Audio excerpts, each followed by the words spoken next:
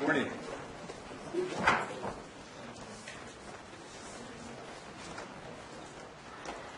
Welcome to the Calaveras County Board of Supervisors meeting, regular meeting for September 27, 2016. If you can, please, would you stand for the Pledge of Allegiance?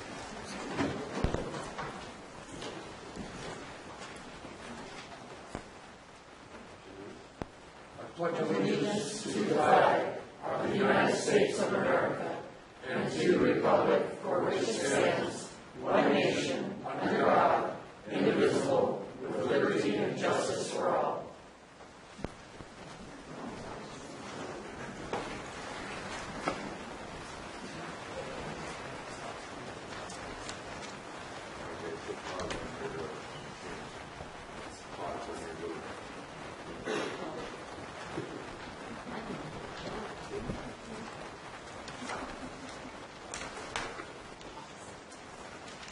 So you don't have sound.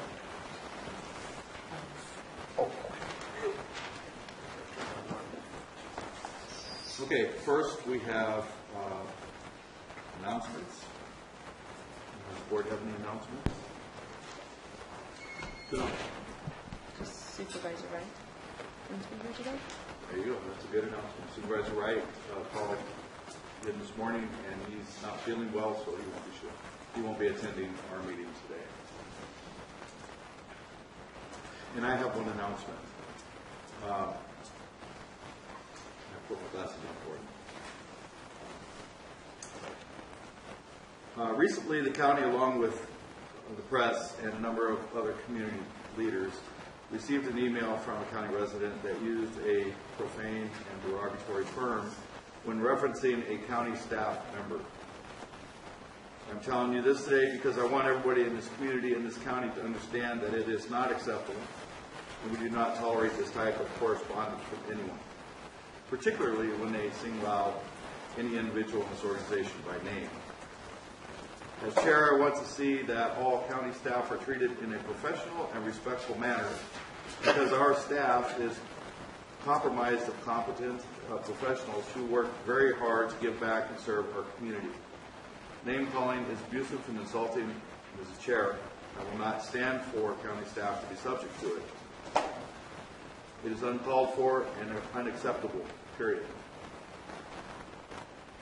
I ask that we as a community act civilly, and I'm wondering if we need to put out a definition of civility. So these folks here that work at the county, they're just doing their job, and they're doing it the best they can.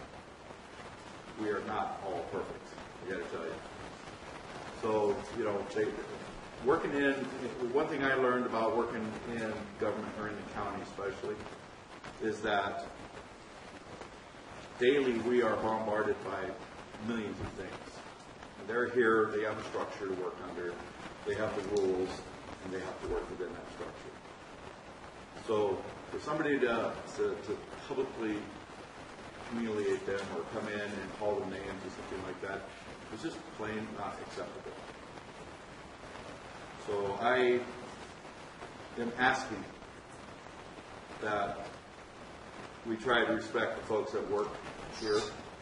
They've been through a lot, like everybody else goes through a lot every day.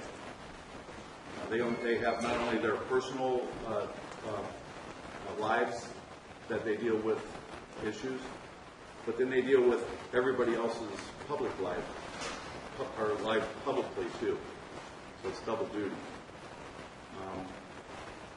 As many folks as I know here, I have not met one person yet that doesn't try to do the best they can for our community. And so I thought I should put this out, especially when things start escalating, and that becomes a little bit scary to people. I mean, it's a tough time that we live in. You look at nationally right now, what's going on, and the division within our country. It's a little frightening for people that work in public office to receive derogatory messages. So please consider that. their going into the town and doing their business. Thank you. That's my announcement for today. And moving on, we have a proclamation. It's adopted a proclamation recognizing National Voter Registration Day on September 27, 2016. Good morning. I'm Robin Glanville, the Elections Coordinator for the Elections Office. Today is National Voter Registration Day. In honor of today, we are staying open until 6 p.m. to allow all eligible citizens to register to vote. Across the nation, there is a coordinated effort to create awareness for voter registration opportunities and to get all eligible citizens registered to vote. Besides just coming into our office and getting a registration card, you can also register online at registertovote.ca.gov. You can also pick up a registration card at the local post office or DMV, or you can call our office and we can mail you a registration card. The last day to register to vote for the November election is October 24th. We'll be open until 5 p.m. that day. And yesterday, the state actually announced that VoteCal is the system of record. VoteCal is a system that centralized voter registration for all 58 counties, and it interacts with CDC, Department of Public Health, EDD, and DMV to allow us to have the most up-to-date information for voters. So that's all I have. Thank you. Robin, I've got a question. Yes. And maybe you can clear it up. A lot of people in this county have loved ones who are in the military who might be all over the world. Do you know, and can you explain, but even though they're wherever they're at, they still have their residence here. Thank you. Do you know, can you explain how your military member can vote? What we do is we have options. They can receive their ballot by email, fax, or mail. And they can return their ballot by fax or mail to us. They cannot email it. And their ballots actually go out by the 45th day before the election. So they have time to get the mail. If they decide to mail it back, they have time to mail it back. So if you're overseas, you use your residential address here, but you can use your mailing address overseas or wherever you're at and get it either emailed, faxed, or mailed. Thank you. We don't want to disenfranchise our No. people serving in the military. No. Definitely not. Any more questions? Okay, thank you. Thank you. Thank you. And we have a proclamation for this. Are you going to speak on this, Mary? Yeah. And I'd like to read that proclamation. So it's adopt a proclamation recognizing National Voter Registration Day on September 27, 2016. Whereas the Calaveras County Elections Registrar of Voters is committed to boosting voter registration and empowering Calaveras County citizens to participate in our democracy. And whereas civic participation is the foundation of our democracy, and our government is stronger when more citizens are engaged in the electoral process. And whereas technology, including the California online voter registration system, is helping to remove barriers to voting. Whereas Californians can encourage their families, friends, co-workers, and neighbors to register to vote and participate in elections. Whereas California business, community groups, nonprofit organizations, and public agencies can help inspire people to vote in all elections. Now, therefore, be it proclaimed that the Calaveras County Board of Supervisors recognize September 27, 2016 as National Voter Registration Day and encourage all eligible citizens of Calaveras County to register to vote. Can I have public comment on this, please? Okay. No. Sorry? Can I have a motion, please? So moved. Second. Motion by Supervisor Calaveras, second by Supervisor Kearney. In favor? Aye. Opposed? It's 4. None absent. 4 yes.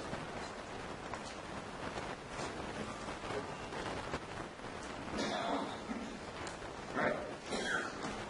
Thank you, Robin.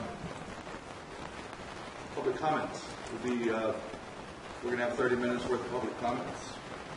Be 3 minutes to comment. Any item of interest to the public that is within the subject matter jurisdiction of the board and is not posted on the consent or regular agendas may be addressed during the public comment period. California law prohibits the board from taking action on any matter which is not posted on the agenda unless it is determined to be an emergency by the Board of Supervisors. If public comment is completed before the 30-minute allotted time period, the board may immediately move to the regular agenda. If public comment is not completed during the allotted time period, it will be continued at the conclusion of the consent agenda in order to provide an opportunity for the remainder of the comments to be heard.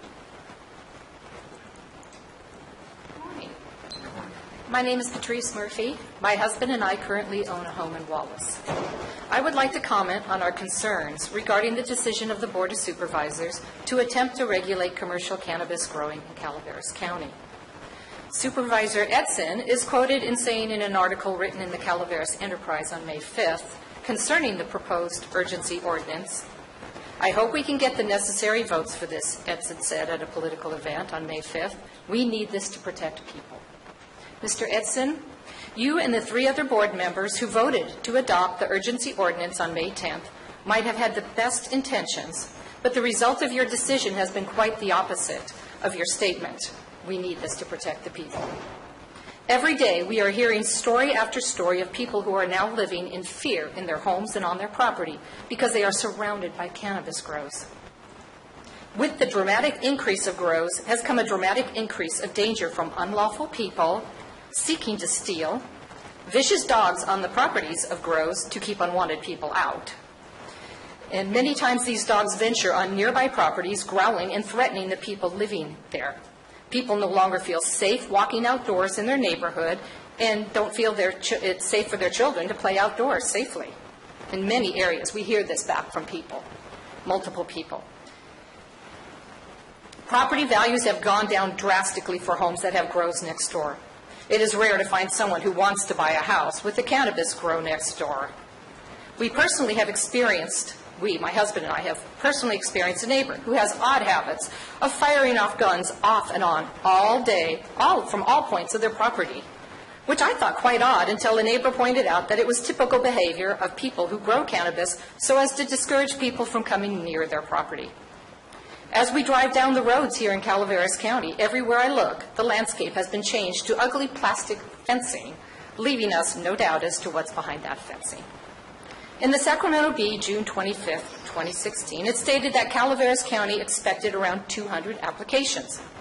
In a meeting of the Planning Commission that I attended last Thursday, where several appeals for commercial cannabis grows were on the agenda, Darcy Goulart, Planner 3 with the Planning Department, stated that they had received over 1,000 applications. 30 seconds. When my husband and I started to look for a new home to buy 3 years ago, we started looking at Calaveras County. All we knew of the county was its rich history, big trees, caverns, wineries, so we choose to buy a home here. It's a grief to both of us that the decisions being made by the Board of Supervisors concerning cannabis. We are concerned about the changing opinions and views of what Calaveras County is known for. How sad it is that Calaveras County is now being referred to as Cannabis County. Is that what the board wanted to happen? I hope not. We all make mistakes. The important thing to do is admit a mistake was made and not repeat it. That's why I'm urging you to not follow through with a permanent ordinance allowing commercial cannabis to be legally grown in Calaveras County. I'm concerned that the decisions made back in April and May have been strongly influenced by a desire for tax revenue, not for doing what's right. You cannot regulate bad behavior. You need to stop it. Thank you for listening to me.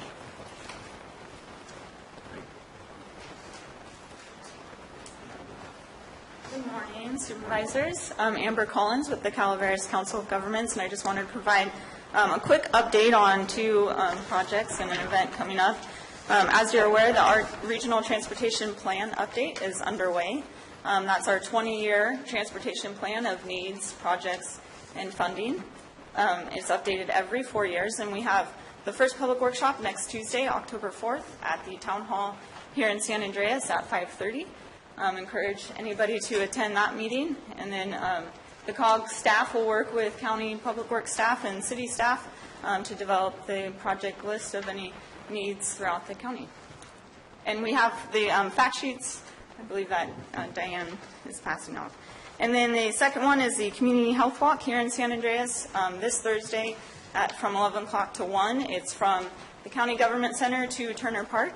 It's a fun annual event that we do every year, and we're just put together a little fun trophy to encourage county departments and employees and supervisors to come join us on the walk, and whoever's department has the most participation, we're just challenging them with just a little fun, I don't know, sneaker award. Not sure what we call it, but we're just trying to make it fun. And that's my updates. Great. Thank you.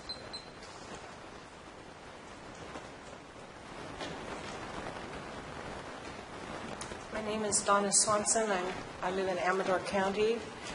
I'm scared stiff. I should have wrote down what I had to say. What I want to do is to make you aware of an animal control problem in Calaveras County. I'm here for a friend, 88-year-old lady who's not in the best of health, who lives in Murphy's. And a cat had her kittens under her mobile home. There was a little hole in the thing that goes around the trailer. So after they were born, she started with the Humane Society. She called, I called, the kittens grew bigger, and she was always told to feed them. So she fed them. She has a big heart. She didn't want to see them suffer or die. And we called and called, and they said if she could trap them, they would have them fixed and return them to her. She doesn't want all these cats and kittens. She can't handle it. I called the animal control finally here in Calaveras County. I understood that they had a little cat house that was new, but they don't want these kittens. They're feral. And the lady that I talked to, a very nice lady, said she knew just the person at the Humane Society to call who could finally help my elderly friend in Murphy's. And she asked for the name and number, etc. She said she would do it right away. Well, it was the same. The lady still has the cat and the kittens. Now where she lives, they've been told not to feed them, and so she's not. She's putting out water. It bothers her, and the cat that had the kittens is now pregnant again. So I just want to let you know of the problem. I understand it's a no-kill policy here, but what's happening is not humane. These animals suffer, die, starve when they're out on their own. People think, oh, cats can find mice and gophers. It's not that easy. It doesn't happen that way. And the same goes for dogs that you find running around. Cars run into them, they die, they suffer. So I just want to make you aware of a problem that I don't know if you can do anything about it, but I had to speak up for this lady and the cats. It bothers me as well about these cats suffering. So thank you. Before you leave, can you hand board clerk the contact information so that we can use it? Oh. I'd be happy to do that this my district. Oh, And okay. have them either get a hold of me via email or by phone number for me. Oh, wonderful. After the meeting, huh? Yeah. Okay. I can do it right now. Either that, or you could go to the clerk recorder's office and just tell them that we vouch for that information, and they can hang on to it for you until after the meeting. Okay. All right. Thank you.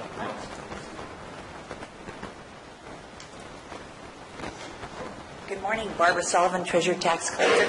I just want to make a public announcement that the tax bills for the annual secured bills are going out today. So if somebody does not receive one in 2 weeks, please call my office so we can get you a copy. Thank you for that good news.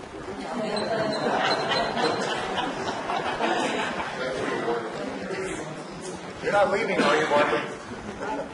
You're not leaving, are you? Any other public comments?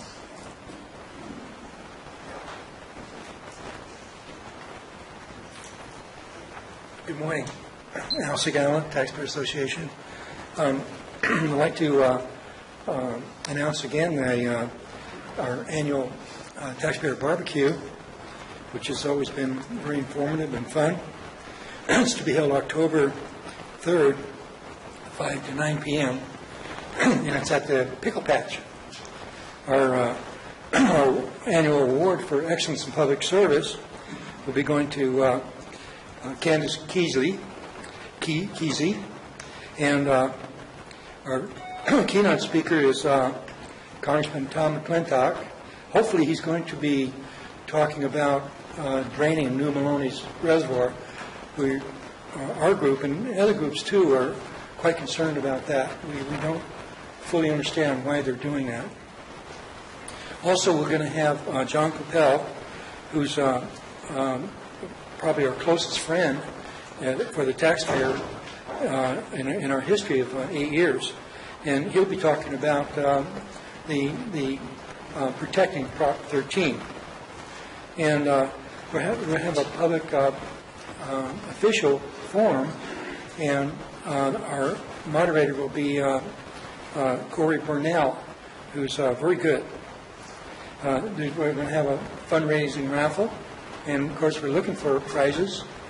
And the cost is $30, and this could be paid on our website, or it could be mailed to us, or it could or call me, and I'll be happy to help anybody that wants to attend the meeting. Thank you very much. Thank you all. Any other public comments? No? All right. Let's move on to our regular agenda. So, regular agenda is any item of interest to the public that is within subject matter jurisdiction of the board and is not posted on the consent of the regular agenda may be addressed during the public comment period. California law prohibits the board from taking action on any matter which is not posted on the agenda unless it is determined to be an emergency by the Board of Supervisors. If public comment is completed before the 30-minute allotted time period, the board may immediately move to the regular agenda. If public comment is not completed during the allotted time period, it will be continued at the conclusion of the consent agenda in order to provide an opportunity for the remainder of the comments to be heard. Did everybody do it? There we go. Let's go to the regular agenda then. Okay, so item 2 is from the Board of Supervisors to appoint members to serve on the Resource Conservation District Board. We have had 14 applications. One application has been withdrawn, and that is the application for Brady Dubois. I will go ahead and read the names of the applicants as well as the general qualification that they have listed on their application. The first is Charles Sid Beckman. His experience in Forest Service and Natural Resource Management. Robert Dean is a past CCWD director. Steve Elliott states Western Sustainable Ag. N. Keith Halfley is a cattle rancher. Tim Johnson has experience in forestry and natural resources. Alan Levitt is a civil and environmental engineer. Gordon Long is a wildlife habitat consultant. And Nick Musacha is a cattle rancher. Michael Roby has experience in geography and geology and is a cattle rancher. Franziska Chabron is a cattle rancher. Thomas Sullivan is a former firefighter. Nick Valente is a rancher. And David Vassar is an environmental filmmaker. The board is to select 5 members at large, 1 representative of a water or wastewater industry, and 1 representative from ag. So do we have any applications from water wastewater? The only one that I see is Robert Dean as a past CCWD director.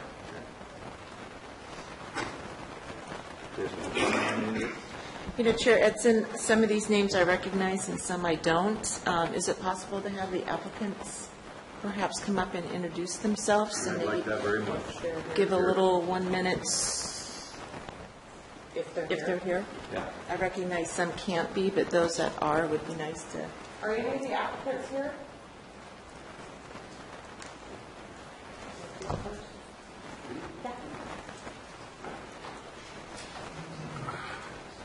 Hi, my name is Keith Halfley. I am currently on the board of directors for Calaveras Consolidated Fire District. I'm a retired firefighter from the city of Stockton. I've been ranching cattle in Calaveras County for 25 years, and I'm very much interested in the environment, and especially making my living off of the ground. I'm really considerate of the ground. Thank you. Thank you.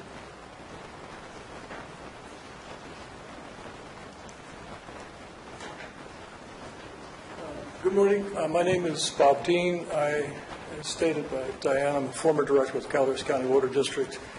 During that period of time, I was on the board of the Association of California Water Agencies, where I chaired a committee that developed a series of policy principles that are to address headwaters protections and different kinds of watershed actions that are critical to the Sierra Nevada.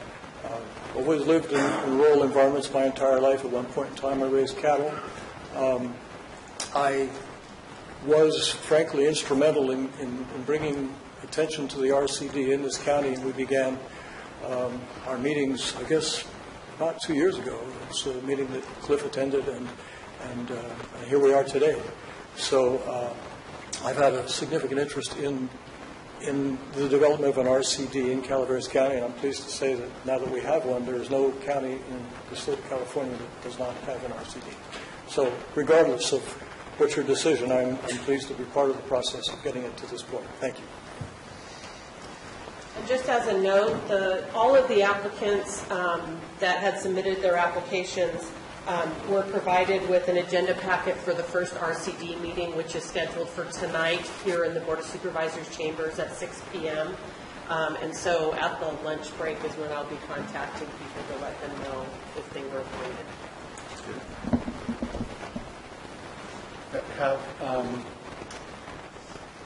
Was there a check-in of all the candidates to make sure they met the qualifications? Yes, I verified that they were property owners or the registered agent of a property owner, and that they were within the RCD boundaries. Okay, thank you.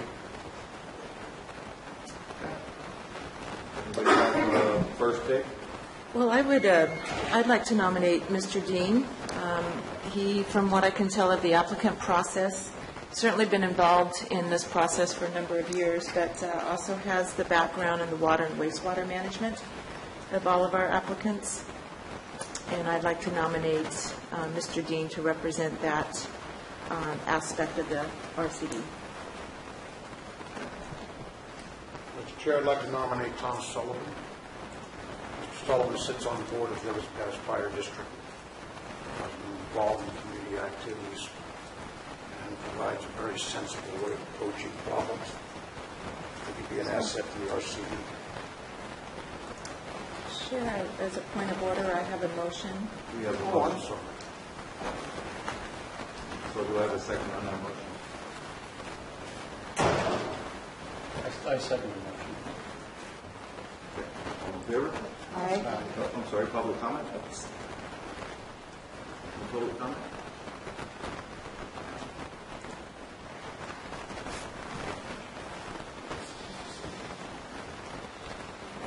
Marty Crane. It just occurs to me that if we're going to build a board, that we might want to, instead of nominating and voting one at a time, that we might discuss the qualifications of each one, build the thing, and then talk about it. I think it deserves more discussion. Mr. Dean is our only applicant representing water, wastewater. Oh, and I totally understand that, but moving forward, I think we Council, what's our procedure in this? What's our First time for the county, so. I guess I'm not clear on the question as far as the actual appointment or how we move forward with that, or... What's your recommended procedure? There's a motion and a second on the table, so it's up to the chair to actually take action on that motion, and then from there the chair can clarify for any of the other appointments. And we'll do that for each candidate nominated. That can certainly be done, or you can do it as a whole. Either way is fine. And just to clarify, Mr. Dean's nomination is the one director at large who is a public industry representative from the water and wastewater district? Yes. Correct, okay. And that was what I was seconding also. All right. Any other public comments? None? So back to so we have a motion by Supervisor Ponte, second by Supervisor Kearney. All in favor? Aye. Opposed? Congratulations, Mr. Dean. You're the first member of the new RCD in Calaveras County.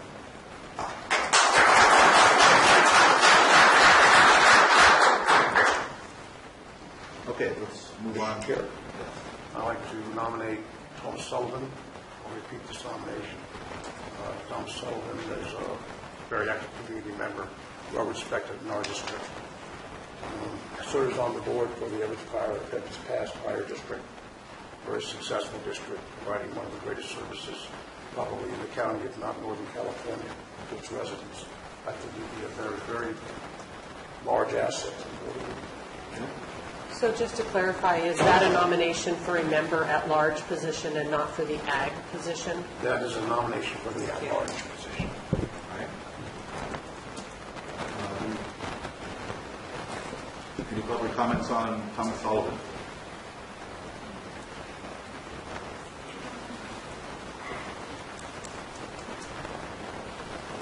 So I guess my challenge here is that we have a long list of people that we're not going to discuss. We're just going to go down the list and nominate someone, and before you hear about all of them and look at all of them as a whole, we're just going to say, yeah, I approve it, I approve it, I approve it.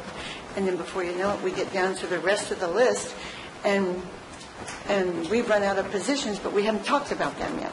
So I just feel like it's a bigger conversation, that I appreciate that Supervisor Oliveira wants to nominate someone that he knows. But maybe we know these other people too. I just don't want us to cut ourselves off without having all the information. That's all. Okay, so, in our agenda packet is the applications for each person, which describes what they are. So the conversation here is the choice that the board is making for each member of RCD. Mike has described Mr. Sullivan, and I don't know much else that we can do about that. So the community, and I thought that was pretty good, I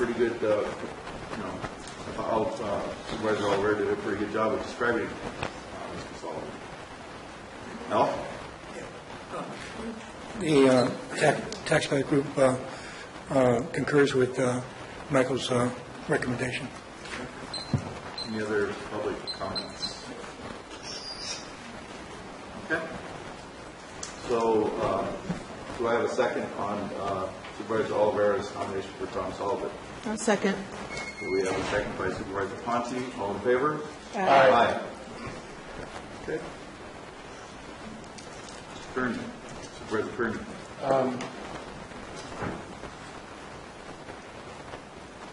I have a nomination for Mr. Halfley, who was here today and gave a brief comment on himself. I have personal knowledge of Mr. Halfley and believe and encourage him to apply for this. Now, my question to the board is, he is a well-established cattle rancher also, and I would like to nominate him. Do we have a field to put him in the agricultural position, or? Well, I mean, he's property owner, ag property owner, so that. We have one director appointed at large who is a private agricultural industry representative. Okay. I nominate Mr. Halfley for that position. For the ag position, not a... Yes. Okay. I second. Okay, so we have a motion by Supervisor Kearney to nominate Keith Halfley for the ag position on the RCD, and a second by Supervisor Oliveira. All in favor? Aye. Aye. I'm sorry. Public comment. Public comments on that? the Taxpayers Association concurs with city's recommendation. Great. So, all in favor? Aye. Opposed? So 4-0. So now the remaining 4 positions are for members at large. If they have ag experience or other experience, they would be able to fill that position, any of those positions. Congratulations, Mr. Halfley. Thank you.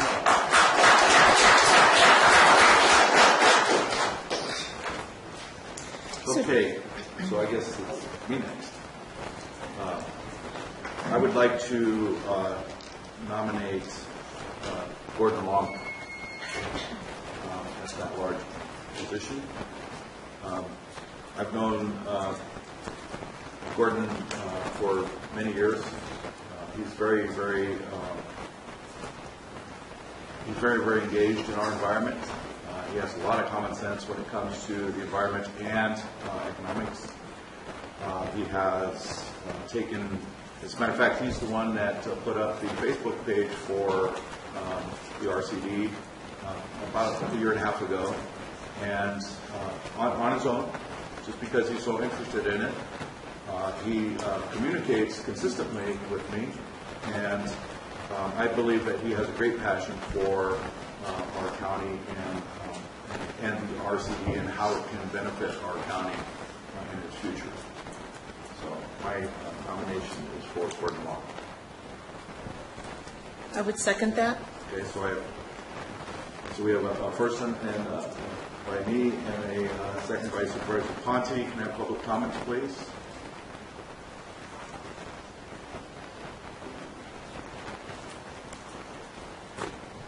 I absolutely concur with your nomination. I've had an opportunity to work with Gordon during the early process of getting ready for the election and subsequent conversations, and he's got a lot of energy, he's got a lot of interest.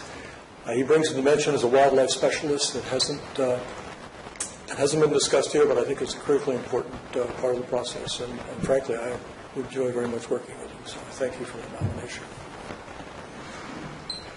And if you follow Facebook media at all, you'll notice that Gordon is consistently putting on some really great photographs of a lot of different areas of Burn as well.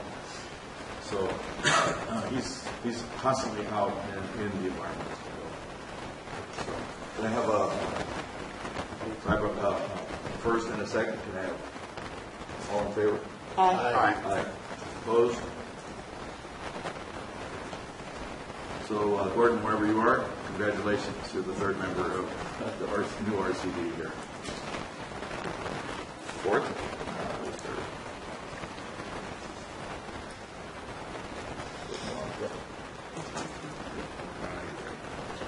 One of those days are okay, so anybody else like to make a nomination? Because I don't.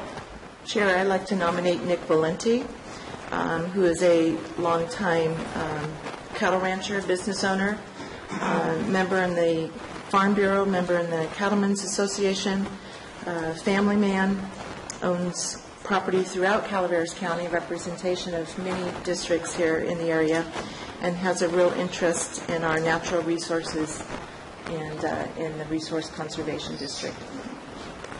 Okay, so I have a motion by Supervisor Ponte to nominate Nick Valente, and I'll second that one. I've met Nick off and on, but I know that he's passionate about the ag industry. I see him at all of the ag events, participates in a lot of what this county really is about in agriculture, and I think he's an excellent and his family's been here for almost ever, so they have a real interest in the RCD as well. Plus, he knows how to use the RCD or work with the RCD. So I have a motion by Supervisor Ponte, a second by Supervisor Edson. All in favor?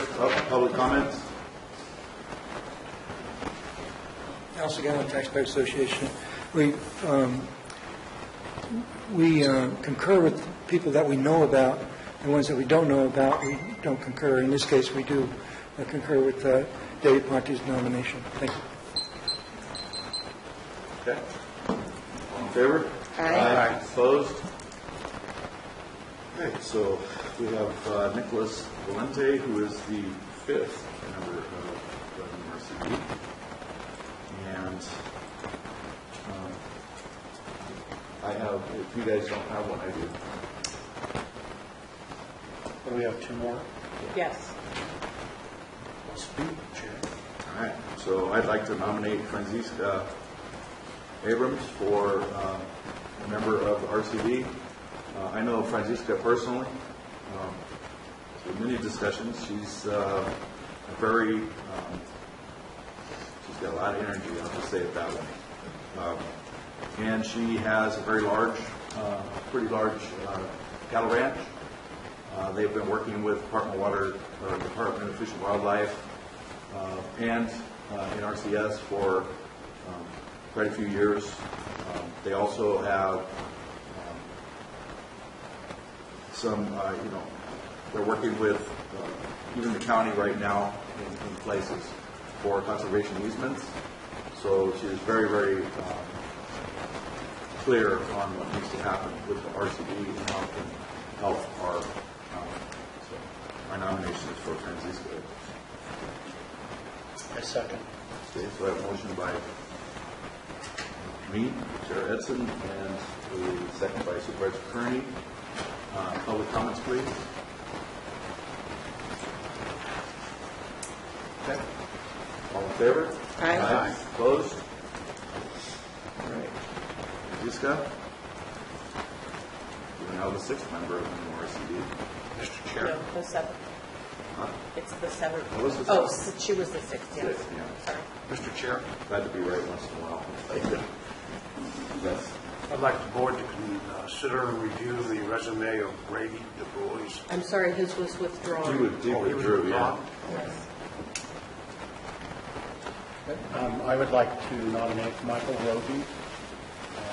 He is from the Milton area. The Roby family has a long history of involvement in the ranching business. He brings a strong education in physical sciences to the table. He's also been involved for many years with the county in the cattle ranching business, and I think he would make a good addition. I would second that.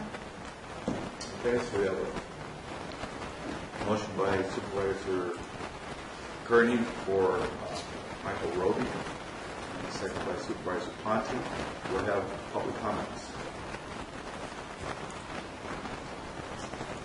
House County Taxpayer Association, we concur with Steve Kearney. All right. So we have a motion by Supervisor Kearney, second by Supervisor Ponte. All in favor? Aye. Opposed? We have our 7 members. And I would just like to say that, Supervisor Wright is here today. I know he wanted to be here for this, because Supervisor Wright is actually the person that that introduced me to RCD. I didn't know anything about it. And so Supervisor Wright heard about the meeting that Bob Dean was putting on over at the library, and took me over there, and that's how I got introduced to the RCD. Thought it was a really great program, did a lot of checking and research on it. And from there, as a matter of fact, Dennis Mills, who's going to be on board this upcoming year as a supervisor, helped me push it through, not push it, but bring it through LAFCO, the LAFCO process. And then from LAFCO, I brought it to the Board of Supervisors. The Board of Supervisors then decided that it would be a good addition to our county. And from there, we got it to go, we sent it to the elections office, and the elections office put it on the election, and it did get high voter approval in the elections in June of this year. And here we are. We are one of the few counties that don't have an RCD, maybe the only county, and I think we're long overdue. This is a good vehicle for many programs that we can make improvements on, not only just with water and fire, wildfire issues, but our watershed issues in general, and agriculture improvement. So this is actually a very big moment for this county, and I am extremely gratified that this board here was able to do this. So, thanks to all that was involved. There's many people involved in the whole process, like John Bonet. I want to thank John Bonet as well. Brian Moss was involved in it. Julie Moss was involved in it as well. And I just wanted to make sure that people in this county realize what an asset this is going to be for our county in the future. Anybody else like to say anything? Yeah, if I may. The majority of our meetings, we make appointments to commissions and task force, etc. Seldom, I don't know if I've ever, since I've been sworn in, do we have more applicants than positions. We do not have any bad applicants here. They're all qualified, they're all great. Unless you really knew somebody personally, reading through these made it a very tough decision. So everybody who stood up and sent an application in, you have my personal thanks. And I appreciate the fact that you were willing to take on this very, very important task. As I was talking to someone about it, this next to the Planning Commission, this is probably the most important appointment that I've been involved in. Other than the sheriff. Well, the sheriff is another one. Good. I'm talking about commissions, etc. Yes. Could we get a description of exactly, Julie, you want to do it, or of the, people know that, well, we just appointed 8 or 7 people to an RCD, elections, how that's, how that structure is going to actually be. Julie Moss Lewis, Deputy County Counsel. I'm not prepared fully to describe this morning, but I will refer to the staff report. The Resource Conservation District exists, I think its number one asset is that it is more than any other commission, committee, or district able to form public-private partnerships to help conserve soil and water and other resources, not only on public lands but also on private lands. And usually public entities are forbidden from engaging in contracts that could, theoretically benefit a private landowner as well. But in the case of a resource conservation district, these are specifically formed by the state for the purpose of recognizing that water, soil, and other resource conservation, it's critical to conserve these also on private lands, because certainly that's the majority of land in our county. And so they will pull in grants and other sources of funding from government agencies, perhaps from nonprofits, et cetera, to develop programs that could, that could perhaps, for example, ways of cattle ranching that are more likely to conserve water and soil, ways of trying to combat non-native species that, such as different plants that are considered noxious weeds, ways of eradicating those on both public and private lands, and habitat conservation is also something that can be developed. Education programs for the public, both adults and children, to conserve natural resources and engage in agricultural products, gardening, et cetera, that are with an eye to conserving resources. And there's a wide variety of activities that a resource conservation district is enabled to engage in using public funds to benefit the public through working on private land as well as public land. So I know that wasn't very eloquent. I hope that gives a general concept of the variety and flexibility of what they can do. So, Thank you, Julie. okay. Spoken like a true lawyer.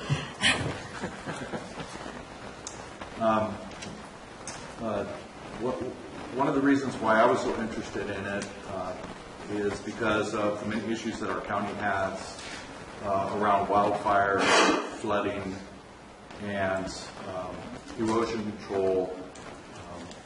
Basically, the things that we experience, have been experiencing here in the recent past, and how to prevent those things from happening in the future. So a couple of years ago, I wrote a program about watershed management, and so I am hopeful. One of the things I recognize is our county government really isn't set up to take on a program like that and move it forward. They're here basically to process things, and so in order for a program like that to take on life, really, and have a vehicle for funding source, you have to have something like an RCD which fits perfectly for that. And it is my hope that we get that the RCD board decides to engage in that, and the Board of Supervisors a few years back adopted that program, and I'm hopeful that in the future we'll be able to move forward with that. It's a combination of preservation, preserving our environment, but also considering the economy behind it, and how do you maximize the potentials for that. And so, it has to be a balance, otherwise you're just draining the source of funding. So, I have continuously worked on this. I will still continue to work on it. And the idea now is for anything that I can produce to help the RCD to get funding for their projects through my efforts, or any of us actually. That's probably a really good idea. If anybody else can think of anything for that board or attend those meetings, I think it's a really great idea. I think that tonight you have an agenda already for them, right? We do. The agenda has already been supplied to all of the applicants, and I just wanted to add in closing that the term lengths will be determined tonight by lot. So they will draw to see who has a 2-year term initially and who has a 4-year term, but the terms are intended to be 4 years each. But in order to stagger them, there will be a certain number of them that will be selected for 2-year terms to begin with. It's 4 years for the 5 members, correct? Or 2 years? No, it's all 7 4 of years them? for 3. 3 of them, I believe, will be for 2 years. And 2 will And be then- for 4. But the 2 No. other industry No, representatives? they're not different. The term lengths are not different, to my knowledge. No, I understand that, but are they in the lot, I guess? Yes, they're all in the lot. Yeah, just to clarify, under the Public Resources Code, whenever whatever it is, a 5-member board, a 7-member board, if it's a 5-member board, 3 would be 4 years, and 2 would be 2 years. 7-member board, 4 will be 4 years, and 3 will be 2 years. Thanks. Okay. Do y'all get that? They will. Good morning, Brian Moss, Administrative Office. Real quick, just wanted to let you know that there are no term limits as far as, even though there are limits as the 2 and 4 years, directors can reapply and continue on the board. So I just want to clarify that. So, thank you. But also, and correct me if I'm wrong, this is the only time the board will appoint. That's going to be up to the RCD board. They can, okay. and we'll discuss that tonight. They can either go out for an election, which can be very expensive, or they can turn to the Board of Supervisors and ask for reappointment of position or positions. Thanks for clarifying that. My pleasure. Thank you. Chair, I would just like to echo Supervisor Kearney's comments. You know, it was a very, I thought, a very nice pool of applicants with lots of good experience, kind of heart and desire to want to serve.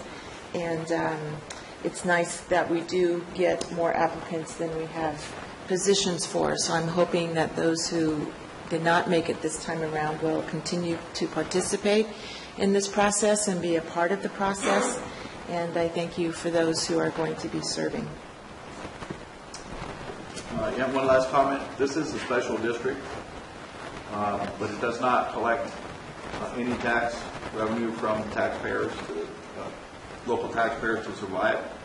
They will survive based on, or they will operate based on the grant funding that they go after and any type of value-based programs that they can create.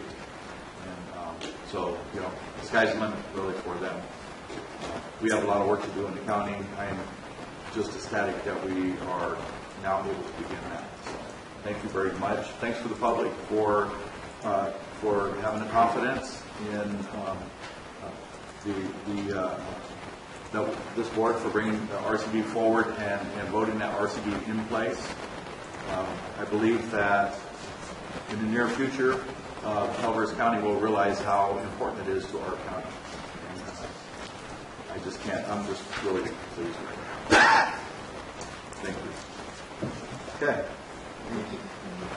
We're going to take a 5-minute break for setup.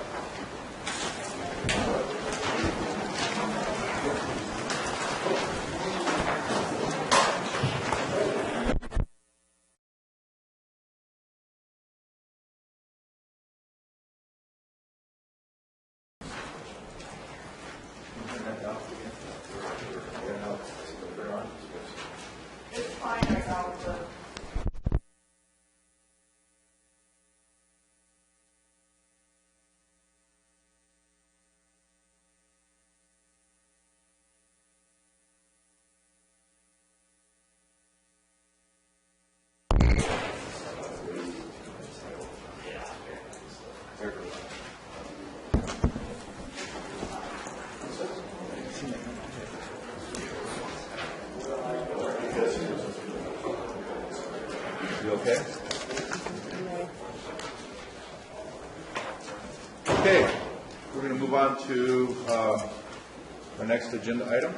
Item 3 is from the Administrative Office to provide staff direction regarding the possible refinancing of the certificates of participation and general obligation bonds after a presentation on the subject by Government Financial Strategies. On August 30th, the County Debt Advisory Committee met with Government Financial Strategies to discuss the possibility of refinancing their certificates of participation that we commonly refer to as COPs, the general obligation bond, and the community facilities district bonds.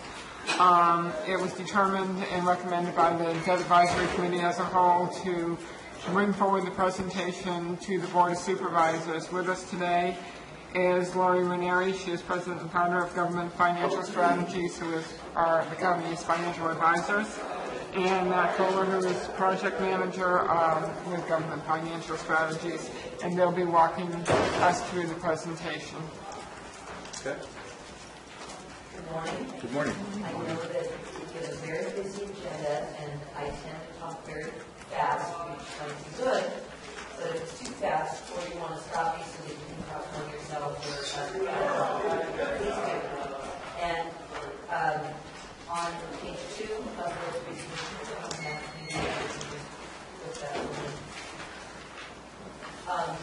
I have the things I want to cover: introduction to the role of financial advisor, the county staff portfolio, etc. It's all here, and I'm going to go fairly quickly because probably glance at this a little bit. As mentioned before, I'm Lori Mary. I've worked with the county since 2005, and you may remember thinking, where do I know these people? You may also remember Jonathan Edwards of our staff, who has an Australian accent that helps you place him. He moved to Australia, and we didn't let him, but he works with us from Australia, but he can't be at this meeting. And Mr. Goldberg is the project manager of that firm, and all three of us, as well as several other people in our firm, work on the county's financing. My personal qualifications are here. One of the things that's happened since the county did a financing, you may have Dodd-Frank Consumer Protection Act. Does anybody remember hearing about that in the wake of the financial crisis? Well, one of the things that happened in the financial crisis is not just what happened to individuals, but what happened to cities. And you're probably familiar with Detroit going bankrupt, and the city not very far from here also going bankrupt. And many of those situations were attributed to bad financial advice. And so our field of being what is now called municipal advisors, I was called a public finance advisor, but now it's been designated by the Securities and Exchange Commission and the Dodd-Frank law as being a municipal advisor. We're now regulated, highly regulated by the Securities and Exchange Commission and the Municipal Securities Rulemaking Board. And I will share with you, because you may not know, what does it mean to have a Series 50 qualifications. There's now a testing qualification. All of our senior staff participated in the pilot test and all passed, with one exception. The person who did not pass is on the testing committee developing the test, so he gets not that qualification. And the point of bringing that to your attention is just that the last time we did a financing, this regulation didn't apply. And I want you to know that our firm complies with all the regulations, and in fact, we're leaders in developing the standards.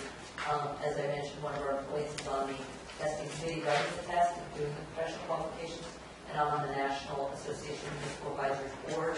We're on the education chair. So I just want you to know that we're very involved in wanting to have best standards in our industry and bring those best practices to you. We've been around since 1988, and we've been serving the county since 2005, as mentioned. Now, one question may be, gosh, we've done this before. Why do we have to have this big presentation on it? And so I turn to Scott Adams, who writes the Gilbert cartoon. He helps me make a lot of my points. And you can see Dogger, the CEO. And if you didn't notice, my service dog Daisy is under the table. She's a seizure alert dog, and of course I'm very partial to anything involving dogs.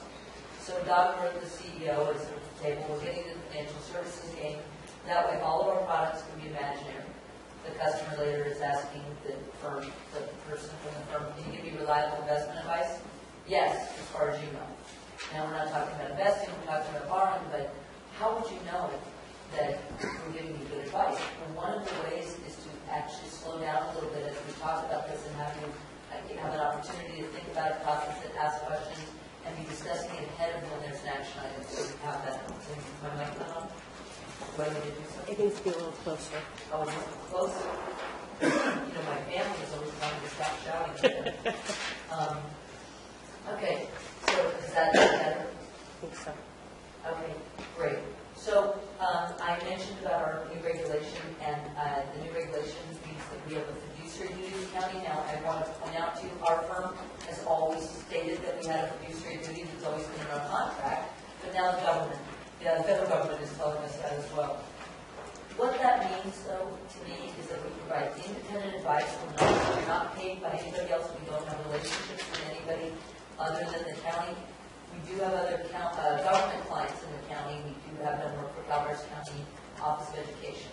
And we always disclose if we have and many years ago, we did a project for the city of San Andreas. I mentioned the Securities and Exchange Commission, and we're registered with both agencies. So let's look at page 6. On page 6, this is very small writing, and it's not meant to be irritating. It's meant for us to be able to put everything on one screen that we like to see. And of course, obviously on the screen we can make it we want to. But what it allows us to do is look at all of the debt that the county has outstanding, how much was originally issued, how much is left, what the repayment is, when it's callable, meaning can be prepaid early, what the outstanding interest rates are, etc. And that's how we manage looking for opportunities to refinance by putting it all on one page. And you might think, well, where else do you see the outstanding debt? Where you see it regularly every year is it's in the notes to the financial statements, and that's where you would see information. But it's not laid out in this fashion that's easy. It doesn't have all this information. This makes it easy for us to identify the refinancing opportunities. And we've done that. You can see that we've highlighted the GO bonds that were issued in 2008 and the certificate of participation and the refunding CAT bonds that were issued in 2006. So sometimes not all of those come up with a check mark. I mean, I know that was just a little cartoony trick I did in the presentation, but we look at them to see when what should be refinanced and when. And one of the things that many people think is the most important thing about refinancing is whether interest rates are low. And it's actually whether you have a call date and you can refi at all. So first we need to know, are we approaching the call date? And then we check the market, because the market has lots of interest rates in it, and the opportunity to refi has to be legally available before we can take advantage of the financial opportunity. So we've noted the three bonds that can be refinanced, and I also want to point out that when we issued the GEO bonds in 2008, we had current interest bonds, which pay interest every 6 months, and then we had capital appreciation bonds, which means the interest accumulates and pays out at the end. And where you've heard of that structure before, it's actually a very basic structure. United States savings bonds, right? If somebody has a baby, you buy a savings bond, it all gets paid out at the end. So this was a mix of that. And then there was also that structure in the safety bonds and the certificate of participation all. So there's a lot more information in the reference section, which is in the back of the packet. I'm not going to go over that for reference section unless you ask me a question that indicates the concern what it's there for reference. So the debt policy and debt advisory committee was discussed previously, and it is a best practice to have a debt policy and advisory committee. Not every county and not every public agency does, and we do it. It's been very effective, and you can see the date of the policies were originally 2004. And we continually monitor the outstanding debt for refinancing opportunities, both by checking the dates and then checking the market. And we've been looking at the refinancing opportunities for the last couple of years as the call dates have been approaching. And about a year ago, we looked at it at a staff level and decided it wasn't worthwhile bringing to the debt advisory committee. Then last fall, we started looking at it again, and then several months ago, we met with staff and started working on the opportunity in July, and then August we met with the debt advisory committee. And I have to share with you that it was an inspiring meeting for me because such terrific questions were asked. And so just lest you think that debt advisory committee was not a meeting with good questions, one of the things I worry about, I'm also a certified fraud examiner, and I often come into trouble situations, is when I see lots of information presented that is dense and hard to understand and nobody asked a question. So it might be that everybody understood it, but I would like to have questions. And the debt advisory committee, I think, gave it a real go and a really deep review, which was great. Anyway, so they did decide to put this forward to the board for review. And what you see here is just a picture of the documentation in the official statement, which was the prospectus for the GEO bonds. We have a prospectus for each of these bond issues, showing when they could be redeemed. And the important thing here is that the GEO bonds cannot be redeemed now. They can be redeemed in 2018. So were we to do a refinancing now, what we would do is we would issue new bonds, escrow those proceeds until 2018, and then they would pay them off. So as soon as we had those proceeds, these bonds would appear on your financial statements as defeased. Defeased means that the debt has been completely provided for, that escrow is required to be deposited in AAA securities, specifically U.S. government securities. So it's considered risk-free. And then we also, not all of the bonds are callable because some of the bonds actually mature before the call date, right? So we identify what's left to be repaid, and that's what we would call. So let's take a look at the bond market. We passed the legal gateway, and you can see that call date coming. And what you can see here is, first of all, the bond market is volatile. The line goes up and down. And so I think this is interesting because in general we're in a period of low interest rates relative to where we were. But you can see that when these bonds were issued, in all three cases, the GEO bonds, the COPs, and the CFD bonds, it was right before interest rates went up. So it kind of felt good at that time. And we didn't know that interest rates would go up. But I'm just pointing out we got actually pretty low interest rates. And then you can see the interest rates have moved around. That's a benchmark bond buyer index. And you can see where it is now as of September, 2.84. So definitely lower than it's been. Now, I do want to make a comment about the financial crisis when rates dropped really low, and you can see there in 2008, there's kind of, there's one of these, if I can do that right here, right? They were dropping, and you can imagine for people who are in the market, my gosh, we're coming every day, the rates are dropping, and they hit this low point, and I said, how low can they go? And if you had said they're going to go a point lower, I would have been shocked then. Now I've decided I'm not shocked because I've now heard of something being done in other countries, which I would have said is an oxymoron, which is negative interest rates. And, it doesn't stand to reason when the purpose of interest is to have negative interest rates. But you know that in Japan and Sweden, they actually have negative interest rates. So what's interesting is people asking, those aren't even the countries that you hear about as being in trouble, like Greece, because it all has to do with how their monetary system is run. And that'll be a discussion that we'll attach another time if you want to discuss the world economy with me. I'd love to do that. But the point is that we actually got very low interest rates, and so that was good. And now the market has gotten lower, the call dates are up, and there's another interesting thing about being able to refinance in the future, and it's this, that when you have think about if you have a 30-year mortgage and interest rates don't change at all, but 15 years pass, you could go into a 15-year mortgage and have the same remaining term at a lower interest rate because a 15-year mortgage is cheaper than a 30-year mortgage. Does that make sense? The rate is less on a 15-year mortgage than a 30. So even if rates don't change at all, you're borrowing for a shorter time, you get a lower interest rate. Does that make sense? And there's a name for that in the bond world. It's called rolling down the yield curve. And that's part of what we're doing. So we're not only in a lower interest rate market, but because we would refi without extending the term, we're at the shorter end of the yield curve than we were when we borrowed originally. Does that make sense to everybody? Okay. And then on page 12, you can see that for the GEO bonds, at every single maturity that we have outstanding, the interest rate can be lowered. And so that purple one is a yield curve. That's the interest rate for each maturity today, and you can see that it's significantly below where we are now. So we definitely want to take advantage of that if we can, and look at the result. What we're proposing is to keep the term, the total repayment term, the same, but just reduce the interest, and that also allows us to amortize the principal faster if we pay less interest.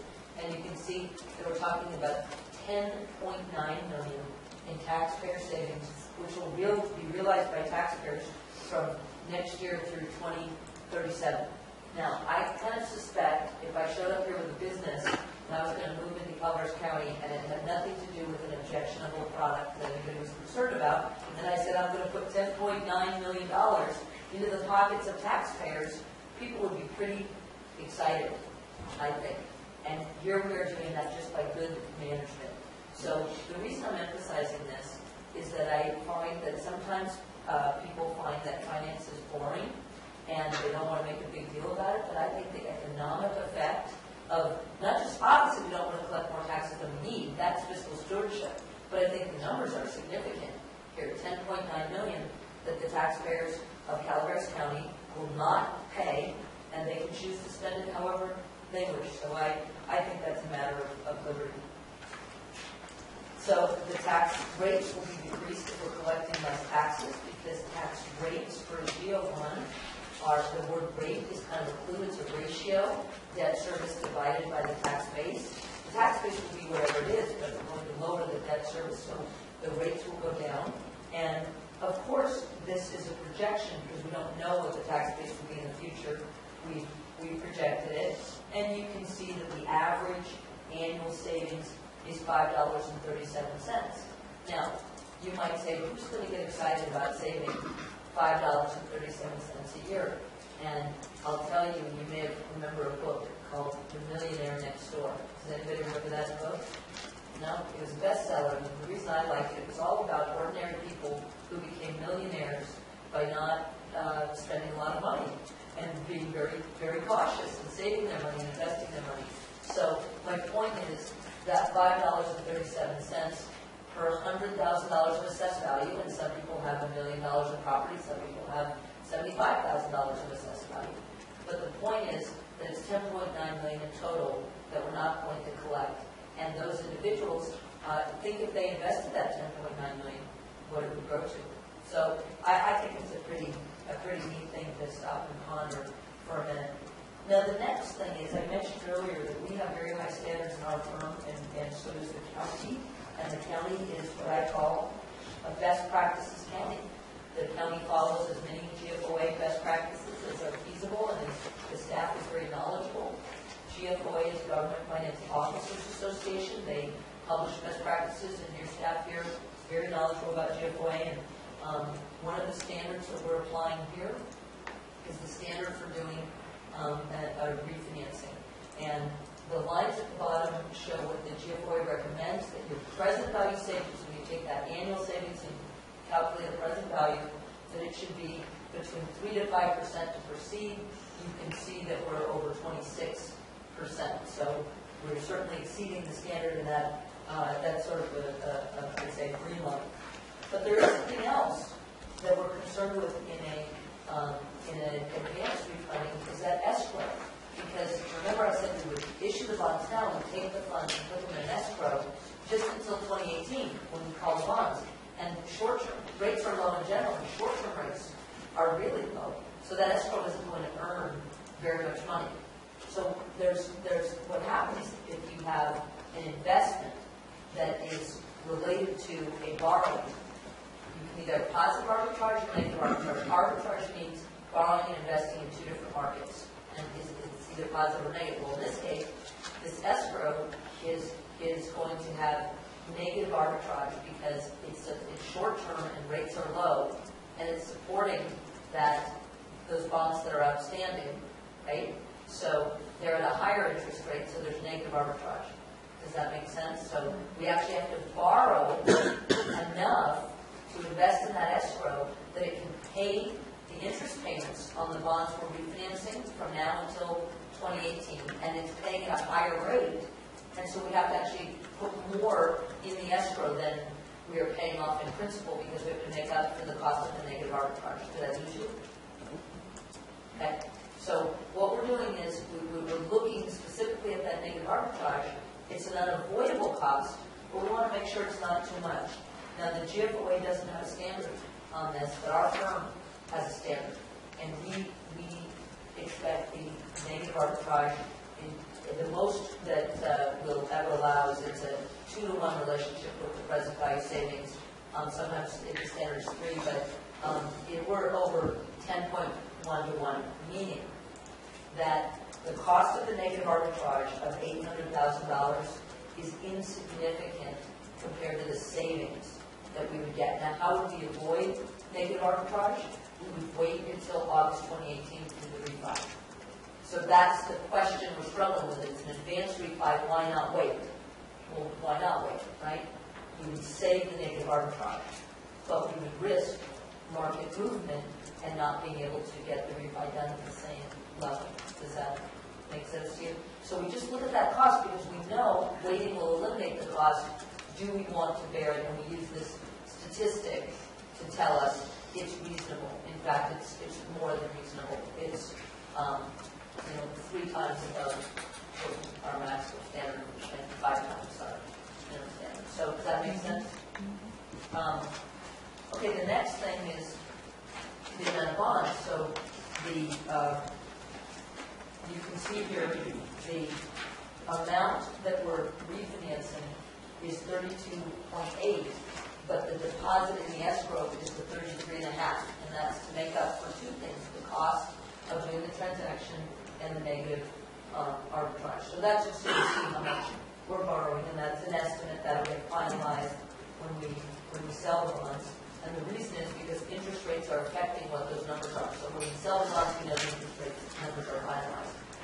Now I want to talk briefly about the certificate of participation, and I have a very similar presentation, so it won't take as long, but I have a similar exhibit. So this is the language from the official statement. Again, that's the prospectus of the certificate of participation, and they can be redeemed on November 1st, 2016, and we will be doing that on after November 1st. I don't know why we said that financial bankruptcy now, because we can't do it today. I think that was kind of a leftover from the other page. I apologize. We have almost 7 million of certificates to refinance at every level. We can save money, same thing. We're just going to lower the interest rate on all those certificates, not extend the term, and there's the savings.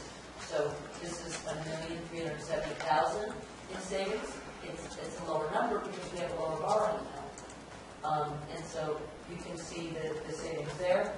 And then we can look against the GFOA. You can see we're at 15.1%, so well within the guidelines. There's no negative arbitrage because this is going to be current refunding. And then the same thing here showing you the amount to borrow and the escrow deposits and whatnot. And then we have the CSG bonds, and we have a current refunding possible because of the dates here.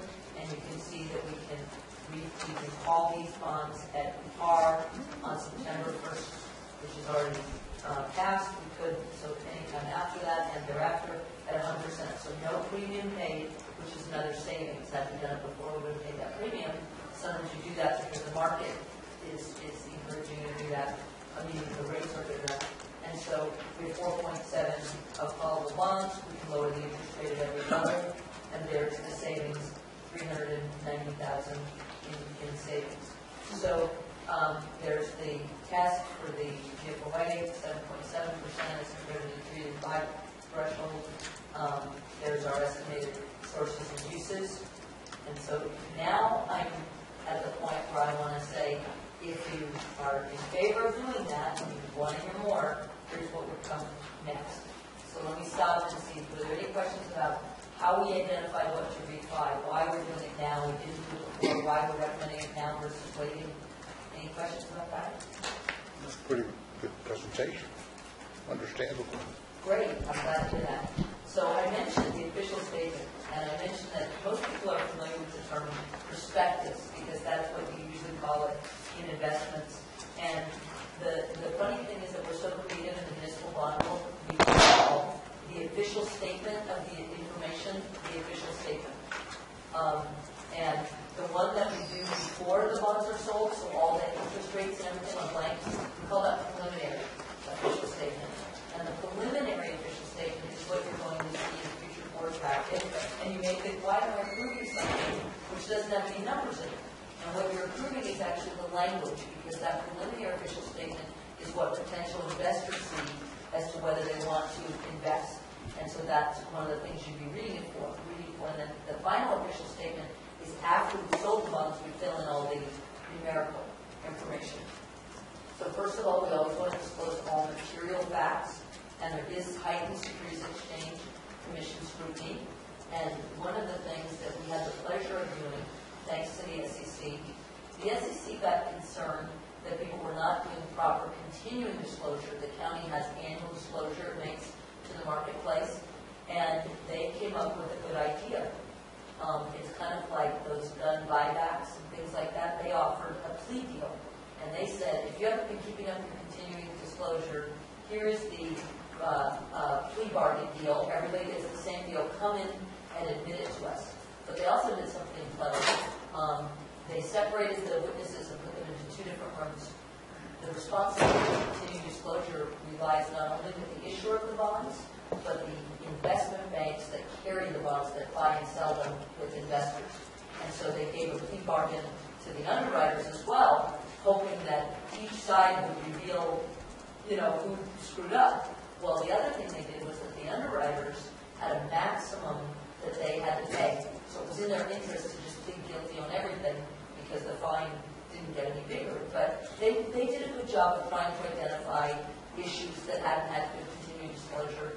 And of course, here in Calaveras County, we went back and we checked everything we'd done. Now, of course, we thought we were complying all the way through. And then the SEC has their scrutiny and they start prosecuting. You find out that there were things that we didn't know might should have been done, would have been a good idea. Now they say, oh, well, we should. So anyway, we went back through everything.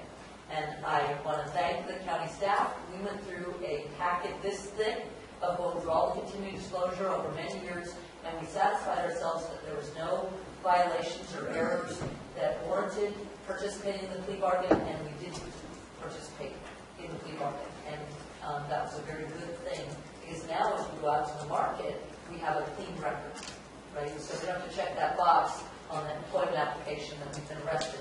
We haven't been arrested, and we know that because we checked ourselves and we opted out. So I just wanted to point this out because Calaveras County is a small county. Your staff is extremely busy, but my experience is with respect to finance, you are top-notch. You have the top-notch people, and they work hard at it, and they make time for it.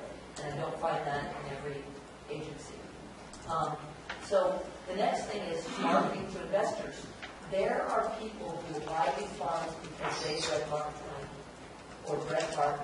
They have lots of bonds to buy, and they tell the broker, oh, Calaveras County, I want those.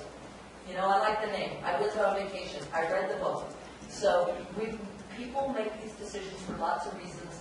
We don't want to be in the press with a bad headline that we're not managing our finances or something like that. So we always want to do a good job with that official statement and understand that people who invest in our bonds before might invest in the future. Now, the official statement is going to be potentially 3 of them, maybe 2, and I'm going to take 1 because we might do a private placement with the CFP bonds. But with the public offering, there's always official statements. So certainly to the general obligation bond refi and for the CFP refi, there'll be a separate official statement because they're different types of securities, and it's thick and it looks hard to read. And I want to share with you that for most people it is hard to read, and if you're suffering from insomnia, it may be a help in that area. But the thing to remember is that it's not written to be readable for you who loves the county and wants to hear all kinds of wonderful things about the county.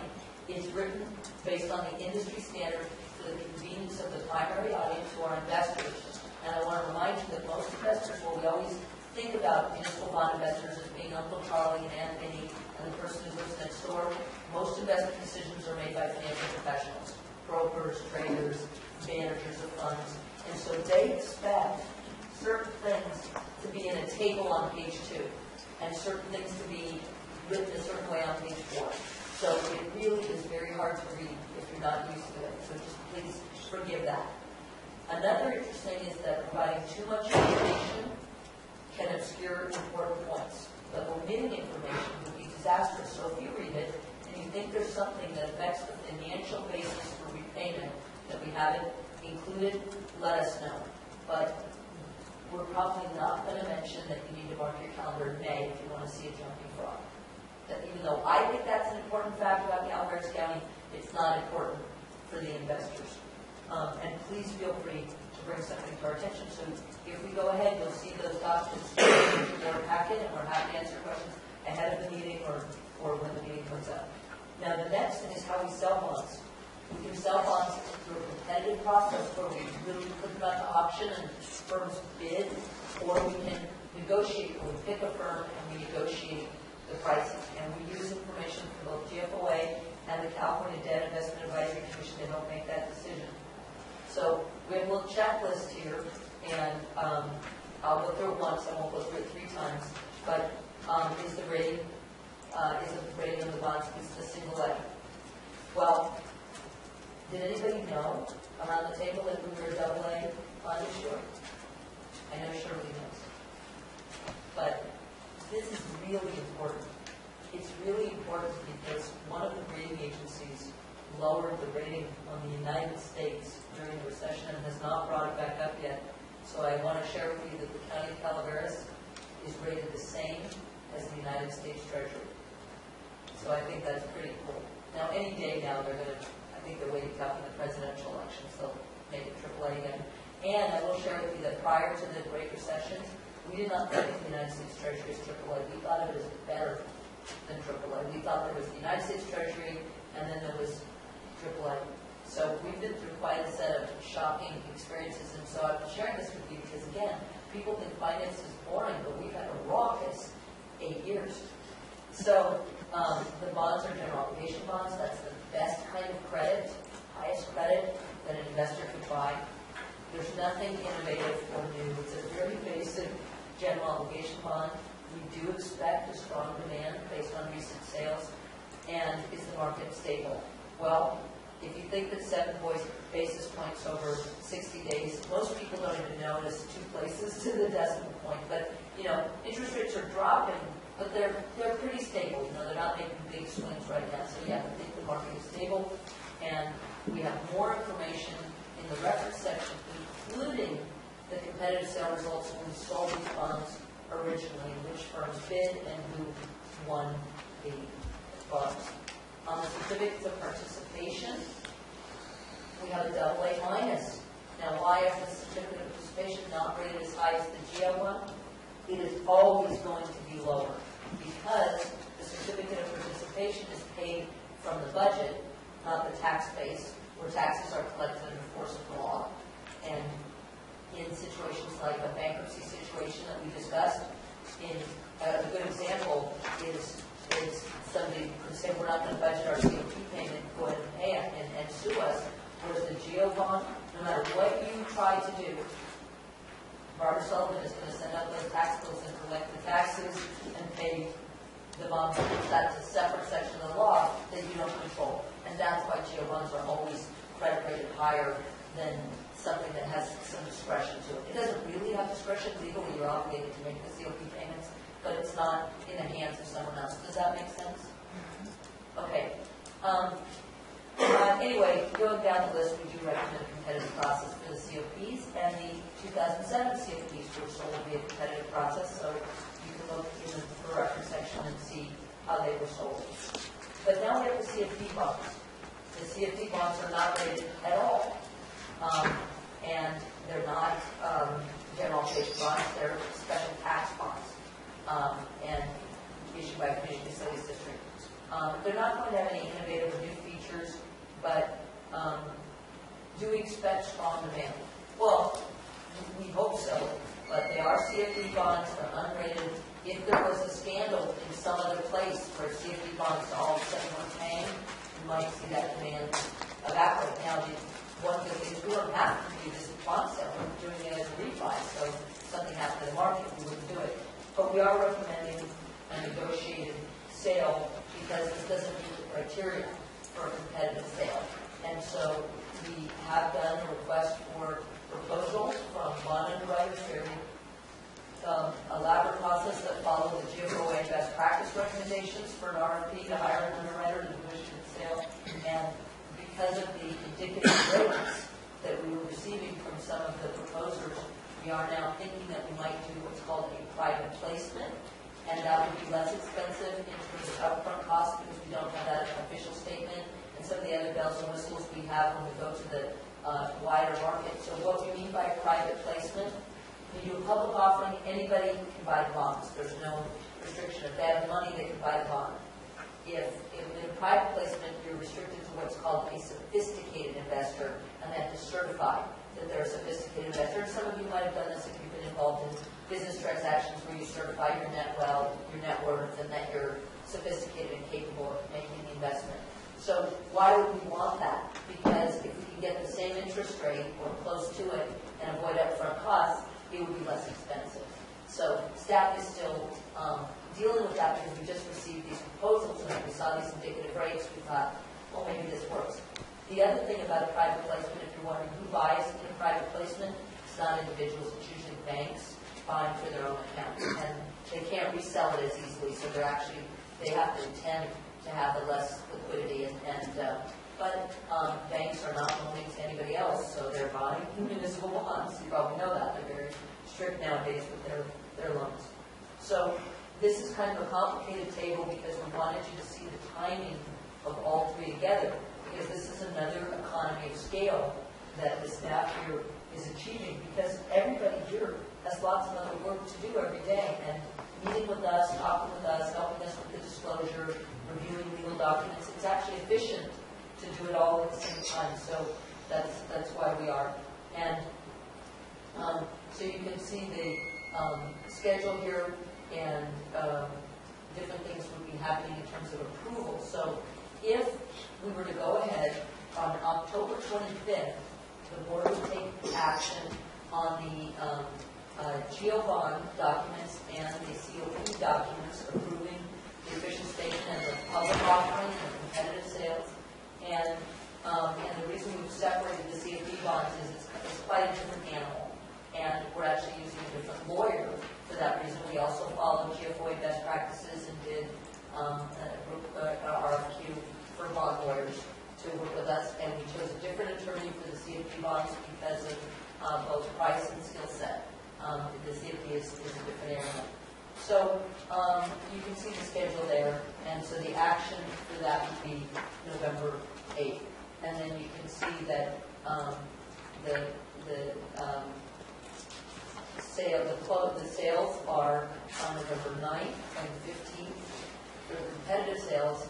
And I want you to know when the sales are because they're actually held at our office. But if somebody was interested in seeing how bond sale works, we're happy to have guests. And I will tell you that some people have come and said this is like watching grass grow because it's all happening on a computer screen and it may not seem very exciting. But I've also had people come who thought it was tremendously interesting and exciting. So staff is welcome, citizens are welcome, and you are welcome.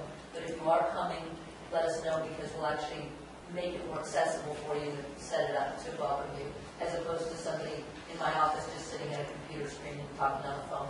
There's no fun in watching that. So if you want to participate, then you have multiple chances here to do so.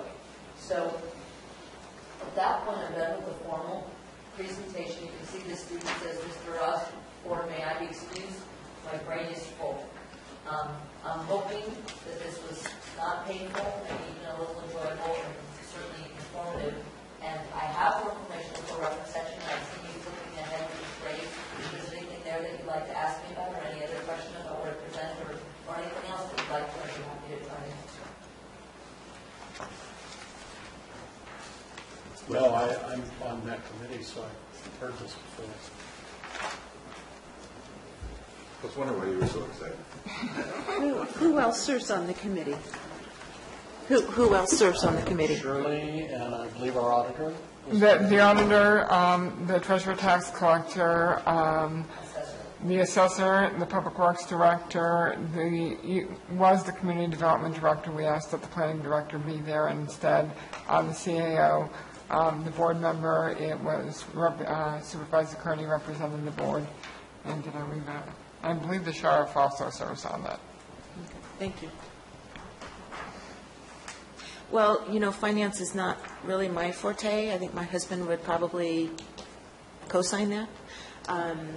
But it was very interesting, and what really struck me are the ratings that this county has.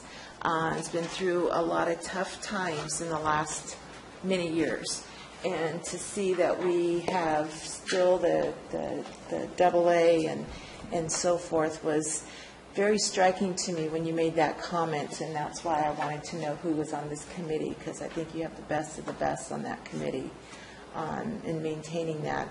And that is so, so important in the picture of finance these days, and it's far-reaching as the county tries to, go after a certain funding mechanism, or as investors look at the county, not only from a government perspective, but big business, little business trying to come into the county. So my hat's off to the committee, because it's just not just having a committee meeting, like you said, and talking about what you did last night.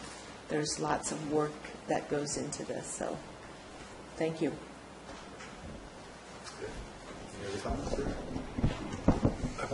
I want to bring one thing up, even though I passed initially, because Supervisor Pawnee kind of touched on this.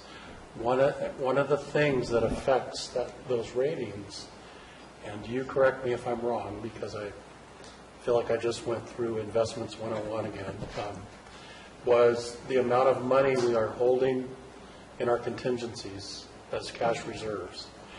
And I know I was grimacing when we did that, and I still don't like holding a lot of contingencies.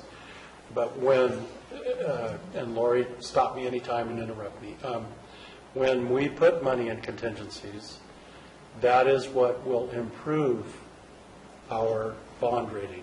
Am I correct?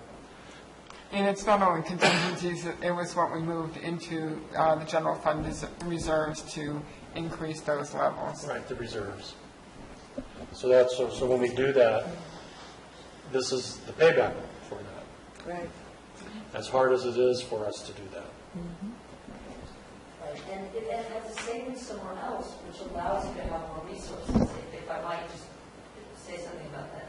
It's hard to do because you feel like you're taking resources from something else to put in an unknown possibility you might need it, right? But it absolutely contributes to the rating.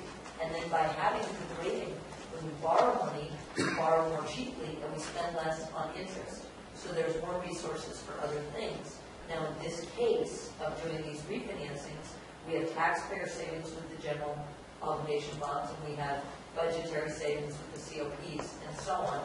But you can quantify, if you're willing to take the time, and of course, this is our specialty. We love to take the time of following these dominoes all the way down. So it seems like you're taking something away when you set aside reserves, but it doesn't. You said it has payback, and I'm suggesting that there's very real payback to the taxpayers in their own lives and the taxes they pay, and also the resources that are available, because it's unlikely that we're going to be in a situation where we never borrow money, right? We have capital needs, we borrow money occasionally, we will be borrowing with a AA rating at we're at the one down from the highest rating. Very few government agencies in the United States have a AAA rating. So we're really going to be very attractive. And that's another reason about the competitive sale, that the people who are bidding, they don't have that many sales they get to bid on where it's a AA issuer with a history related to Mark Twain.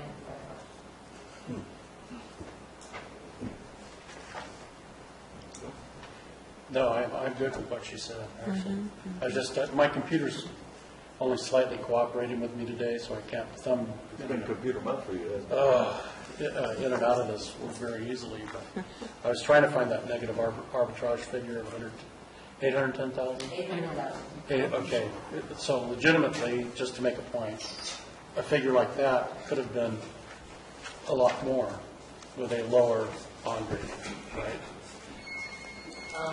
So that's, I guess I'm just trying to show a tangible savings we can grab on. Yes. Let me say it this way. That number would be 800,000 no matter what our credit rating is. Okay. But the present value savings, which was almost $11 million, would be estimated as a lower number if we were an A-rated or a triple B-rated. There you go. Because we wouldn't have been assuming these really nice AA interest rates. And we'll see what we do in the market, and hopefully we'll do even better. Yeah.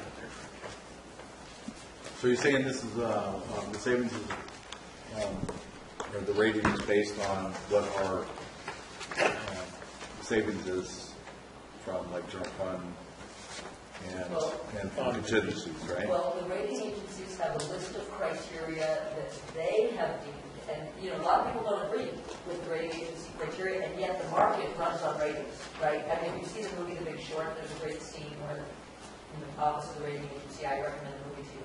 But the ratings, the market generally prices bonds based on the ratings. So the higher the rating, the lower our interest costs. Now, the way that being fiscally conservative affects our rating is that what the rating agency is supposed to be judging is our ability to make payments every time, on time, from now until the last dollar is paid back. That's what they're judging.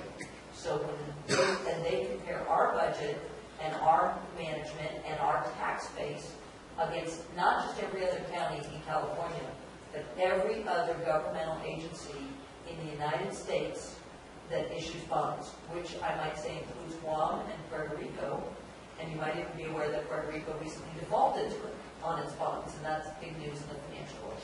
So we are compared across the board. AA means if we're a AA and there's a cemetery district in Ohio that has a AA, it means we have the same ability to repay our debt. Now, I just made that up. I don't know anything about a cemetery district in Ohio. The point is that AA is a very high rating, and it reflects many criteria. The management, the laws of the state of California, the tax base, our history, it's lots of things. And that's what I was saying about earlier. Remember I said in the disclosure thing you can get a black mark? If you get a black mark by missing one payment, that goes around the market and will affect your rating. And you could miss a payment not by your own fault, but like the bank, you sent the money to the bank doesn't send it to investors, and then you have a black mark. So I see that our auditor controller is at the podium, so I'm going to stop talking and let her speak, but I want to make this point. That the staff here is so on top of this. I don't worry in a county like this that this is going to happen because they're watching everything, all the trustee banks, all the statements, making sure that everything is done right. And it's many, many steps, including the conservatism that's present in your budget and your fiscal management that has led us to the AA rating. Yes. So on an annual basis, Standard & Poor's reaches out to my office, and I coordinate with the administrative office to give them information.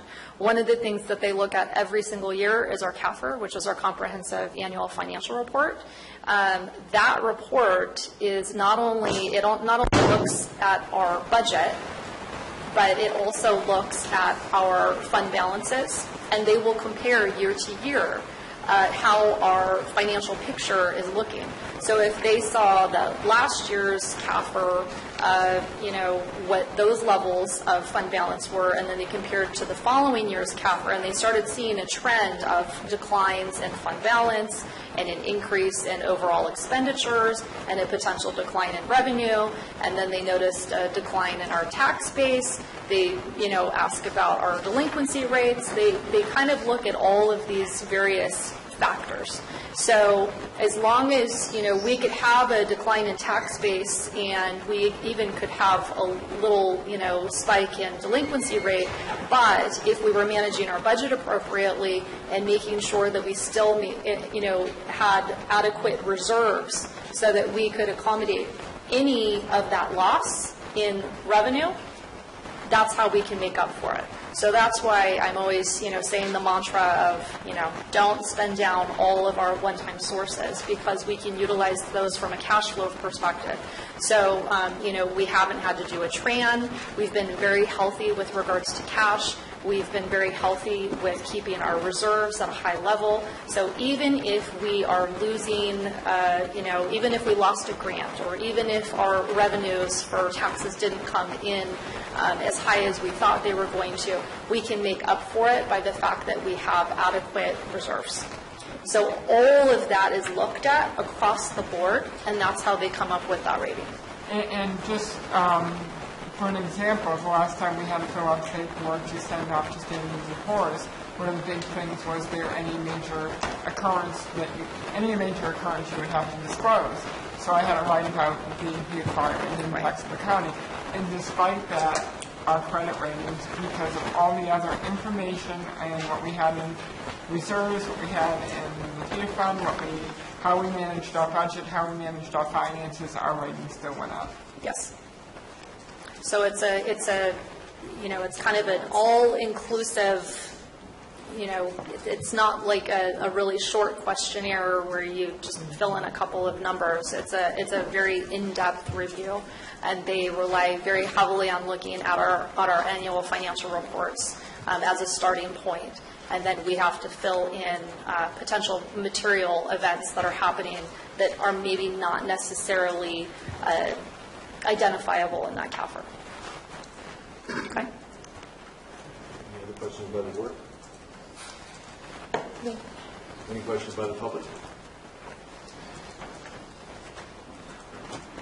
I just have one more comment. If we're going to go forward in your information packets that are coming, you might want to keep this handy because there's a diagram of the legal structure of each transaction. So when you get the legal documents, it's just something you can kind of glance at because they're pretty thick, and it'll make more sense if you have that diagram handy. I forgot to say that before, sorry. Al Segala, Taxpayer Association. I want to thank the wonderful people that are putting this together. And it's wonderful to have the taxpayers get money back. And it doesn't happen that often.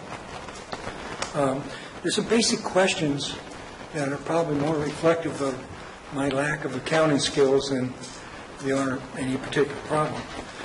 One thing that when you have a bond issue, the taxpayers are asked to vote on it, and that money is supposed to be used for specific purposes, and which are supposed to be clear.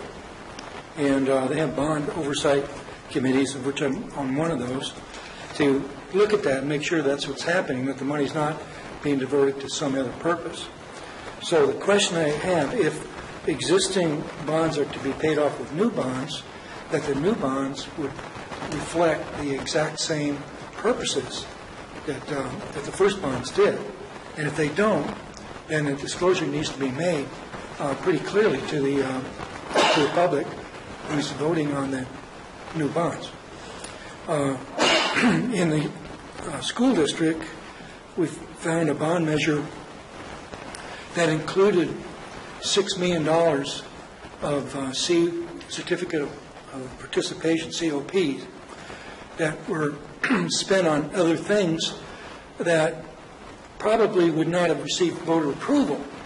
But with that process, they could bypass the bond requirements, and by doing so, use the funds even for operating expenses.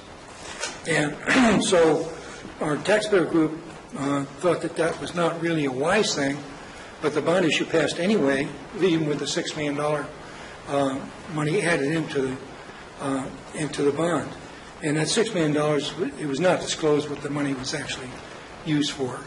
And so we thought that that was not properly done.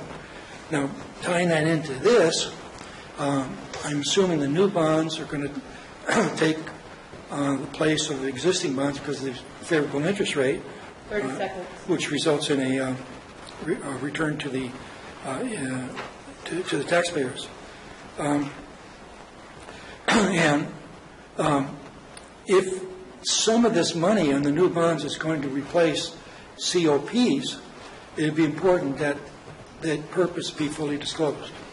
I'm out of time, but I have a number of other points. Thank you. I can address the concerns raised very quickly if you would like. So is that okay? So first of all, I want to thank you for bringing those things forward. And just to give you some idea about my background, I'm on the board of the California League of Bond Oversight Committees, and I know John Coppell very well. They just had me speak to SACTAX, and if you get together with Shirley on a day when I'm coming with a meeting with her, I'll be glad to come and speak to your taxpayers group about all the kinds of concerns that you have. But, maybe there's a sandwich from the pickle patch in it for me. Okay, so the concerns that were raised were the use of proceeds.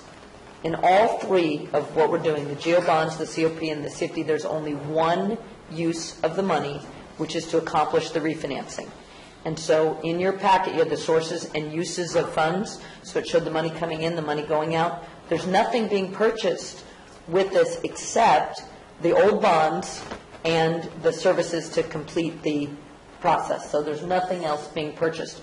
I know it was confusing because the COPs were brought up in the same combination. And the situation that you're describing, I don't know what the school district you're talking about, but I see it all over the state where people use the COP as like a bridge financing, then they do a bond and they pay off the COP. That's what you're talking about. And I understand why that might be objectionable. And that's something we can talk about another time. It's not what's being done here. In this case, the original GO bonds funded the jail. We had additional capital needs that the bond was never maybe when we first started talking about a bond, but the uses got narrowed that we'd have a bond for the jail, and then we said, well, wait, we have these other needs. Can we capitalize out of our own budget and do this COP and do them? One of them was the animal shelter, as I recall. Actually, it turned out the COP we used a little over $3 million to purchase the land on which the courthouse and the sheriff's facility and the jail is located, and it has been used for additional capital improvements as we deem them necessary. Great. And then the CFD bond, that was actually part of the whole transaction of that development coming to the community, that the CFD would be formed and bonds would be issued to provide infrastructure for that particular development. So none of these debts the only reason they're coming forward at one time is because it's efficient for staff to bring them forward at one time and efficient for you, but none of these are paying off each other. And like I said, the only purpose of each is to refinance the one it's refinancing. There's no what we call new money in these borrowings. So I think what Al was trying to also ask was the use for the bonds. That wouldn't change at all. It's basically just refinance. Right. Everything's already been used. So the only thing that's happening now is the new bonds have only one use, which is to accomplish the refinancing. It's like paying off refinancing your mortgage. You're not buying a new house. You're just refinancing the loan that you have on your home.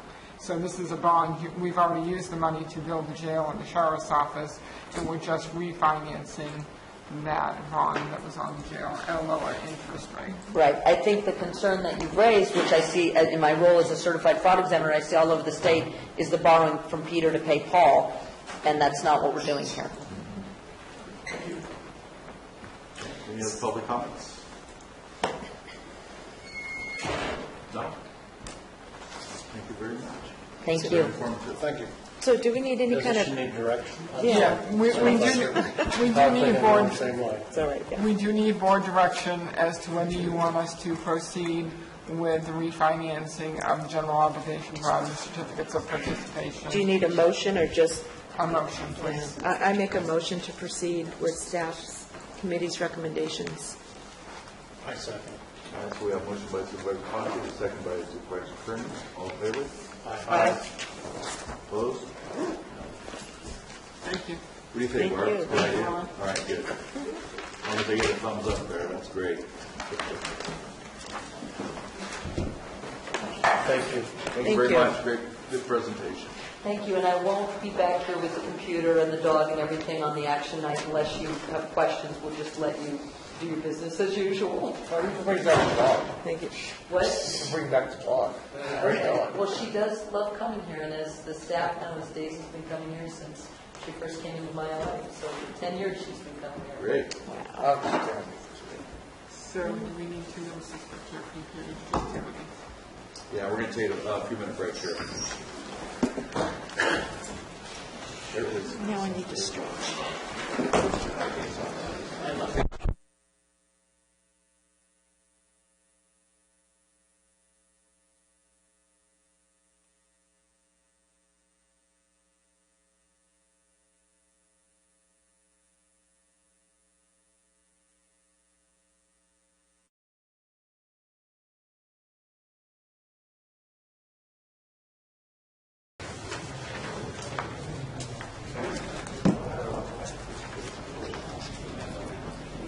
Okay, we're going to get started.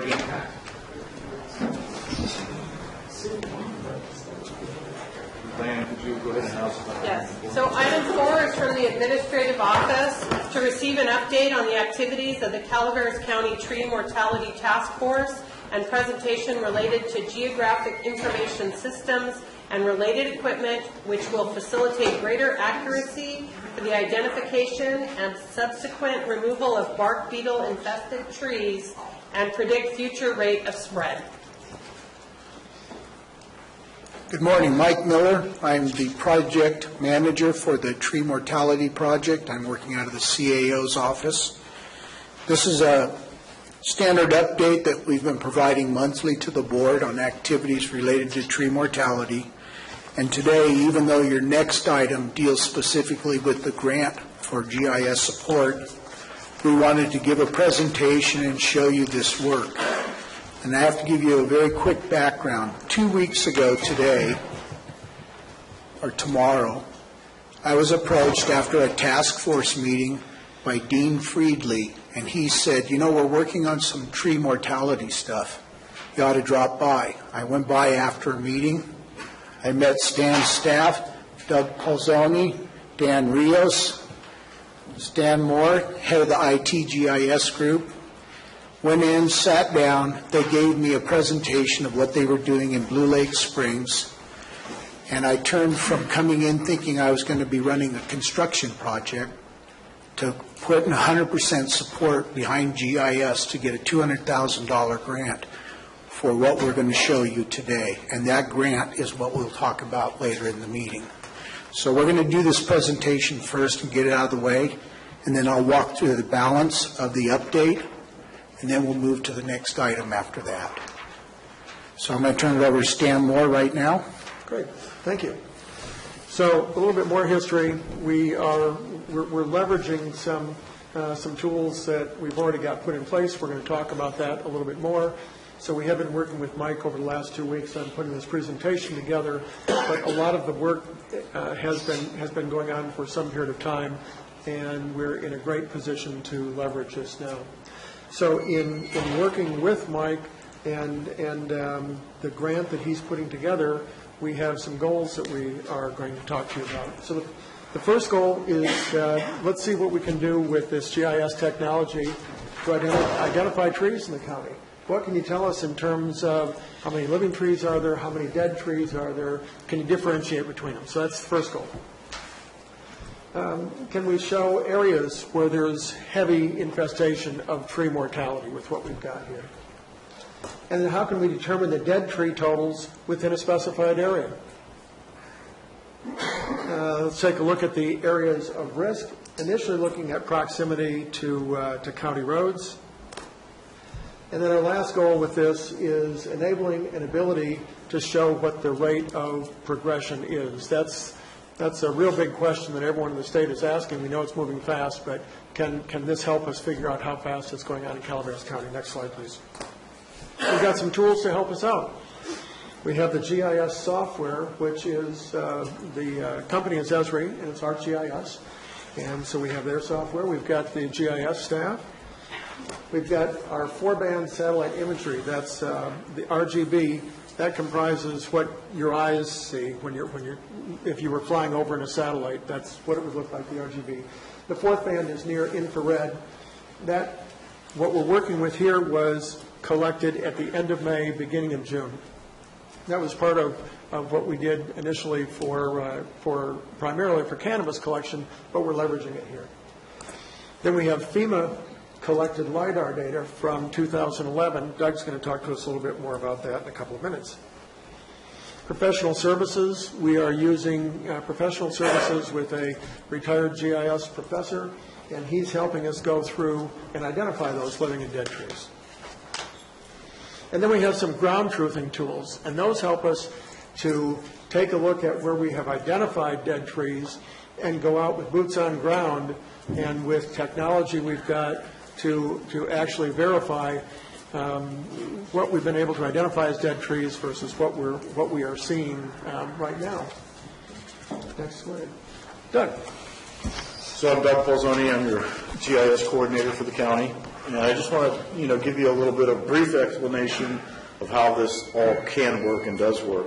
So the first step that we're using is LIDAR. And LIDAR is basically just a radar system that from an aircraft or a satellite, pulses of radar are sent down to the ground, and as they strike features, in this case the picture depicts a tree, but it could also be a building, power lines, even down to a plume, a noxious plume of gas. It can even record that. And as these returns are bounced off, they give us a picture. And that picture manifests itself as a point cloud. And each one of these points that you see there, there's billions of them, and they all contain pieces of data. And when we start to use the tools that are available to us, we can now subtract out the data that we don't want, in this case buildings, power lines, and other things, and just get to the trees. And so here we have the finished product as far as the LIDAR is concerned with the trees available. And we'll talk about the infrared imagery. Again, this was taken in the May-June time, and it's sort of the exact opposite of what you look at when you look at a regular picture. What you see is a big swath of red, vibrant reds, and these little patches of green. It's the exact opposite to true life. So everything that you see in a vibrant red is a healthy, living organism. Everything that you see in a green is a dead or dying organism. So you can see just from here how well that pops out. And what we do in the GIS, we combine the infrared imagery and basically lay it over the top of the LIDAR imagery, and then be able to discern individual points for those individual trees. So in the area that we identified, we were able to identify the dying trees within this project area, which is the area in Blue Lake Springs. And so those are all dead or dying trees. So now we're going to go through a little bit, what are the steps we've taken and what results have been realized from that. So we went out and we collected that satellite imagery in late May, early June. We incorporated those, we had some processing to do on those images to get them to the point where we could utilize them. We took those images and incorporated them into the county GIS. We determined a test area. We wanted to do a proof of concept. We knew that there was real strong potential to be able to identify dead trees. Let's go out and test it and see. We decided to look at the Blue Lake Springs area. The area we looked at was actually a little bit bigger than that, but that's the main area. We identified living and dead trees in that test area using LiDAR and satellite imagery, like Doug just talked about.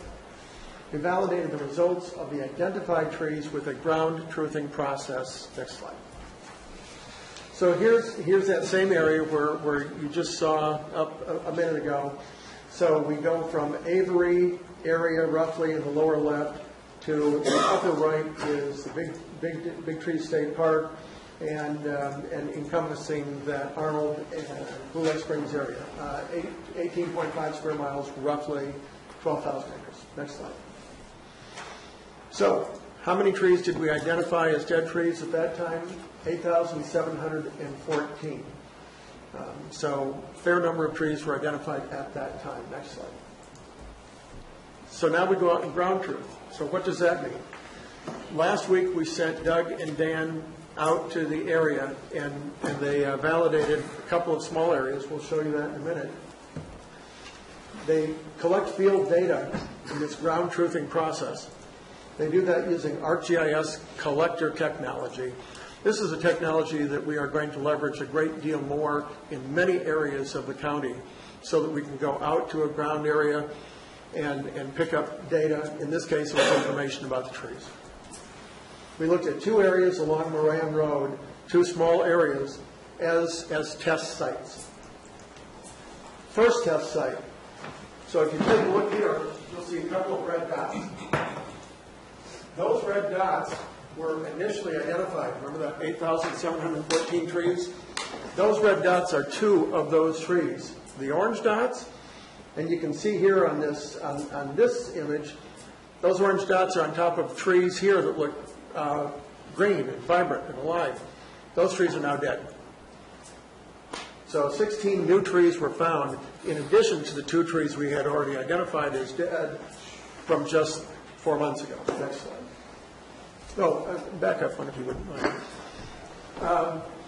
It's also important to note that the focus was in this area and this area. There's no additional dead trees that are identified here. They were there. We just didn't mark them, but they were absolutely there. We could have stayed out all day, just in that little area. There are that many new trees. Next slide. So in this case, we only have one red tree identified initially as a dead tree, and the other 13 trees were identified. In this area, all up in here, is thick with dead trees at this point. But in May, June, they look pretty darn good. Next slide. So what are our results? The collector technology that we're using proved to be very useful in being able to identify and collect data in the field, but then we can come back and analyze here. Specified individual tree locations were identified. Data was collected for each location.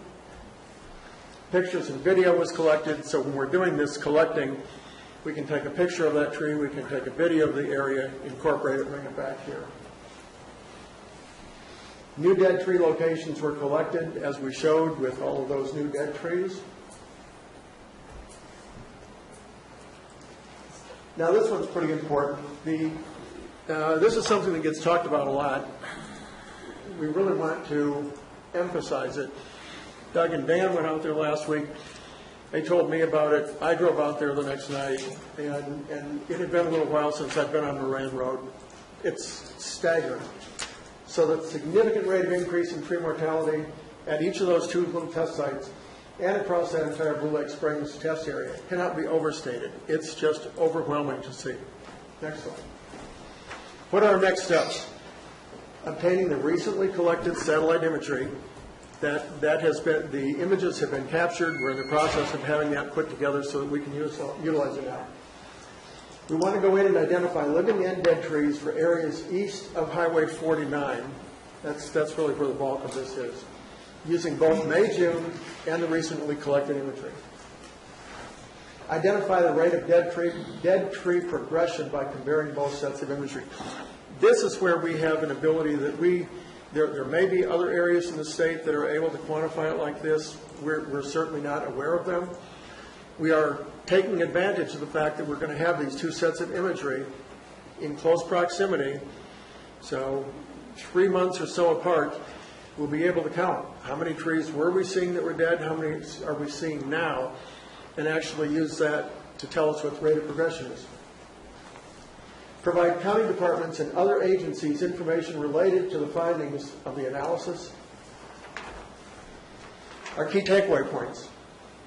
Tree mortality is a major disaster and really needs to be understood and treated as such. Use of LiDAR, satellite imagery, and GIS can provide highly accurate information for point-in-time analysis. Identifying living and dead trees by location can be used in a lot of different ways, helping with public safety, educating public, educating government, preventative planning, and action groups. The rate of progression of tree mortality outpaces our ability to keep up with providing current point-in-time analysis. So by the time we get back the latest imagery and we're comparing that to what was several months ago, we're already behind. It's just moving too fast to keep up with that level of precision. And GIS can really be used and should be used and leveraged as a key contributor in the tree mortality efforts within the county and with the state as we go forward. Mike. We wanted to give you a picture of this point in time so you can identify what the upcountry communities are going through. If you haven't had the opportunity to drive off the main travel areas, this is a picture of the last units of Blue Lake Springs. It was taken a week ago, and that's from Highway 4 just below Avery. And 14 months ago, there were 3 trees in that stand that were dead. And I know that because that was the first 3 I saw when I drove up the hill every day. And I continued to go up the hill, and this is what brought it home for me, as well as driving through neighborhoods to get to my house. Next picture, please. This is a typical stand.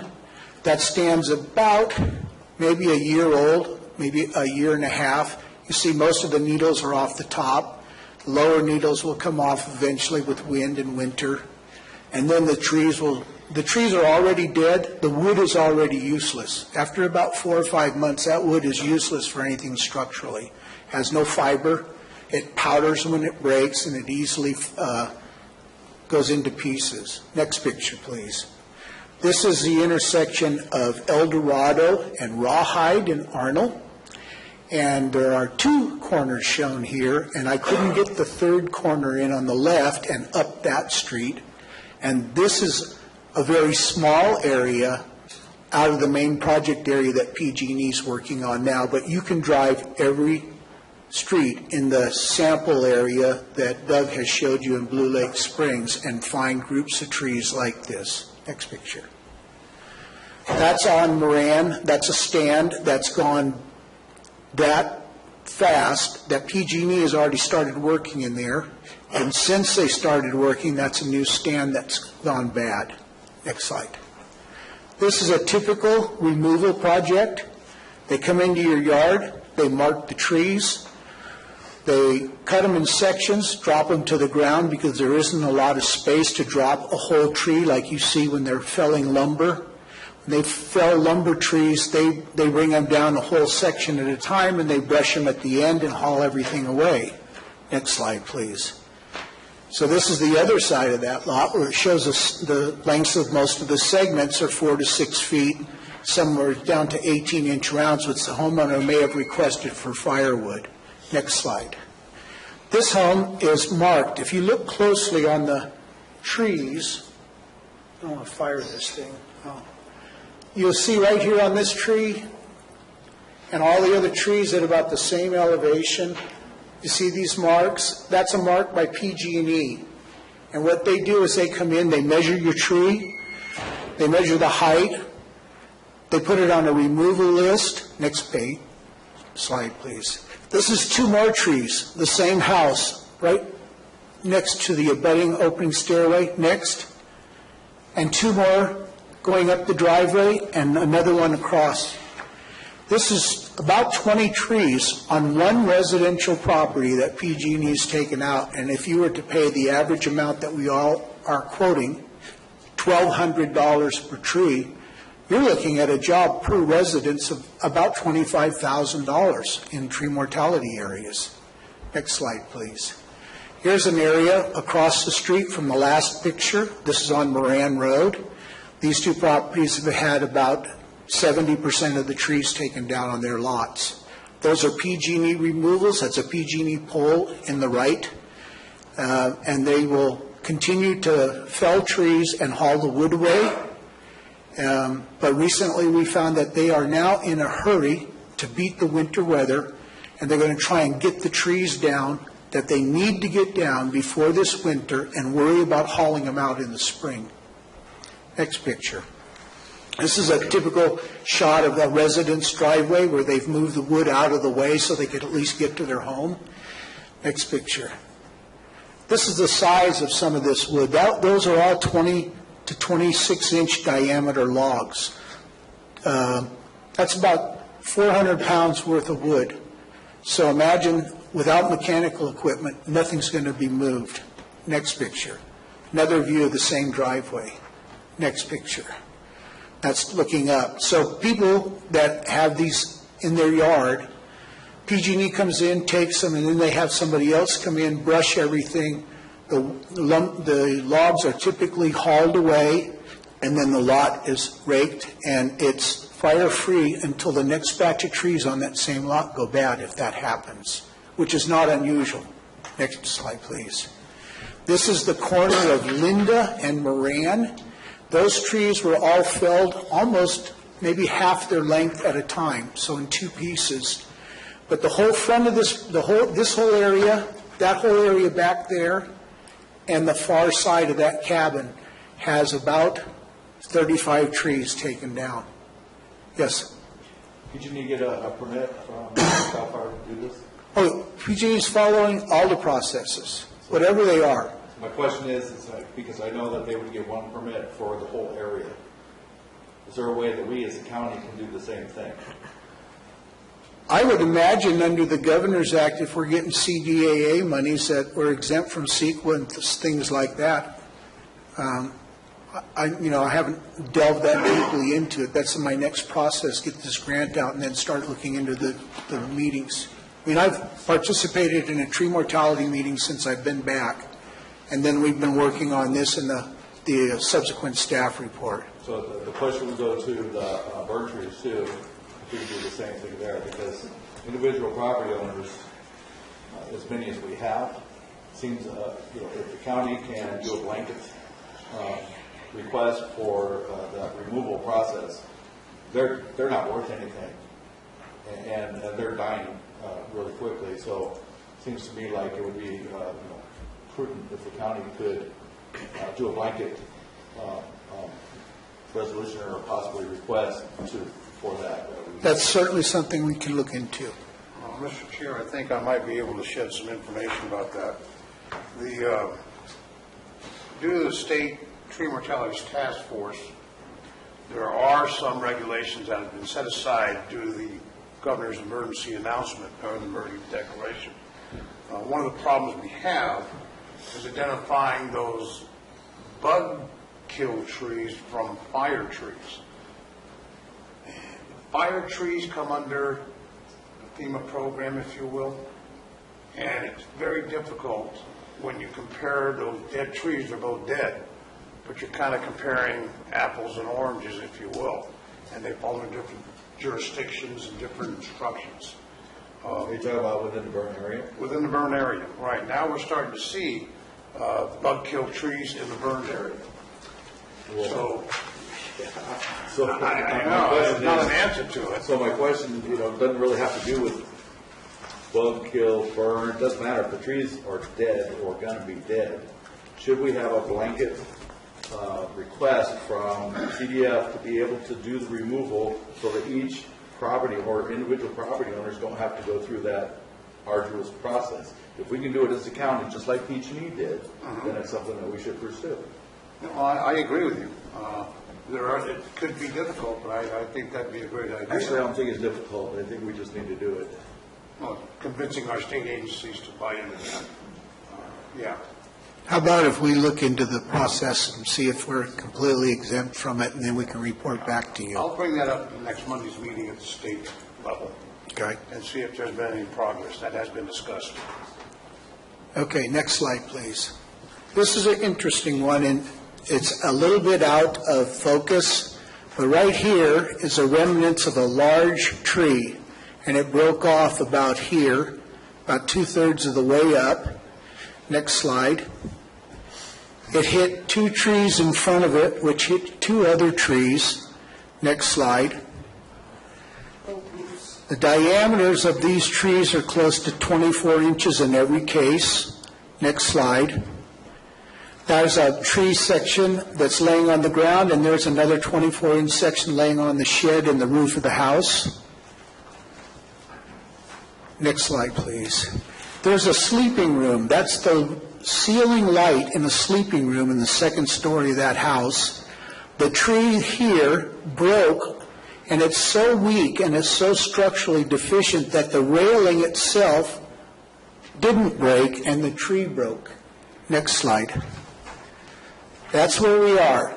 This is what's going to happen. You see these bases of these trees? Clean breaks, no shredding, no fiber, no fabric. You typically break a piece of wood in half and it's hard to twist it apart. Nothing in these trees to keep that support.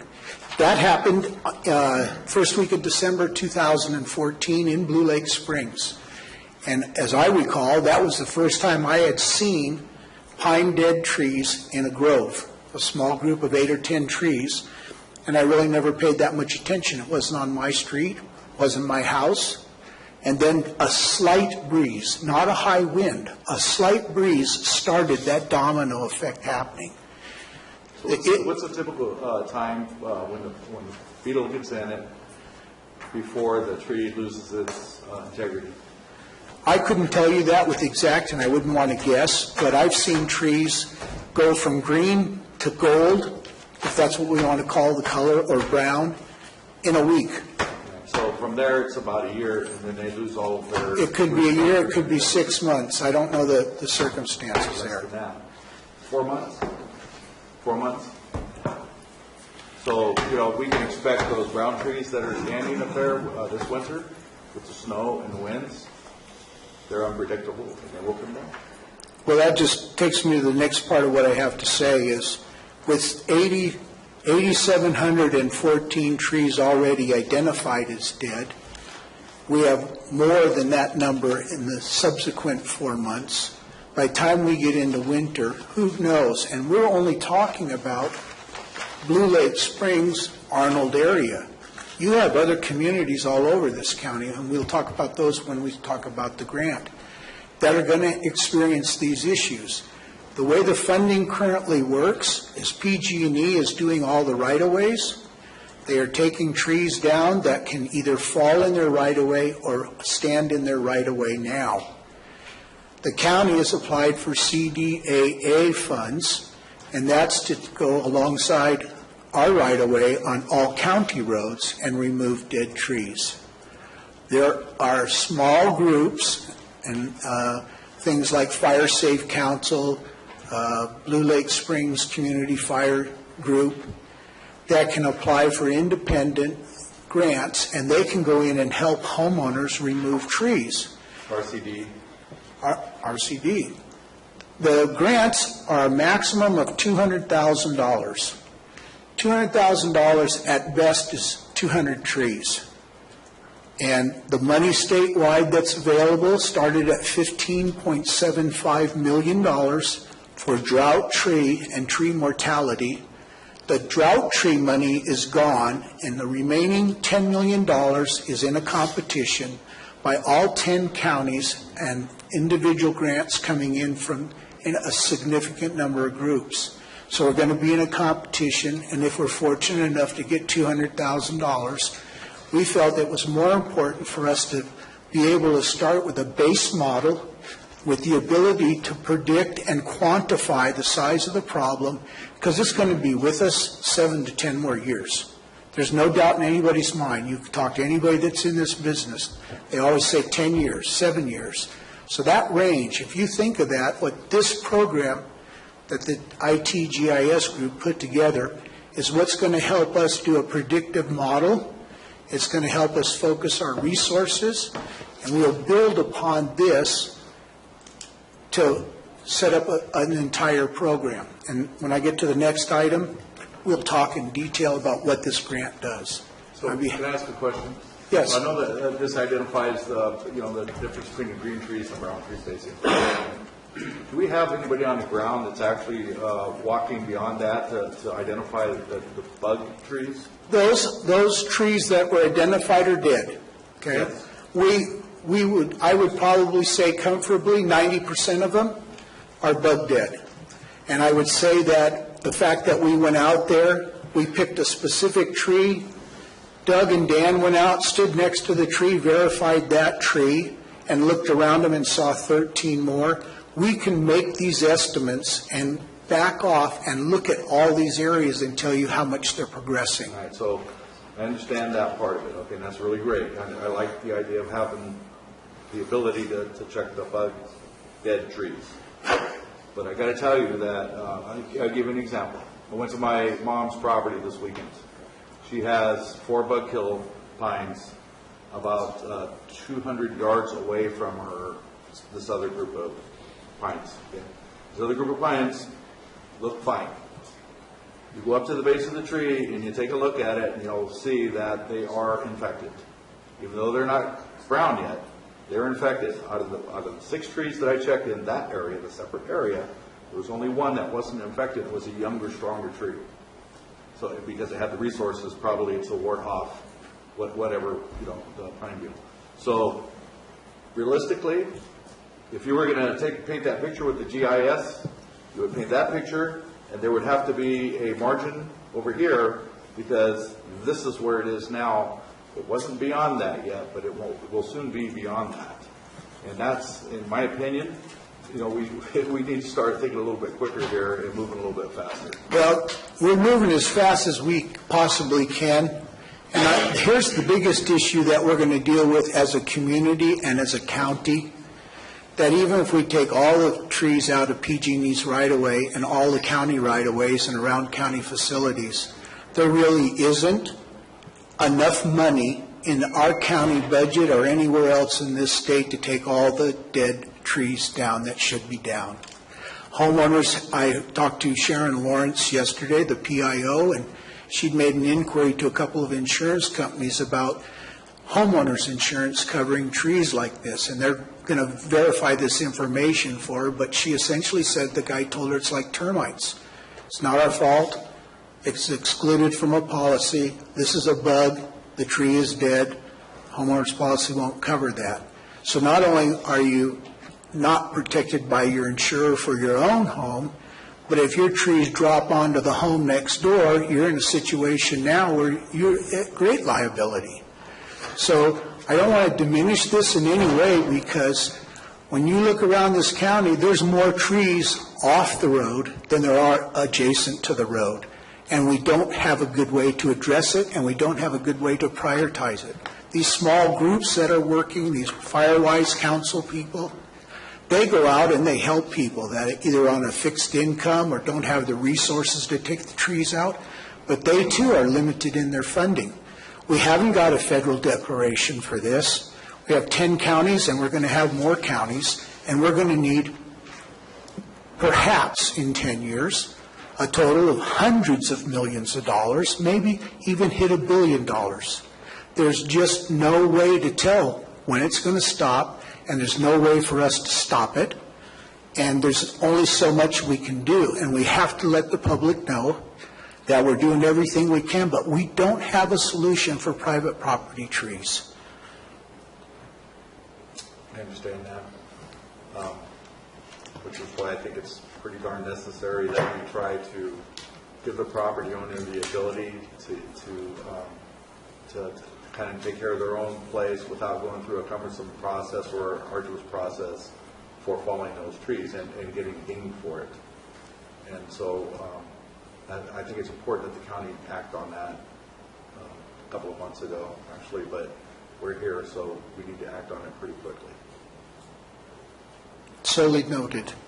If I could, I'd like to finish on the tree task force update, and then we'll go back to the GIS grant.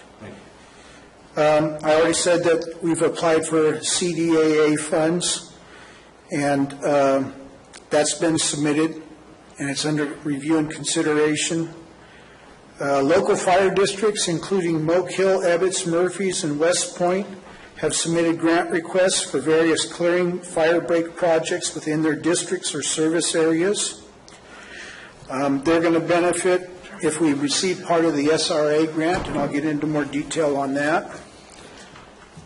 Processing sites, we've been looking at processing sites, and we had the old mill site off of Associated Office Road, Highway 26 corridor. Upper Highway 4 Cabbage Patch, District 1 representative has been talking with the owner of the property just above there at Cottage Springs. District 3. District 3? District 3. What did I say? 1. I drive both of them every morning. Sorry. We have 1. All right. So, Cabbage Patch is uphill for our county responsibility areas. We don't want to run logs uphill to bring them back downhill. But in his discussions with the property owner, he's willing to make that available for a stacking and storage and processing area, even to Caltrans, because they're dealing with the same issues we're dealing with. So he's going to pursue that based on a conversation we had yesterday.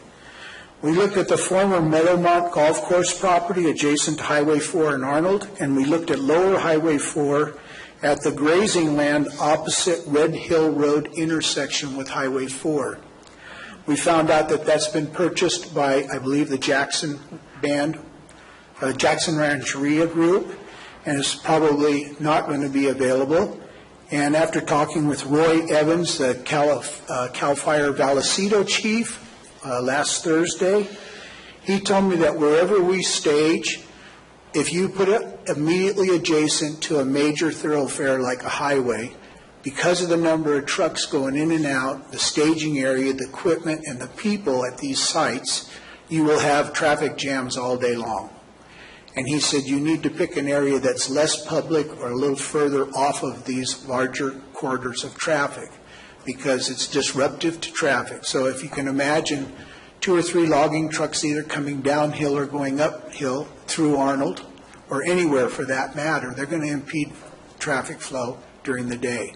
We're still looking for more sites, and we haven't given up, and we'll continue, and if we find more, we will bring them back to you. Chinese Camp, Sonora, Sierra Pacific Industry has 2 plants, one in Chinese Camp that's a cogeneration type plant, and then they have a regular mill in Sonora. They told the tree task force 2 weeks ago that they have to clear the decks, literally, of all the material that's being hauled in there right now, because they have their own fall harvest and they need their space back for their marketable lumber. So that's as a lost site in Tuolumne County, which could have a ripple effect for people over here accepting wood. Pacific Gas and Electric, PG&E, talked about their performing the extensive work in Arnold. I also found out after the tree task force meeting with talking with a person in Tuolumne County that Tuolumne County Road Department has approached PG&E, and as this person understands it, and I don't have a way to verify this, but I'm going to tell you it anyway, they approached PG&E, the road department, and said, as long as you're already out there taking trees out, instead of us waiting until you're gone and coming in doing it again, can we pay you to take the ones that we identify in the county right away out after you've taken yours out? And so they're trying to co-join this project. And what that means is no double traffic, no cruising your neighborhoods twice and everything else. So I will be contacting the county of Tuolumne next week, and I'll follow up on that. I talked about cooperation between various public and private. The problem is we have very few public resources.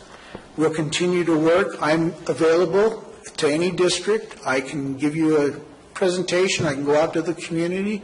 I get stopped every day because people remember when I've been to the county before and they come to my door and say, what's the county going to do about this?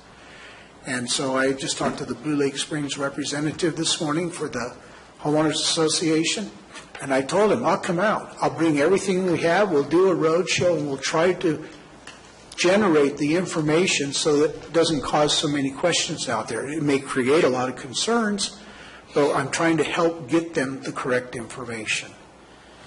Like I said, 10 years, 7 to 10 years. This is the base. This is what's going to start it. This is what's going to get us rolling, and hopefully we'll get a federal declaration with money that'll help us to at least abate a percentage of this. But we're not going to be able to get, I don't think, enough money continually over the next 7 to 10 years to do that. And that's it on this item. Any questions?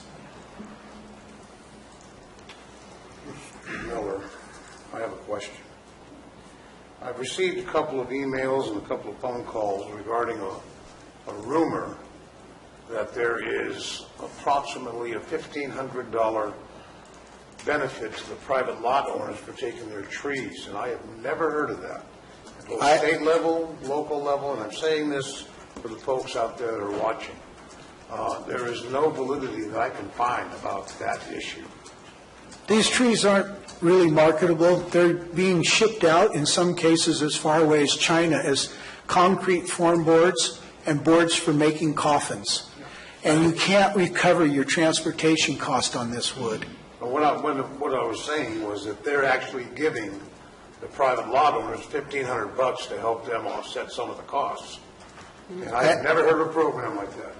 I haven't heard anybody in my neighborhood. I haven't heard anybody, and there's trees in my neighborhood that are marked to come down. I think Mr. Moss may have some information on that. Brian Moss, Administrative Office. What you might have heard is that the Fire Safe Council is looking at a stipend program for homeowners to spread the money out. Under, again, the state responsibility area grants, I don't know where the status of that is, but that was one of the considerations that was discussed in the Tree Mortality Task Force. In other words, instead of taking out and trying to, $200,000 is not a lot of money. But instead of just taking out 20 trees, the conversation from the Fire Safe Council was consideration of a stipend program where they could actually reimburse property owners a little bit out of an SRA grant, and maybe that's where you heard that from. Okay. All right. Thank you. Well, at this point, it's just discussion. That's correct. And that is the benefits of the SRA grants that we're applying for. That's the benefits of the SRA grants that the Fire Safe Council is applying for. Okay. I just want to make sure the public has a chance to understand that. So some of that the trees are still marketable if they haven't been killed yet, basically, by the beetle. But they are still, in fact, infested. That's correct. And so it seems to me like, we should be aggressive in looking for the marketable material so that we can help pay for the non-marketable material when they go to remove this. Now, some property owners have trees that are maybe marketable and some that aren't. Some are going to have none. But there may be some that are marketable and some that aren't, which could offset some of those costs for them. And right now, I don't think we're really, I don't know if we're doing anything around that at all. I think up to this point, the county's been focusing on what they're going to do about their right-of-way. They're focusing on trying to get ready for winter and developing this program that we showed you this morning so we can actually quantify by neighborhoods and assist the local fire agencies and groups to look at areas that they might need to take further protective measures just to prevent fires from spreading. You know, we've had these grants all these years for putting big fire breaks around subdivisions, so when there's a wildfire, it doesn't encroach in the subdivision. It's not going to be unheard of having a wildfire inside a subdivision through a dead stand of trees, and that fire break now serves a reverse purpose. It keeps it from spreading to the forest. This is such a huge problem. I don't think that we have the resources to go out there and do more than what we're doing right now until there's more money flowing in.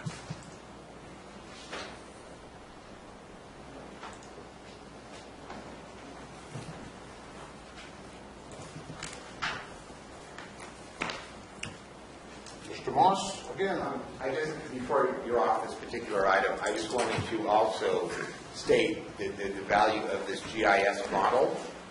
It's going to help us with the last leg of our CDA application and identifying the tree mortality, the number of trees, and quite frankly, this model is something that I don't think anybody else in the state has. So it gives you the height, it gives you what's only dead, it gives you what's dying as well, and we'll be able to give them a pretty sound statistical model from this program. Again, the last leg of the CDA application. The application's in and the work plan is in. We're just waiting for the statistics. So I just wanted to share that. So the stats are going to be driven, really, because you have the brown trees. Understood. And you probably have 4 or 5 times the area around them that are already infected. You're absolutely correct. And, you know, this came up at our tree mortality task force meeting as well, because my concern was, okay, so there's CDA funds. Just like the Butte fire, we have a window from the beginning of the incident to the end of the incident. At this point, because of what Mr. Miller is correctly stating, this could be a 7 to 10 year issue. My understanding, and it is current today, is that this is an open event, meaning the governor is not closing the event. So you're absolutely correct, Chair Edson. You're absolutely correct, because what's dead today and what's live today, may be dead tomorrow. So, suggestion maybe, just to give us some thought. You gotta have somebody like Gordon Long who can go out there and go to one of those areas that's identified by the GIS and work his way out into the green, I'll just say, and find out how far the beetle is. If you do that in 3 or 4 places, and if it's pretty consistent, you could actually mark that with your GIS for that area as a consistent pattern. Yes. And have a more, I think, a more realistic approach to this. And you don't start from the brown trees at that point. No, you're right. And that's one of the things that's very important that Mr. Falzoni brought up, and that is not only can they identify the brown trees, but they can actually identify right now the trees that are already starting to turn. Is that correct? That's not correct. Oh, I'm sorry. No, there is no way to tell at Okay, this point. I thought there was a little bit of differentiation. There is a student at Columbia College that's put together a drone with an infrared camera and a regular camera on it, and he believes that he can see a difference in the infrared between actual dying and infected trees, but it hasn't been proven yet. But at this point, there is no way of telling from infrared whether the tree is totally dead or dying. Wishful thoughts on my part. Really, the only way to do is to go out there, do the ground truthing, to go out there and look at it. And Tom Hofstra would be a really good resource for that. He's got a whole classroom of students in the natural resources program at Columbia. I think it'd be a really good marriage between the GIS and that type of ground attempt. And we do need to ground truth because part of the CDA. Because you can measure it off, and in each, and I'm pretty sure that in each case, it'll be pretty consistent on how fast these things move based on how cold it is or how hot it is outside, because that's based on the weather. So it's pretty easy to tell, though, when a tree is infected when the beetle's in it. It's pretty darn easy to tell, even though it's still green. Right. You can tell by looking at the And we can leverage what Doug and Dan did when they went out and did those inspections.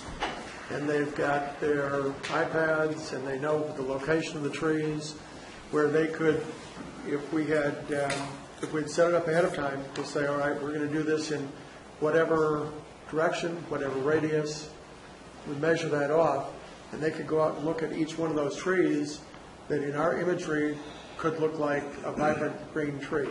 And they could see, or they could mark the tree to say, I can see evidence that the bugs are already inside the tree. Come back, we could mark that in. That would give us additional forward-looking information, and it would also help with us to say, now how long is it going to take before that does come around? Sure. Well, yeah, and you'll be able to watch that, but by then, it's going to be further down the road. But no, I understand. But so you're going to continue to go that with a program that a blanket program for the county, for the residents to be able to remove those trees, may have a better chance. That's a pretty aggressive approach. May have a better chance at taking care of it, because a lot of homeowners would be able to do that. Some might not be able to, but there's a lot that would if given the opportunity and the education, and actually if they could have some of the GIS information that you can give them. I just think that's, I don't know. So we're reaching for things that we never had to deal with before. I would have to defer to county council, but I don't think there's an ordinance currently that says you can't cut trees down on your property. We don't have any restrictions. I cut down a bunch of trees this year. The county doesn't have an ordinance on the books, but certainly they would have to meet any other agency guidelines or rules or permits or anything. So did you get a pre-harvest plan when you did that? No, it's less than 5 acres. Okay, so I think that's the qualifier. If it's 5 acres or larger, you have to have a tree plan. Bugs aren't going to stick around in 5 acres. Really, that's the reason why we should do a countywide resolution and request that from the agencies that we need to, in my opinion. If people have the resources now to take these trees down on their own property, I would encourage it before we get into winter, if they have trees in proximity to their house or their neighbors. I took down one way or another. I took down 2 large trees this year and a 60-foot dead fir and cleaned the rest of my lot up. And uphill from me, the next house up has about a 110-foot pine that's 36 inches in diameter, and I'm downhill from it. And the people are just moving in, and I have to talk to them about that. Okay, grant application. More good news. This is good news. All right, I like it. All right, you ready for that? Okay, we're calling this the Tree Mortality GIS Quantifier and Progression Project. That's the name I came up with yesterday. I couldn't think of a thing that would fit in the box any longer than that. So what we're asking for is $200,000. That $200,000 is going to buy iPad-type devices for fire districts, for the county, GIS, OES, county OES. And what it's going to do is, once we get the rest of this grant money performing into this level that you see here, we will be able to take iPads, which they currently can in GIS, and they even have an app on their phone where they can auger in from that big picture right down to a specific tree and look at it on their phone or the iPad. So in the situation that you just described, somebody could, if they had the address or the parcel number, and we had an overlay, we could auger down and say there's 7 trees currently on your property that are dead. So I'd like to just go through the grant section by section and tell you what's in it. As I said, it's $200,000. It includes the entire area east of Highway 49, north to McQualamy River, south to the Stanislaus River, and east to the Alpine County line at Tamarack. That is about 90% of the state responsibility area, very high risk identified area by CAL FIRE. There's a spine of trees down around bar 20, and that area is also very high risk. It's at the tree tops down there, not where the oaks are. That's not in this grant because we don't have that aerial information in the area we're working. So that will be in a subsequent grant. Just briefly, Mike, you are on the next agenda item, are you not? Yes, I am. The grant. Sorry. Okay, why don't we let Diane read that off? It's not going to matter. I'm going to just have to go back and manually timestamp that later, so it doesn't matter now. Have a public comment. Yeah, we didn't have public comment on the last item. Yeah, why don't we do that before you move on, okay? So, number 4, is there a public comment on number 4? Which is the receive an update on activities of Calaveras County Tree Mortality Task Force and presentation related to the GIS system, basically. So come on up if you want to do public comment. I know you guys are within time. I'd like to waive the 3 minutes.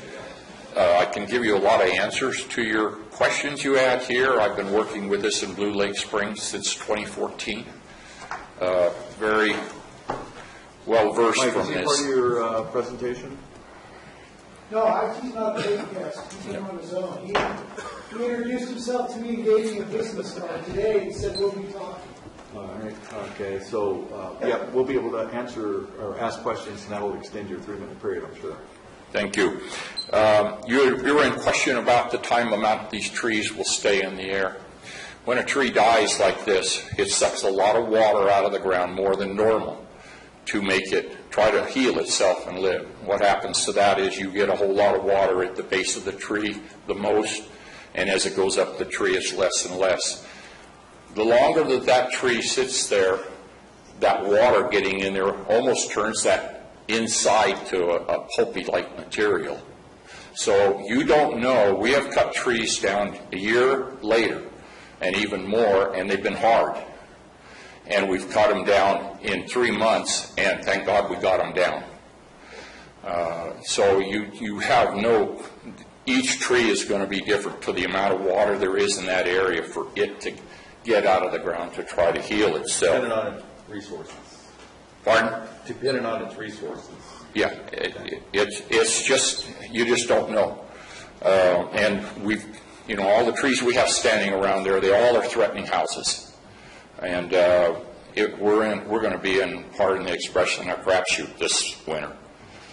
We can't get the trees down fast enough. We don't have the resources in the private industry, and PG&E is just going as fast as they can. They have added 2 more crews into our area now and are working hard to get those down. And by the way, I don't know that you're going to have to worry about the county right-of-ways for the trees.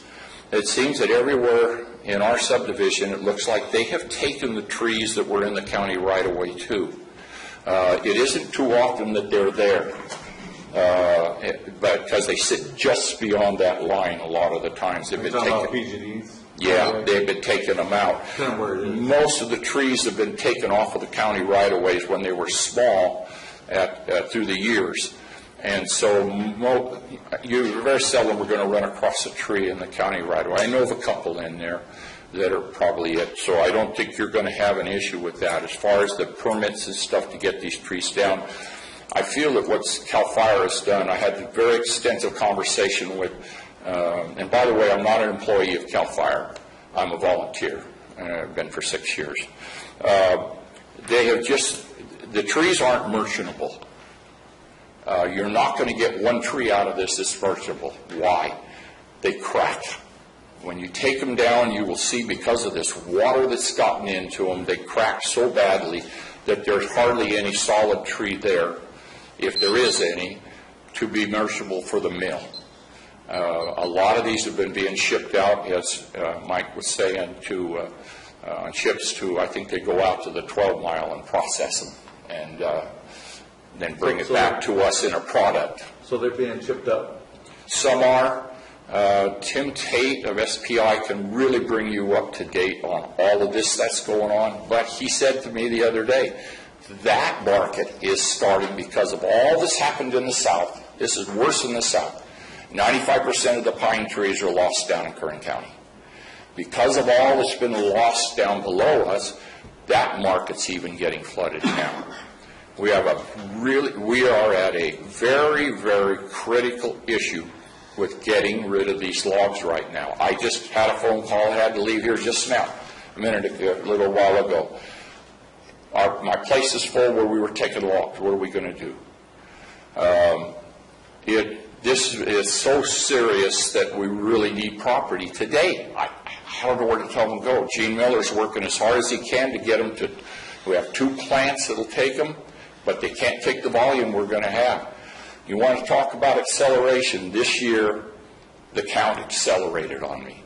I started in 2014 with 500 trees. That was in one unit. Unit 9, well, there was 3 units it was. The Unit 9 lost 125 of those. That's where it started. In 15, I lost 1,300 trees in there. This year, we are well past 4,500 trees. And in the last 2.5 to 3 months, it just accelerated. Now, we'll slow down in the winter, but next year, when that flight comes in, we're going to see an enormous jump in this tree count. So we're going to have in Blue Lake Springs, the way it looks to me, 2 years of this jumping, this big jump in it. Nothing has really crossed Highway 4 yet. It's moving from us into Meadowmont off of Rawhide, where you had a picture in there, Mike. That's where it's moving out of us now, along with it getting bigger in our subdivision. In 2 years, I think we'll probably have lost enough trees that we won't be an issue. It'll start going down in the number. But your other sides where it hasn't hit really hard yet are going to go through what we're going through. So this is moved from the south to the north. And if you go down to Fresno, Kern County, go into Mariposa County, and you will see what you're going to see here. So the numbers you're talking about are just outrageous that it's going to be in here. The log issue is one. Chips is another issue we're having. When they clean up all this slash, they put it in chippers. We are now run out of where we can put chips. That was in my phone call too. Where do you know I can put a load of chips at? So we're not only into that situation. Last time I was here, we were talking to Mr. Vaccaressa of Cal Waste. And Mr. Vaccaressa is trying to help us out up there, and he has a tub grinder, and we're trying to find a spot to set it in to get the smaller logs that don't go to the mills.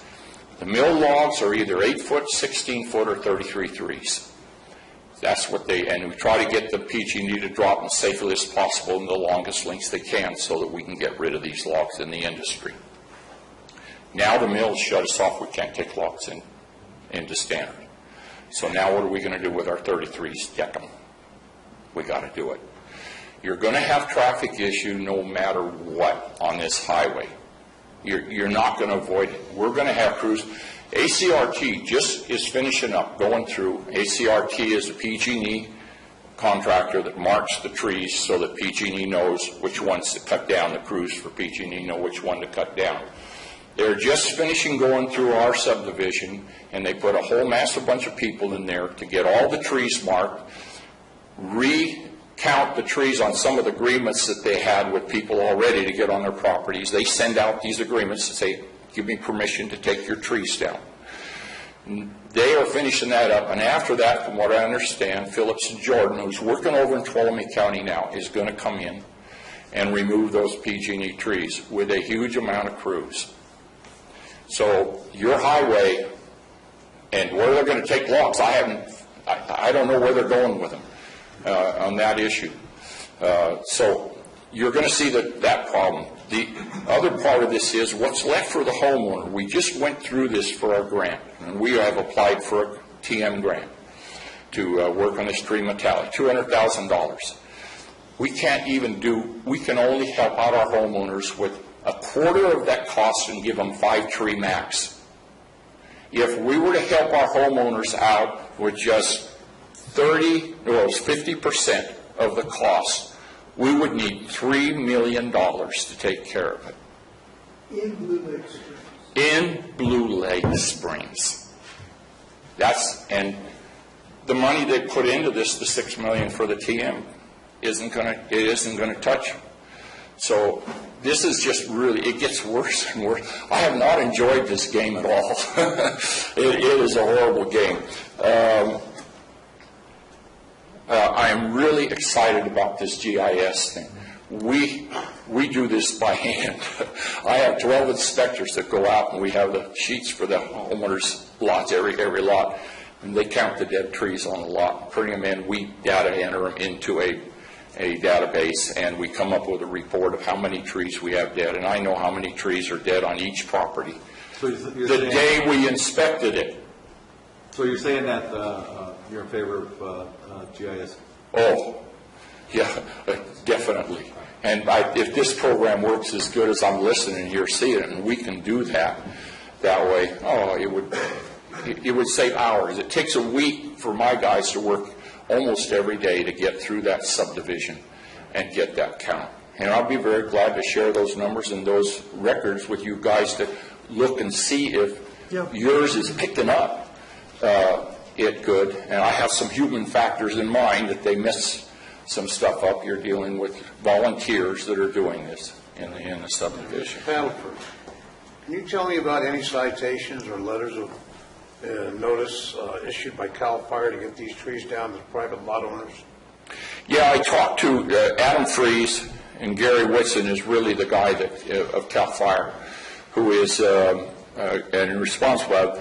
It's an exempt situation, and I've tried to get them to explain the word exempt to me, and it seems to roll around and be hard to get a grasp of with it.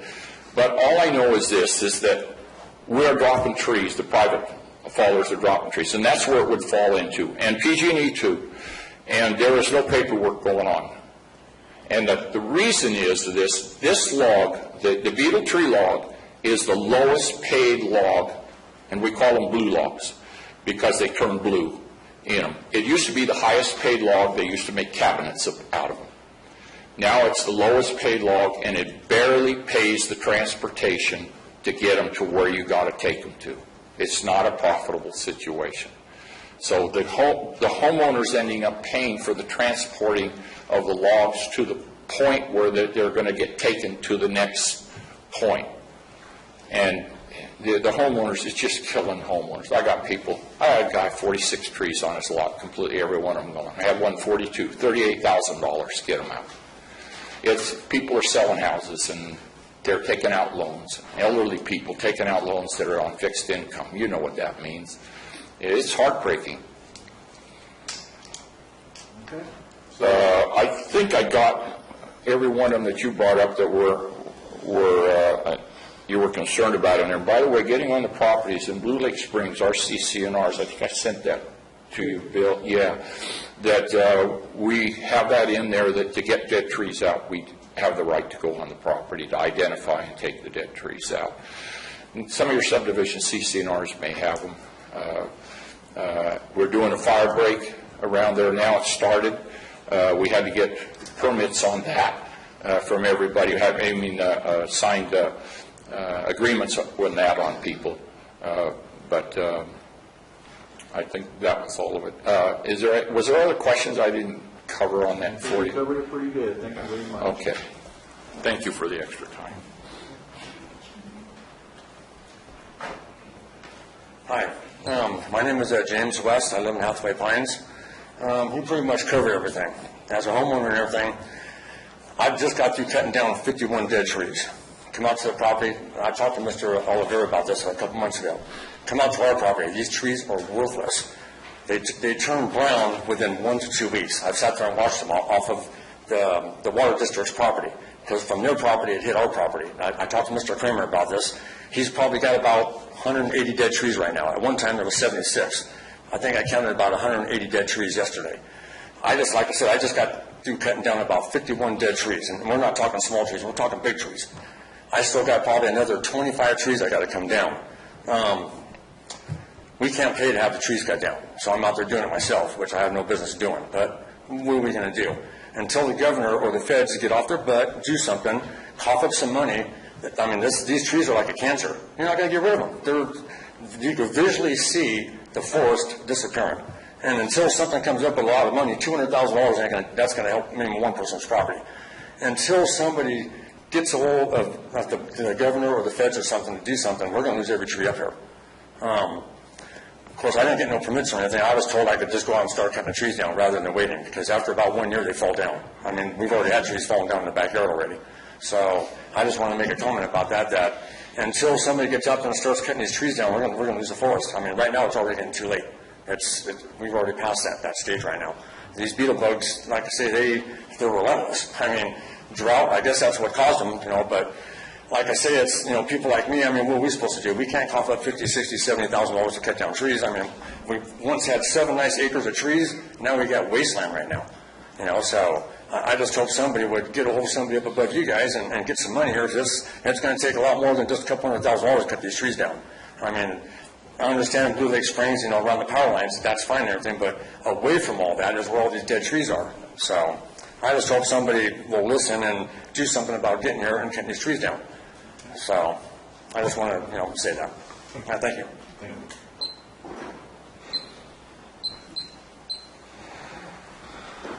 Marty Crane. First, I just want to say, as director of the Volunteer Center, we can never applaud, respect, salute the efforts of volunteers like this gentleman here.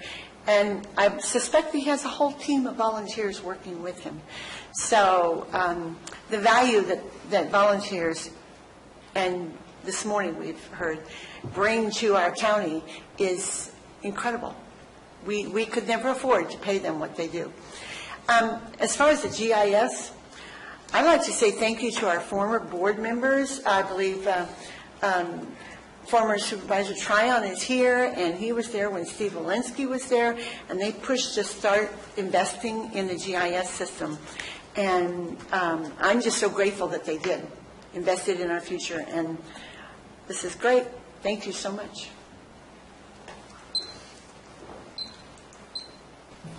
All right, any other public comments on item number 4? Okay, Diane. Okay, so item 5 is from the Administrative Office to adopt a resolution approving the application for funding for the 2016-17 State of California Department of Forest and Fire Protection State Responsibility Area Fire Prevention Fund Projects Tree Mortality Funding Opportunity 14-SRA-HF-1 Tree Mortality Removal. Authorize the County Administrative Officer to sign the grant application, accept the funds when awarded, and sign any subsequent documents relating to the grant. So I'd just like to affirm for you again, none of the speakers were paid by me to come up to the podium. They just support the argument we're making. The SRA grant, I'm going to back up a little bit and give you a bigger picture, because as I heard a couple of speakers, this GIS layer doesn't just identify the trees. We put layers in. We can put layers of the roads in. We can put the PG&E right-of-ways in. We can put in all the habitable structures. So we can actually look and see where these trees are in relationship to areas that we have either right-of-ways or roads or hazard areas. The issue for us is it's very easy once we have a PG&E overlay and we have a road overlay where the PG&E line isn't and we have a road, we know we're going to identify those trees and take those out. However few that may be. We also have the ability to look around a subdivision, like I live in a unit of Blue Lake Springs that only has one area of access. We don't have a secondary route out. Those are the kind of areas throughout our subdivisions and all the subdivisions in Arnold and all 18 communities that's going to have to go into part of the fire planning, because these are issues that are going to come up repeatedly over the next 7 to 10 years. So we can lay all these layers, we can take all these layers off. We're going to provide equipment to people, as I started to say earlier, iPad-level devices, where each fire district can go out and look at an area from the high level They can come down into an area closer to the ground, look at the number of trees that may impact their ability to respond to a fire. They may be able to determine if there's trees in a certain area that present a greater hazard to school sites, perhaps. So that's one part of the grant. The grant, like I said earlier, covers essentially east of Highway 4 up to Tamarack, bordered on both sides by the Moke River and on the south side by Stanislaus. Within that area, that's the very high-risk area of the state responsibility area. Those 18 communities comprise somewhere in the neighborhood of 10 to 11,000 habitable structures. That's not outbuildings, that's not barns, that's not anything else on property. These are homes. I'll just read a list of the 18 communities and recognize that I'm using the state responsibility area defined communities, which may mean when you talk about in SRA Arnold, it includes Camp Connell, Hathaway Pines, and some of the other areas do also.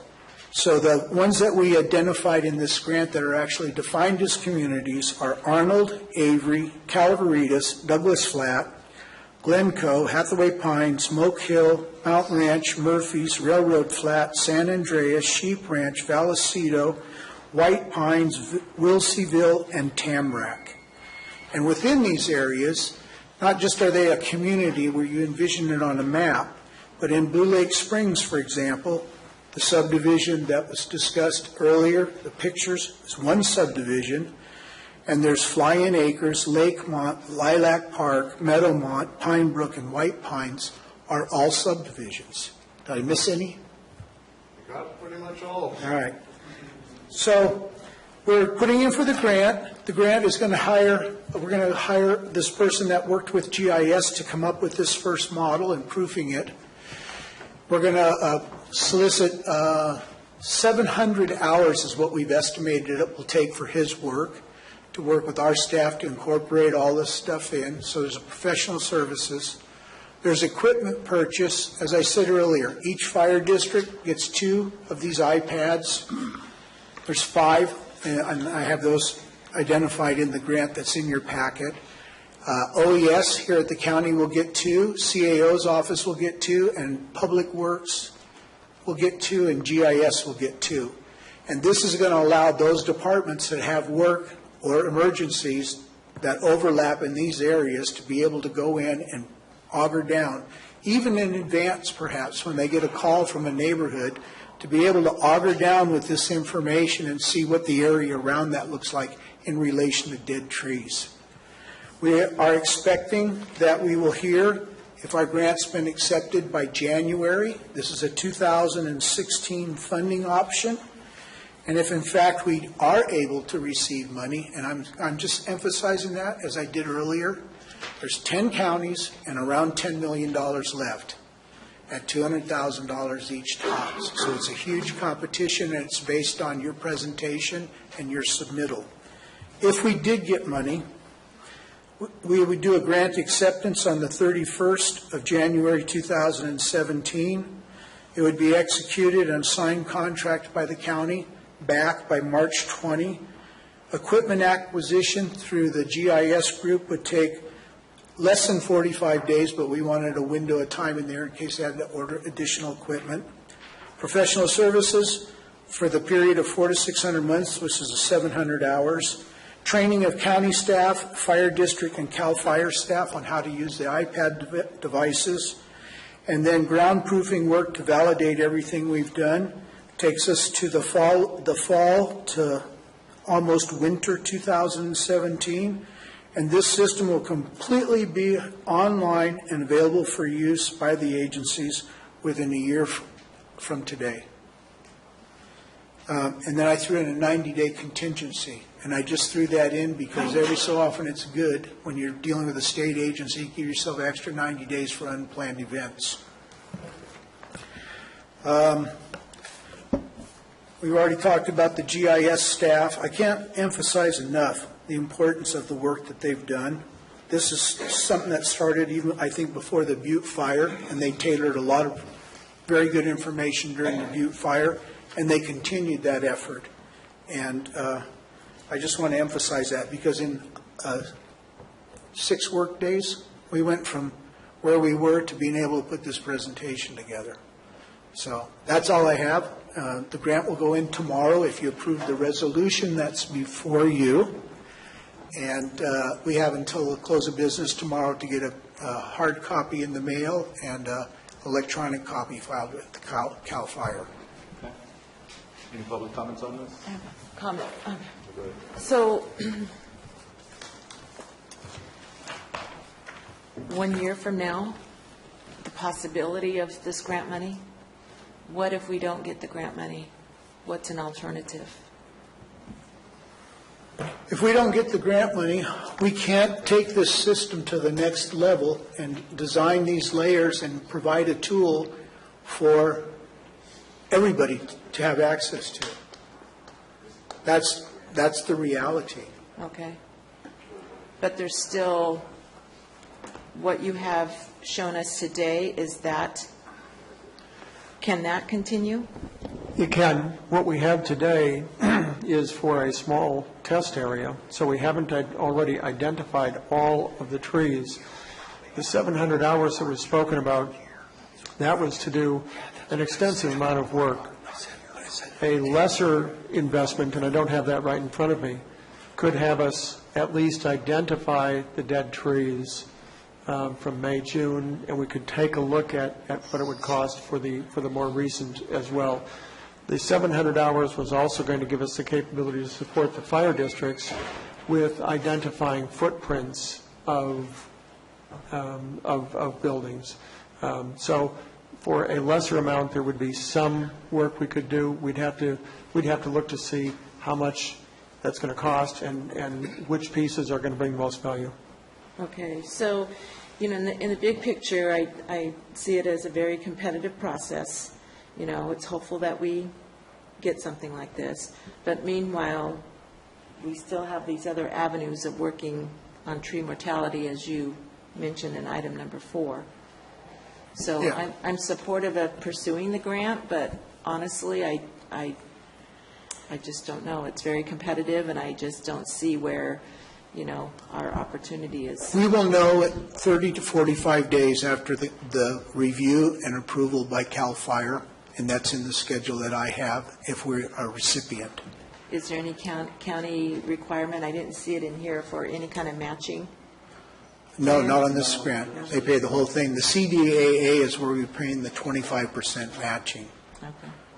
The other issue is, if you just think of this GIS project, this is the foundation of the house, and without a good foundation, the rest of it's not going to matter, because we need new information as often as possible, and I think $200,000 is cheap to do something of this extent. I agree, but if we don't get the grant, are we going to get $200,000 from the general fund?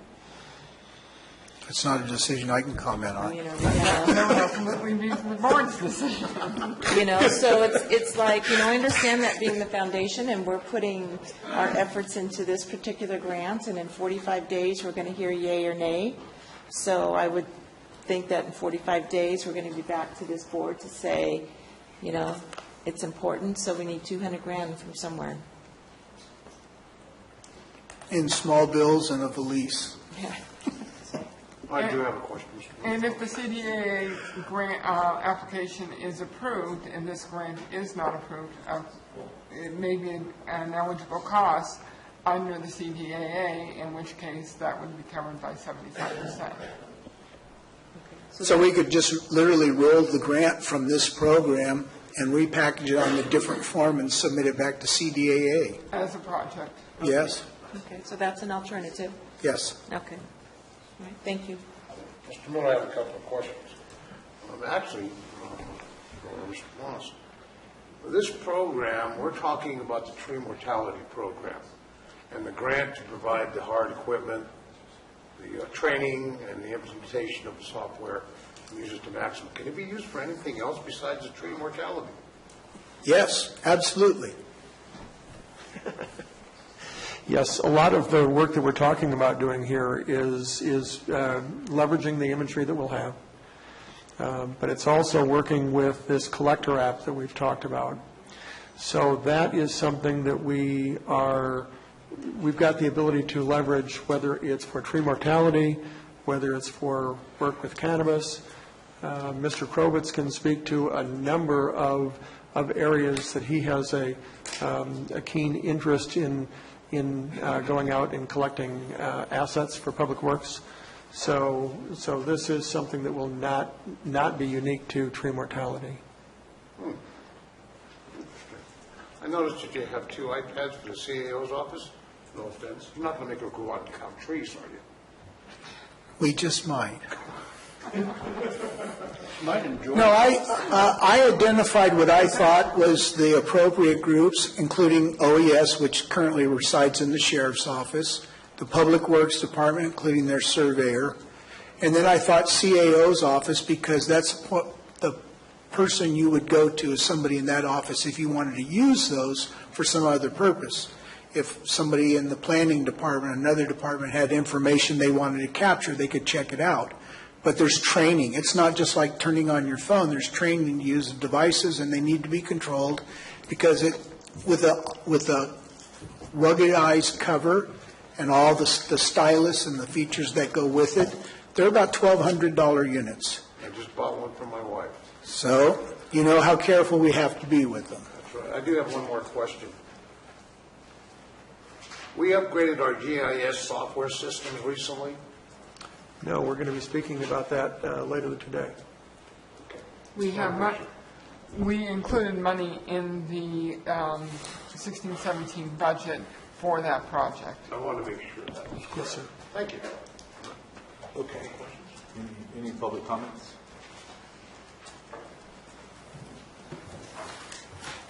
On the tree mortality thing, has anybody ever identified any predator to this beetle?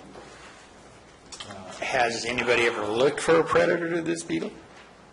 We had some discussion, not exactly of that, but I mean, that's what we use a lot of times. When you're doing organic farming, you use predator bugs to get rid of the bugs that you got. If you got caterpillars, you get some other kind of bug that eats those caterpillars. If you got aphids, you get ladybugs. I don't know that anybody's looked at that, but it would be one thing that we might look at.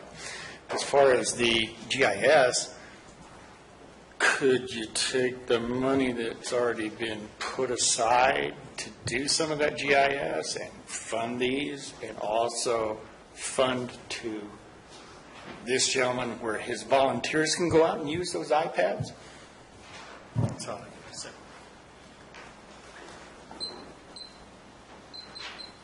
Under the grant criteria, initially, since we've identified the groups that will be using it during the course of the grant, we're required to maintain it for our own use. I don't know if that is considered long-term like it is with equipment. These are considered supplies, but I can certainly ask that question. Mike?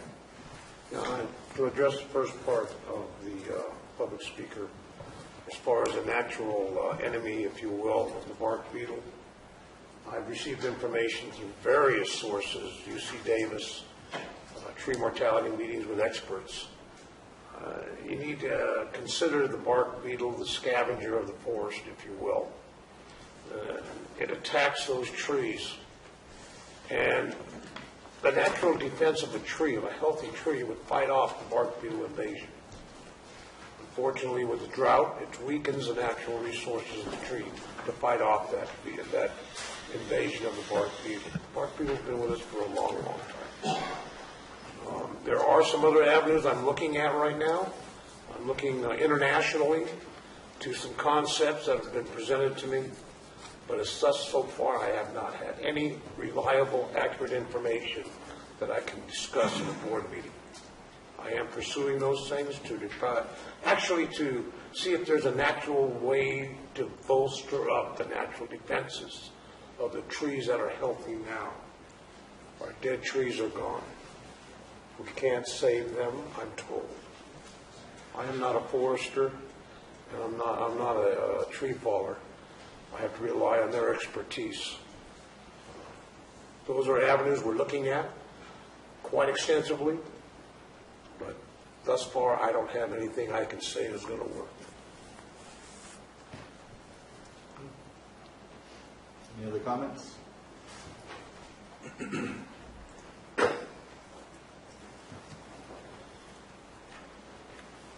a nutshell, the bark beetle started down south X amount of years ago and has been moving at a steady pace up north. It's hit us pretty hard the last couple of years. I applaud all the work that everybody's done on the bark beetle. It's needed. I'm all for it. $200,000, the bark beetle's marching through. And by the time these funds get approved, the attacks are implemented, things are done. Gentlemen are helped cutting 51 trees on his one lot. The Butte Fire is expanding the realm of the bark beetle in Calaveras County. I mean, Arnold it's devastated. It's depressing to go up there and see what's happened. It's also depressing to see how it's spreading into Butte Fire area, Butte Fire footprint. By the time, unless you start banging on doors on people above you, state and federal agencies, and banging on doors and banging on podiums, this has got to be addressed yesterday. The bark beetle is just going to continue its march, and it's going to be up at Mount Shasta, that area, if it already isn't. So we can't wait a year. It's got to be attacked yesterday.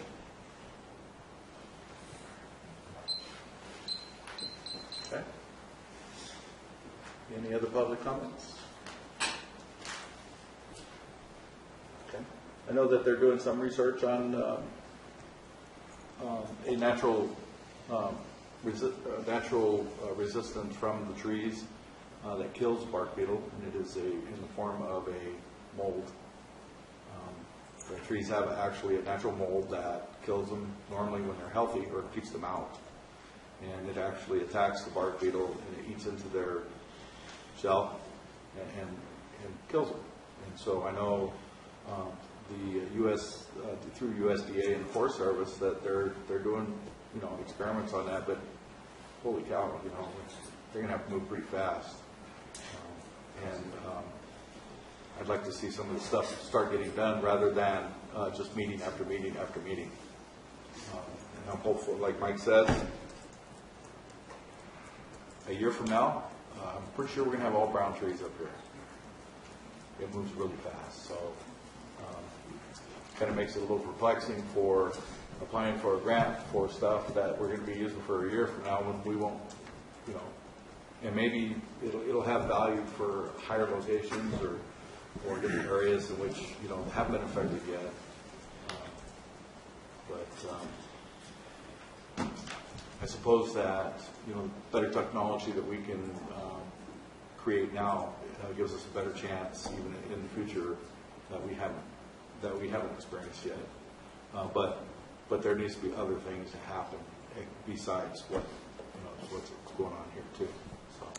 So I'd like to make a motion with a condition or two. Pray for rain. And I would like to approve applying for this grant. But at the same time, I think we need to start now looking at alternative funds for something like this. So I don't want to come back in 45 days saying now we got to start something else and look at this and have another 45 days down the road. So if we could mirror some alternative funding sources during this time period, I think that would be most helpful. So if we hear something in 45 days that we have it, great. But if not, we can move quickly to get something going. So I would make a motion to approve this particular grant for the GIS system. Okay. Are you moving to adopt the resolution? I'm moving to adopt the resolution approving the application for funding of the 2016-17 State of California Department of Forest. I second the motion. All right, so I have a motion by Supervisor Ponte, second by Supervisor Kearney. All in favor? Aye. Aye. Opposed? Okay. So we're going to take lunch break. We'll be back at 2 o'clock.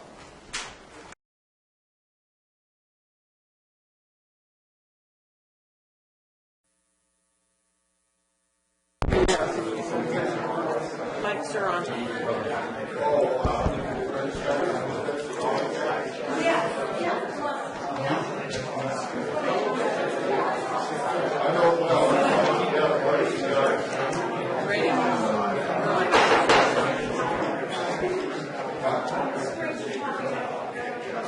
All right, welcome back to our meeting.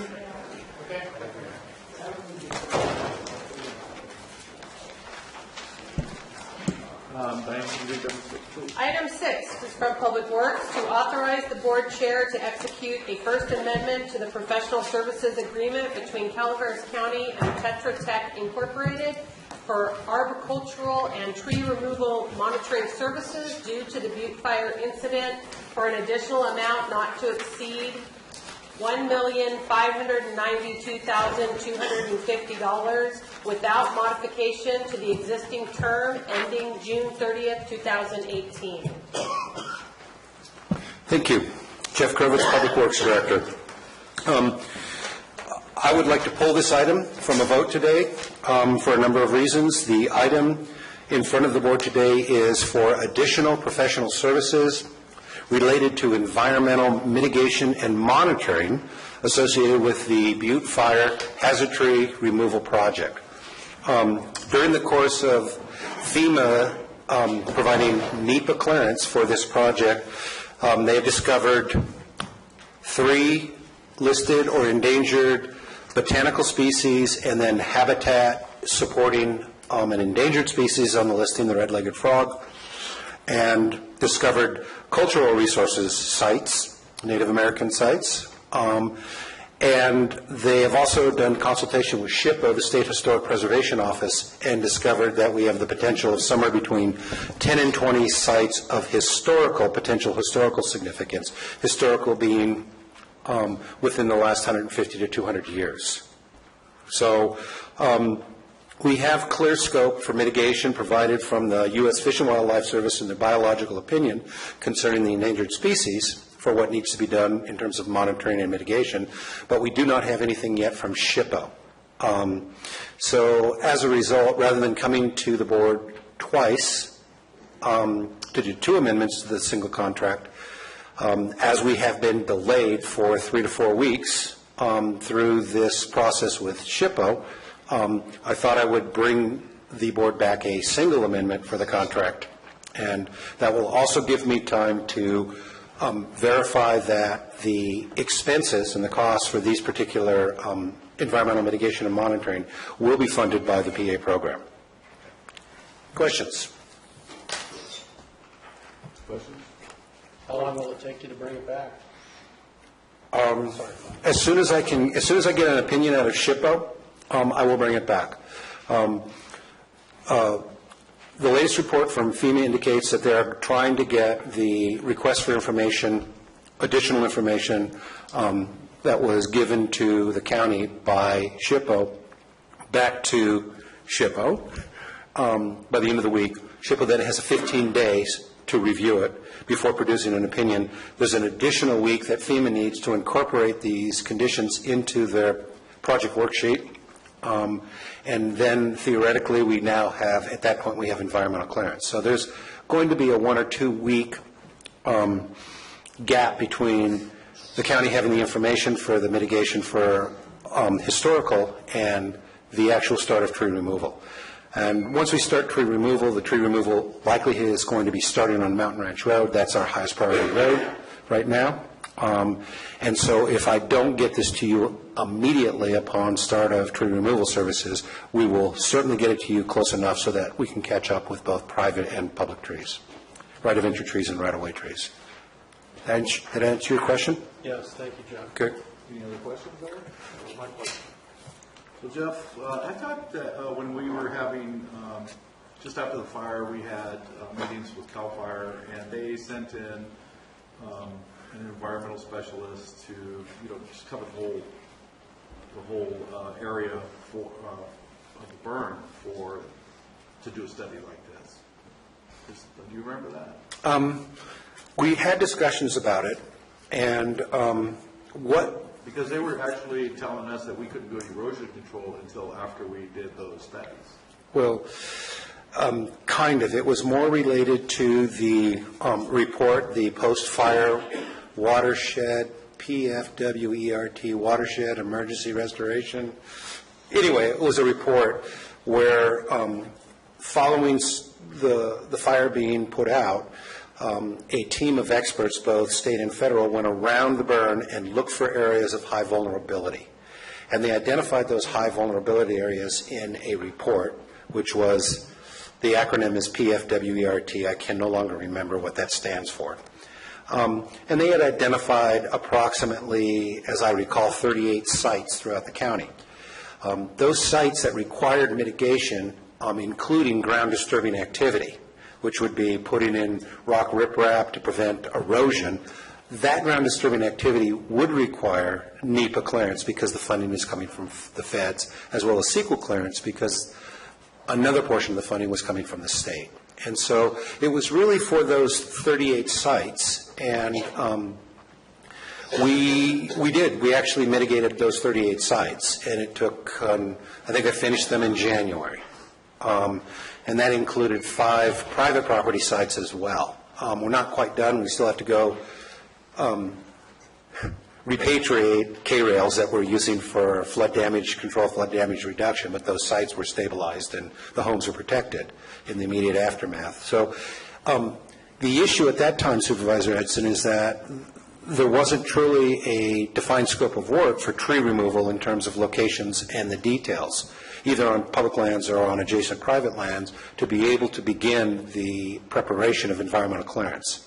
And so this is just the natural course of things, and we are attempting to follow state and federal law. Well, I remember you talking about it then. So, and there was, and there's also was some confusion about cultural resource sites and whether the federal government could talk to local Native American tribes that were recognized at a state level but not recognized at a federal level. And that created some problem, and it took them a little while to resolve that. But they did get that resolved. So unfortunately, the more permitting you have to do, the longer it seems to take. So what's the impact of these delays? 3 to 4 weeks before we can begin removing trees. And the secondary impact, we've got about an estimate of about a 52-day construction period for those trees where we have cleared right of entries and we have environmental clearance. About 52 working days to clear. Currently, I am at about 8,000 trees combined to clear those trees. And that doesn't count the right of entries refusals, where people do not want us on their private property to take trees that are threatening public roads. That will have to be a secondary program that will follow. But the 52 working days to get those out obviously are going to start at the beginning of October, and they will extend through early February, which is not exactly optimal time to be putting heavy trucks on our roads. And it will accelerate the damage, the traffic-related damage. I remember that happening last year. Yeah, it happened last year during debris removal, and it's just unfortunate. So why is it taking so long for this to execute this recovery program? I would say there's a number of reasons. Not fully staffed, not fully experienced in these programs from an internal perspective. Not anticipating the complexity or duration of these programs. I know that FEMA never anticipated three endangered botanical species and one endangered amphibious species out there, nor the extent of Native American remains.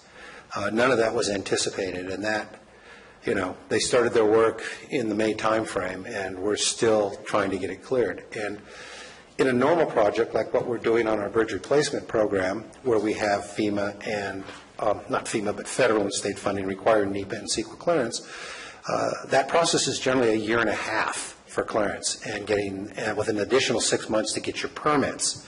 And so big picture-wise, we needed it really badly, and we needed it very quickly, but a 5-month or a 3.5 or a 4-month duration is really light speed in comparison to a non-emergency type project. Who's paying for the delays? To date, we don't have any cost associated with the delays from either our arborist contract or our tree removal contractor. There are additional costs due to these environmental permit requirements for monitoring and mitigation of either endangered species, cultural, or historic resources. And we are currently working with Cal OES to verify that that funding will be reimbursed as part of the program. Okay, so even though they're sitting around? They're not entirely sitting around. There is, Tetra Tech has reduced themselves to 1.5 staff.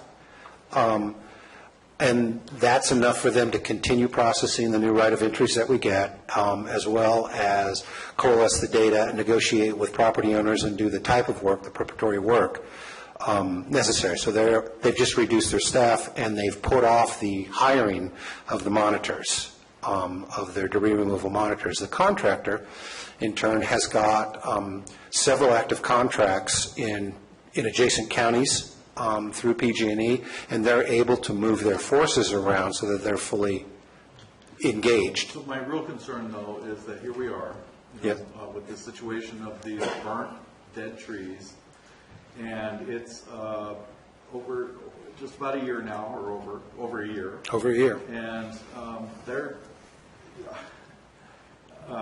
I'm concerned about the safety of our right-of-way, and people driving through. And these delays are just potentially impactful. Yes, I know you do, and I do as well, lose sleep worrying about this. And your concerns are very valid.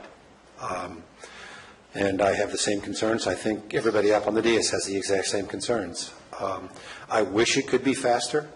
I wished we had wider roads where we could execute 2 different debris removal contracts simultaneously, but that's not our fate. So you're pulling the item until you can come back with all the information you need to complete the packet just one time. That's right, and verify funding. Do you have public comments on this, please?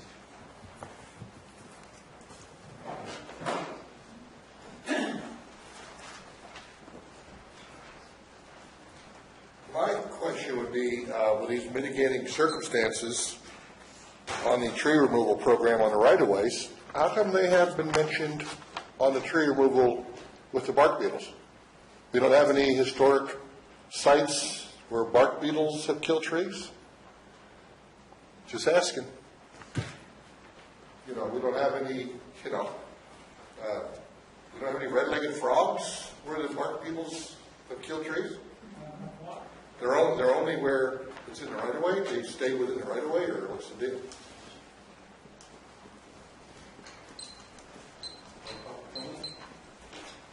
Go ahead and answer that, Jeff.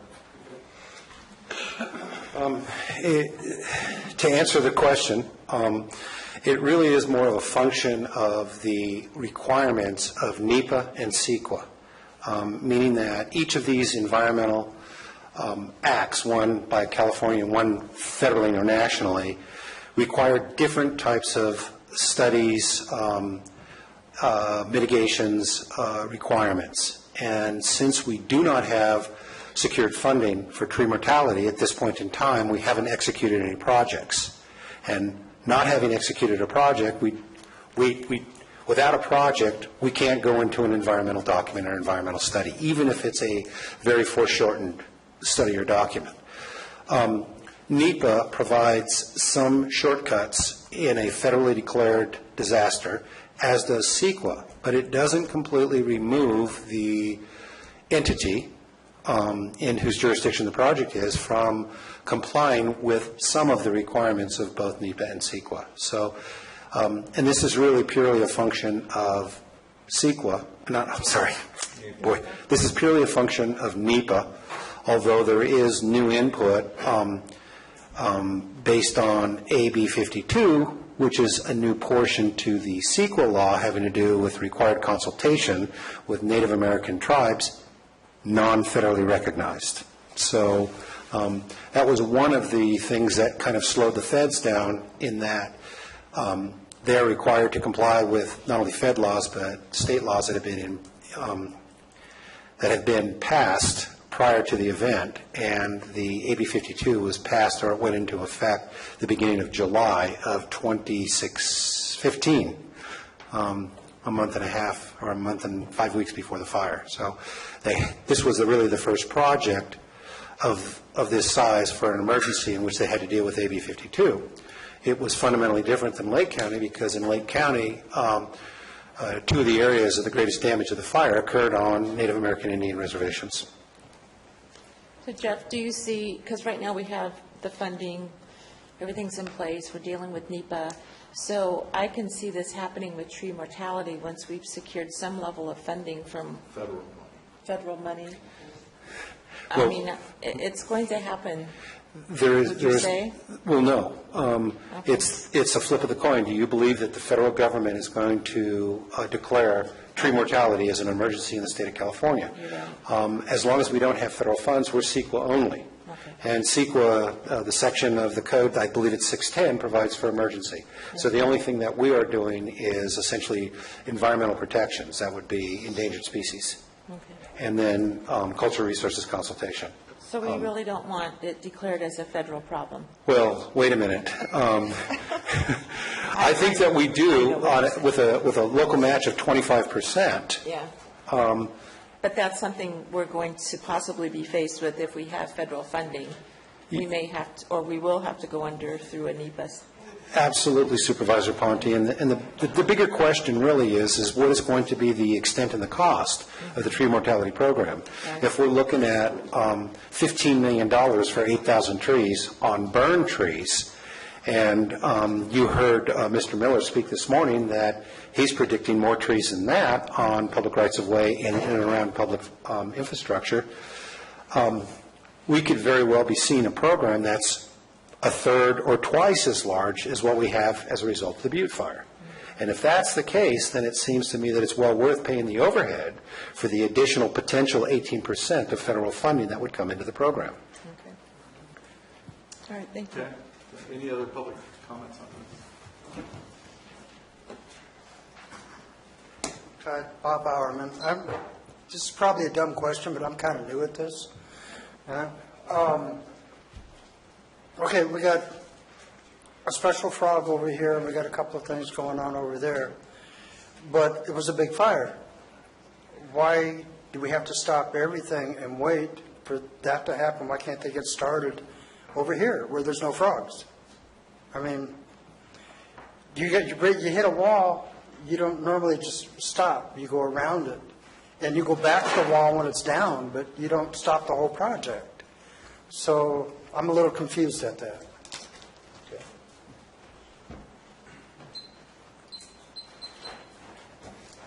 You want me to answer? Okay, Jeff Krovitz again. We have asked if we could begin removing right-of-way trees, staying away from all of our surface water courses, and staying away from cultural sites, and the 10 to 15 or 20 known potential historical sites. And the answer was, we'll look into it, and then the following up answer was no. So I believe it has to do with requirements that are placed on FEMA by Congress in emergency response, that they are unable to give us our clearance to begin work. And the one thing that's clear about the program is without environmental clearance, any work that we do, construction type work, tree removal type work, will not be funded. So that would be a risk to the county. So any work that we do removing trees prior to environmental clearance would come out of our coffers as opposed to state and federal monies. Okay. Any other public comments?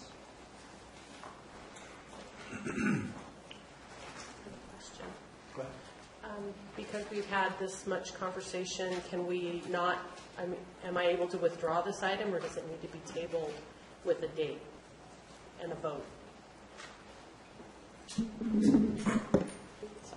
The most conservative way would be to table it and set it for a future date. Okay, thank you. All right. So then let's just do a motion to table it for a future date. So we don't know the date though, do we? That'd be the issue. Can we table it to Date to be determined? the 25th, which is a month away? And if we need to table it after that, we could? I think that we can table it to the 25th. And if it needs further delay, then on the 25th, well, I'll ask you again to delay it. How about that? Thank you. And I'll make Makes a sense? motion. I hope not. Okay. So can I have a motion to table this until? I move to table this item until October 25th. All right. Second, please. Second. I have a motion by Supervisor Kearney, second by Supervisor Rivera.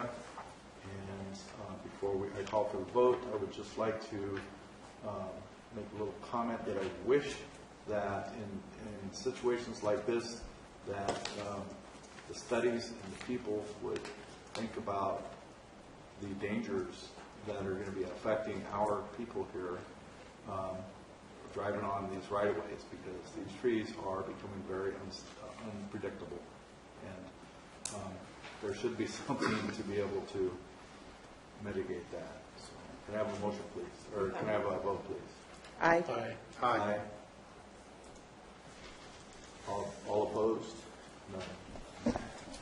Item 7 is from Public Works to adopt a resolution approving a temporary loan of $152,041 from the General Fund 1010 to the Transit Services Fund 1021 to meet transit operating expenses during fiscal year 15-16.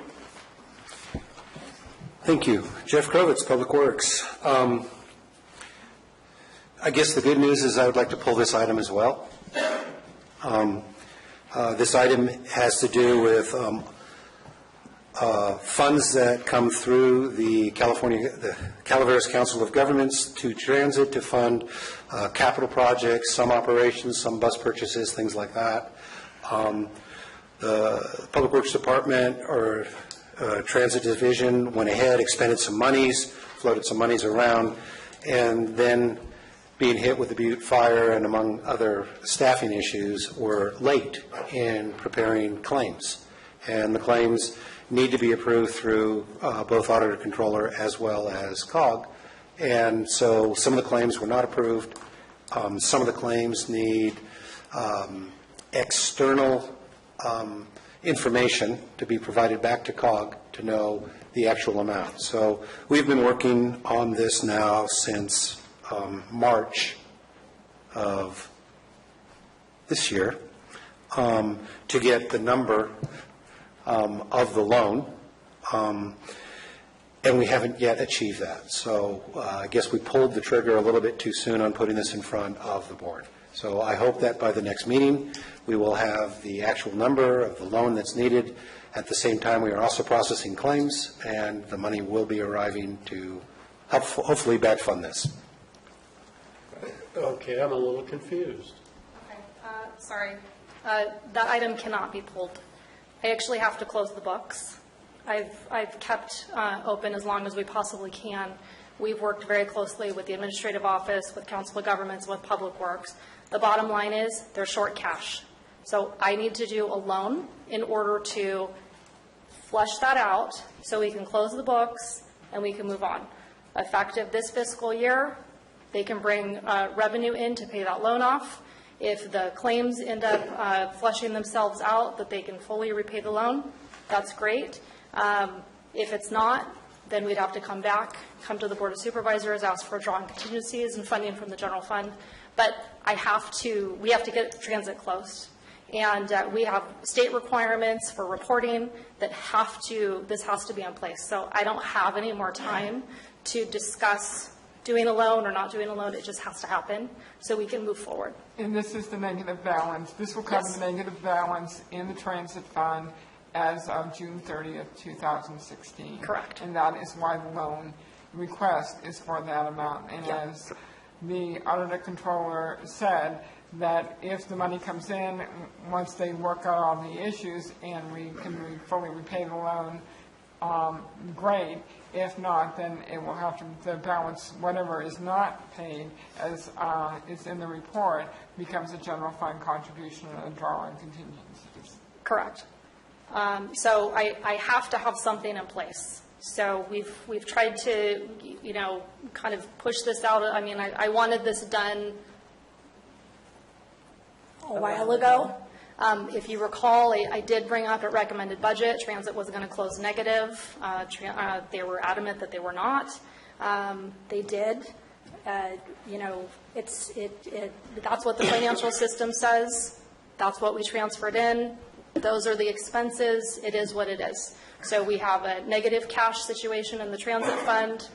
There's a myriad of reasons why that is the case, but the bottom line is I need you as the Board of Supervisors to approve a temporary loan for cash deficit in the transit budget related to the operating side of it, not the capital side of it necessarily, but the operating side of it. And then we'll work through the other half in terms of whether we can get that money from COG or federal funding sources or whatever we need, but we just need a stopgap in the meantime. What budget are we making the loan to? It's between the general fund. It's truly just a paper loan. We just have to have something on the books in order to close the books, put it on a financial statement so that we're clear on both sides. The loan is to the transit fund, which is the 1021 fund. Each of them have a 4-digit number. So they have to pay it back in their next year's budget? In 16-17, yes. Because the revenue theoretically is going to come in 16-17. I understand what you're saying. You're already talking about a financially strapped part of our operation. Correct. So when we hammer all this out, that's where we'll figure out if we can in fact get additional LTF money that wasn't included in the initial claim. Maybe we can go back and find additional LTF money or federal money that has not yet been claimed yet, that hasn't already been spoken for, and then we can pull that into the 16-17 budget. Okay. And if not, like I said, then we'll be coming back and talking to you again to say that we need a general fund contribution. And, I did also state this at recommended budget that there is a limit on LTF. We only get so much LTF funding. So at some point, if transit's operating costs continue to escalate the way that they have been, there's not going to be enough LTF monies in order to pay for that.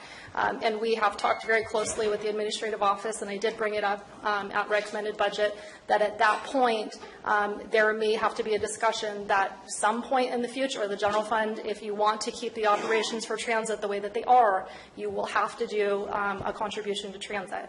So that is a discussion that's going to have to happen at some point, because I don't see LTF just continuing to escalate the way that the expenses are in transit. So it's just a discussion that's going to have to happen at some point for this particular item.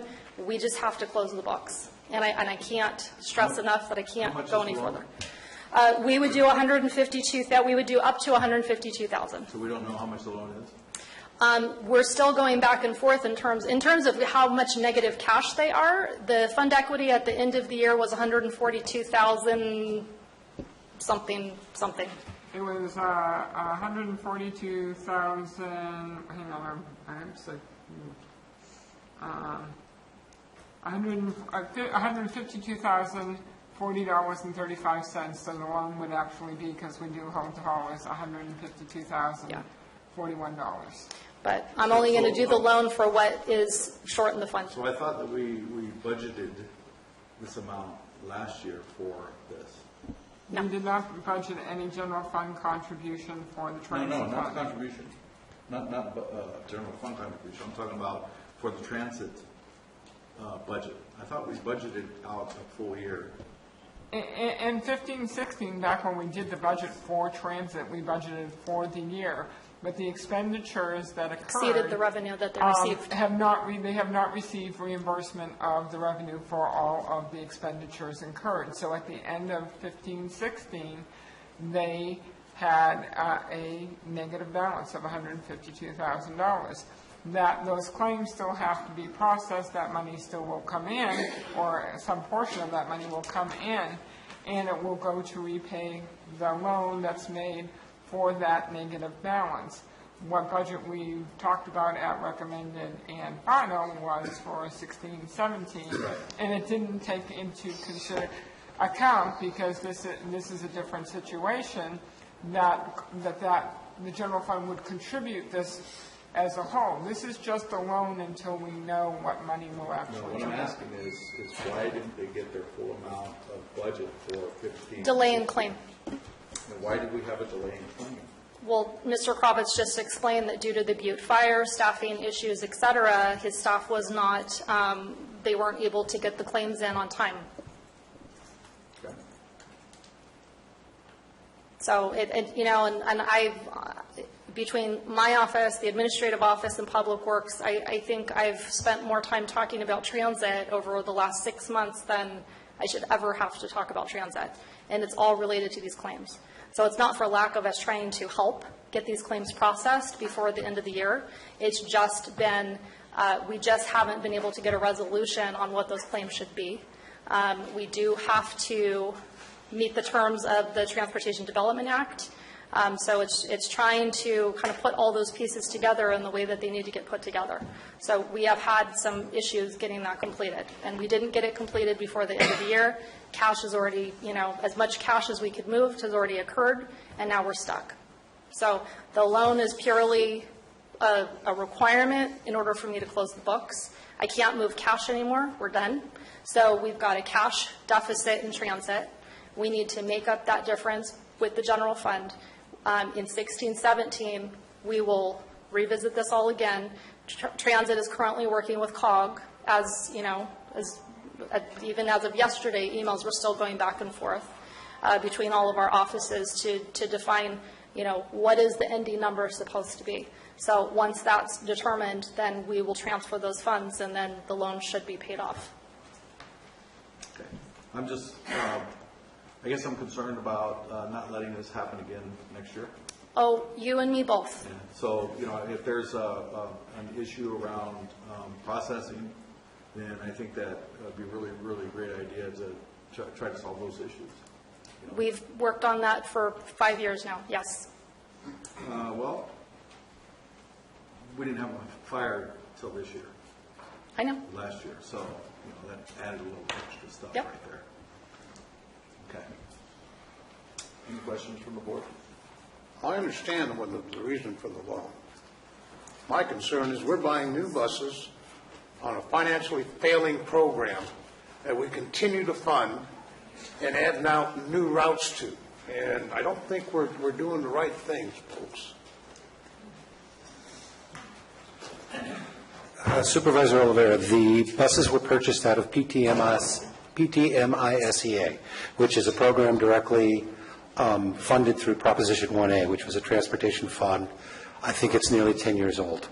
So that was a fully funded grant for the replacement of transit buses, and they were replacing buses that were bought 5 years earlier.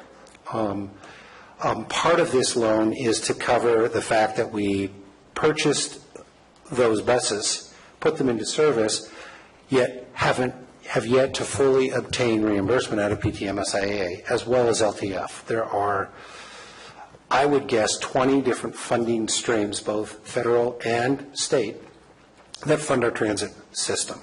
So while I understand what you're saying, that it seems inconceivable that transit would go out and buy brand new buses when it appears that we don't have ridership that would meet minimum standards, that we don't have fare box recovery that would meet minimum standards, or our vehicle service hours are higher than targeted.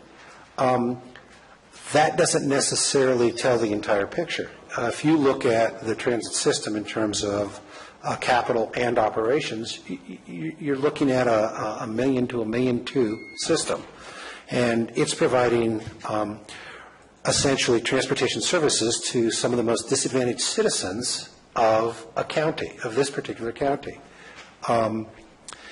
And 2014, our ridership was at about 65,000. 2015, it dropped to about 48 or 52,000. I don't know the exact numbers. As your ridership drops, your vehicle service hours, your fare box recovery all go up. That decrease in ridership is partially attributable to the Butte fire, but not entirely. It actually more mirrors the state of the state and the impacts of low fuel prices than anything else. So my question is, and this is not a question that you are being asked or to make a judgment on today, is $1 million to $1.5 million transit system within this county worth that money? When you compare it to the cost of, say, a mile of pavement overlay, which would run us nearly $800,000. So it's a question of taking vehicles off the road and providing essential services to the least advantaged of our citizenry, or do we take that money and we throw it into our operations and maintenance? And you do know that our roads and bridges division has been severely hit over the last 5 to 6 years. We've lost our entire vehicle licensing fee. Our HUDA revenues from the gas taxes and gas fees has dropped significantly. We lost $350,000 just last year alone. And the LTF apportionment coming to the county goes down, has been going down, and the number of feeders who are taking a piece of that fund, their costs are going up. So this is a larger discussion for another time. And the other time will be coming soon when I bring back to you some grant funding opportunities that I am working on with COG right now, one of which is a long-term transit master plan. It's a study for that, to see where do we go in the future given our current system, and knowing what the costs are and knowing what our revenues are. We all know what the status of revenues for transportation in this state is, and it's pretty deplorable, and it's also quite lean for small rural counties that have a lot of land mass. Neighborhoods in San Francisco have more people in it than we do in the entire county. When was the last time this program even broke even? I can't answer that, but it has not broken even in my tenure, which is very short. That's right. Okay. Historically, it's never come close to performing the way it should. Yeah. And I know there's different reasons for that. Right. But there comes a time when you quit throwing good money after bad. You either cut services, and I hate saying that, but every time that we have a problem with the transit system, it's always someone saying, well, we don't know what we're doing. No, we do know what we're doing, but nobody's doing the same thing together. We have to stop the bleeding somewhere.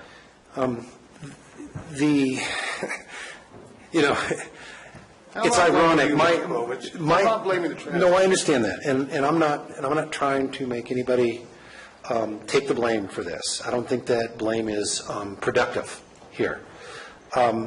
But the reality in this country is that there is no transit system that makes money. The last time I heard of a transit system that actually made money was the New York City subway or the train from Arlington to Washington, D.C., where your fares were extremely high, you had a guaranteed ridership. I mean, the subway system is pushing more than 5 million passengers a day, and they've had 115 years to secure that right away. So there is no transportation system in this country that is a self-funded affair. The question becomes, it's a judgment call and a weighted call on the benefits versus the cost. And when we are in an era of declining funding for not only streets and roads, but in declining funding for rural transit systems, we have to make these judgment calls. Is it more important for us to maintain our roads or to fund our transit system or do a little of each?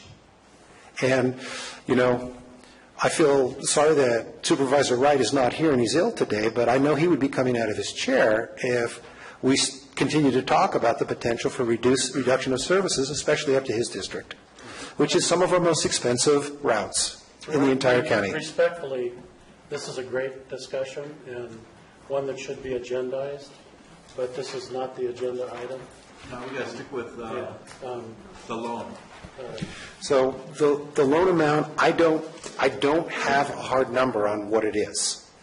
When I left on Friday, I thought the loan amount was going to be less than $10,000. The email I got yesterday indicated it's potentially $70,000. I don't know. The loan amount is the negative balance as of June 30th, 2016, despite what funding may come in or may not come in fiscal year 16-17 to repay that loan. The negative balance in that fund as of June 30th, 2016 is the $152,041. All right, so I'm sorry, thank you. Between then and now, it has changed probably. It could quite possibly have changed, but what the auditor needs to close the books is to have that balance at least zero or a few cents in the positive. And the only thing that will do that is this loan for $152,040. And I do have a question of Director Krovitz right along the line with this. One of the reasons why this is coming up is because of the disagreement, or that's probably not the right word, the COG claim that gave a less of a return than the claim was submitted for. Correct? For the LTF, which is the majority of this claim, that's correct. Okay, correct. And if I read the agenda item correctly, that you're going to submit a claim for that balance back to COG again, correct? We will submit a claim back to COG to the maximum amount that will be approved. In October? Is that what I'm reading? Well, we submitted it last week. We will submit it again next week as soon as we have some certainty on numbers. Okay, so we're going to basically bridge this to close the books, and you're working to get that money back as a claim to the LTF funds with COG, correct? That is correct, but I must stress that the cost of the general fund is unknown. Correct. And that I think we have been clear, is that with all the claims that are submitted for these different grants, for these different funding sources, if it does come up short, whether it's $10,000 or $20,000 or $5, that then will have to come back to the board, and it will be a general fund contribution. So at this point, it's a loan asking up to $152,000. Right. So we get another 30 days to massage this and figure out how it's being reimbursed, paid, et cetera. Right. When the water is a little clearer, if it's a $20,000 loss, it'll come back to the board to say, we need to take $20,000 out of this general fund to make the transit fund whole. Correct. And that loan is forgiven. Right. I mean, it's Any chance on of getting paper. more? No. Any chance of what being more? The reimbursement? Oh, as I said, there's always a chance, but I don't think it's likely that we are going to receive in claims $152,000. I just don't know what the difference is going to be. As I say, it was one number last Friday. It was a different number yesterday. Right. But that's just, like Shirley was saying, that is, as of June 30th, that's the way it was. It's going to change between now and whenever that settles out, and then it can come back to us, and then we'll have a real number at that time, which is when we'll probably start discussing transit. I think so. All right. Okay. Any questions? Any more questions for me? No. Great. Thank you. Any questions from the public?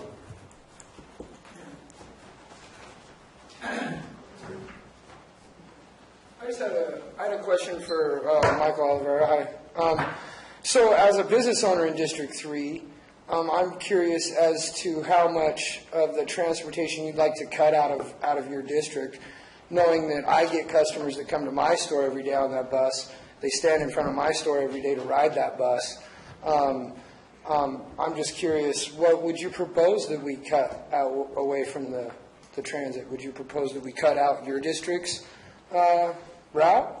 Our district is functioning very well financially. So I wouldn't look at cutting any route. Then I'm sorry, I must have misunderstood then. That's okay. Okay. Any other public comments? House of Gallant Taxpayer Association, and I think you have a good point, Michael, on throwing good money after bad. It would be good, I think, to look at maybe contracting out or privatizing public transit. It's complicated, and it might be worthwhile to get a consultant, get advice on that, that's familiar with that process, especially in California. And then you'll have all the alternatives in front of you. Thank you. Any other public comments? Okay, we have a motion, please. Any motions? I'm going to make the motion, but I have mixed feelings about it because I think it's, I'm concerned about the probably fiscal overview of this particular transit from the county. And so we need to make the monies whole so we can close the books, because that's the bigger, broader picture of our work. And as long as it's a loan, and I'm hopeful in the next 30 days we have a report back here as to where this loan stands, and hopefully it's zero in the end. But I do support public transit. I think that it's a need for our community. We have had a consultant take a look at our transit plan and offer many recommendations as to what we can do to make our transit operation more efficient. And I'm hopeful that we can bring this back before the board soon to take a look at that and to reestablish whether or not this is a service that we're going to be providing in our community. I served on the COG board for a few years, both as a city council person and as a supervisor. And I don't know if this is good or bad, but transit funds for this kind of operation is tied to many other funds for transportation. And in this day and age, if we don't have some level of transit operations, we stand the potential to lose funding for other kinds of transportation needs. So that is one of the reasons why transit has been in Calaveras County here for the last 6 to 10 years.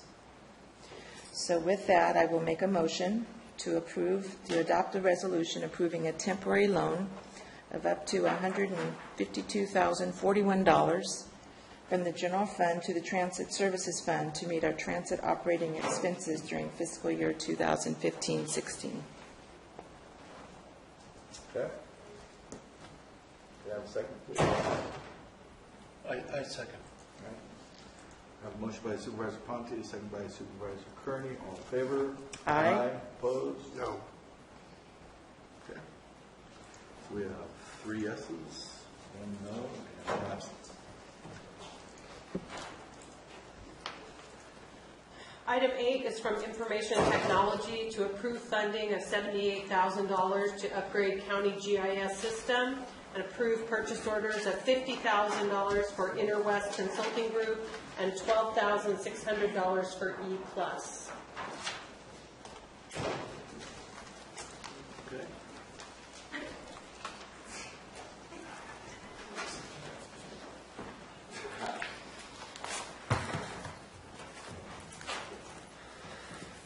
Hi, Stan Moore from IT, here to talk a little bit about the proposed upgrade to our GIS system. We're asking for $78,000, as we just heard. The county is currently on an unsupported GIS system. The Esri ArcGIS system that we're on, version 10.0, We have not had any support from the vendor since the first of the year. They don't even have it loaded on their desktops anymore. So that's one of the main areas of need. The other is that the server that the software is loaded on is running on Microsoft Windows Server software that is also no longer supported. So we're in a completely unsupported system here, and there's functionality that we're not able to take advantage of. Some of the things that we looked at earlier today, our partner Esri has helped us out with some of these images and some of the collector technology by letting us load onto their hosted system, because they know that we're going to be upgrading the system if we get this approval. So they've been helping us out with a little bit of a bridge without charging us for it. We're asking for $78,000. That includes $50,000 for professional services. Now, the license that we've got with Esri is an enterprise license. They don't charge us for getting caught up with any additional licensing fees. Our annual enterprise license takes care of that. So the $50,000 for professional services is going to cover helping to set up the new system, helping to build the database, migrate the old data over, and then that portion will be done on a fixed bid basis. There will then be other work that will be done where they will help us to leverage the new capabilities that we will have with the updated software, and that will be directed by the county on an as-need basis to help us get to take advantage of those new capabilities faster than we would otherwise be able to. There's additional software that we have to put on the new server, the additional Microsoft licenses, and that gets us up to the $78,000. And we're buying a new server here as well. The vendor is Interwest. They are located in California. We've been having a number of conversations with us, with them. We think that they're going to be a real fine company for us to be doing business with. The server is $12,600. That's being purchased on a competitive NASPO contract. We have purchased other of these servers from the same company in the past. So once we get the agreement signed, we think that it is about a 3-month time period from the time that we sign the contract until we have brought up the new system and we have migrated over. The money for this was in the initial budget and the final budget, so we're not asking for any additional funding. Questions? Questions? Ms. Rankin? Questions by the public?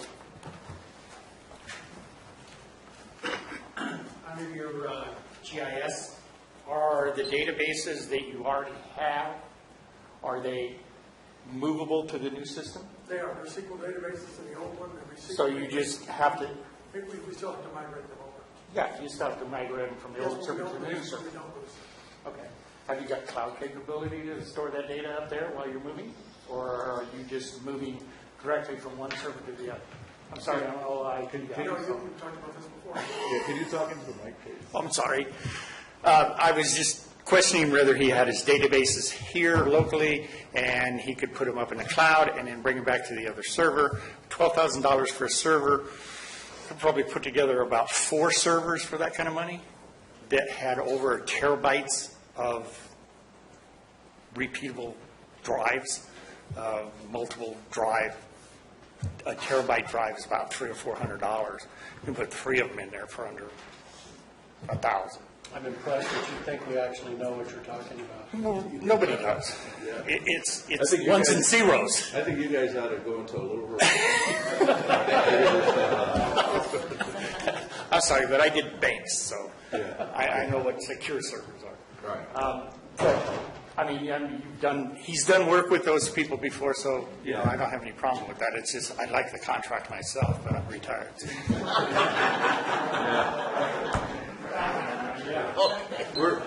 We're fully. I would like to assure the board that the money is being spent wisely. This is a continuation of an architecture that we put into place after a lot of discussion internally and with outside experts We've been working with the consulting company that's going to be helping us out to properly size the server. It will be hosted locally. There's I won't take up your time. There's a lot of valid reasons why it needs to be hosted locally for the size data we've got.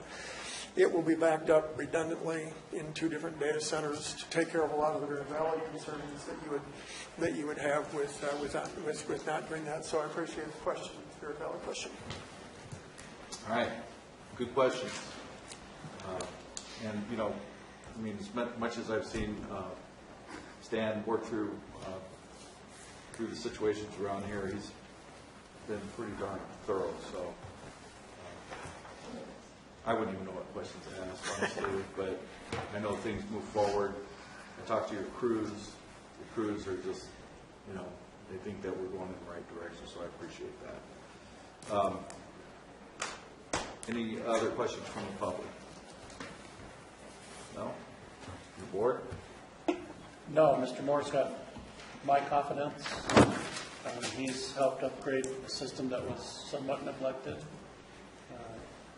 And I'm not going to blow smoke at him to make him think I understand a lot of that. I just thank him for doing it, and he's got my support.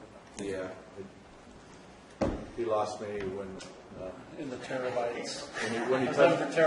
When he touched the microphone. Chair, I did have an opportunity to look at this during my 2-hour meeting with GIS and Mr. Ma, and he convinced me that it's a needed thing. You have my support. Yeah. This is it's nice to be able. It's nice for us to be able to actually get to the point where we can get some consistency. Because I know that Stan has been dealing with, you know, the whole system actually has been dealing with a lot of maintenance and ups and downs and ups and downs, and so upgrades are good for our system. And, so can I have a motion, please? I move to approve. Okay. Second. So I have a motion by Supervisor Kearney, second by Supervisor Oliver. All in favor? Aye. Opposed? Thank you. And so that's 3 yes, 3 ayes, and 2 absent. Item 9 is from Information Technology to approve funding of $88,000 to upgrade county security for email and internet. Approve a purchase order of $72,794 for internet content management. Stan Moore from IT. We're here today to talk about our email and internet security. Currently, we have two different software, 2 different hardware components that comprise our primary security for email and internet. Our overall security, we have solutions in place from the edge of our firewall when things come into the county all the way to the individual workstation. These pieces fit in between the firewall and the workstation for email and internet security. Each one of the components that we've got in place, as we've talked about with other systems, as we did with GIS, are either at end of life or closely approaching end of life.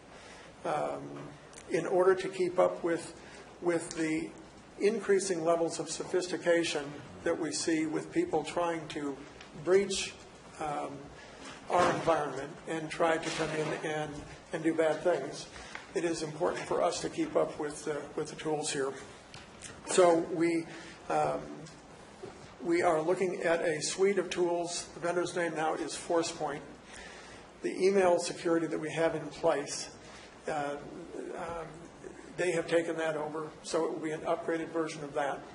The internet security, we're going from a different platform to one that this ForcePoint company has.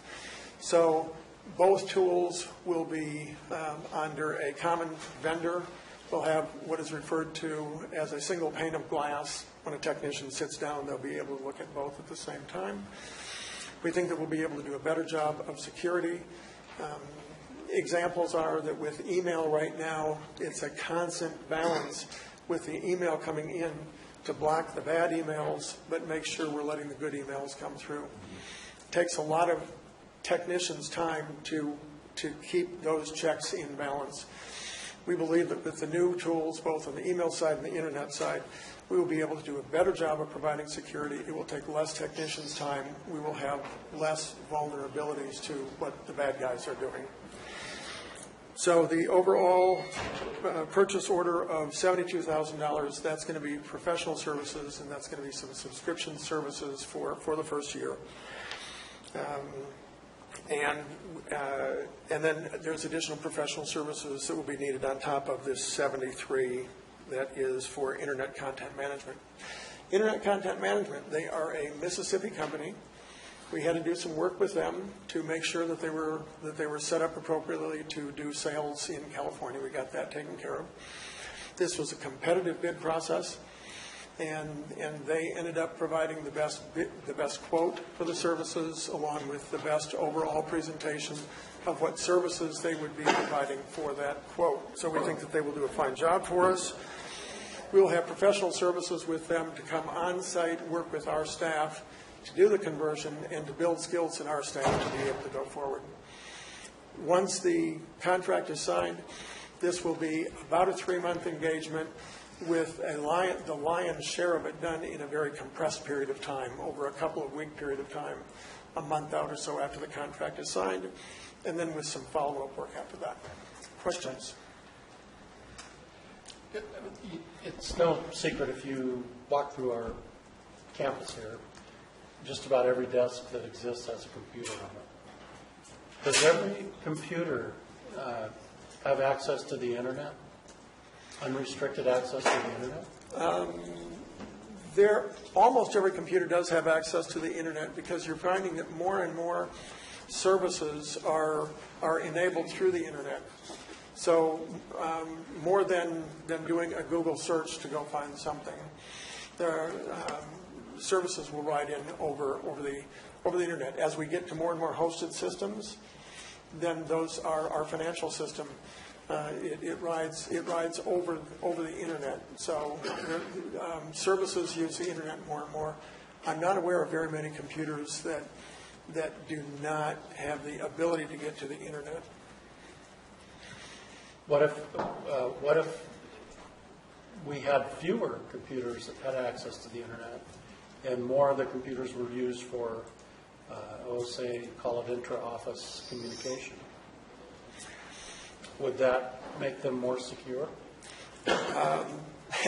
By virtue of having fewer that would be tied to the internet, in and of itself, yes, you would have eliminated one place where you could get yourself into trouble. Absolutely. I don't know if there are very many cases, and we can certainly take a look at it. I don't know if there are very many places where someone's computer, and where they're not so much their computer, but where their job does not have the need to be using that internet pipe in some way. Now, having said that, with the new tools that we're going to have for internet, it will give us additional safety with the internet. It will also give us improved tools, so that if we would take a look and say that an individual, for the job that they're doing, they have no need to be on the internet at all, it makes it easier for us to set them up accordingly so that they wouldn't have to have the internet. So in those cases, we certainly could. I don't know that we would find a great deal that would fall into that, but we certainly could look. I've seen it in business, is why I bring this up, where when computers were first becoming commonplace on every desk, internet was wide open, you could do what you want, and then business learned that not everybody needed access to the internet. Right. And in fact, employee productivity was falling because of them playing with the internet, frankly. And I'm not saying that that's an issue here, but by the same token, I know that it can be done where the internet access is restricted. And if we're having problems, it's no secret that anybody can turn the news on and see the next big hack job from countries abroad, basically. Can we improve our system by limiting internet access? No, it's a great question. And we will have the ability, and it's one of the things that we're looking at so that we can tailor what type of things through Google, through Yahoo, that we say are reasonable for people to get to. If we wanted to limit access to social media, it's much easier to do that with these new tools. There's other categories as well. If someone goes into Google and they do any kind of browsing, it breaks down to say, is this a business category? Is this advertisement? Is this news? Is it social media? We will have an improved ability to look at those, and from a policy standpoint, say what are the types of things that we want to have people have the access to get to, and are there opportunities to block? And it's my understanding that with this, correct me if I'm wrong, Mr. Moore, that we'll have the reporting and capabilities of seeing what people are looking at. What we're finding is as more and more programs are internet-based, including what we're looking at as time and attendance, where all county employees will be entering into it, it becomes more and more limiting as to what you can do. But this will obviously, as Mr. Moore said, give us some additional tools to monitor and control that. That's correct. There's other counties that will do things like tell people that this is a county resource and it should be used as such. If there is a de minimis amount of internet use that is done on your lunch hour and you are doing whatever, you're checking your personal email, you're putting in an order on Amazon, and you're keeping it to a few minutes, that's okay. But be aware that there are standard reports that go out to department heads, and that it's all very visible in terms of what the activity is on the internet. Just doing that helps people to self-police themselves. Right along the line with this, do we have an internet policy that our employees sign? We do. We do. We do. It is something that in working with administration, county council, and HR has been identified as a need to go in and update. Thank you. Okay. Any other questions, guys? Any questions from the public?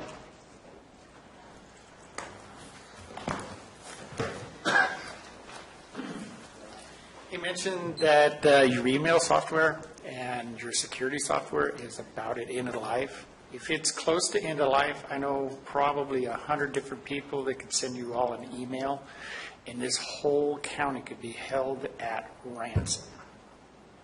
Because they would have all the information, because you could send a Trojan through with that email. If your security's not up to date, you're vulnerable.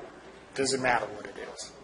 You need to have up-to-date software, and you need to have patches that are in place, not just for your email, but for your server, for your software.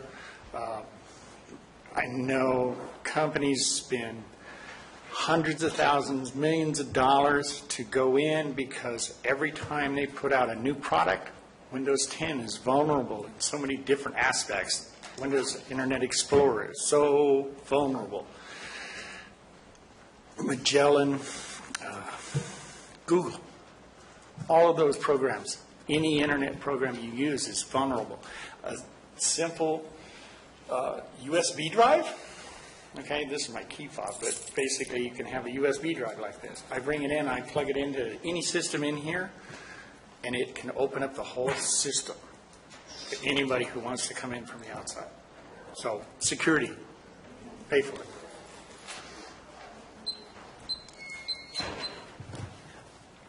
Clarification. Just can I be his advocate? Clarification. And I appreciate the questions. We are, in fact, nearing an end of life. That does not mean that we are in an unsecured environment. It means that it is more difficult for us to stay secured. It takes a lot more of our time, and that we have very significant concerns in terms of the increasing levels of sophistication that are being talked about to be able to protect us in the future. We currently are a secured environment, but we can do better. Okay. Any other public comments? So, I know that, when I go down there and visit these folks sometimes, because usually I have to have somebody do something for me because I'm not a techie. These folks spend a lot of hours down there, just repairs and chasing down stuff that largely because maybe some of these upgrades would help. Is that correct? Yes. Because they certainly, I go down there, I'll tell you what, they're sitting there doing it all the time. So, is there any other questions by the board? Okay. Can I have a motion, please? So moved. Yeah. Motion by Supervisor Calaveras. Second. Second by Supervisor Ponte. All in favor? Aye. Opposed? None. 4 yes. And 1 Thank you. 1 absent. Okay. Item 10 is from the district attorney. Thank you, Stan. Authorize the district attorney to accept the Cal OES Victim Services XC Grant Award in the amount of $171,661 with the county match of $42,915. Should the board accept the grant award, the district attorney will return with the necessary budget adjustments, a resolution with the change to the position control list, and approval for the purchase of the capital asset. Good afternoon, Barbara Uke. What she said. It kind of summarizes it. We're here. We did receive the award from Cal OES for the XC grant. If you recall, I was before you, I think in late April, asking permission to submit for the grant. It did require your support, and it was a 5-0 vote to let us apply for the grant, and we were approved, and so here we are asking for permission to receive it. If you do agree to let us receive the grant, we do have to come back with some subsequent paperwork on it, and that would be probably, hopefully the next board meeting or the one after that. It depends. I'm going to need a lot of assistance from admin and HR on all the documents that have to be prepared. Okay. Questions? What is the capital asset? Isn't it more of a counseling? The capital asset was a vehicle. A vehicle, right. Because for this particular position, we want the person to be on call and to be able to respond to crime scenes with us, should we have a need for that. The other part of it is to allow the position to do outreach in the community. I'm good with it. I just read over this several times. I couldn't figure it out. Okay, it's a vehicle. I couldn't find the capital asset explaining what it was. And the big piece is the county match. It was a requirement of the grants. You agreed last April, but I understand things change, so it's an opportunity to revisit that issue. I got it. At the very end of all the language, there's a little tiny thing that says a vehicle for the applicant. All right. Thank you. Okay. Any public comments? Board comments? Make a motion to approve. A motion by Supervisor Ponte. Second the motion. Second by Supervisor Kearney. All in favor? Aye. Opposed? Thank you. 4 ayes and 1 absent. Item 11 is from the Administrative Office to adopt a resolution approving the fiscal year 2016-17 adopted budget for the County of Calaveras. Thank you. This item and the next 1, 2, 3, 4, 5, 6 items are related to the adoption of the county budget.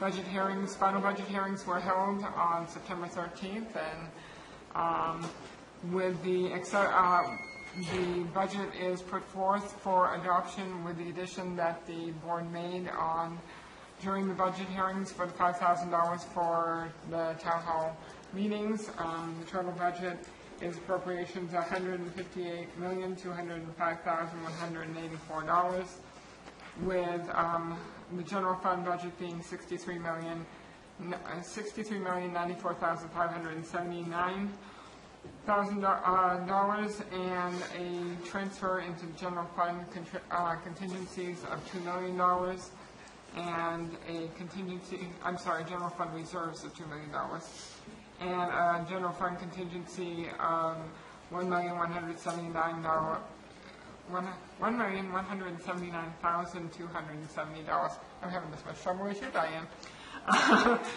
Which is about 2.8% of general fund appropriations when it was adjusted for the fire and cannabis cultivation. Okay. Any questions on the board? Can we act on them all together, or do they need to be separate? Can we act on them all together? I can go through all of them and then the board can choose, because we did the budget hearings for all of them at once. Yeah, we did. So number 12 is the resolution to, I just wanted to clarify, as long as you take public comment on all of them.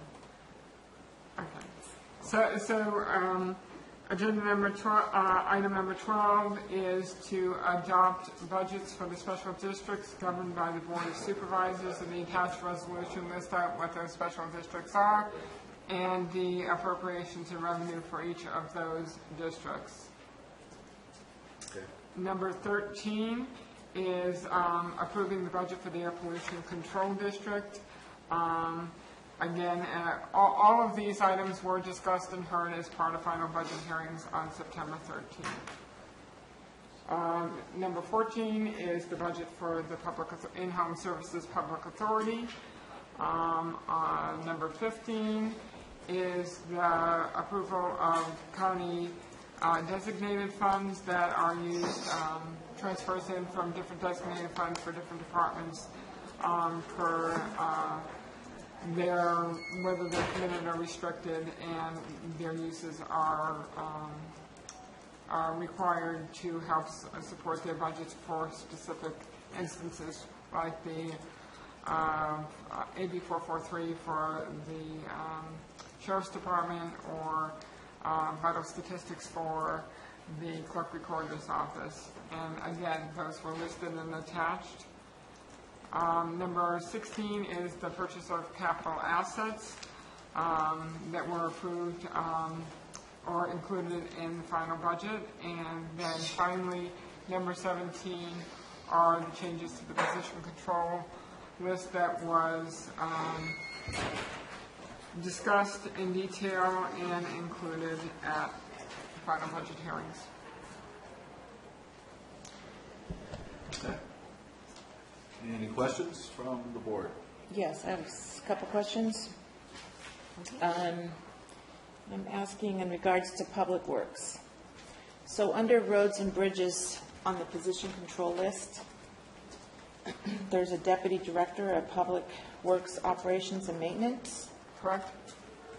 And then there is another position under administration of the same. Hang on just a second. I need to get there.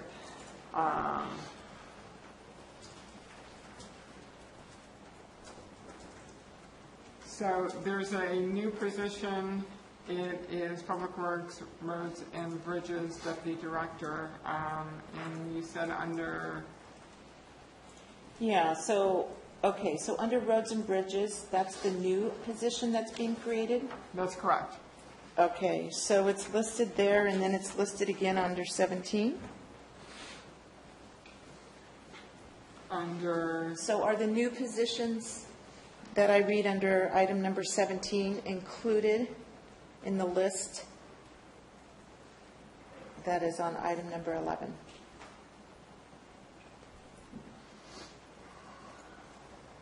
The funding for the Public Works,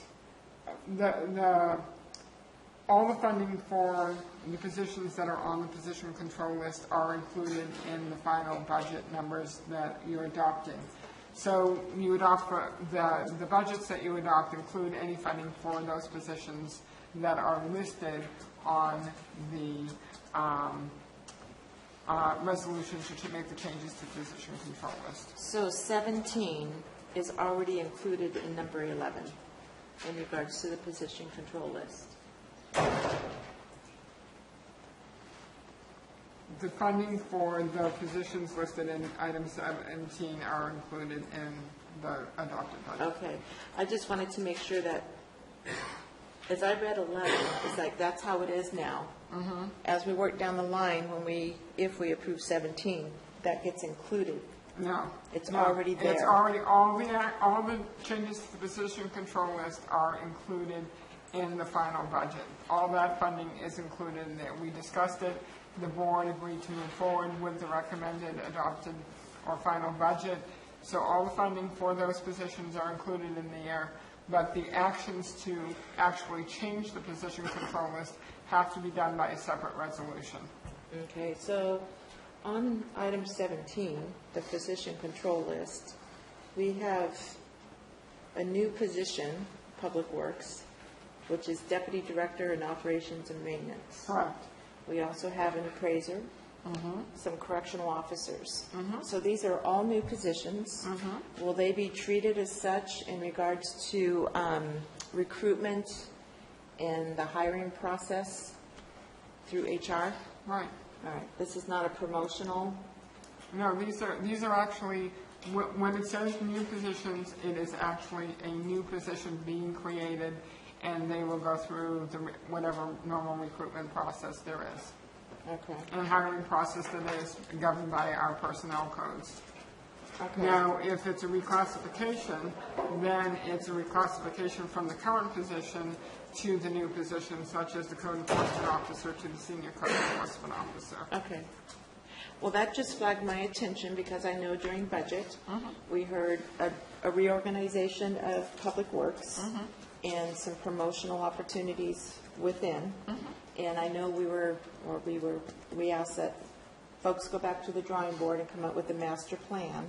So out of that discussion came this position, Deputy Director of Operations and Maintenance? That's correct. They initially were asking for a Deputy Director of Administration. We worked with them to look at the organizational chart and the structure, and it was mutual agreement that it would be the Director of Operations and Maintenance. The two reclassifications that Public Works was asking for, we had to put on hold because some additional research had to be done regarding the qualifications and whether the MQs were or not. Okay. So are job descriptions written then for this already, or is that still in the works? The job descriptions should be attached. Okay, so what we see as we approve this position control list, we're also approving the job description? That's correct. Okay. So in this particular position, I see where there's no degree required in engineering. And this person is going to be the Deputy Director of Roads. Am I reading that correctly? Judy Hawkins, Human Resources and Risk Director. When we were researching and developing the job description, we also found that the job description for the director did not actually require the PE. And so for the deputy director, when we were looking at both deputy directors, the deputy director for the engineering side does require a PE, and so the salaries for the two are structured according to the educational requirements. So the salary is different for this position than the Deputy Director of the Engineering Division of Public Works. So there's no engineering degree required for the Deputy Director? Of the operations, no. Which is in charge of roads and bridges.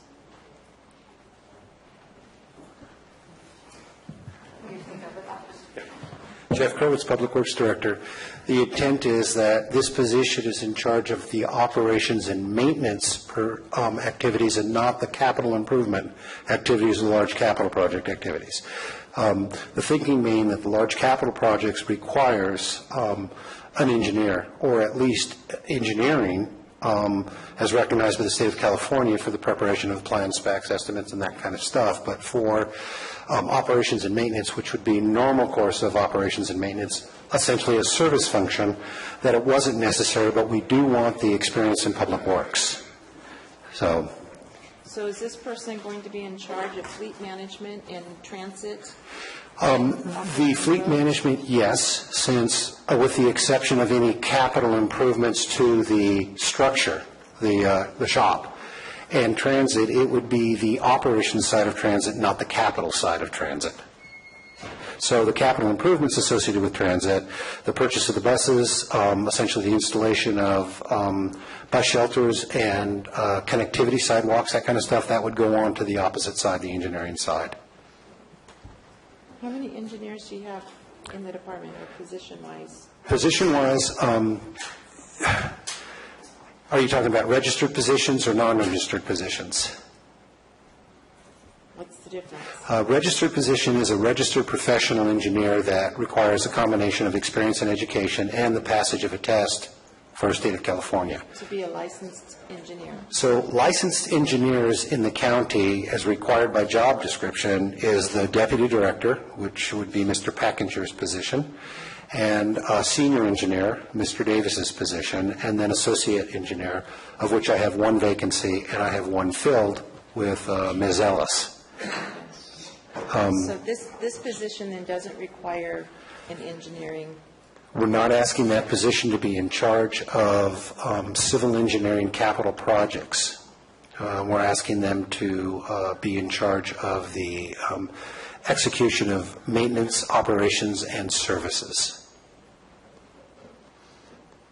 Okay. More questions on this position? I'm sorry I was late. I didn't know we were going here. Well, I can be back anytime you need me. Thanks. Any other questions? Questions from the public? No? Have a motion, please? And this is a motion on 11 through 16. Or 17, sorry. 17. And, I want to ask them, is there any public comments on items 11 through 17? Just to get the record straight here. No? Okay. Back to the board. I move to approve. A motion by Supervisor Kearney. 11 through 17? Yes. Supervisor Kearney? Yes, 11 through 17. Second.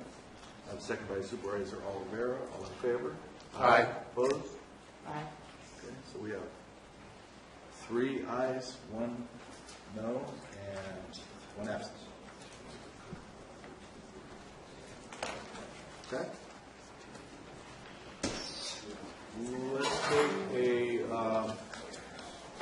5-minute break.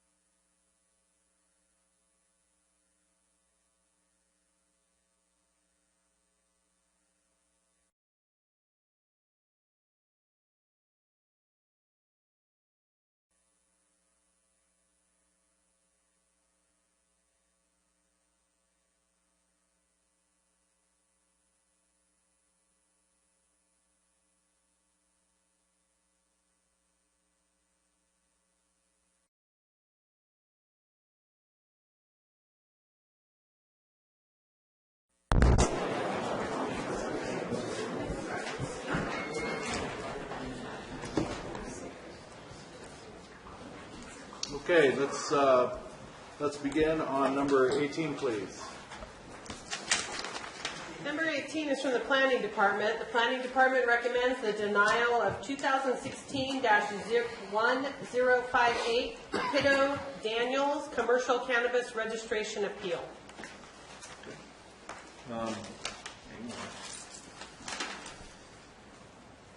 So first, it'll start off with staff presentation, okay? Sure. This is the Before we process. get into presentation, we received requests, legal requests from the applicant for an extension or continuance of this item. So before we get into the actual hearing, first we need to consider the request for continuance. And Mr. Pitto is here to present a case for why. Well, I'm thinking that do we need to go that route, or should we do the presentation by staff, and then Mr. Pitto has his chance at that point as an appellant to present his case? What he's asking is that he doesn't want to have to make a presentation. He's wanting to just continue the hearing to a future date. That is an administrative decision that is in front of the board that the board can approve or deny. If it's denied, then you would move forward with the process in your board procedures under Rule 22 as far as the appeal hearing. If the request for continuance is granted, then it would be scheduled.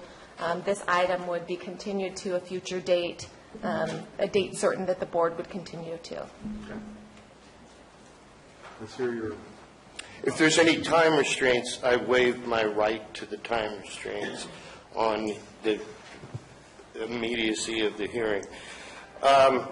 For two reasons. One, big part of the objection of the county stated by Mr. Maurer was that we are not within the lines of our boundaries. And one of the stipulations at the end of the appeal before the Planning Commission was that we be ordered to go out and have a survey done. Our Roger Pitto has been retained with another surveyor to do the survey. He's partway through it. He's working with the county GIS guy. The reason there's some questions of where the border was is that your GIS system is not even approximately correct. And we would like to know definitively where the borders are before we push for a resolution. Secondly, the participation of Chris Wright as our supervisor is greatly desired, as he is familiar with the people involved, and there's issues of credibility, and with his presence, the credibility questions would be diminished. I request that you considerably favor this.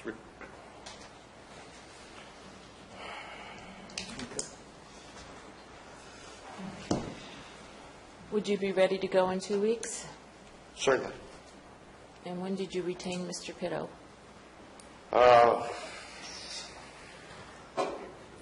Weeks ago. It's just that everybody in the county right now is scrambling to get surveys done, as there's many issues and many people needing it for the same purpose as I. But he has made decent progress. He could discuss that if you would like, but I think it would be fair if our supervisor was here. Mr. Pitto, I notice you have the same last name. Yes, I'm his little brother. Okay. Just want to make sure that was brought up.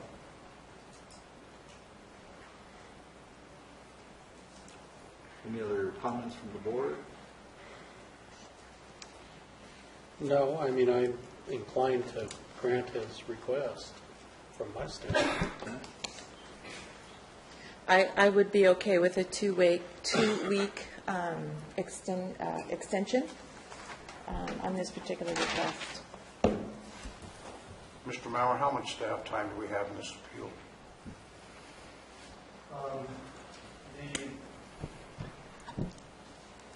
A couple hours. The work was done in the process of the appeal to the Planning Commission. Both of the work, so it's just repackaging it, putting together the report, and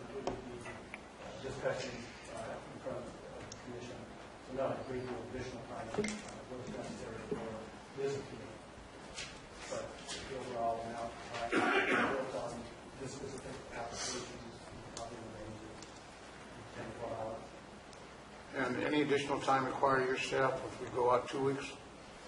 No, we're ready to go. And you're ready to go now? Information, and we'll look at that information that may. I guess there is one concern I have about the information. This is not, I believe, a de novo hearing, so it's information that was brought at the planning commission hearing is to be considered, and new information to make it to know that we defer to county council on that issue, whether or not new information can be brought up. There was a question about the boundary. We've since concurred that it's unknown exactly what the boundary is, and whether or not this cultivation area is within the site or not. If the appeal to be granted, without necessarily approving the registration, it would simply allow them to submit their application. And we would need to then process that. Mr. Chair, I'd like to hear from council on that as far as the issue that brought up by Mr. Miller. Regarding a de novo hearing, I apologize. I printed it and it's sitting on my desk. Let me pull up the actual code to confirm. If you give me a moment, I will do that.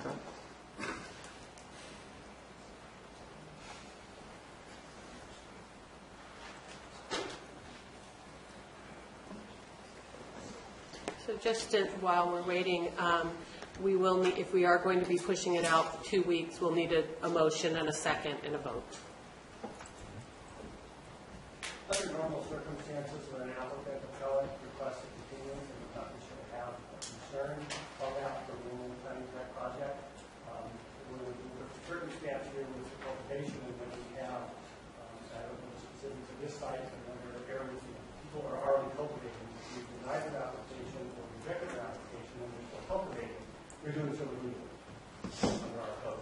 Let me address that, please. At least in our interpretation of the ordinance. The continuance pushes out further to the point that we are now approaching harvest season when it comes to this exercise,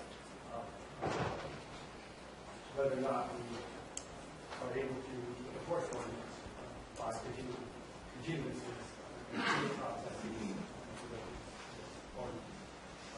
But again, it's certainly the right for the applicant to make the request, and it's your prerogative to grant that. May I speak to that? Every single plant was abated 2 weeks ago after we received our notice from the county to do so. The property is available for inspection as of tomorrow morning. I would be glad to meet with county compliance and walk them through. There is not a plant. And on one of the 2 parcels we were cited for, there never has been a plant. So we're starting with a 50-50 batting average already. If that's the case, I would have less concern over this. Well, I'll have to wait for council to get back because my concern is using the information provided by the Planning Commission in our decision-making process here with the board. I'd like to know if that information would be, number 1, allowable, or number 2, disregarded, as far as new information.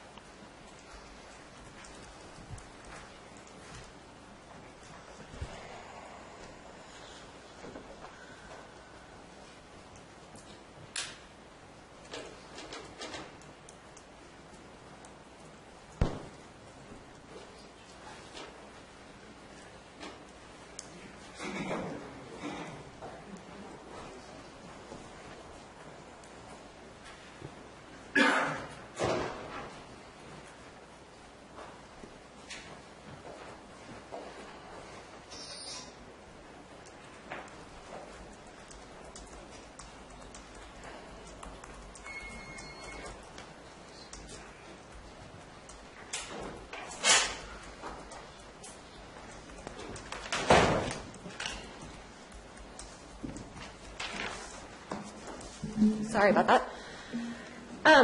Okay, so the way that it reads, and my office's position on it has been that any evidence that is presented to the Planning Commission, the board can consider any evidence that has been presented and is in the record.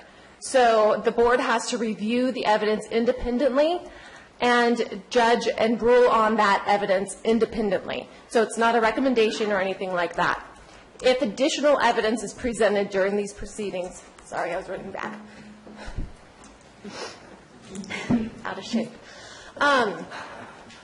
So if additional evidence that was not considered by the Planning Commission is presented to the board can't consider that in making a ruling. You would have to essentially return it to the Planning Commission to then review that additional or new evidence, and that the Planning Commission would then make a ruling on it from there. So new evidence that was not considered by the Planning Commission is not something that would be in front of the board.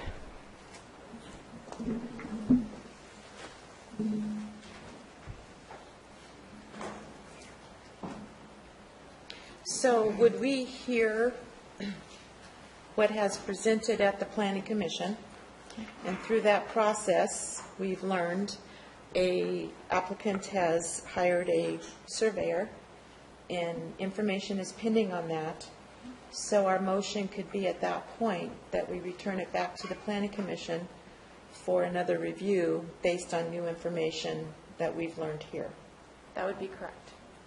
So do we hear the applicant at this point, or just knowing what he has told us, make a motion to return it back to the Planning Commission for further review? Well, at this point, no additional evidence has been presented.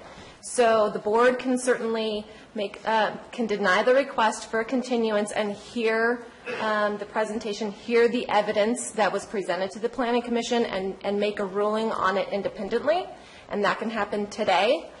Or alternatively, if there is additional evidence that is, if you do grant the continuance, there is additional evidence that was not considered by the Planning Commission, and that evidence is presented to the board at, for instance, 2 weeks from today, and it's compelling evidence, and that would affect the ultimate outcome of your decision, you would return it back to the Planning Commission for consideration and review of that additional evidence.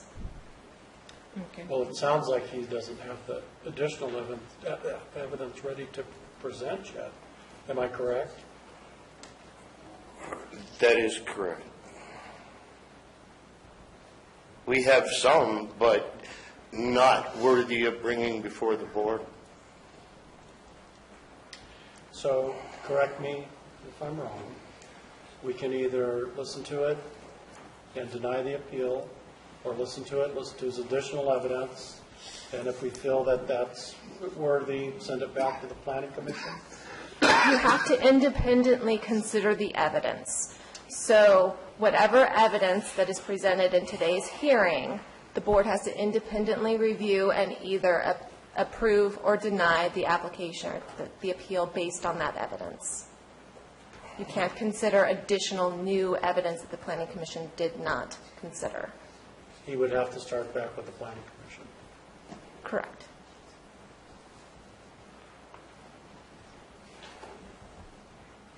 Mr. Maurer, what was the date of the Planning Commission's hearing on this matter?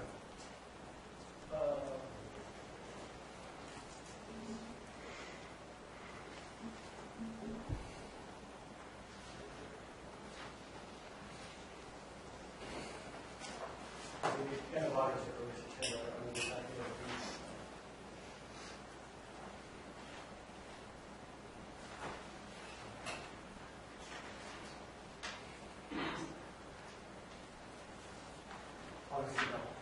I'm sorry, sir. August 11th. August 11th? And that's the date of the appeal was denied by the Planning Commission? That's right.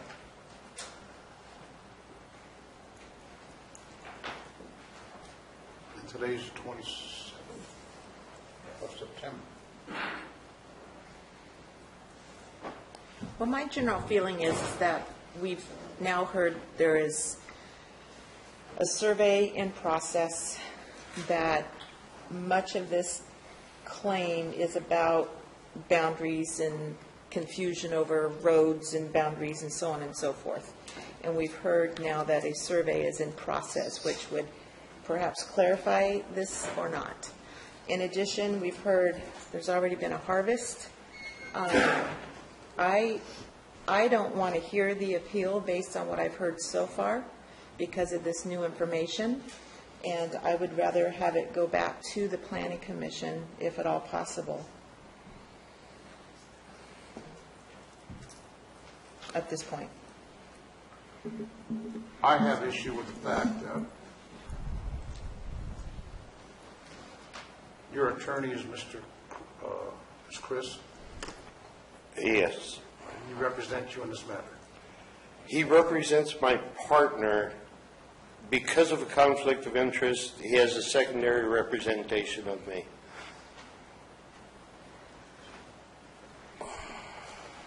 I'm a little confused.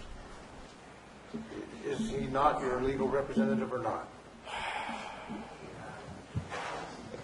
Mr. Williams? To that? It's a gray area. I believe that he represents me.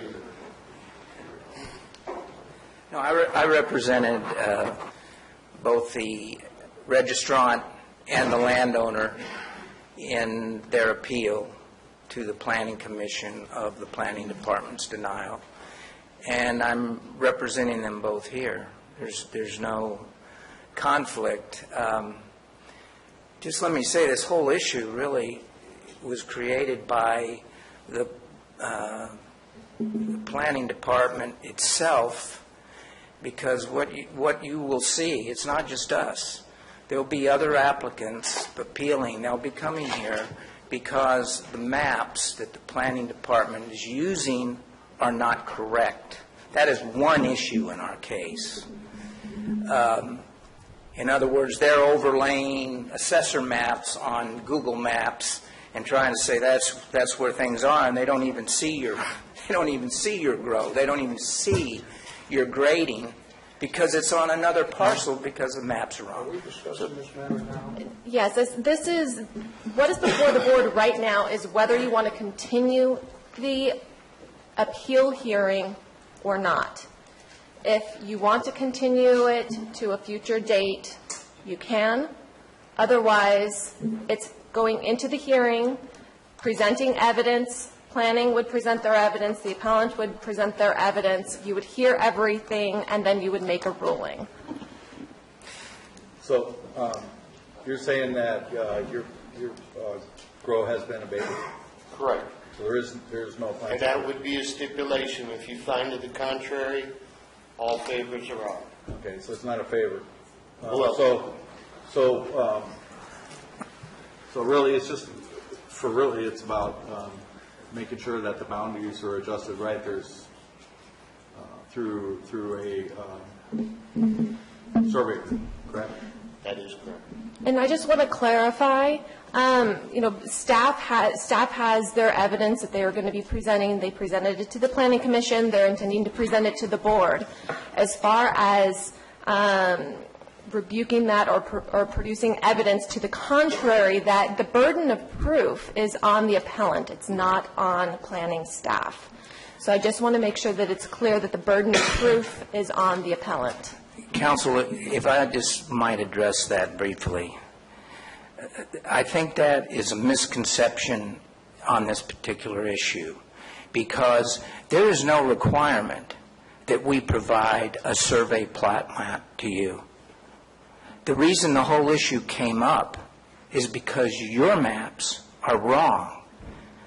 They are wrong. Everybody, your own department understands it. The GIS people understand it.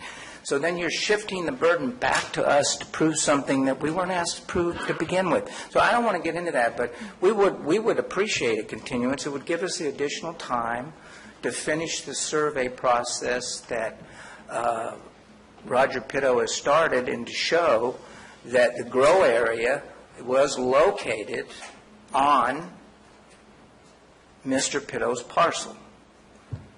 That's what the additional time, and the fact that their supervisor, who has their interests in mind and should hear their case isn't available today. Mr. Williams, I see that you appealed this on August 26th. That's what our documentation states in our board packet. Is that correct? That sounds right. Okay. And this is the hearing that you appealed today? That's correct. That's correct. Mr. Maurer, what's the timeline for an appeal made on the 26th when it comes before the board? Is it in the normal timeline requirements? Yes, we're within the timeframe. There is a 15-day appeal period. We appeal on 15th day. We then have 45 days to schedule. And we're in that parameter. Mm-hmm.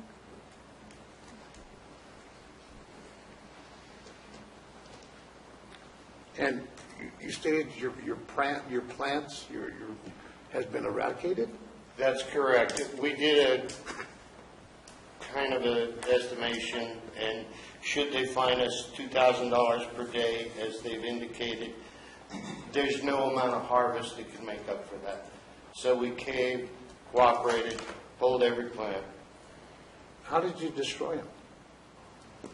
Save whatever we could. I mean, we're not just foolish and light them on fire, but they surely could have used another month of this beautiful sunshine.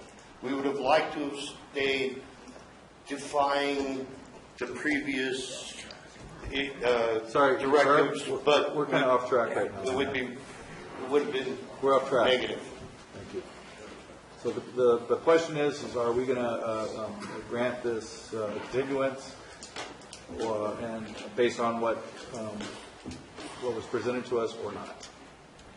Well, the appeal would be, and this is all just about as confusing as can be thought right now. The appeal would be if the appellant can present evidence to refute the Planning Commission's decision. No, the appeal in front of the board is to consider independently the evidence that was presented to the Planning Commission. Okay, not adding the Correct. evidence to it. Okay, okay. If during the hearing additional evidence is presented, the board has the ability to essentially punt it back to the Planning Commission to consider that new and compelling evidence. At this point, it does not appear that any new additional evidence is ready to be presented to the board. That's why they are asking for the continuance. It is in the board's discretion to grant the continuance or hear the evidence today. I'm of the position that there was sufficient time to conduct that evidence and the application process. I'm against issuing any type of continuance at this time, based on advice from counsel regarding the evidence to be considered and the timeline. That's okay. Well, truly, the only reason we would grant a continuance is for them to prepare the case they have already, a little more, I suppose, or whatever, because they're not going to be able to add to it without us throwing it back to the Planning Commission. Correct.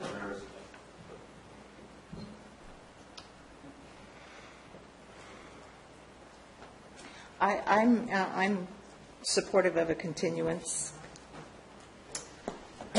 I think this is, pardon? Pardon? I would support a continuance because what I'm hearing is that there's a survey in process, and that's a key element to this. In addition, I'm sorry that Chris is not available here today, but I would support you wanting your supervisor here to hear your plea. So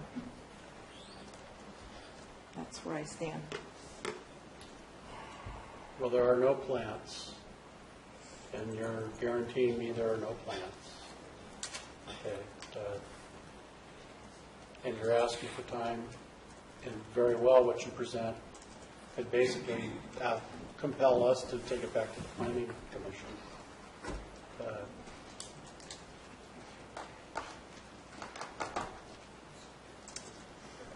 I'm willing to support a continuance. Okay.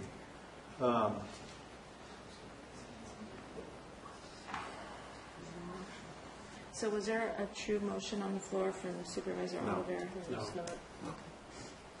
We need a motion. I'll make a motion to grant a continuance. I'd second the motion. Okay. All in favor? Aye. Opposed? No. And that was Tuesday, certain October 11th, right? Yes. ASAP, 2-week continuance. So no public comment. Good point. Let's have public comments. Well, the public comment would be on the video. Oh, Not on hearing. Right. This is, yeah, that's right. This is a,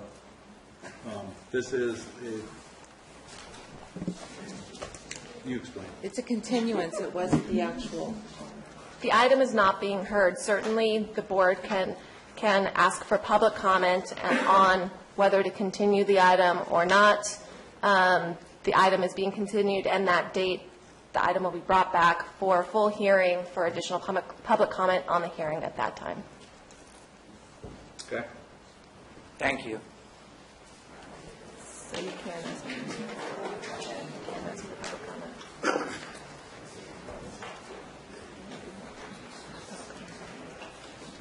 Go ahead, Dave. Are you going to take public comment or no? No. No public comment. Okay. But it's only limited to... Item 19 Hang on a second. Diane. is not coming yet. Go ahead again.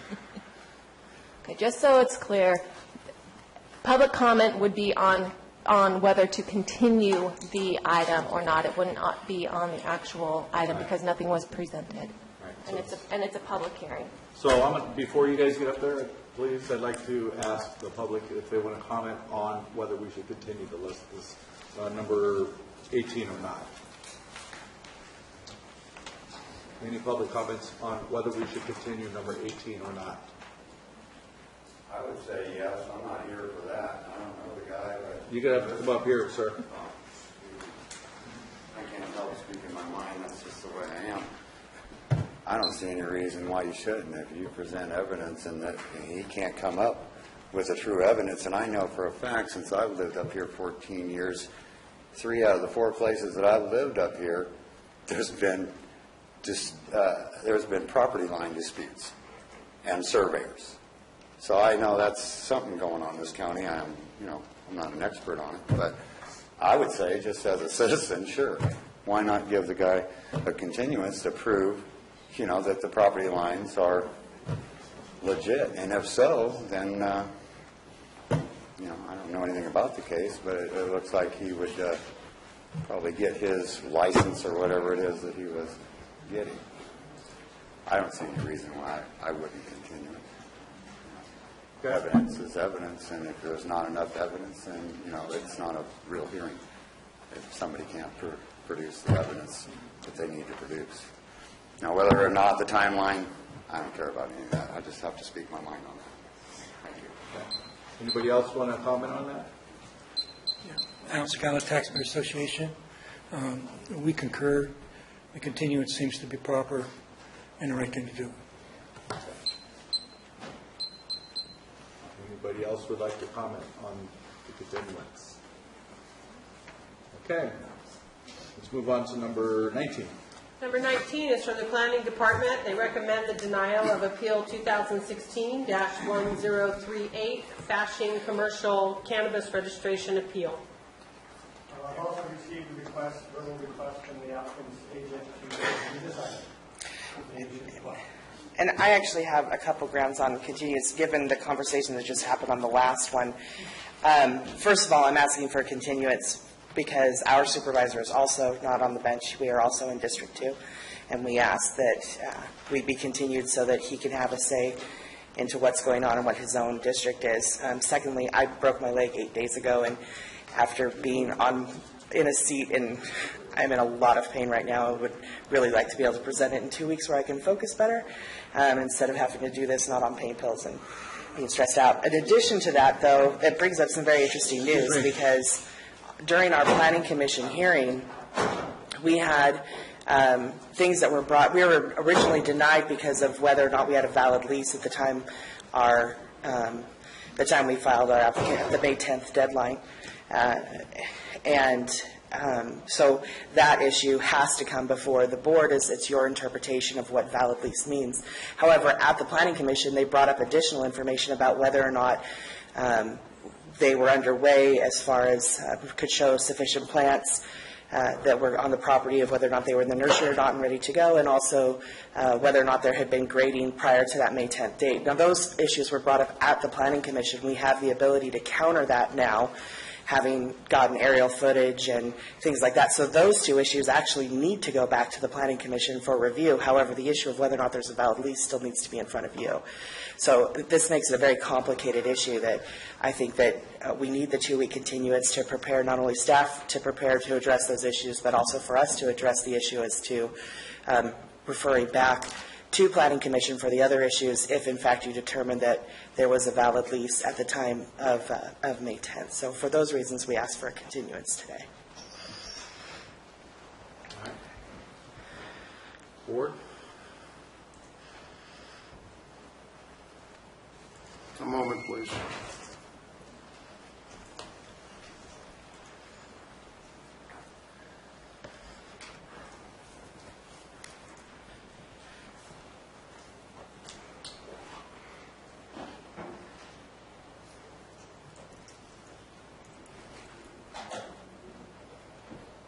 Mr. Mauer, this appeal was filed on August 16th. Yes, that's correct. And as a result of that appeal, this date is what we're here about?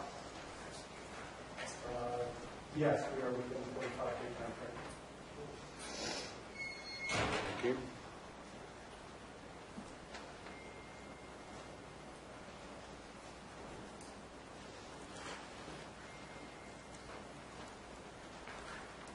So if I heard you correctly, what I heard you say is you'd like to have your supervisor present for this particular hearing.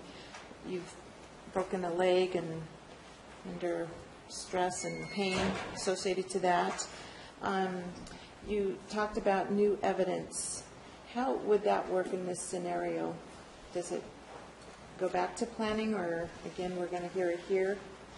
Well, I think given County Council's interpretation of the regulations that she just stated, the last one, we would be requesting that we be sent back to the Planning Commission in order to determine the additional information that wasn't available at the first hearing.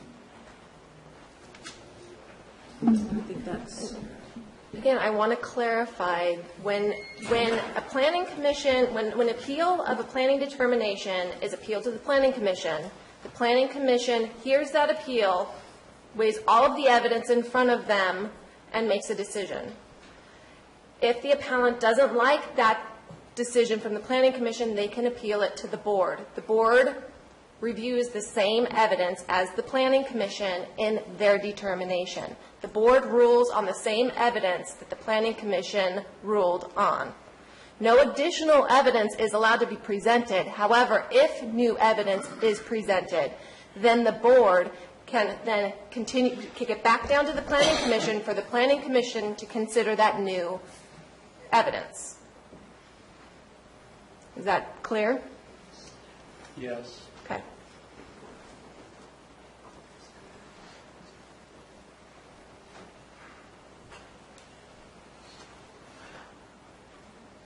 Okay.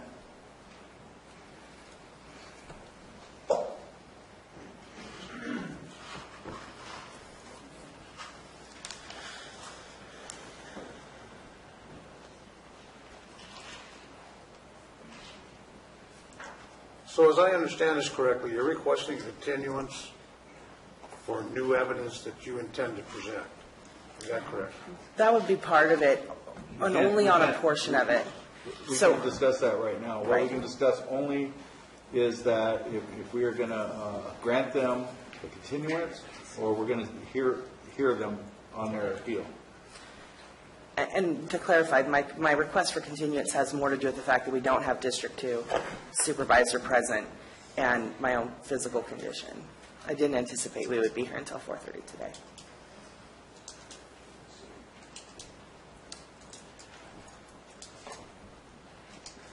I would be Supportive of the applicant's request. Again, I feel it's important to have the representation of the supervisor of the district, and I understand the pain and stress you're under a certain medical condition that you're faced with.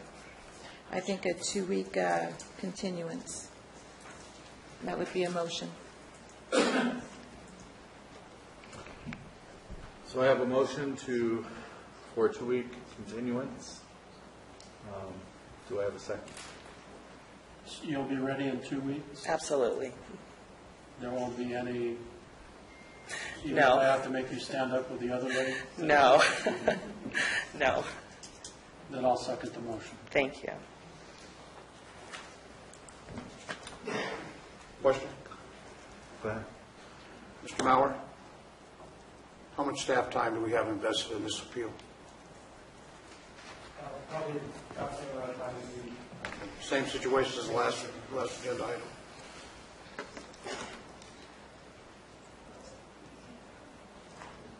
Question for council. Are we setting a precedence here?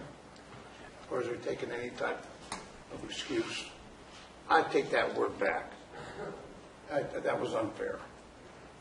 Any type of situation to the extent where if it doesn't meet the timeline of the board representation or the ability to judge as a board, as we do in other matters with a missing supervisor. The board has to consider any request for continuance and the request and the basis for that request. The board has to consider those and whether you want to grant it or not.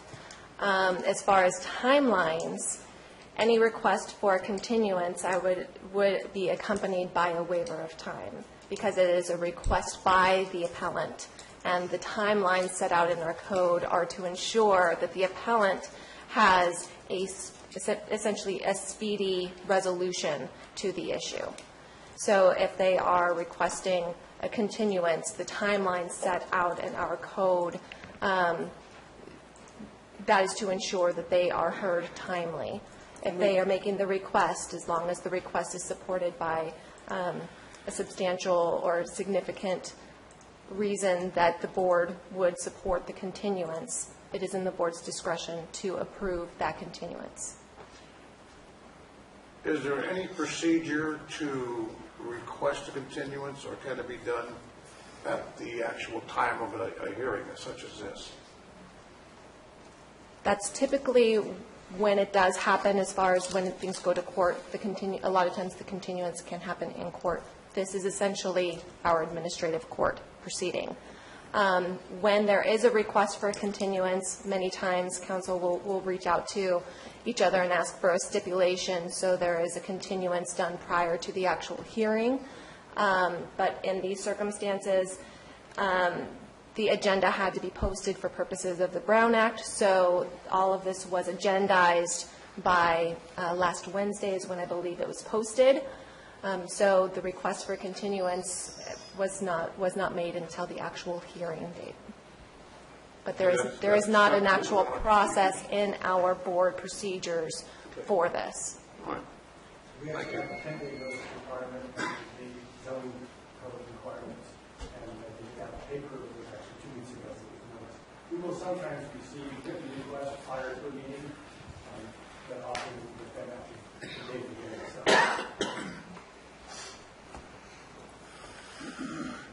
All right, so I have a motion by Supervisor Ponting and a second by Supervisor Kearney. Public comment on the continuance? Do I have public comments on the continuance?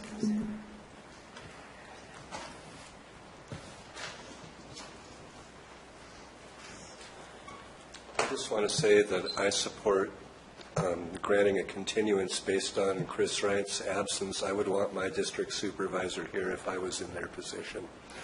That's all. Thanks.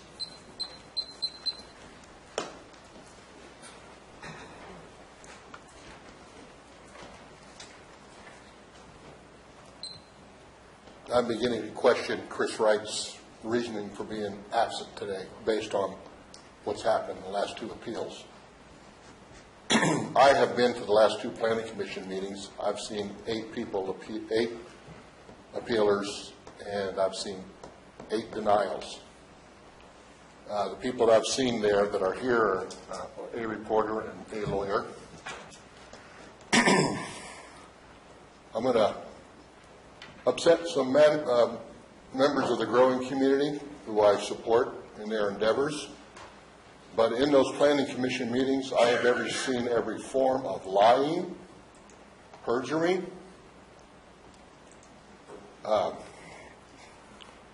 false signatures, people not knowing how to spell their names on one form, but write on another form, and having their names misspelled the same way, their signature signed the same way that the form is misspelled. I've seen false photographs of crops.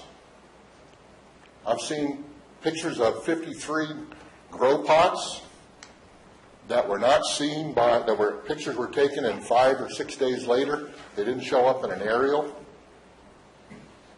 I saw blatant lying to the Planning Commission, and they put in a lot of hard work. From Mr. Maurer on down, the growing community wanted the urgency ordinance. The Planning Commission is abiding by the urgency ordinance to the letter of the law. You've given 2 people, 2 for 2 now, come up here, and I am no way accusing Mr. Pitto or these folks of misrepresenting the truth. But I am saying they had their chance. And as far as the survey is concerned, I was in the business for 30 years, and if I was in Mr. Pitto's shoes, Mr. Pitto was appealing, I would have said, I need that survey done now. It's been 6 weeks. Our Planning Commission has put a lot of work into this. The Planning Commission has put a lot of work into it. 30 seconds. And they need some backing. The growing community wanted the urgency ordinance. The appeals were denied under the word of the urgency ordinance. And now people are coming up here and telling you to ignore the urgency ordinance, and you are going along with it. Thank you.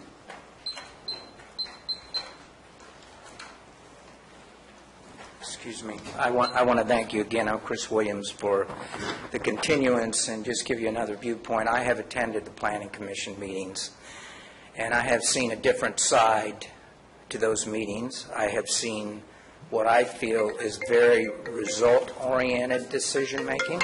I'm sorry. That happened to me too.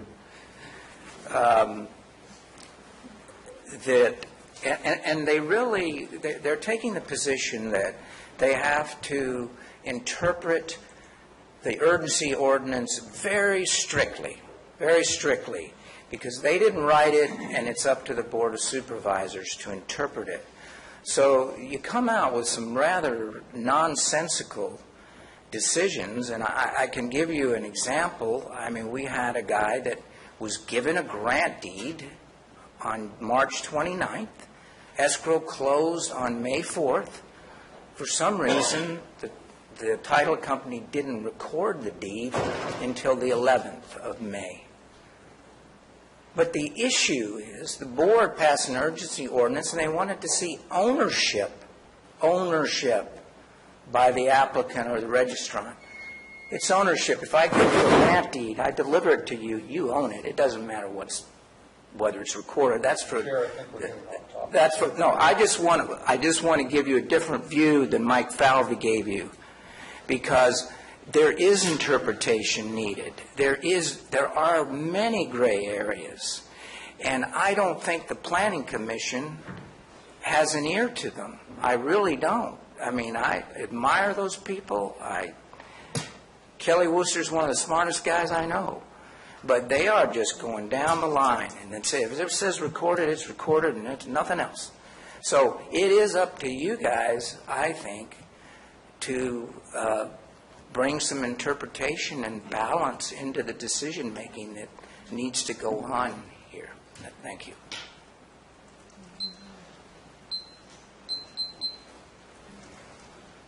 Barbara Uke, District Attorney. I have not read through the documents. I didn't attend the Planning Commission meeting. It's not my bailiwick. However, I noticed from the board packet that this particular appeal did not pay the $5,000 fee. I don't know if that's correct or incorrect, but I would urge you to consider that, maybe ask the Planning Department whether or not it was paid, and factor that into your decision on whether or not to grant a continuance in this matter. One time, Mike. Do I have 30 seconds? No, just one time. Okay.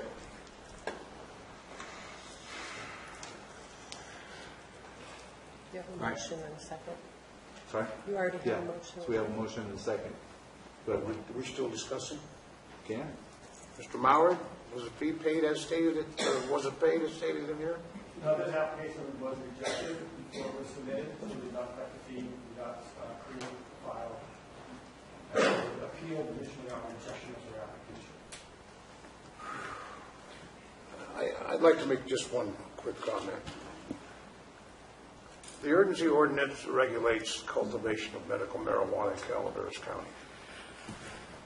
And we had, as I understand, nearly 1,000 applicants. And out of those 1,000 applicants, there were people that did everything they were required to do by the urgency ordinance. Now, we're hearing appeals now. It's my position What we're doing that is fairness applies to everyone.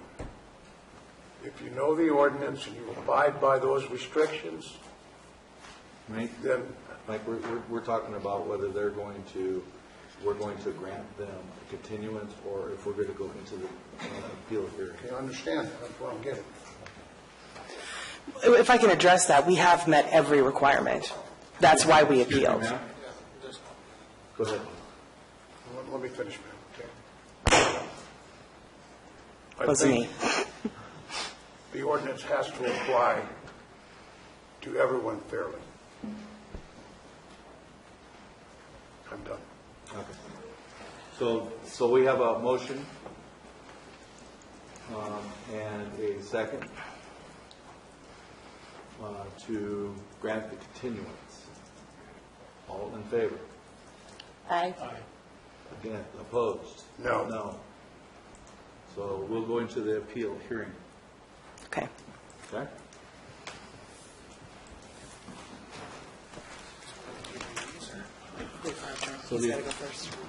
So now we go to staff is going to present, all right?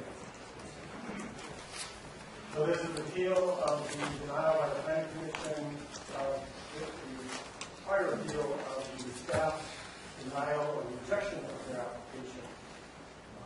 The location is on Highway 49, inches south of the transfer station between Calaveras and the Hill.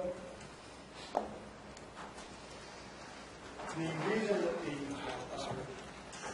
the application was rejected initially was that the applicant did not have a recorded deed or lease.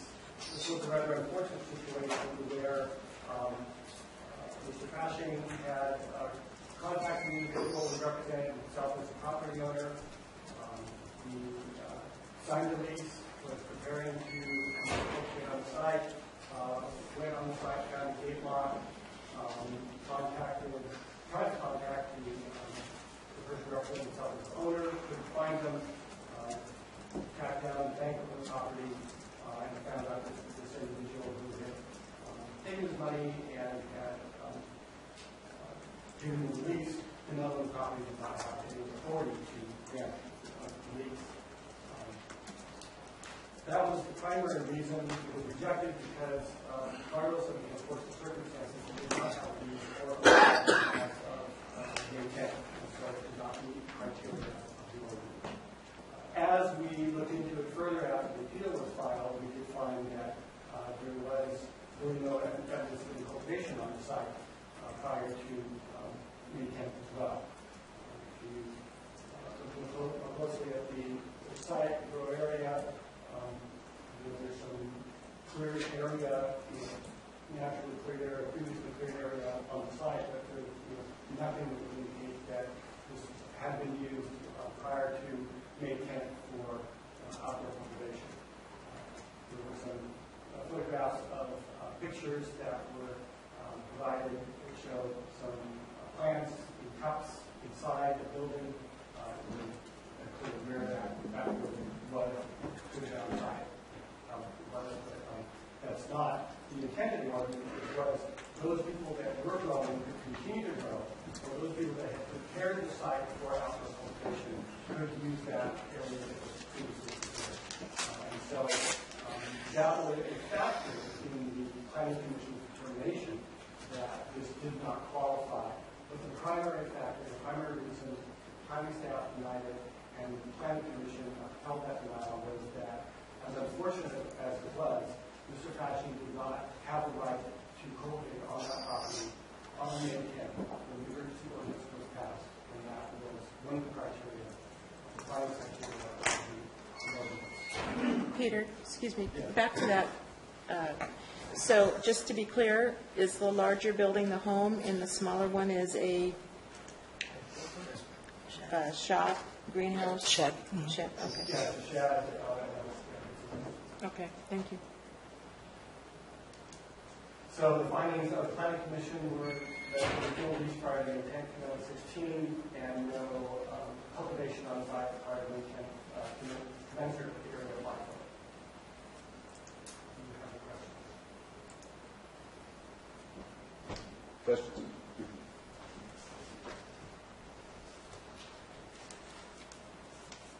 So when you talked about, and I think I saw a picture in here of plants in a container, there's no way from the planning department's viewpoint to see if those plants are in their greenhouse or shop or shed or anything along those lines? This has been a real challenge for us. The photographic evidence that has been provided in many cases, there's no way to correlate that with everything on the ground. Pictures of cannabis plants look like cannabis plants. Unless there's been some defining physical feature on the ground that can correlate to, it's been very challenging for us to say, oh yeah, that definitely represents 20,000 square feet of cultivation area. We rejected the application. This one was for 20,000 square feet. And clearly, there wasn't an area of 20,000 square feet that was prepared for the cultivation. The photograph that we have here was taken sometime around May 30th, first part of June. There's nothing out there. And so that was not the reason why the planning department rejected the application. It's more the lease. There's an additional situation to develop. Even if you did have a lease, I would have difficulty approving this application because there's no evidence that 20,000 square feet of cultivation area was in production or prepared for production as of the intent. The finding criteria of the order was not to allow new cultivation to occur, but to allow those who had already invested in cultivation activity, not just in the land, but in the cultivation activity, the right to continue while we were developing further. And it was stated earlier that there was no registration fee paid on this. Can you clarify that? This was rejected during the submittal process. So when we rejected it because of the deed, we did not accept the money because we couldn't process that. It's unfair to take it as $5,000. I'm sorry, it's denied. We just couldn't accept it. So it was at that point of rejection, for lack of a better word, I guess, that you decided to appeal. Okay, so thank you. Any other questions? Ms. Bauer?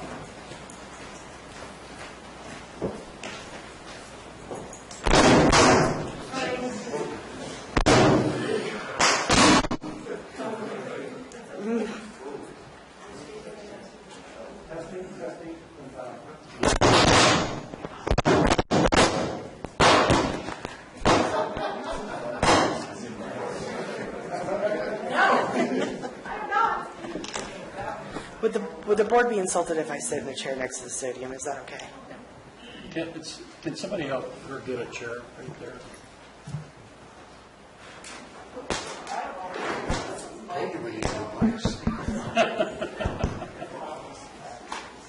Need a lot of new things.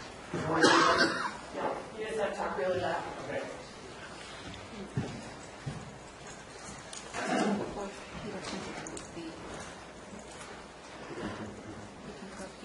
Peter? Thank you. Yeah. Why don't you come up here and sit down? So you have a mic. There's no mic down there, so you can sit here, I'll sit down there. We're going to take a 5-minute break. Readjust. We are. 5-minute break.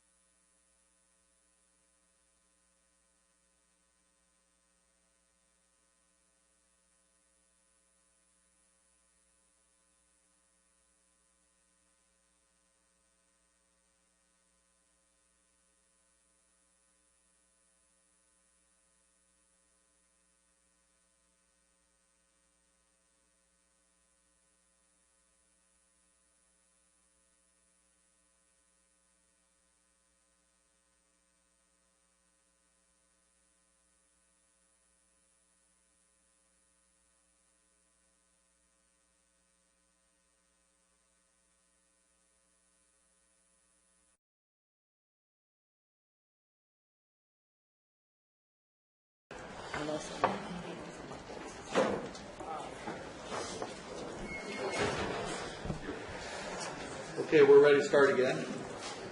Sorry about the technical issues.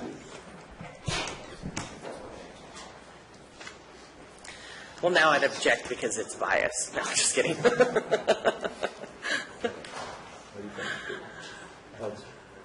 Are you done with your presentation? So I'm Charnel James. I represent Mr. Fashing.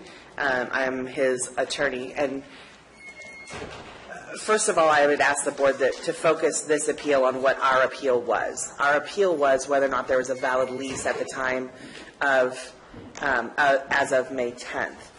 As of May 10th, we had paid rent, had gotten keys, had access to the property, had a signed lease.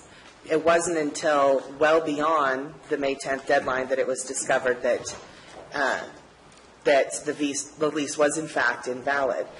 Mr. Vashing is a victim of a crime. We have hired private detectives to try and find this person so that we can file suits against them or to file complaints against him. We don't have license plate number. We tried everything. We hired a private detective. We've done everything on our side to protect Mr. Fashing as far as the crime went. What we're asking the board is to not perpetrate another crime on him. The lease that he had signed, it was fully executed. And like I said, we had access and keys. Part of the evidence that is in your packet and that was presented at the planning department and was part of our application included all of the work that had been done between April 1st and May 10th, which included a significant amount of money that was spent out for fencing materials, for the nursery, for plants to be put on the property, for nutrients, for soil, and those receipts were all provided to the planning department. The picture of the inside of the building is that storage unit building, which my client testified to in the Planning Commission hearing. That was one of the locations of the nursery. The other nursery, of course, is where we purchase the plants when they're old enough to come out of I guess incubation would be the best way to say it. We have additional pictures that we've brought that, while not present at the Planning Commission, they're not additional information in that they're the expansion of the pictures presented by the planning director. He did some overhead shots, but we have pictures to show that, including up to today, to show exactly the fact that nothing has changed, not between May of 2010 or currently, as far as whether or not additional grading needed to be done, whether or not trees needed to be removed. None of those things needed to happen for this parcel. This parcel was ready to grow. What it needed was a fence put up, which the material was ordered and to be delivered on the property, and the nursery plants needed to finish incubation and be put in the ground. That's what needed to do to start this growth, and all that needed to do. So the other two elements for denying this application could have easily been overcome through the regular process of the system. Therefore, the only issue that should be before this board is whether or not Mr. Fashion believed he had a valid lease at the time of May 10th when the urgency ordinance was passed. And he did. He had paid the money. He had received the keys. He had access to the property. He had it scheduled to have material already delivered to that property, and so in what he understood he had was a valid lease. Discovering after the urgency date that he was a victim of a crime should not have an effect on whether or not at the time that the urgency ordinance passed, whether or not he had a valid lease or not. Mr. Fashing has become an integral part of this community. This is his home. He has relocated down here. He gets involved in community functions. He lives on this property. He's probably one of your few applicants that will come before you that actually does live on the property. He has had many meetings with the Sheriff's Department and has voluntarily provided the information to the Sheriff's Department for his roommate, who is a worker and not on the application, to make sure that everyone is comfortable with what he has here. The pictures that we have show that he is in compliance with every component of the ordinance, save the issuance of that permit, which there hasn't been any permits issued. All of his notification is on the fencing. All the fencing is in place. All of the protections are in place. There is security cameras 24 hours a day. They are fully functioning and done. He's set far enough back. I believe his neighbor is still here, correct? His neighbor was here. I'm not sure if he's still here, but he was here to testify that at one point he didn't even want marijuana growers next to his property, but because of Mr. Fashing's diligence and what he does in order to make sure that he adheres to the ordinance, everything has been in place.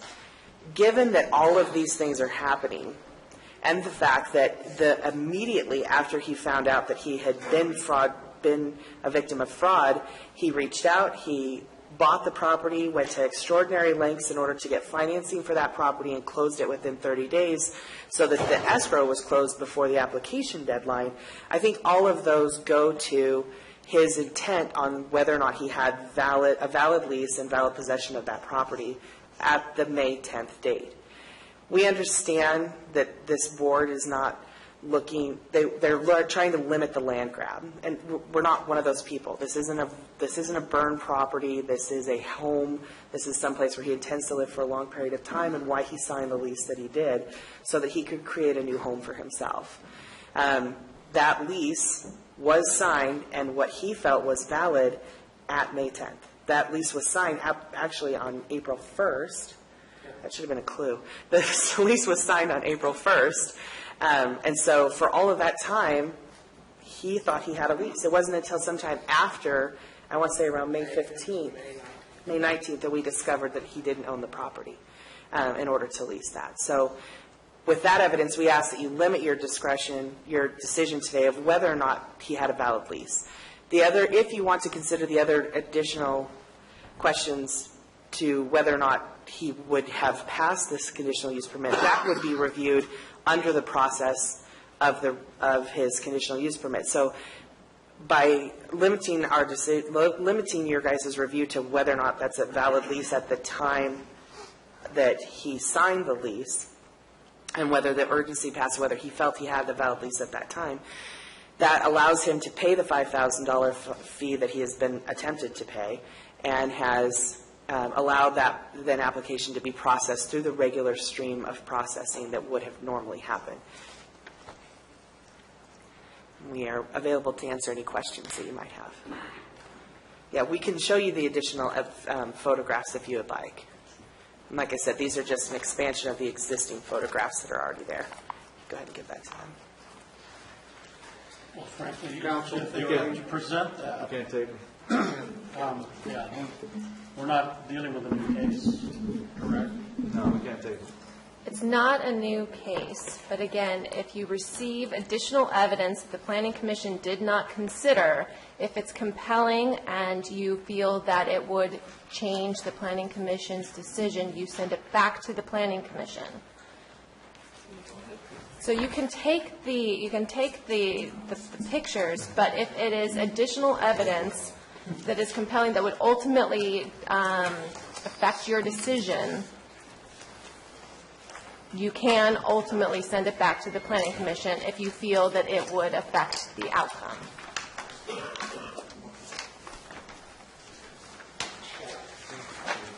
And I can go through those. Do we have enough? You can review it, but you cannot consider it in making your decision. If you need to consider it, it needs to go back to the Planning Commission. Does that make sense, or am I just confusing the problem? Which again, just to reiterate what County Council is saying, this information, whether or not he meets the specific criteria as far as the development of the land prior to the May 10th, we feel that that needs to go back to Planning Commission. And this evidence would be then presented to the Planning Commission. We are asking, the Planning Commission cannot make the interpretation to whether or not what the definition of a valid lease is at the date of the ordinance. Only the Board of Supervisors can make that decision in your quasi-judiciary role, is to make that interpretation of your own regulation. So that is, just to reiterate what County Council is saying, we are asking that with this additional information that the remainder of the appeal be sent back to Planning Commission. And the only decision made by the Board of Supervisors is whether or not the interpretation of valid lease would include the fact that he had a signed lease, had keys and access and control of the property prior to the May 10th date. So a question I have for a point of clarification. So when you came to submit your application on June 29th, you were at that point? Actually, Harvest Law Group tried to submit it prior to that, or you did, prior to that. Okay. So somebody sat down with you and said... They took it at that point, and when I tried to pay at that point, and they told me that they were so bad due that they weren't accepting any more payments right now until a review. And then later I was notified through Harvest Law Group that I had been denied and that there was no... And they actually gave me my money back, because I actually gave my money to them to turn it for me. And when they went to go turn the application in, that's when they had the issue that I went ahead and turned it in myself anyway, and I got my money back from Harvest Law Group. So then, Peter... So I've just been sitting and was waiting. Okay, so on the 29th, you appeared with your application. Could you go to the mic, I know you please? were on backlog, so you accepted these applications, and through a process of the next week or two, you determined that the lease was not valid.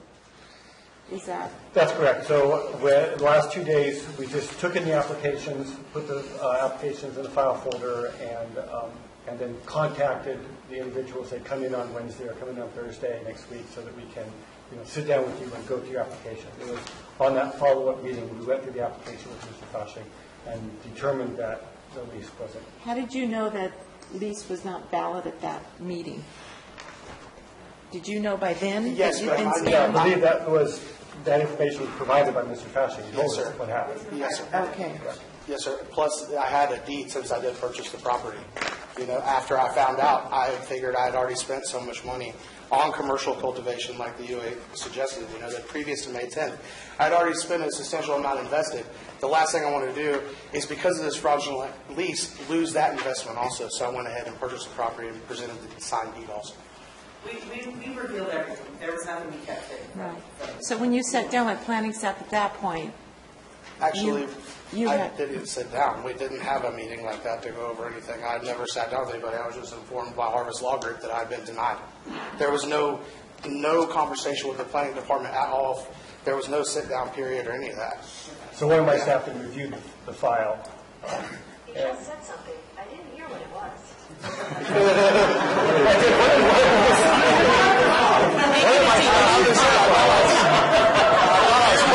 That's right. And determined that it didn't qualify.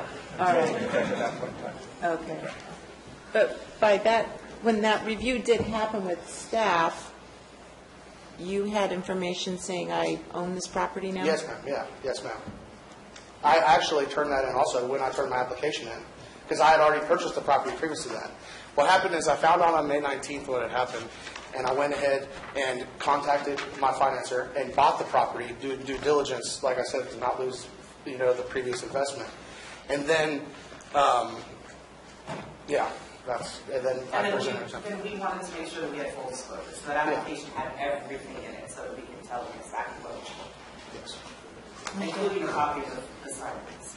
Okay, so another condition of the application process was to show ownership and then any kind of major investment, whether it be receipts or Yes, ma'am. or work done or whatever. So did you submit that too when you submitted your? Yes, ma'am. I've actually presented receipts all dated with the address and the farm name on them from April 1st to, I'd say, right around May 1st is when I did all my purchasing. Pretty much right after I signed the lease, I went into purchase mode. And I started hunting down deals, figuring out who would be the best person to get things out here, and started purchasing and investing all my stuff. And I presented all of those receipts that are dated with that address previous to May 10th when I turned in my application. And when did you turn in your application? On the 29th. The 29th, the application you turned in? Yes, had all of that information. 29th of what? June 29th. It had the deed, it had the lease, it had all of those receipts. It had absolutely everything that the emergency ordinance was asking. I provided. I did absolute due diligence as much as I could through this whole process to be in full compliance. So Peter, I'm confused. I don't see that in the packet. Am I missing something? It's not in the packet. We did not include it in the packet. It was part of our analysis. There was, the facts were that he didn't have a proper lease with the landowner, and he didn't own the property. The rest of the information is all true, that there was a false lease, and he was a victim of fraud. But at the end of the day, our code requires a valid lease or ownership of the property. So on that spot And that was date the of May basis 10th. for our rejection of the application. So what day was the application rejected?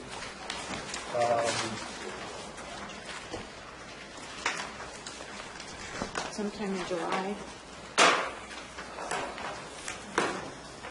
August 11th, it says.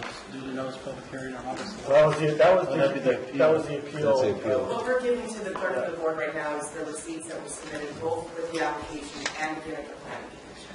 July They only have one copy. 15th, July 15th was the date that they appealed the planning department's decision.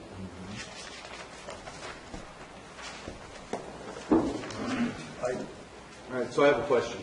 I don't have the date of when planning, but sometime between June 29th, when the packet was submitted, and the appeal date of the 15th. All right, so on June, you came in on May, what, 10th, 11th, 12th, at first? At first, I came in on June 29th. June. Harvest Law Group came in a few days previous to that, correct? Yeah, I think we came in right around the 26th. And then I came in and delivered it myself on the 29th. So you had, on the 26th, you came in? Yes, sir. Or before June 30th? Yes, sir. You came in with what? I came in with my signed lease from April 1st. I came in with my deed. I came in with every single receipt that I had from over $17,000 worth of soil, $3,000 worth of pots, $6,000 or $7,000 worth of fencing, a receipt for actual plants that were going to go on the site that I got from the nursery, and I presented all of the above when I came in. You came in with your deed, you said? Yes. Yes. This is the typical application package of all the paperwork, copies of photographs, the receipts that we received. This is what was submitted to us on the 29th.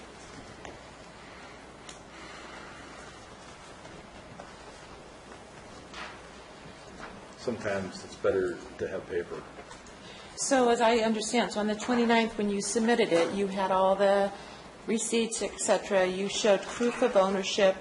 You had the false lease, that information. Yes, ma'am. But planning department, because on May 10th, on that day, it was not valid. It was They pretty much didn't honor the lease. denied. They just didn't even act like that happened and only looked at the deed and moved on. And in reality, it's not my fault. I had no inclination at all. And the second that I found out, I did everything I possibly could to never have that issue again. Mm-hmm. And you reported this crime against you? We haven't been able to report it. We had a private investigator. The number that the gentleman gave us, we're assuming the name is false. We hired a private investigator to trace down the phone number with what little description we have of the vehicle. The private investigator hasn't been able to find very much at all. I have talked to someone who works with the DOJ in Sacramento, and they were basically advising me that without more, there really isn't anything that we can do. Mm-hmm. We thought about maybe if they could get better help, because there was a craze at this, but that was effective too. Excuse me, sir, are you experienced in growing?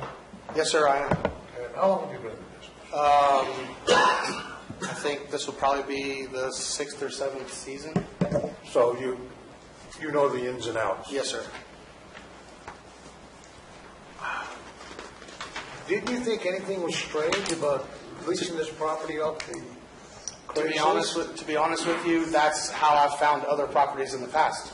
Just like anybody else that's looking for a home to rent, especially their primary home, they're just going to look on Craigslist, and when they find something that seems like what they're looking for, they're going to go look at it. If it's nice, you're going to rent it. There's going to be a showing of the home, an exchange of money, a sign of lease, and a turn over the keys.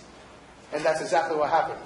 The guy had a used any property management companies or? No, sir. No, everything's sir. done by your own? Yeah, just like, if the owner were to own the home and you were just to go rent it, that's how it went. It went just like any other rental that I've ever had, even not to cultivate out for a personal home. Did this person, Lance, I guess? Yes, sir. Described in the documentation here. Yeah. Did he request a security deposit or? Oh, yes, all that was in there. It was actually $1,700 a month and a $1,700 security deposit was the agreed upon rent. And he had keys to the gate, let me up to the property, he had keys to the house. He's very familiar with the land. He pointed out different water access areas. He was like, oh yeah, this will be good. These used to be driveways. It's nice and flat. And that's one of the reasons I picked this, because I don't like to do any earth moving, to be honest with you. I try to be as environmentally friendly as possible. I don't like to remove trees. I don't like to disturb earth. I don't like to do any of that. If I could avoid doing that and still get away with cultivating, that's what I would prefer to do. Did the property have working utilities? When I went there, no, the utilities were off. But I called and got all of them set up. Like I said, this is my primary home. I didn't just come up and try to find a burned property that was going for cheap or something like that. I invested $171,000 in this home. And this is my primary home. And like Chardonnay was saying, I try to stay active in the community because this is my community now. I'm a member of this community. I look forward to paying property tax. I look forward to partaking in the local community events.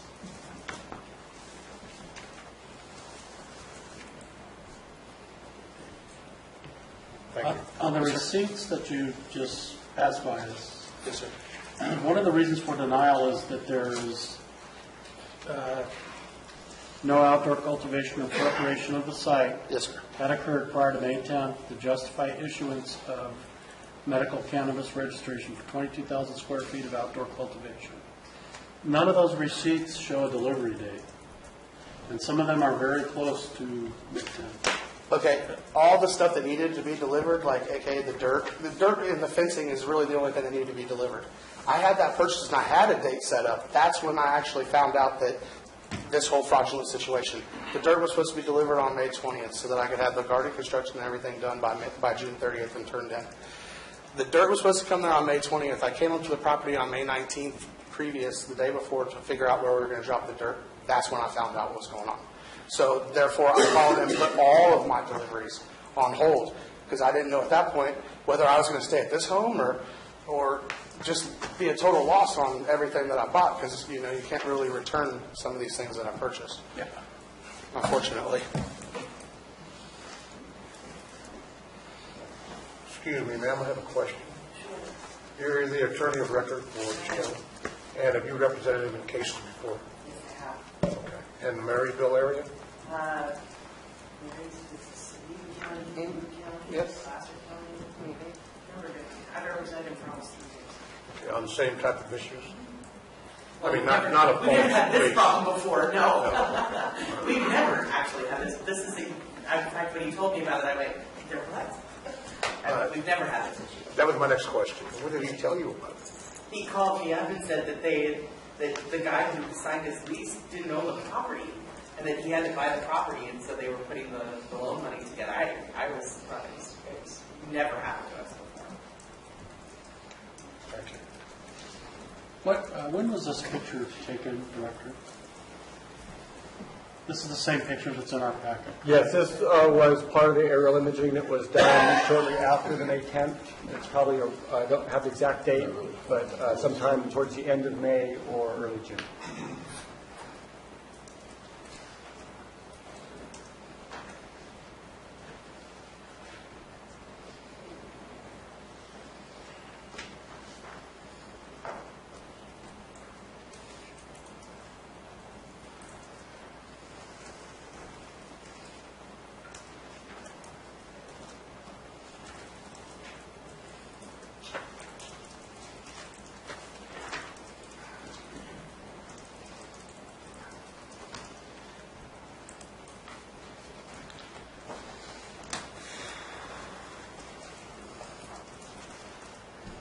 Okay, so we're going to go to presentations by members of the public. If there are anybody that would like to do that. You have 5 minutes per person.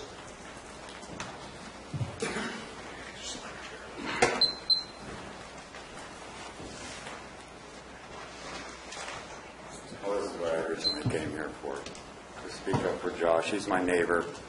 That house was empty. It was foreclosed. I know the ex-owners. And when I first met him, I only had a moment to talk to him, but they were at the gate. My lock and chain had been removed 5 or 6 days earlier, so I thought the real estate company finally took it. And I had my horses running over there, and I couldn't have an unlocked gate. So I ran into him at the gate, and he said he leased the place. I said, that's not possible. There's no way. So didn't have time to talk. I didn't see him for weeks later, and didn't get a chance to talk to him. They came a couple times back and forth. I'm a busy guy. I got a lot of animals, and I'm doing my roads right now. I'm on my tractor a lot. But anyway, he turned around and bought the place. Next thing you know, there's a for sale sign on the place. Actually, I called Todd, who owned the place, right away that night, and asked him if he had leased the place. If he already let it go. And I already knew that. I didn't understand what was going on. I was mad because if somebody was going to buy the place and lease it out, I would have leased it. I don't want any neighbors. I really like it there by myself. But I didn't want a pot farm growing in. So when the real estate people did show up, first thing I said is, don't sell a pot farm. I don't want that. I have a disabled daughter and single parent, 28 years, 3 kids, a lot of animals. What I had pictured in my head of this whole pot thing was pot farm next door, and young punks with shirts down to here and pants hanging down to their ankles and hats on sideways and rap music coming up the driveway every day. So that's what I thought. Well, that's not the case. He's a great guy, nice guy. He doesn't have any traffic. He doesn't do drugs. He doesn't do alcohol. All the things that I just didn't want a neighbor. And I'd take him for a neighbor for anybody. I can't see his pot grow. I'm not interested in it. And, yeah, he got burned. I knew that there's no way that they rented the place out, and they were unwanted. So I was against it. I'm for it. He's a good guy, and he does things right. So from what I could see, I don't know anything else about it, and I really don't want to know anything else about it. I'm just coming down to tell you my side of the story. I'm his neighbor, and 6 months ago I said, no way. Now, it's great. He's not bothering me. He's not bothering Butter Michelle on the other side. There's only 3 of us over there, so that's all good. So I thought I'd speak out and let you know just my personal experience with this whole thing. I couldn't help speak out for the other guy over there. I just thought you should have given him a chance. So, any questions for me? I have to ask the question because I've been in there since 8 o'clock in the morning. I often get accused of this. Have you accepted any money from your neighbor for this statement? Not. No. Waiting for him to offer me some pot. Thank you. Hi there. I'm a homeowner, and I don't have any property management people. I rent all of my properties through Craigslist.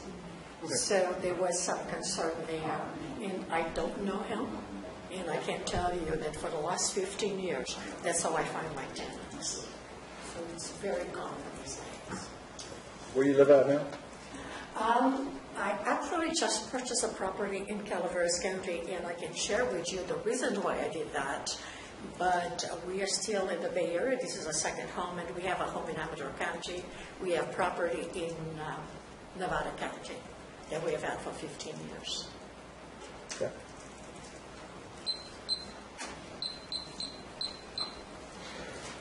Anybody else from the public wishing to speak up?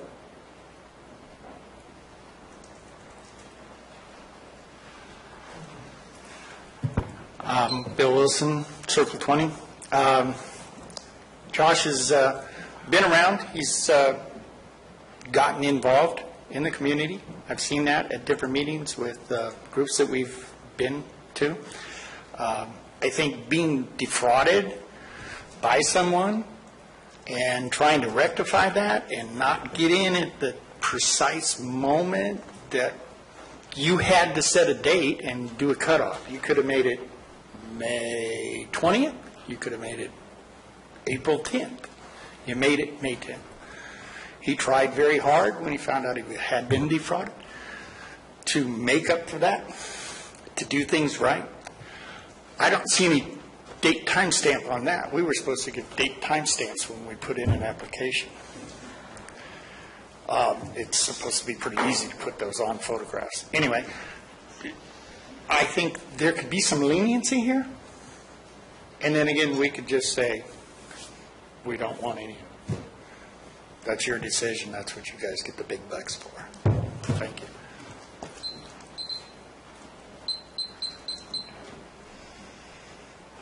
Any other members of the public wish to speak?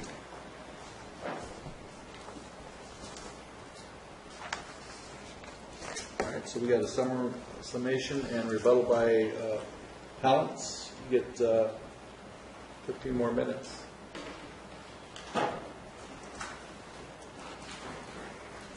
My time doesn't start till I get here, right?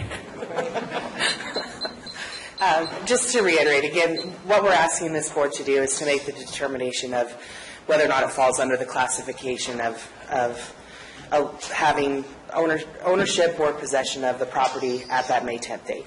While we discovered after the May 10th date that it was an invalid lease, at the time, Mr. Fashing believed that it was a valid lease. He had paid his deposit, he paid his first month's rent, gotten stuff ready to pay for second month's rent, had keys. The gentleman that showed him the property knew where everything was at, let him in the house, let him in the gate, had every inclination that he had the rights to lease this property. And it wasn't until after that deadline that it was discovered that it was an invalid lease. Once he discovered it, he did everything within his power to rectify that situation and make the property in his own name for ownership. I think that this is one of those instances where this board can interpret the way that you had written your code and what you had intended behind your language. A valid lease at the time of May 10th is completely based on perception and whether or not they believed that it was valid. It wasn't determined to be invalid until some point after that deadline date. So we ask that you take that into consideration. And in furtherance of your decision, once we ask that you find that he does qualify and that his application should be accepted, then we ask that the remainder of the application be sent back to the planning director to review for his qualifications as to whether or not he meets the other requirements under the code itself, since his initial rejection was solely on the issue of ownership or lease. Thank you.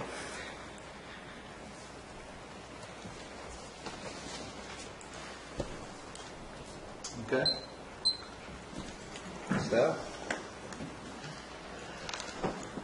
I have nothing more to add unless you have any specific questions of me. I think that because we did reject it based on the lease, we really haven't had we haven't done a thorough analysis of all of the other criteria to make a determination whether or not it qualifies. And if we determine that we should accept the application based on the lease issue, then I think staff would want to review all that information rather than send it directly back to the planning commission. But didn't the commission also reject it because there was no activity of going on the property in regards to growing commercial marijuana? Yes, that's true. That was a finding that they made. Okay, so there are, now the third thing, that really doesn't make sense to me, the sequel comment, but the other two are pretty clear. I guess that's where I struggle with the second part of it. If the application wasn't completed or reviewed, the planning commission is basing their information on what? Because we don't have that Well, it was information. a partial review of the aerial imagery and the photographs that were presented. So it wasn't based on receipts or showing anything in a... Well, we have the receipts. Well, I mean, we had the complete packet in front of us. We just not accepted it, and we did not do the normal type of review that we're now undergoing with all of the other 940 applications.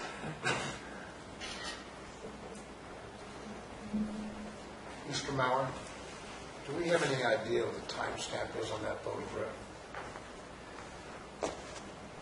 Well, like I said before, it was part of the aerial imaging that we contracted with last spring in order to get as close of a time frame to the May 10th date. By the time they flew it, there was a window in which they flew the entire county. Actually, it was satellite imagery, and they collected those images around the end of the month, and it depended on what part of the county that the satellites were. I could get the exact date if that was necessary. The end of May? But it would have been the end of May or early June. End of May or early June, sometime in about a 10-day time frame that that was done.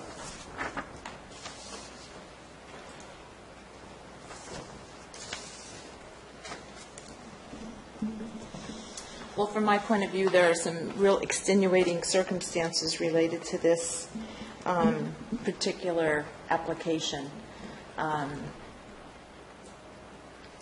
Definitely been scammed, and I'm sorry for that.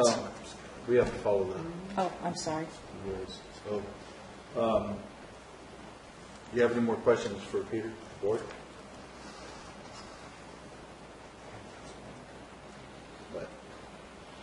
Staff summation and rebuttal. I just wanted to remind the board that this is precedent setting, and this is your interpretation of the urgency ordinance that you put into place.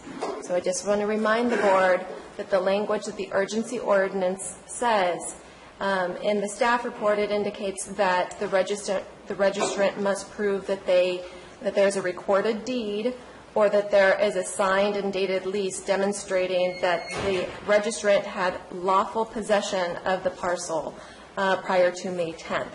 So I just want to make sure that the board understands that when you're making this ruling, you are interpreting that section of the urgency ordinance.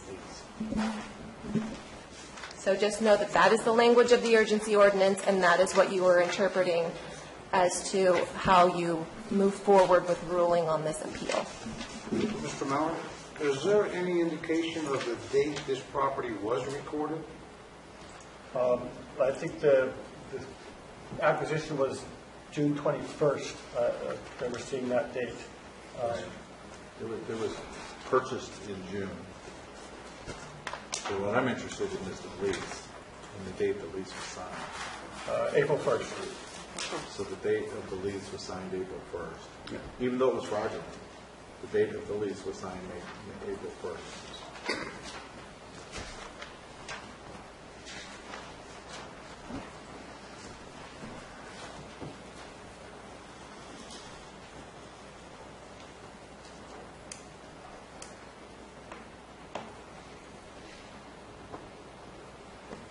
Where are we at? And the receipt. Receipt for $11,900. 6 months rent.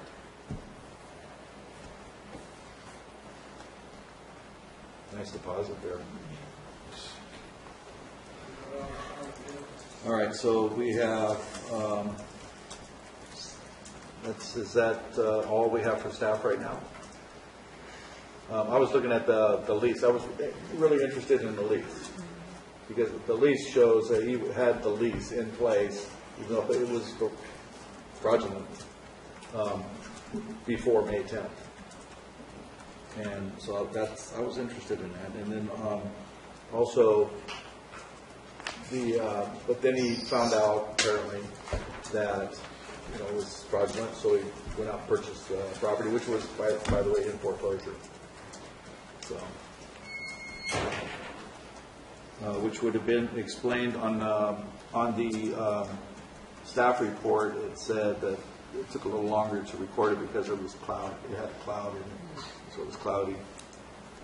Due to a cloud in the title, he was unable to close escrow until after the deadline of May 10th. I missed the next case. Oops, I'm sorry, yeah. Well, it's pretty similar then. I have a question for Mr. Mallon, Mr. Chair. On leases of this type, are they required to be notarized?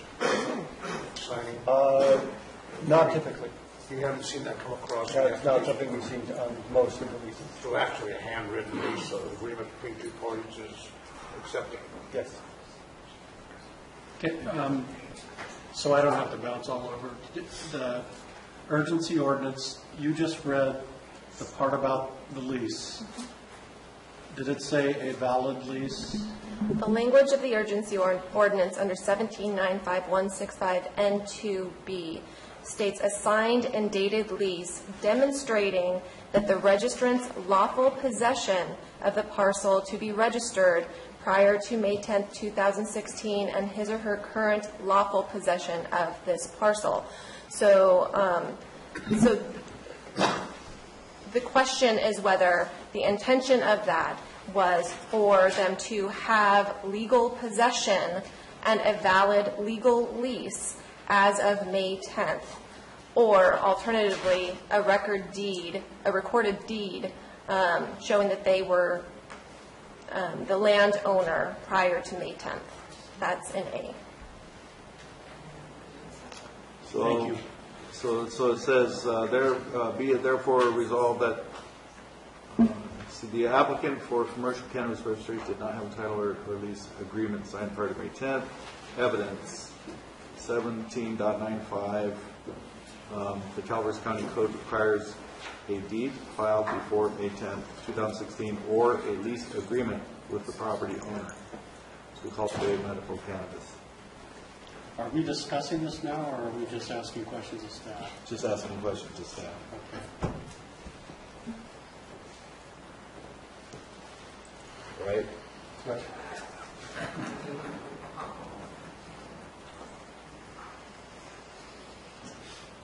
Okay. You guys through asking questions to Peter? Okay, so now we have a SIR rebuttal by a member of the public. Any other members of the public wish to speak?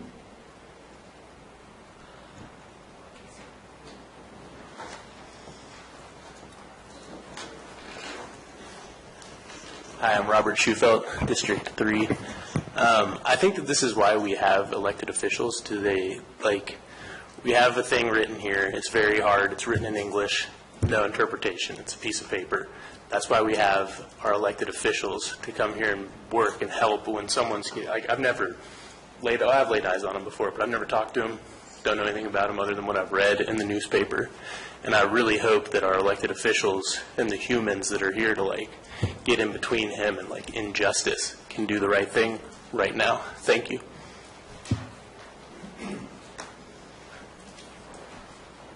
Kaz Tomaszewski, Calaveras Cannabis Alliance. I think everyone's well convinced that this gentleman was taken advantage of, and I think the issue at hand is whether or not that matters in regards to interpreting the law, the ordinance. My question is, hypothetically, if the board reaches a determination to where someone cannot pass, is there anything that could be done in regards to waiver of fines or extension of period until someone could be abated or something like that? If someone has been criminally taken advantage of and that excludes them from the program, is there any other way that the system could show compassion to them? That is my question.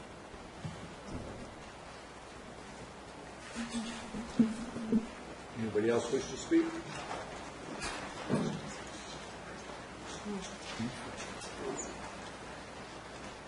Joan Wilson, District 1. I have spoke to Josh. I think he told me his life story.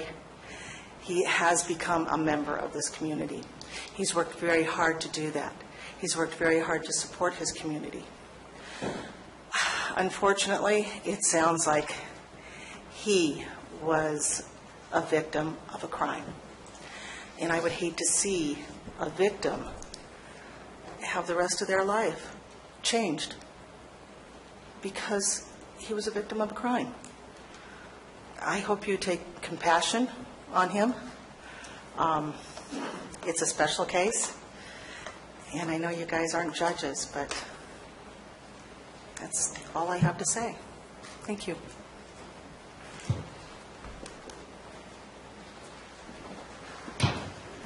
Donnie Kimber, District 3. I just wanted maybe a little clarification. I heard Megan talk about, excuse me, the lease and whether or not it was perceived to be legal. And maybe I misinterpreted that. Maybe I misunderstood.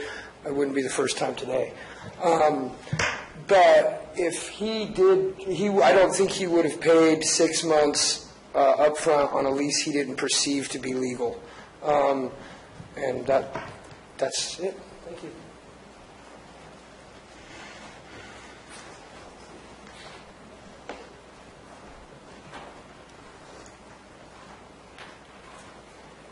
Michael Falvey, Mountain Ranch. I fully was hoping that 3 appeals would be denied. I'm hoping 2 are denied. I believe this gentleman has extenuating circumstances beyond normal circumstances, so it should go back to the Planning Commission. My only question is, don't you have to have a crop in by May 10th? Don't you have to prove you were cultivating? Is that so? That's my only question, but I do believe he deserves another hearing. As far as interpretation, Mr. Williams brought up my name when he threw interpretation out at you. But I'm going to rebut that with the fact that I don't think you have to interpret forgery. I don't think you have to interpret false photos. I don't think you have to interpret false statement. So that's my rebuttal to the interpretation aspect, because I've seen, like I said, I want to repeat it, out and out lies to the Planning Commission. So there's no room for interpretation there, especially photos, photographic evidence, and whited out signatures, wrong name spelled, handwriting different. There's no interpretation to that. But this gentleman deserves another hearing.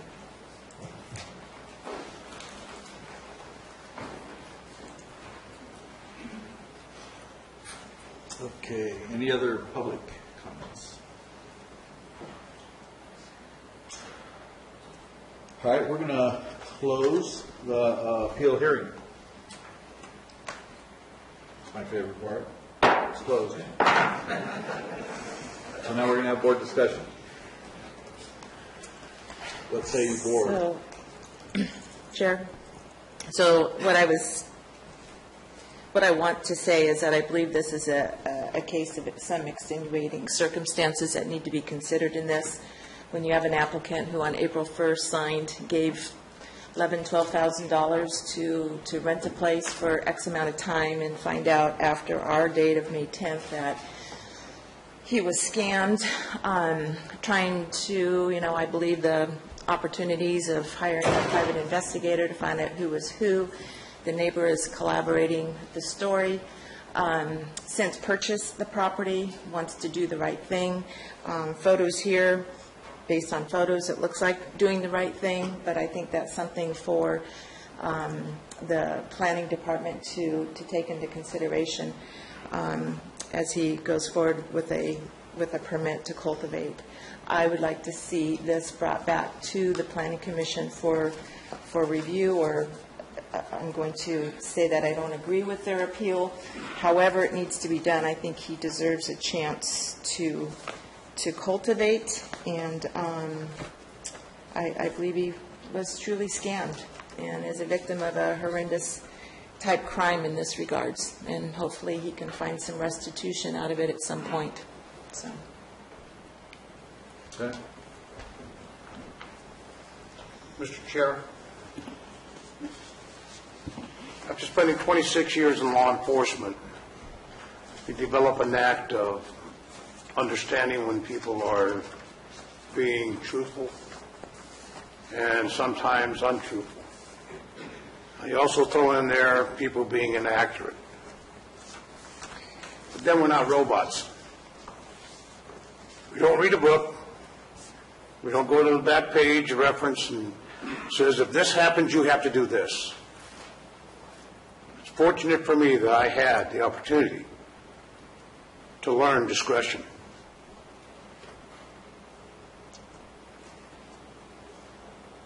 I feel that you had no intent to defraud our system or the ordinance. You're a victim. I would question some of your practices, but that's just my personal opinion. And as most people know, my stance on marijuana. But I think this is an exception. I think he needs to go back to the Planning Commission and start this process. Okay.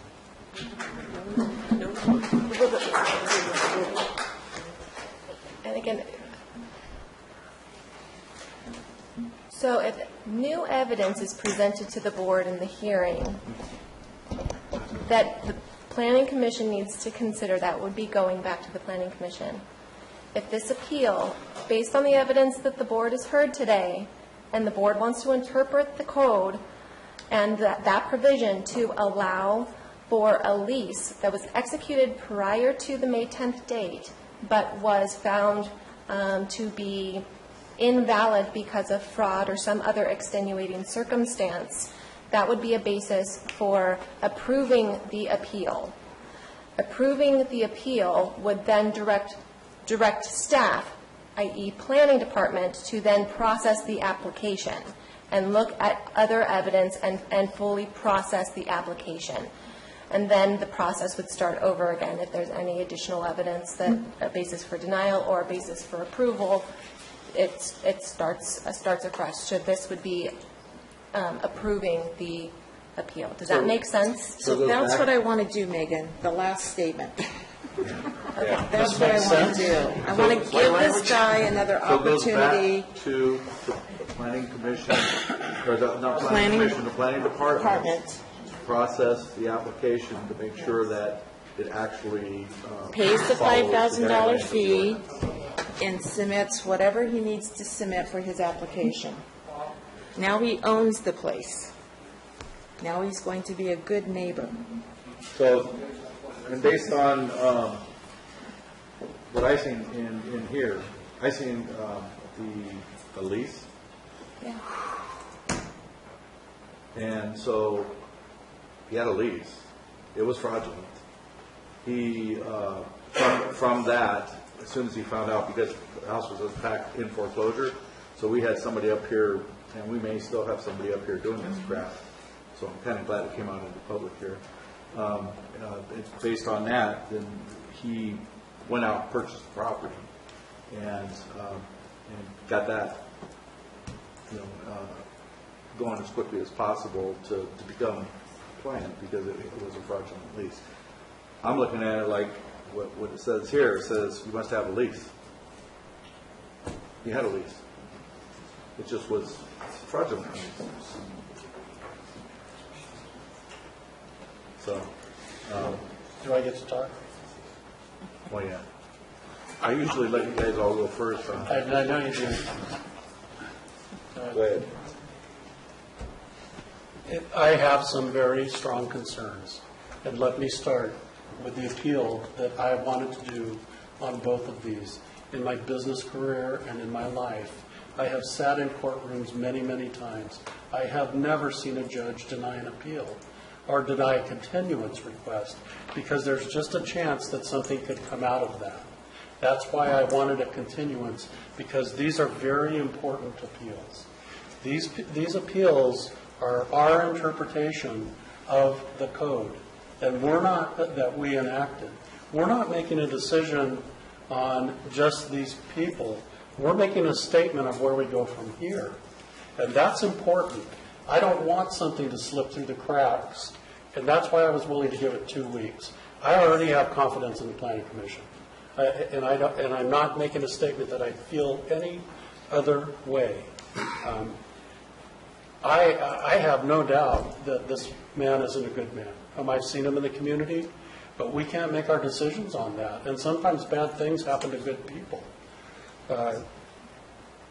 We have hundreds of applicants. I am very concerned with all of those people and where they're at in this process. First off, it sounds like he was taken advantage of, but in business, that's your responsibility to make sure you're not taken advantage of. And sometimes that's tough, and sometimes bad things happen to good people. But legitimately, even though there was a fraudulent lease, legally, there wasn't a lease. Because the person did not have the right to enter into the contract with them. And I know that's tough, but I don't want to see 100 other appeals like this if we haven't followed the code. I'm trying to protect everybody who has done their best to go forward with this. And if we don't, we're not being fair to the entire group. Can he start over with the process? I hope so. He sounds like a great person. But according to the code, as the Planning Commission interpreted, he wasn't cultivating before that time that was required. And looking at that picture, he wasn't. And the other issue is, even though it looks like he has a lease, he didn't. And that is through no fault of his own. But legally, he didn't. And I don't want to have 100 other people fail because we didn't interpret the code correctly. That concerns me. We have put our reputations on the line to figure this out. It's not easy. The urgency ordinance is not perfect. There are things that need done. We've heard our sheriff talk about issues that need to be tweaked in it. We have heard the cannabis community talk about issues with the urgency ordinance. I think that we need to stick to our guns with what we have at this time to finish what we've started. If there's some way where he can start all over again, I'm all for it. But as far as this appeal goes, I personally am sticking with the Planning Commission's decision. on behalf of everybody so that we do not set a precedent that destroys all the work that we've tried to create. Okay? So then I'll ask for a motion then. Are we finished discussing? I have to agree with Steve. That's why I was hoping for a continuance, primarily to have Supervisor right here. But we agreed not to do that, so I'm going to make a motion to approve the appeal, thereby overturning the decisions of the Planning Commission to uphold the Planning Director's decision to reject the application. Okay. Do I have a second? If the appeal is approved, the applicant would have the ability to file an application for registration, but that does not confer any right to cultivate, although they've cultivated, until the registration is reviewed and found to be in compliance. So that is a recommendation. If the board ultimately approves, if the board approves the appeal, I would recommend that staff be directed to bring back a resolution with appropriate findings for the basis of approving the appeal, based on what was said during the hearing. And in that, it would then be directing the planning department to process the application. Okay. So would it be appropriate in that process to have a timeline to show April 1st, a lease, when the applicant realized he didn't have it when he purchased the property, to go on record? Those would be the findings or the basis for approving the appeal. Okay. That would be important to me because I think that's demonstrating the fraudulent activity that took place and was found later in this process. So that would be my motion. I have a point of order. So would that mean that the resolution that is included in the packet, a vote in favor of the applicant, would then be denying the resolution that's in the packet? There would be no action on the resolution in the packet. Thank you. And then another resolution will come forward, correct? Correct. Thank you. I think it would be a motion to declare your intent to approve the appeal, directing staff to come back, and we can bring it back in 2 weeks with a revised resolution supporting the action of the board. Yes. Okay. So I have a motion by Supervisor Ponce. Do I have a second? Question.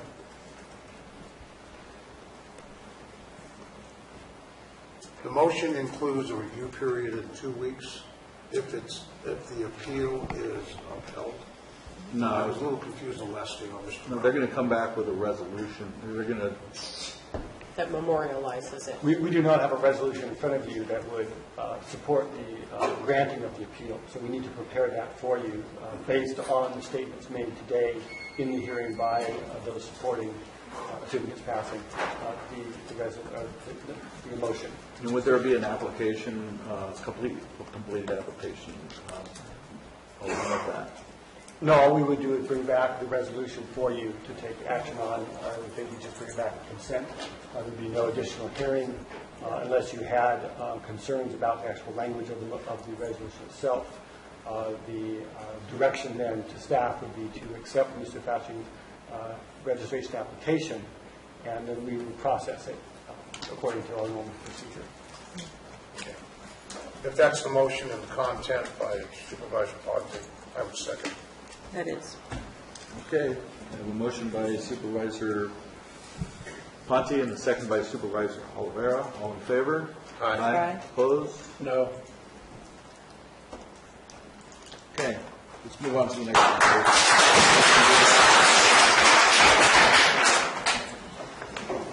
Number 20.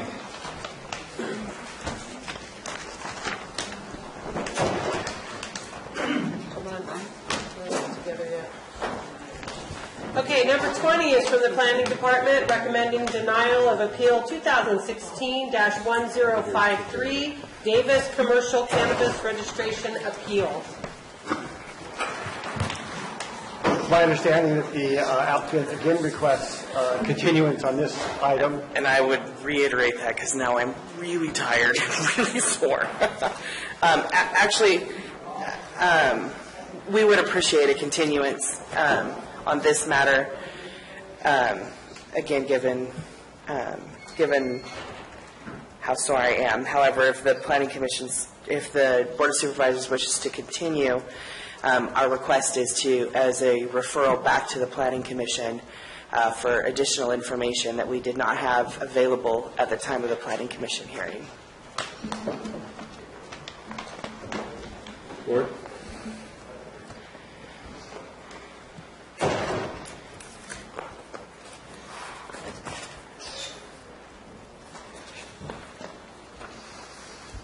Anybody want to speak up? I think they're looking at the packet. Yeah. We'll review tonight, please.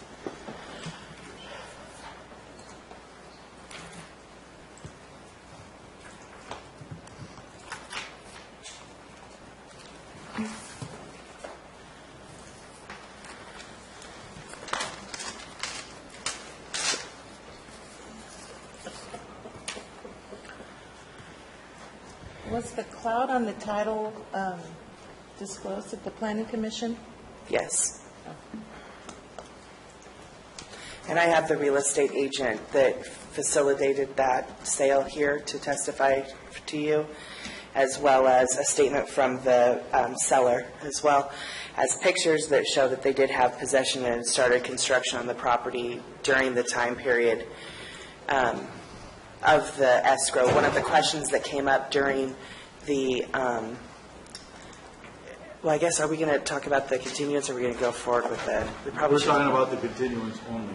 And the continuance is because of I'm your current exhausted. medical condition and, Yes. and the fact that the Supervisor Wright is not present? That is correct. And Mark is not present either, who is the other co-owner. I only have one of the owners present. Why isn't he present? He's out of town, has been before we even knew what date the hearing was at. Yeah, it was short notice. He was already out of town at the time. So he started a new job, I'm being told. Oh, ma'am, I can't understand you. I'm sorry. I'm in a lot of pain, so I'm trying not to cry while I talk. Mr. Davis is, okay, that's probably a good idea. You can pull that microphone down. It's the habit of standing in front of the Board of Supervisors. Thank you. Thank you. I was just, Mark Davis, I knew Mark Davis was out of the area. Mark Davis has started a new job, had started it prior to the notification of when we had this hearing. It was not sufficient time for us to get him here to help testify. He is the one that testified at the Planning Commission. So that would be another grounds for why we would want to continue, is to have sufficient time to get him here.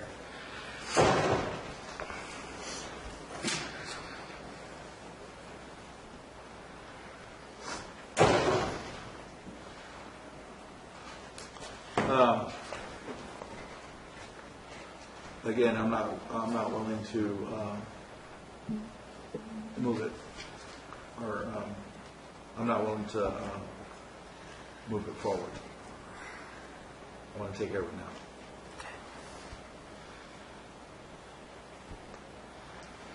Well, I don't see how we could grant a continuance based on what we just did with the, as I said, you've created a precedent already.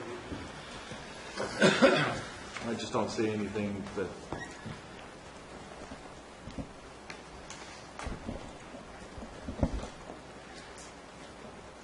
Sorry to torture you, but That's okay. I am of the same opinion. I think we should hear this matter and deny the continuance. Debbie? Just go forward. All right. So we're going to have a staff presentation first. Okay. Chair, is there any way that we can take a break during this item at 6 o'clock, as I need to give the oath of office to the RCD members? I would love to do that. Okay, thank you. Do that now, or? They're not, I don't know that they're all here yet. I'm okay with taking a break. I actually could use the bathroom break. So we have. Before we started staff's presentation. Let's do staff's presentation. Okay. So this is an appeal of, again, the rejection of staff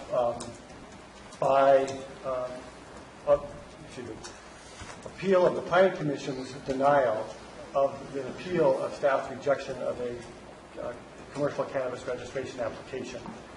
It was rejected by staff during the initial submittal time period. At the time when the application was rejected, the applicant took away all of the paperwork. We do not have the paperwork with us. Some information was presented at the Planning Commission hearing, but not all of the normal application information that we would normally have with the application. It was rejected because the similar situation where the lease and there was no lease and the purchase agreement or the purchase of the title occurred after May 10th, 2016. So the application was rejected at that point in time. The applicant appealed that. It was heard by the Planning Commission. If you go to the next slide. Their location is off of Juneway. Juneway in the Wilseyville area. Next slide. The Planning Commission found there was no valid lease. There was no deed transferring title to the applicant. The owner's representative at the Planning Commission hearing explicitly stated that the prior owner did not want to give the cultivator permission to cultivate until he owned the property, and that there was no further information provided that showed that the owner, Mark Davis, Legendary Farms, actually had the legal authority to cultivate on the property prior to May 10th. Okay. Is that it?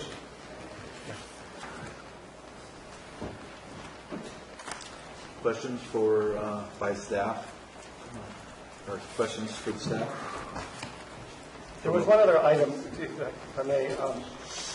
The applicant's representative indicated that there were other purchase agreements that were accepted by the planning department, and we researched our files, and there was no other record of having accepted a purchase agreement as adequate documentation to demonstrate right of ownership or a lease agreement, in lieu of a lease agreement or ownership. So that was another thing that the planning commission was discussed at the planning commission. Questions? Mr. Mauer? Yes. Is there any evidence of cultivation on this property by the appellant? There was none that we had, again, because of the applicant taking away all of his paperwork when we rejected it. And all we had was the aerial photo. It showed a small cleared area that was possibly could have been used for cultivation. And the $5,000 application fee was... We did not accept it. Was submitted? No. Or did you reject it? When we rejected the application, we did not take the fee. And Mr. Davis is where? He started a new job. I just recently was retained by him. Do you know where his new job is at? So It's in Milpitas. Right. We have to address staff. Oh, I'm sorry. Sorry. Any other questions for Peter? No. Okay. We're going to take about a 15-minute break.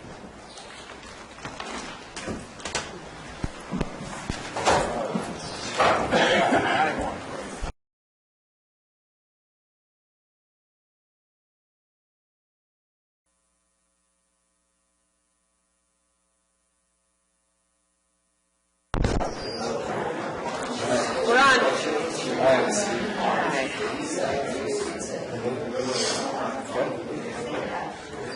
Okay.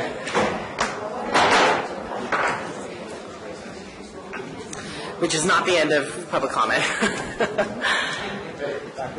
Thank you. Charnel James appearing for the applicant, Mark Davis, and co-owner, Todd Kern. So this is a case that we're asking to be sent back to the Planning Commission. During the Planning Commission hearing, there was discussion as to whether or not they had control and ownership of the property at the time of the May 10th date. Now, this was a sale agreement that was entered into on April 9th with a closing date of April 29th. We're providing, I only have 2 copies, so forgive me on that. This was presented at the previous hearing. It is the sale agreement and the entering of escrow.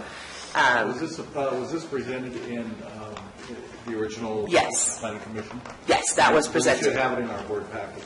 I don't believe I saw it in the board packet, but I want to make. I only have 1 copy anyway for you guys to review. Peter, was the sale agreement? Was the Peter?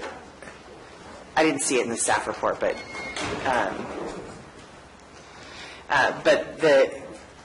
So the intent on this property was the purchase was entered into on April 9th. It was to close on April 29th. The property owner, when they came time to close the escrow, that was discovered that there was a cloud on the title, a lien that had been paid off many years before that had not been properly removed from the title. The previous owner, which was Rob Lanthriff, had to track down the previous owner to have her sign off on that loan, and it took some time in order to get that. They did provide, there was fencing material that was delivered during that time frame for the intent for them to start building the garden and to put the fence in. What was not presented at the the Planning Commission, which we are requesting to be sent back to the Planning Commission, was the statement from the seller that says that there was authorization for building material to be delivered to the property ahead of time before the close of escrow. We also have with us today the sales agent who, her understanding was also that they would have access to the property. Also, we have presented the groundwork that has begun to move and the fencing work that was started with a date stamp of April 21st.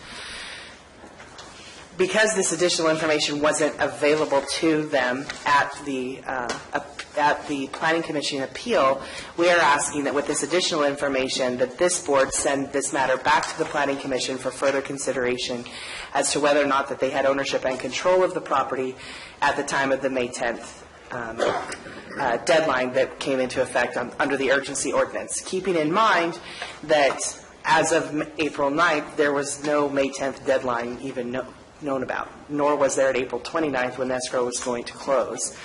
They were doing everything diligently in order to clear that cloud on the title so full ownership could be done. The title was finally cleared and escrow was finally recorded on June 6th, and I have a copy of the deed, which also should be in your pack, but I have another copy for you as well. And if I could have the agent come up real quick and give her interpretation of it, so what you guys would have with this additional information between the stuff I've just presented to you and the testimony of the selling agent. I hope that that is sufficient evidence for you to refer this matter back to the Planning Commission for further consideration. Go ahead and speak in the microphone. Give me your name and what you want. My name is Carol Cherry. I live in Glencoe, and I'm the broker-owner of Jackson Realty. I represented Todd and Mark on this, and as well as Rod on this transaction.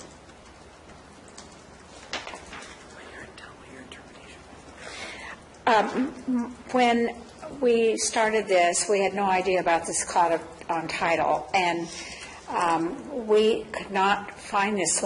All the funds were in escrow. All the conditions had been met. We were ready. And so actually I'm the one that ended up finding her through paying a company on the internet to identify where she was, and then was able to make contact through social media. And then I contacted the title company, and they in turn then sent her a package, and were able to get a response from her. When she first got my information, she didn't quite understand what was going on. Her husband had died a number of years ago, and she told me later that she just stuck all the paperwork back in some boxes and never completed anything. So it was a long, arduous journey to get this thing cleared up, but that was the only thing that held us up from this close of escrow. Todd, in the meantime, I mean, the property was wide open, and he continued to go over there, and we did everything we could. I'm sorry. Oh, yeah. He went ahead and started the fencing. And so as soon as we closed escrow, then he was able to continue doing what he was supposed to have been doing all along. Do you have any questions? Any questions of the appellant? Escrow was estimated to close on April 29th. Oh, yeah. We saw no reason. I mean, this was a willing buyer and a willing seller, and we had everything in place. We had all the funds in.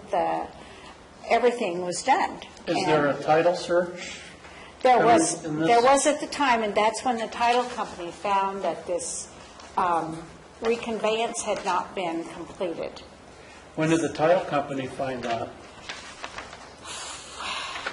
I think it was within a couple of weeks after acceptance, when we deposited the funds in escrow, I should say. Okay, well, now I'm sort of getting lost in just a shade. Okay, originally, the first date is April 9th. Right. That must have been when you made your offer, and offer's accepted, Yes, and the contract is initiating? Yes, sir. Okay, so, and it was estimated to close on April 29th. And I know when real estate starts popping, the title companies get behind. But wouldn't the title company have been done by April 29th? Well, they should have been, but they couldn't find the lady to sign off on the reconveyance. That was the only thing holding us up. Do you have some kind of proof as to the title companies? I'm sorry, what was that? Do you have some kind of proof as to the title companies' dates? Part of what we would be presenting at the Planning Commission, which I don't have today, is the complete title report and a declaration from the title escrow officer. Well, okay, but what you're asking us, or me, as part of the board, is to make a judgment that there's information that the Planning Commission didn't have that they could reconsider, and that would be part of it, but that's not here. That is correct. Okay. But I do have the testimony of the selling agent, as well as the statement from the seller, which you have in front of you. You should have a letter in front of you of the seller's agent that also depicts the problems that happened with the cloud on title and the difficulty that they had in locating the former owner and her for her signing off on that deed, which had been paid off years before.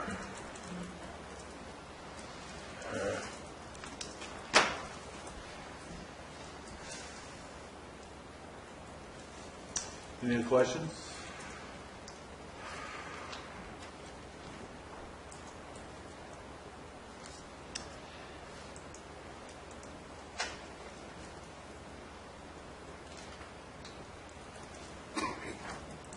No? No, I've asked mine, thank you. All right, do you have any questions?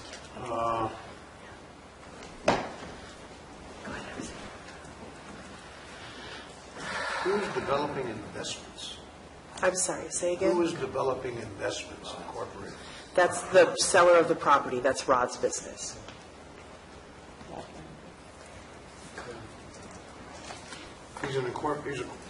It's an incorporated entity, right? That is correct.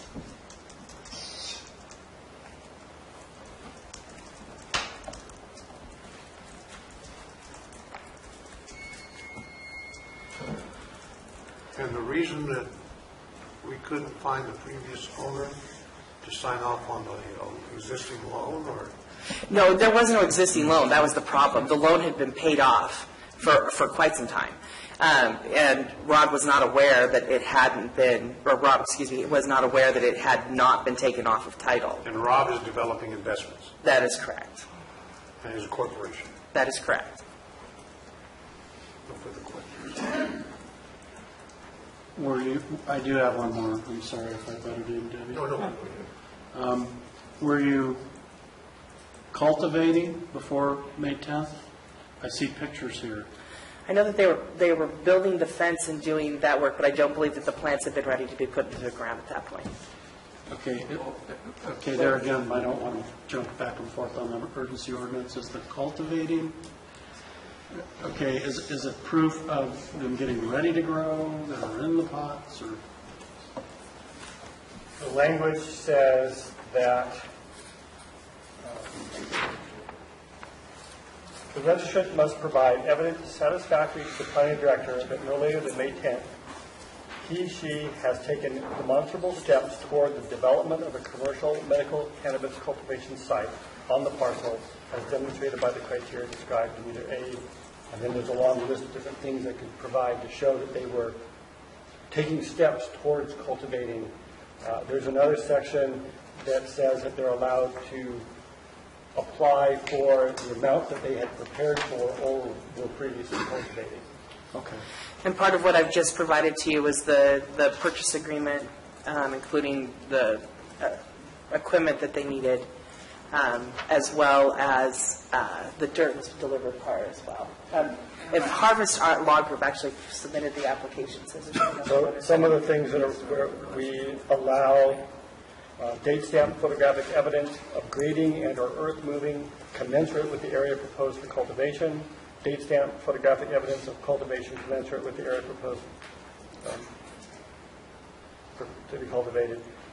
Date stamp receipts for equipment and supplies in types and quantities commensurate with the commercial cannabis cultivation in the area proposed to be cultivated.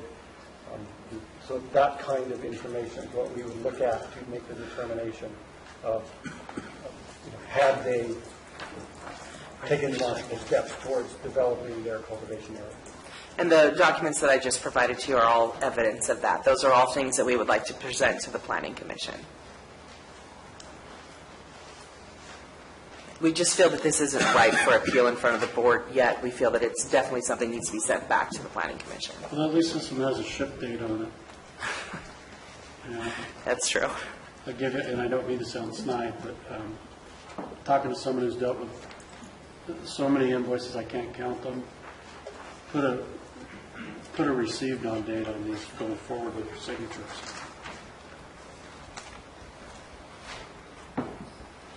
And the photograph submitted was April 29th? April 21st, I believe. 21st, where there's a fence and... Right. I think there's even a picture of the equipment as well as what I gave you as well. Well, I think the Planning Commission's denial was based on the lease ownership, correct? I believe there was no lease. It was the fact that there was no deed or lease prior to May 10th. And that's part of what we feel that this additional information would have helped provided clarification to the Planning Commission. Again, I didn't represent them during the Planning Commission appeal hearing, and this would go forward to show that not only did they have permission to be on the property, that they were in escrow, that they had gone through significant movement, they had control of the property, but for this cloud on title, they would have had ownership of the property on April 29th, well before the deadline.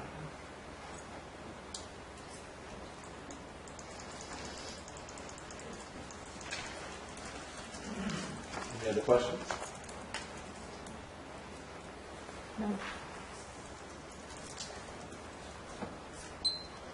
Are you finished with your presentation? Yes, I am. Thank you. Okay. So presentations by members of the public. 5 minutes, please.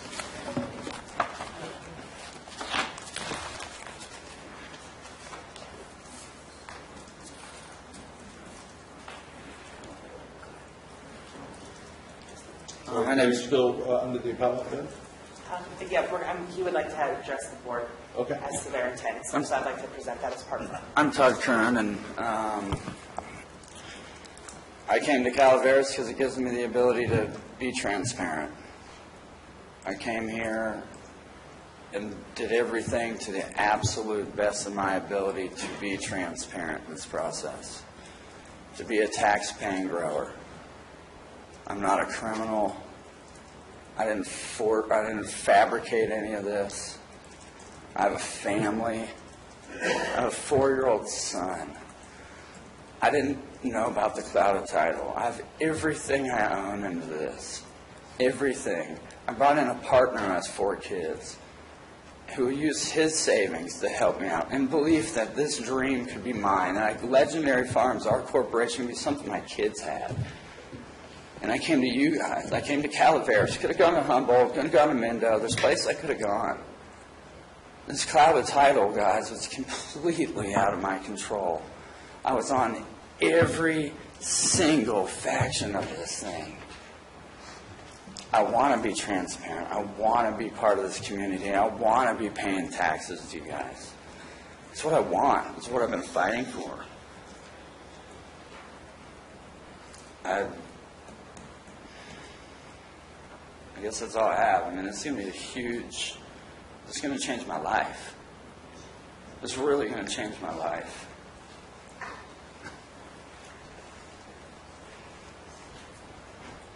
Okay.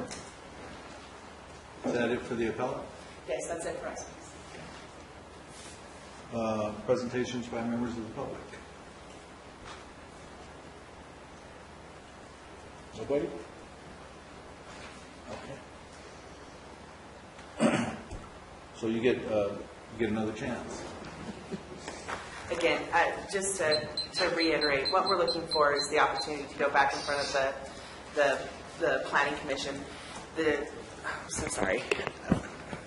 What we're looking for is the opportunity to go back in front of the Planning Commission. They were unrepresented when they presented themselves in front of the Planning Commission, and they need the opportunity for a fair hearing to be able to present all of the evidence that is necessary in order to show the Planning Commission how that they had not only had owners' permission and they were in the process of being owners, but they had control and possession of the property at the time that the urgency ordinance was voted into place. And we're asking for that opportunity by a referral back to the Planning Commission for reconsideration. Thank you.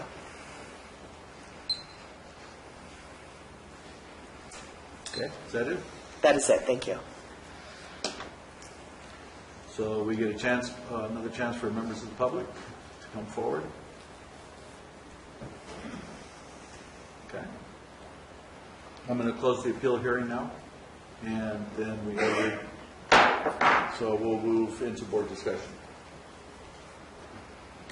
Okay. Mr. Maurer? Yes. Could you relate the reason for the rejection of this application one more time? So this was rejected because there was not a lease, nor was there a deed transferring title prior to May 10th. It was in escrow. I realized that escrow was delayed through no fault of the purchaser. But during the adoption of the urgency ordinance, there was a lot of discussion about allowing people who were in escrow to be able to participate in the ordinance. And the decision by the board was that no, you had to own the property. They did not own the property. It's unfortunate that they invested a lot of money in that, but they did not own the property.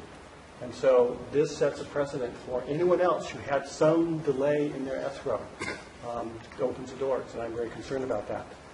This does not prevent him from growing in the future. If we adopt a permanent ordinance that allows someone to file for a new application, but I'm very concerned that this would have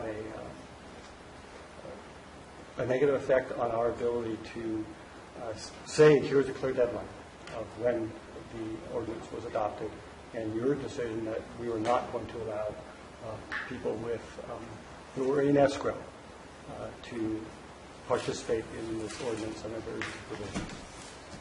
Thank you, sir. Okay. Any other questions? Well, to me, this is a case where it could have been continued, in my opinion, because there could be title papers that are out there, but we have not seen them. If we're basing it on what we have today, it's not a lot different than the case that just came before us.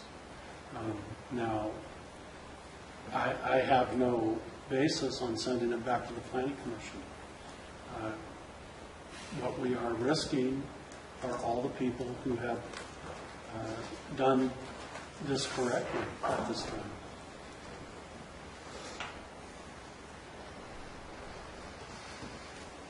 Is that it?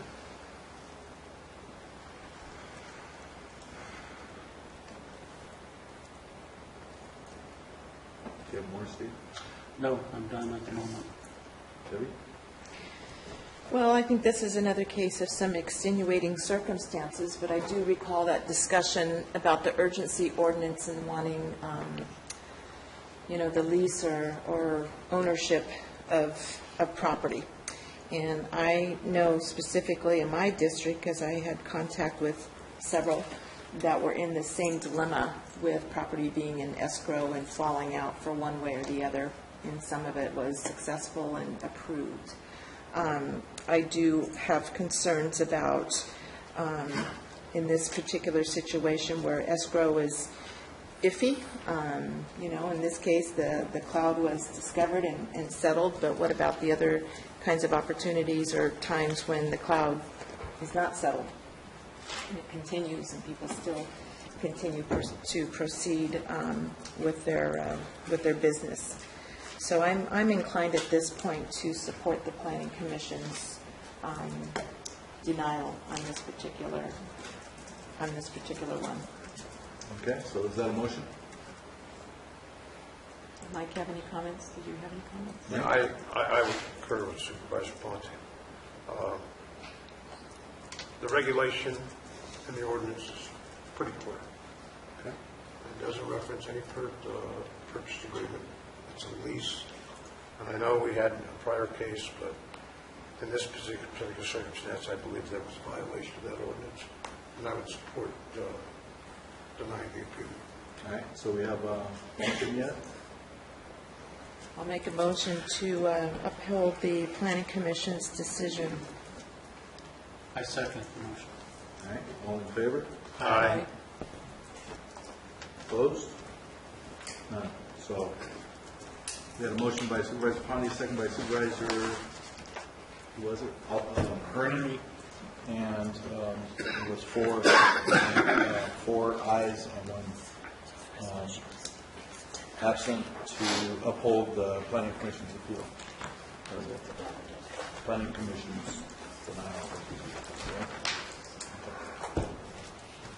All right.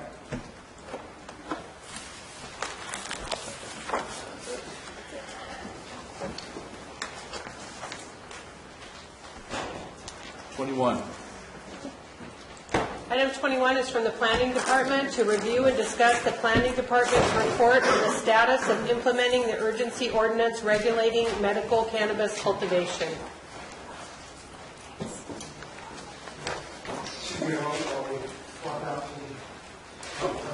Okay.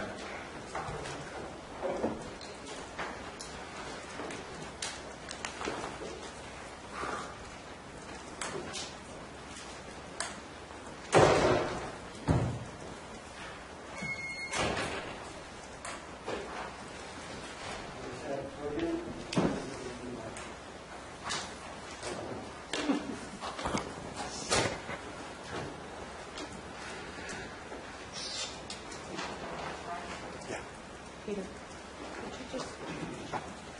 Thank you.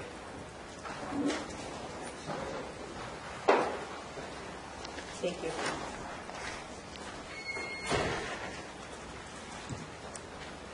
So as everyone knows, on May 10th, the county adopted an urgency ordinance that allowed for and regulated the cultivation of medical cannabis. Can I ask a question?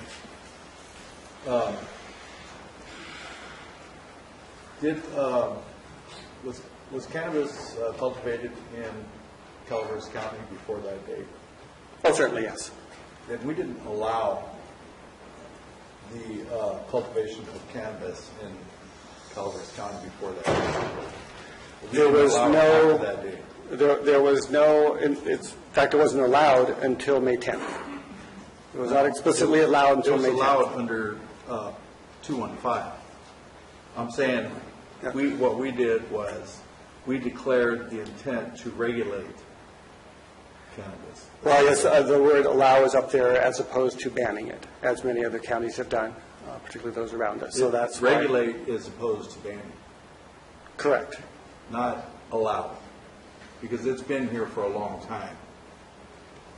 So we didn't allow anything. Okay. Cannabis cultivation has been occurring in the county for a number of years, by many accounts, many decades. We have been working on trying to draft an ordinance for several years. Certainly since I've been here in the last 2.5 years, it's been a high priority. And we had a number of hearings to discuss whether or not to ban it or whether to regulate it. The last hearing we had was, I believe it was a joint meeting with the planning commission. No, I'm getting confused with it. But anyways, a large meeting at Town Hall, I believe, and at that point in time, the board declared its intent not to ban it and to regulate it. So, pardon the misuse of the term. That created a land rush. A lot of people coming to the county to purchase land. The word got out that Calaveras was going to be a place that would regulate it rather than ban it. And we saw a number of people moving to the county to acquire land in order to cultivate. In addition, the Butte Fire created a situation where there were a number of parcels of land, people that lost their homes, their property was destroyed by the fire, decided they would prefer to sell rather than try to rebuild, and so that land was on the market. So there was a large number of land sales in the Butte Fire area as well as throughout the county that created high demand. The loss of screening also in the Butte Fire created a situation where suddenly what was maybe hidden in the woods previously was very visible to neighbors, to people driving by. Because of this, not just the recent growing, but even going back further, we were getting increasing numbers of complaints from neighbors, neighborhood groups about cannabis cultivation in their neighborhoods, and so. In May, the board decided we needed to do something, and so we adopted an urgency ordinance that intended to put a cap on the amount of growing until we could adopt permanent regulation. For the next slide, I think. So the ordinance was adopted as an urgency ordinance because of findings of urgency. We needed to establish some regulations in place so it wasn't a free-for-all. We were trying to make sure that any ordinance that we were creating was consistent with MRSA, the Medical Marijuana Regulatory and Safety Act that the state passed last fall. We wanted to try to protect the public health, safety, and welfare through establishing some regulations that address those issues, as well as minimizing environmental effects from grading and water diversions and those kinds of things. Next, please. So the ordinance established a number of different standards. We limited cultivation area to that was previously cultivated or prepared prior to May 10th, 2016. We just had an example of discussion on some of those issues of what was cultivated, how much. The Planning Commission has been addressing this a lot in different appeals. This is a challenge that we have as staff, is trying to establish what actually was out there at the time. The maximum canopy is 22,000 square feet. That's approximately half an acre. You establish zoning criteria. Certain zones allow it, others don't. 75-foot setback from the property lines. Certain standards regarding lighting, fencing, posting, noise. So all the things that we would try to utilize to minimize the impact of the cultivation while still allowing it and regulating it. It required inspections by both code enforcement and the sheriff's office, as well as compliance with any number of state and local environmental regulations. Next. So the board established a deadline of June 30th in order to submit your application. All of the information in the application required to be complete. We had estimated that there might be about 300 to 400 applications. We knew we were going to need additional staffing to do that. Based on the fee amount and a conservative estimate, we said, okay, if we get 200 commercial applications, that's $1 million. And with $1 million, we could hire a couple extra planners, some deputies, and a vehicle, and we looked at what we could do with that. So that's what we anticipated. We thought there might be more, but we didn't want to go out and recruit for positions that didn't have the money in order to have those positions available.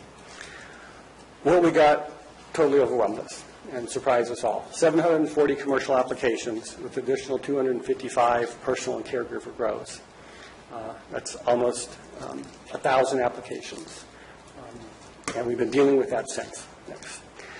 Just for some reference, here's a map, trying not to be too specific, of the sort of heart of the cultivation area, District 2 primarily, Mountain Ranch, Torero Flat, Wilseyville, West Point area. All of those colored blotches are parcels on which registrations have been received. The orange ones are still in the pending process. The blue ones we've reviewed for compliance of all the paperwork. The red one, a couple of red ones in there have been denied. The green one's sort of a unique situation. Don't need to go into the details. This was where most of the applications were filed. Next. But it's not just that. Here is the Burson, Wallace, Valley Springs area. You can see there's a number here. There's a lot of them in District 3. There's some down here on Copperopolis. It's countywide. Granted, it's focused up in the Butte Fire area and in the area where cannabis was previously grown, up in primarily District 2, but also in the upper level, sort of east of Highway 49 up into the lower range of the forest. Next. So we develop a review process, and I like to say it's sort of like driving the bus down the highway while we're trying to build the bus. We had this rush of applications. We're trying to process them. We didn't have anything in place at the time that we adopted the ordinance, so we're trying to create a process while taking these applications. We had an intake process where applicants come in, at our front counter. We would take about a half hour to an hour to review their application, make sure they had everything. If they didn't have them, we'd send them away, say come back later. As we got towards the deadline of June 30th, that line got longer and longer. We moved over next door because we were taking up all of the counter space, both in our department as well as building. We'd hired some extra help staff to process things, so we set up a satellite office next door here in Department 1 to process those. The review process that we have, once that intake process was done, then we're getting into the review of the applications itself. We're comparing the documents with the list of criteria that we have.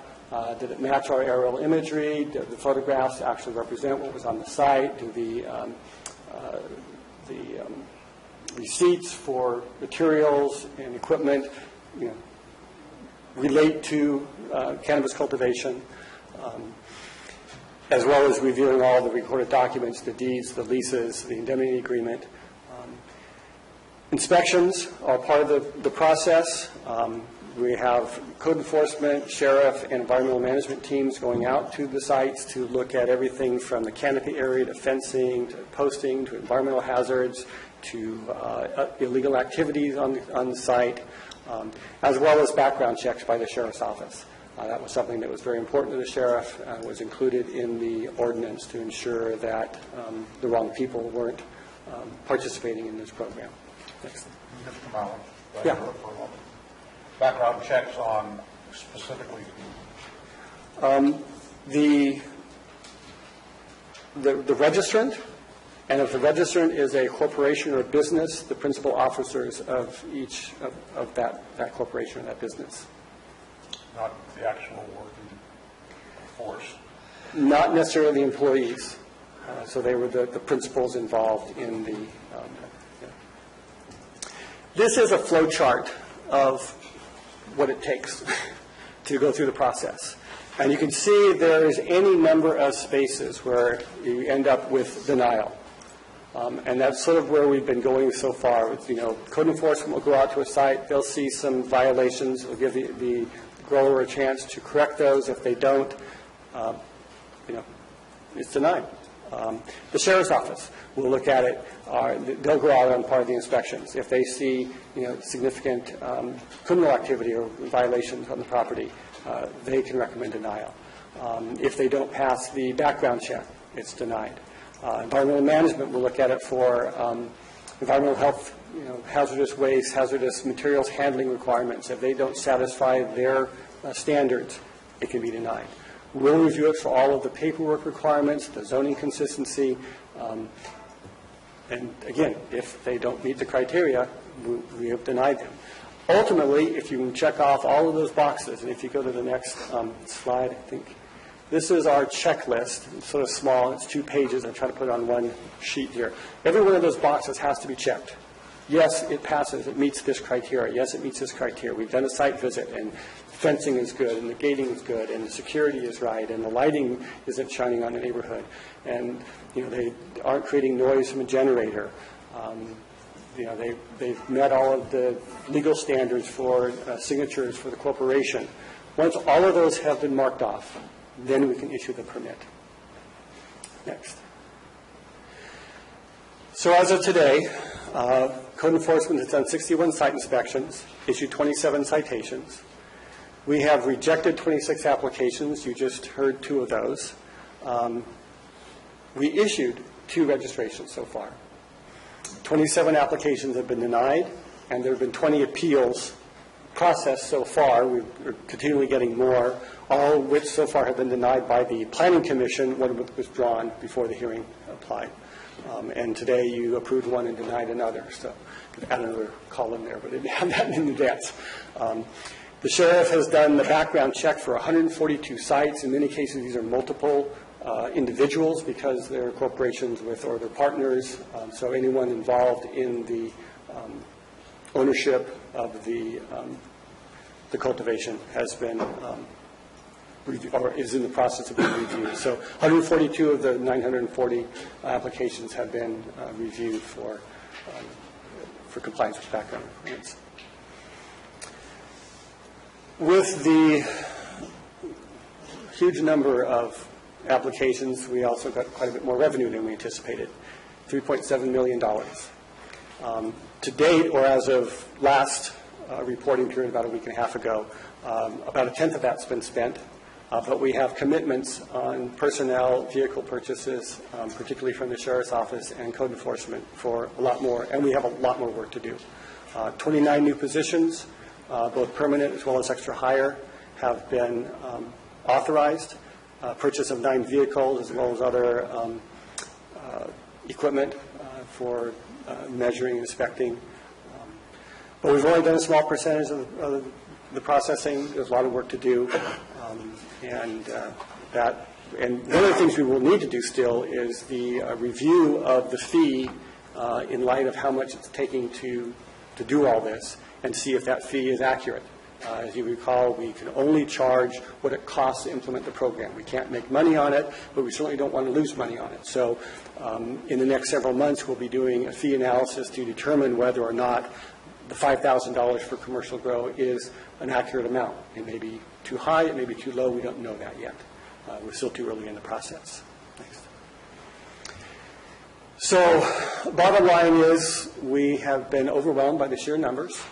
It's difficult just trying to get out to the sites. The Sheriff's Office particularly has been stretched very thin. They do not have the resources to do all of the regular day-to-day work that they need to do, as well as accompany the inspection teams. We made a decision early on we're not going to send inspectors out without law enforcement backup. We don't know what's out in some of these sites. Many of them are, great individuals, good neighbors, would not harm anyone going out there.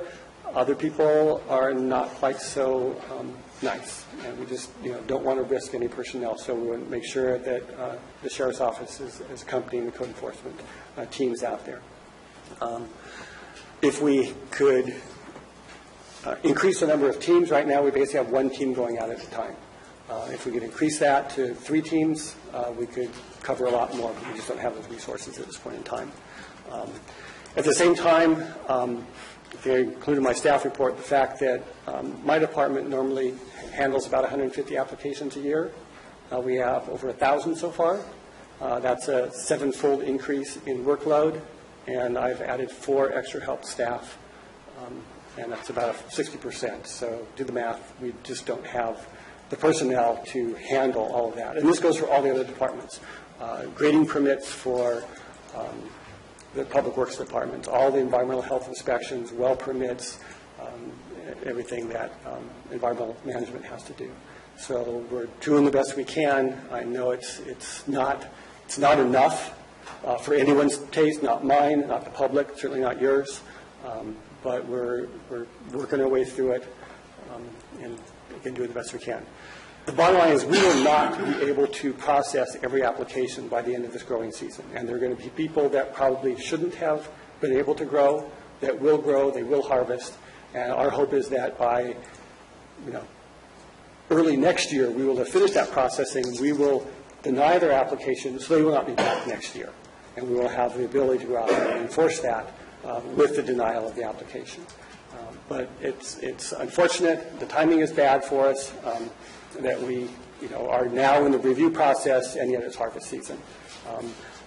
And so our focus has tried to be on the complaints, on the obvious violators, and that hopefully the majority of the growers that want to be good neighbors, they want to participate, they want to be successful businessmen and turn this industry into a legitimate business, will do so, and we can focus our attention on those that don't intend to do so and weed them out, pun intended.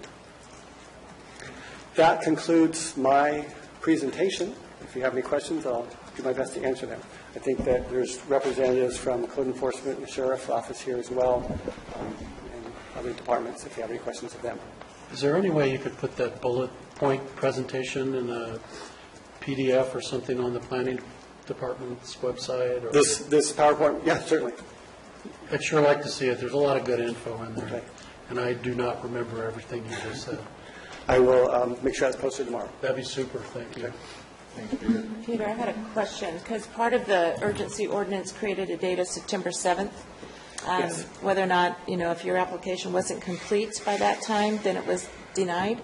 Is that still a process? So, yes. The December 7th deadline was a second deadline. There were there were four things that we knew that most growers were not going to be able to get by May 30th just because of the process they need to go through.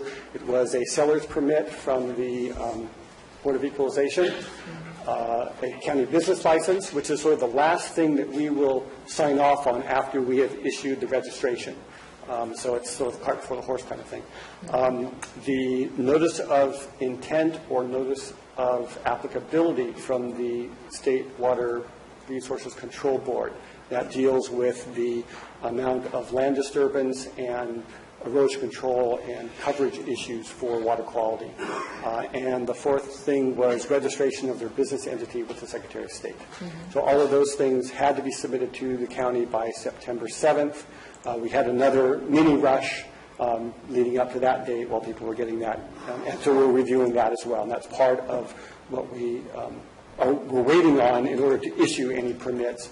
Some of the early registrants had that already. In fact, the two that we approved earlier were the first two applications that we received, and they already had that information prior to the adoption of the urgency ordinance. But those that were coming in at the towards the end were scrambling to get that. And so that's part of our review process, is make sure that they have that. If they did not submit it, they're going to get denied. Okay. So that's because maybe that information wasn't submitted until the last minute of September 7th, equates to possibly why some of those permits haven't been totally issued. Kind of a last, like you said, kind of the last minute rush. Yes, that is one of the many factors. Okay. Majority of your presentation concentrated on the commercial aspect of it. How was the primary caregiver? We had 255 caregiver and personal cultivation, most of them personal cultivation applications. Most of those have been reviewed and are ready to go. One of the things we did notice, a couple of commercial growers applied as personal or caregiver growers, and we were concerned that that might have been a way that people tried to avoid. They're not going to look very closely at those. So we did a quick review of those just to make sure were they legitimate.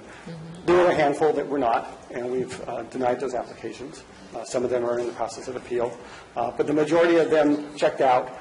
We're just waiting on site inspections. And again, that seems to be the biggest bottleneck right now is getting staff in the field to look at these things. And again, with our focus on the complaints and the gross violators, those we may not be able to get to unless we decide that we're going to modify our inspection process. Okay. And the personal care grow was more or less an open registration period. Yes. Do you find applications coming in on that? We're still getting a few. Not as many now as we did, say, in July and August, but they're sort of trickling in. Okay. The intent was that someone a new grower, just discovered that, hey, it works for me, I'm going to grow some marijuana, wasn't constrained by the deadline of having had cultivated earlier. Okay. The main concern, I think, from the public, from law enforcement, were the large-scale commercial grows. Someone growing 100 square feet, that's about 6 plants, is not going to have the same impact and potential abuse as thousands of square feet. Mm-hmm. And you mentioned your staff is stretched and others are. The staff has been hired, I think you mentioned 29 positions.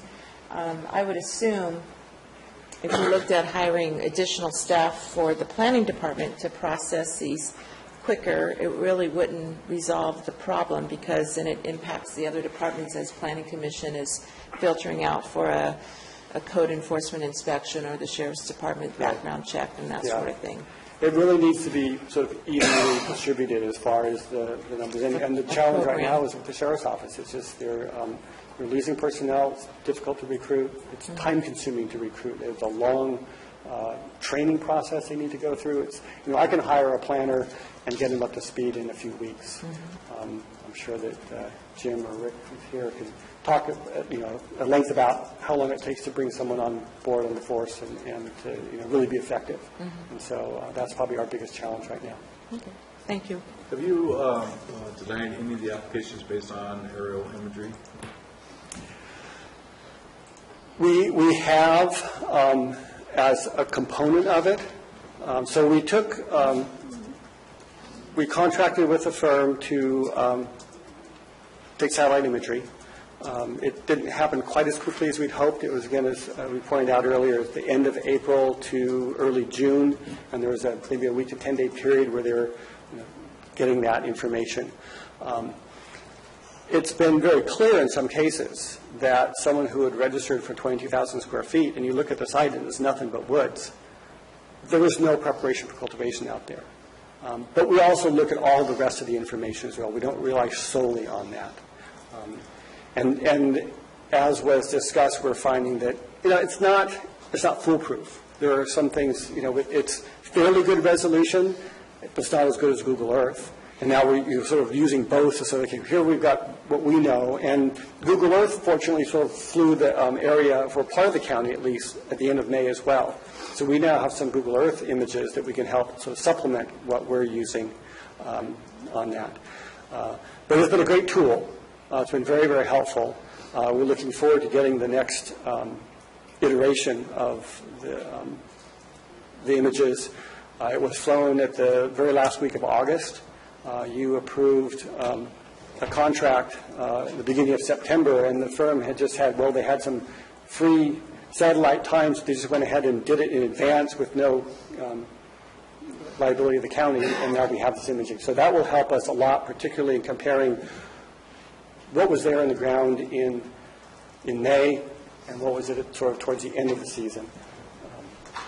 There's still a lot of cultivation activity going on. It's the very beginning of harvest season now. I understand that depending on the variety and your location and all kinds of other agricultural factors, that harvest will last up until into November. So we've got a ways to go still. But that aerial imaging has been very valuable for us. Any questions? Thank you. Thank you.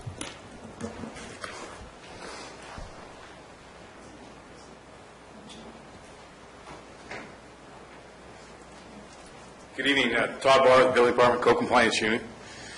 I'd like to start by saying that I think we've made some pretty positive strides since we got started on this. We now have added 2 new officers specifically for the compliance checks and the enforcement of the medical marijuana. Of course, it is going to, again, we're going to have some issues getting these people up to speed training-wise.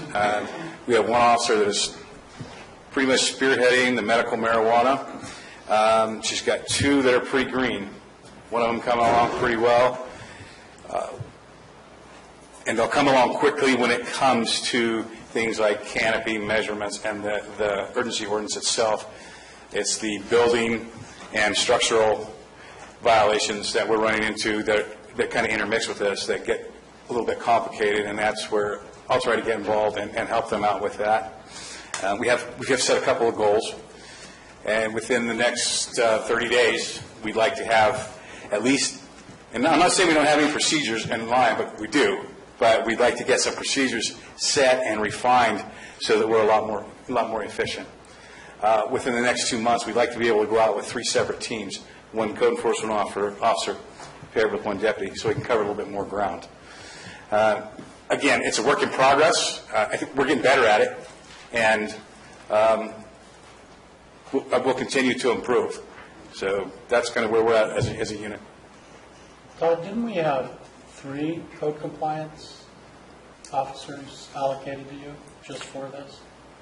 Yes, there is now. There's 3, and they are on board.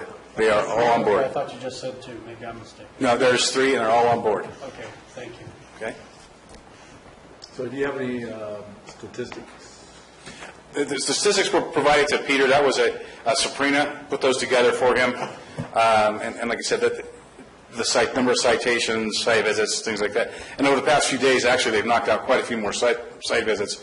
But I want to say one thing about the citations, too. The citations that have gone out so far are the ones that are going to sites that just can't possibly, from what we can tell when we're out there and the evidence that we gather, that just cannot come into compliance. Many of the other sites that we visited, they're not in compliance. They've been given time to correct that, and we will continue to give them reasonable amounts of time to work on the violations and to bring them into compliance. Mr. Barr? Yes, sir. Run down the quick procedure on the hot tip line. How do we get those complaints handled, and how do we categorize them and the prioritizing of them? I believe that Captain Macedo should probably help me address that. I know, because that hot tip line actually goes through the Sheriff's Department, so I think I'll let him address that, if that's okay? That's fine. Okay. I know we have a part in categorizing that, but I'll... A question? Yes. So when you go out for these inspections, are you doing them by appointment? Do you just show up at a site? How does that work for your department or your area? No, until we get to know the people and the site, we will go out without making an appointment and with a deputy.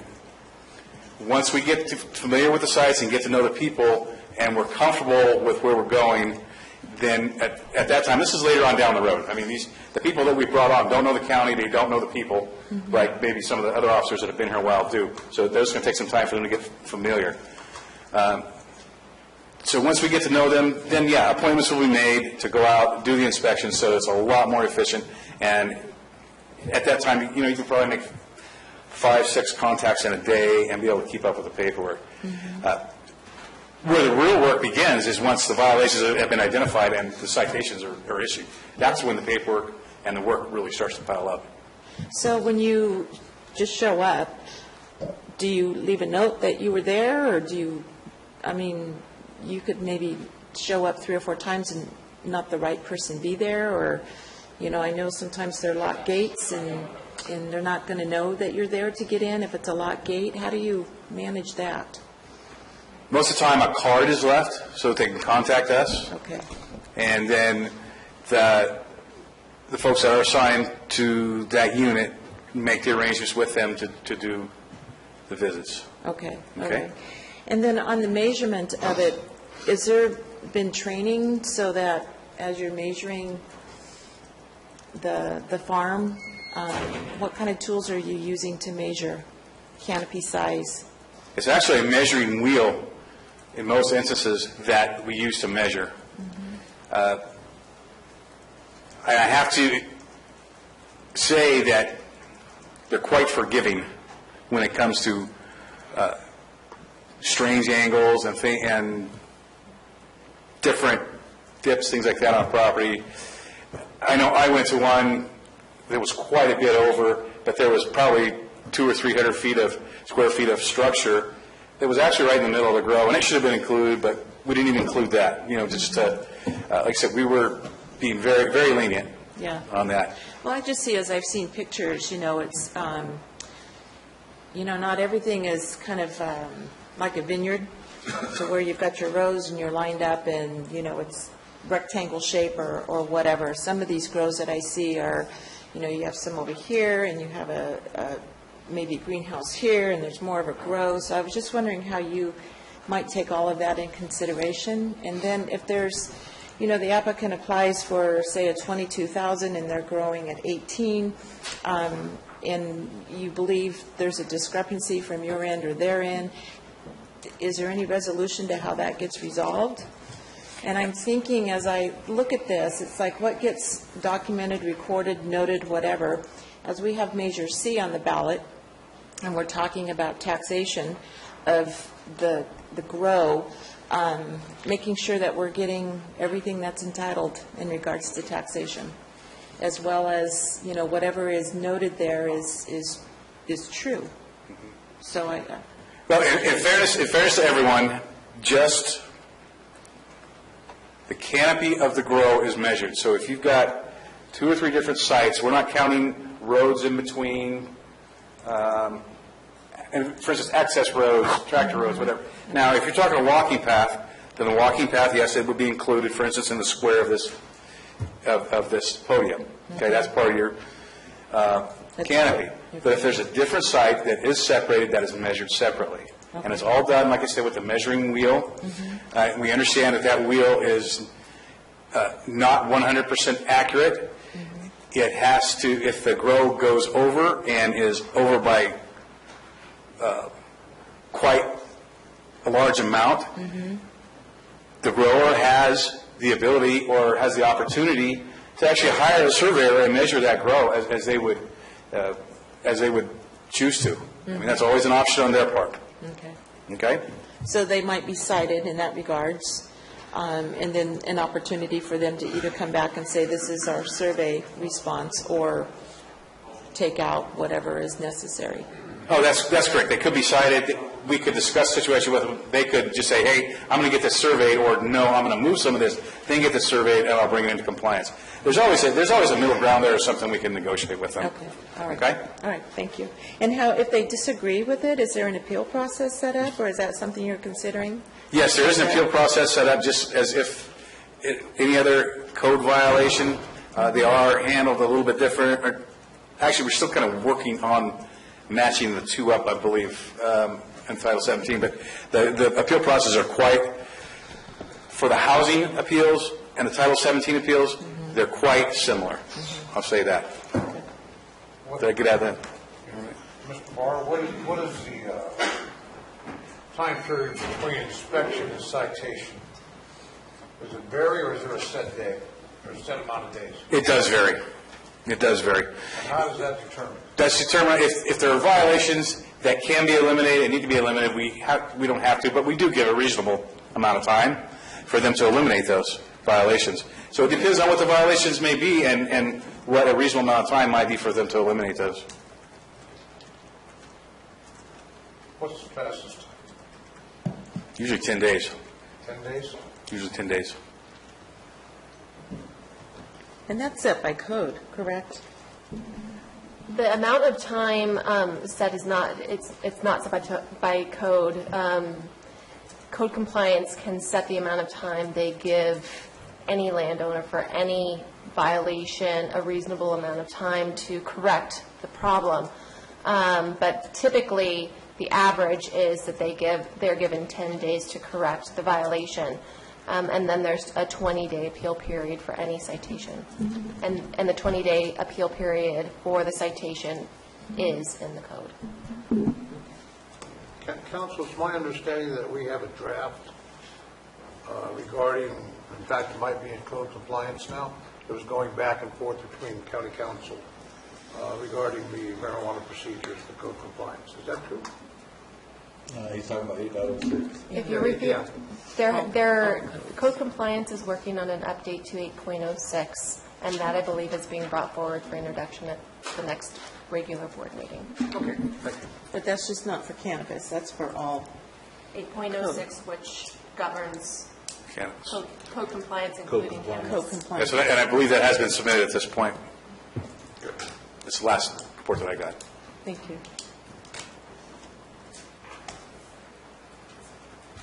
Which should significantly reduce the amount of time to process things.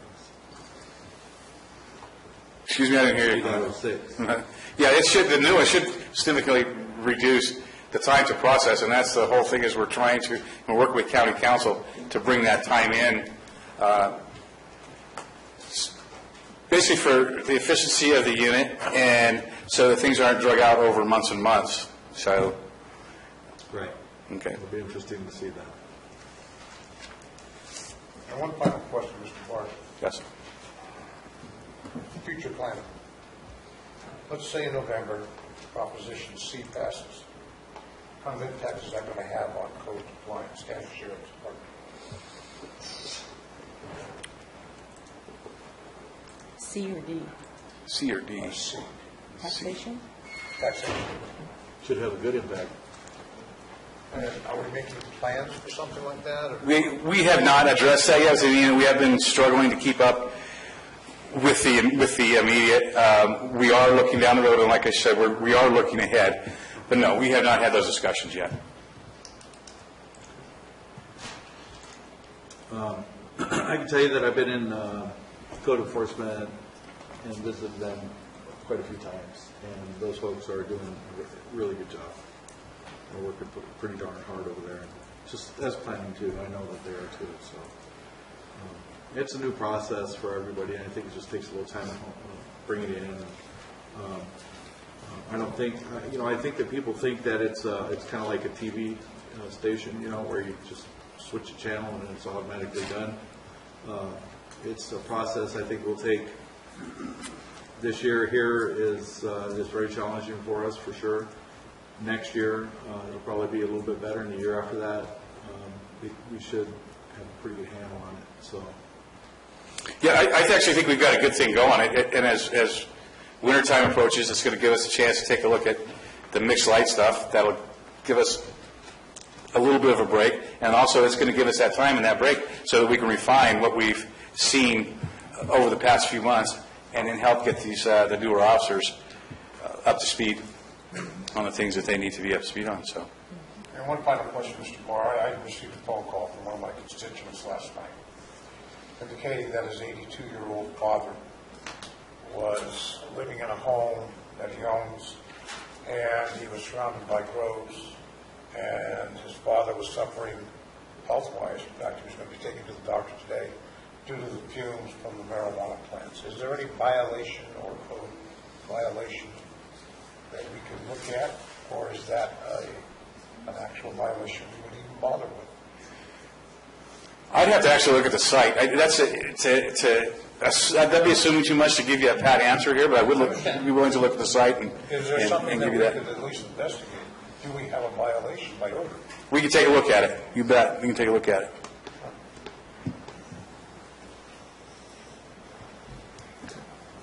Any questions? Thank you.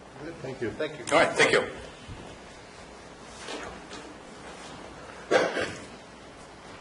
Good evening. Jim Macedo, Sheriff's Office. The Sheriff DiVasilio is away in training. He asked me to send his apologies for not being here. I'm going to go through some statistics to start out with.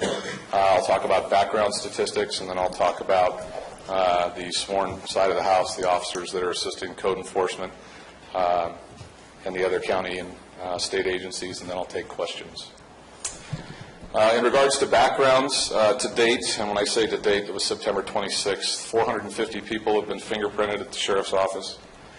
112 project backgrounds have been completed and submitted to planning. 30 project backgrounds have been completed and will be submitted to planning this week. There'll be 30 additional. 244 projects are pending responses from the Department of Justice and outside law enforcement agencies or from the Sheriff's Office for data entry or review. That means they're pending. The results are not back in yet. Background packets have been sent to all the applicants. A total of 386 projects out of the 801 we've received that required backgrounds have been addressed by the Calaveras County Sheriff's Office. On the marijuana enforcement side, the number of marijuana plants destroyed this year so far has been 61,467. I'm told that's a record. Inspections completed by the Sheriff's Office, and I'm going to put parameters on the date, between July 20th of 2016 and August 23rd of 2016, so just a little over a month and 3 days. There were 41 inspections completed during that time frame. I do not have up-to-date stats on that particular item. Complaints filed with the Sheriff's Office relating to marijuana, 213. Requests for denial of registration submitted by the Sheriff's Office to planning, and this again predated to the 23rd, have been 33. Those are not background denials. Those are other denials, and those are just Sheriff's Office alone. Those are not code enforcement, joint. Yes? How many plants do you say you eradicated? 61,467 as of the 23rd. There have been additional plants eradicated since then. Thank you. CAL FIRE has issued 18 land use violations. That is of the Public Resources Code involving marijuana. There's 8 more pending. The average length, and this is something I think the board will be interested in, the average length of inspection time for a personal caregiver grow and/or caregiver grow by the Sheriff's Office is roughly 15 minutes. That does not include drive time. That includes from the time we arrive to the time we leave. The average length of inspection time for a commercial grow is roughly between 45 minutes and 1.5 hours. We currently have 35 known unregistered grows. We currently have 20 open criminal cases. Again, that was of the 23rd. And that was specifically related to the marijuana ordinance, not outside, not other separate criminal investigations regarding cultivation. Sheriff's Office has served 25 search warrants related to marijuana. Those are criminal search warrants, not administrative. We've had assistance from 18 non-county agencies from outside the county. And we've, as of the 23rd, we made 5 arrests, again, specifically related to the urgency ordinance. The length of inspections varies based upon the number and severity of the compliance issues at the location. It's also affected by the terrain where they're cultivating, the layout of the grow, and the difficulty sometimes involved in measuring the canopy. Grow sites with the poor, disorganized layout can take as long as 2 hours to inspect and measure.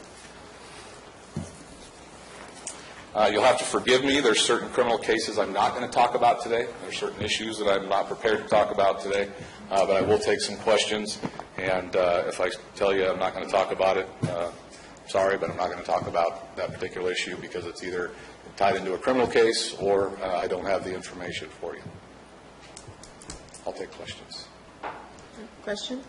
So of the 25 search warrants, does that equal to the 61,467 eradicated plants?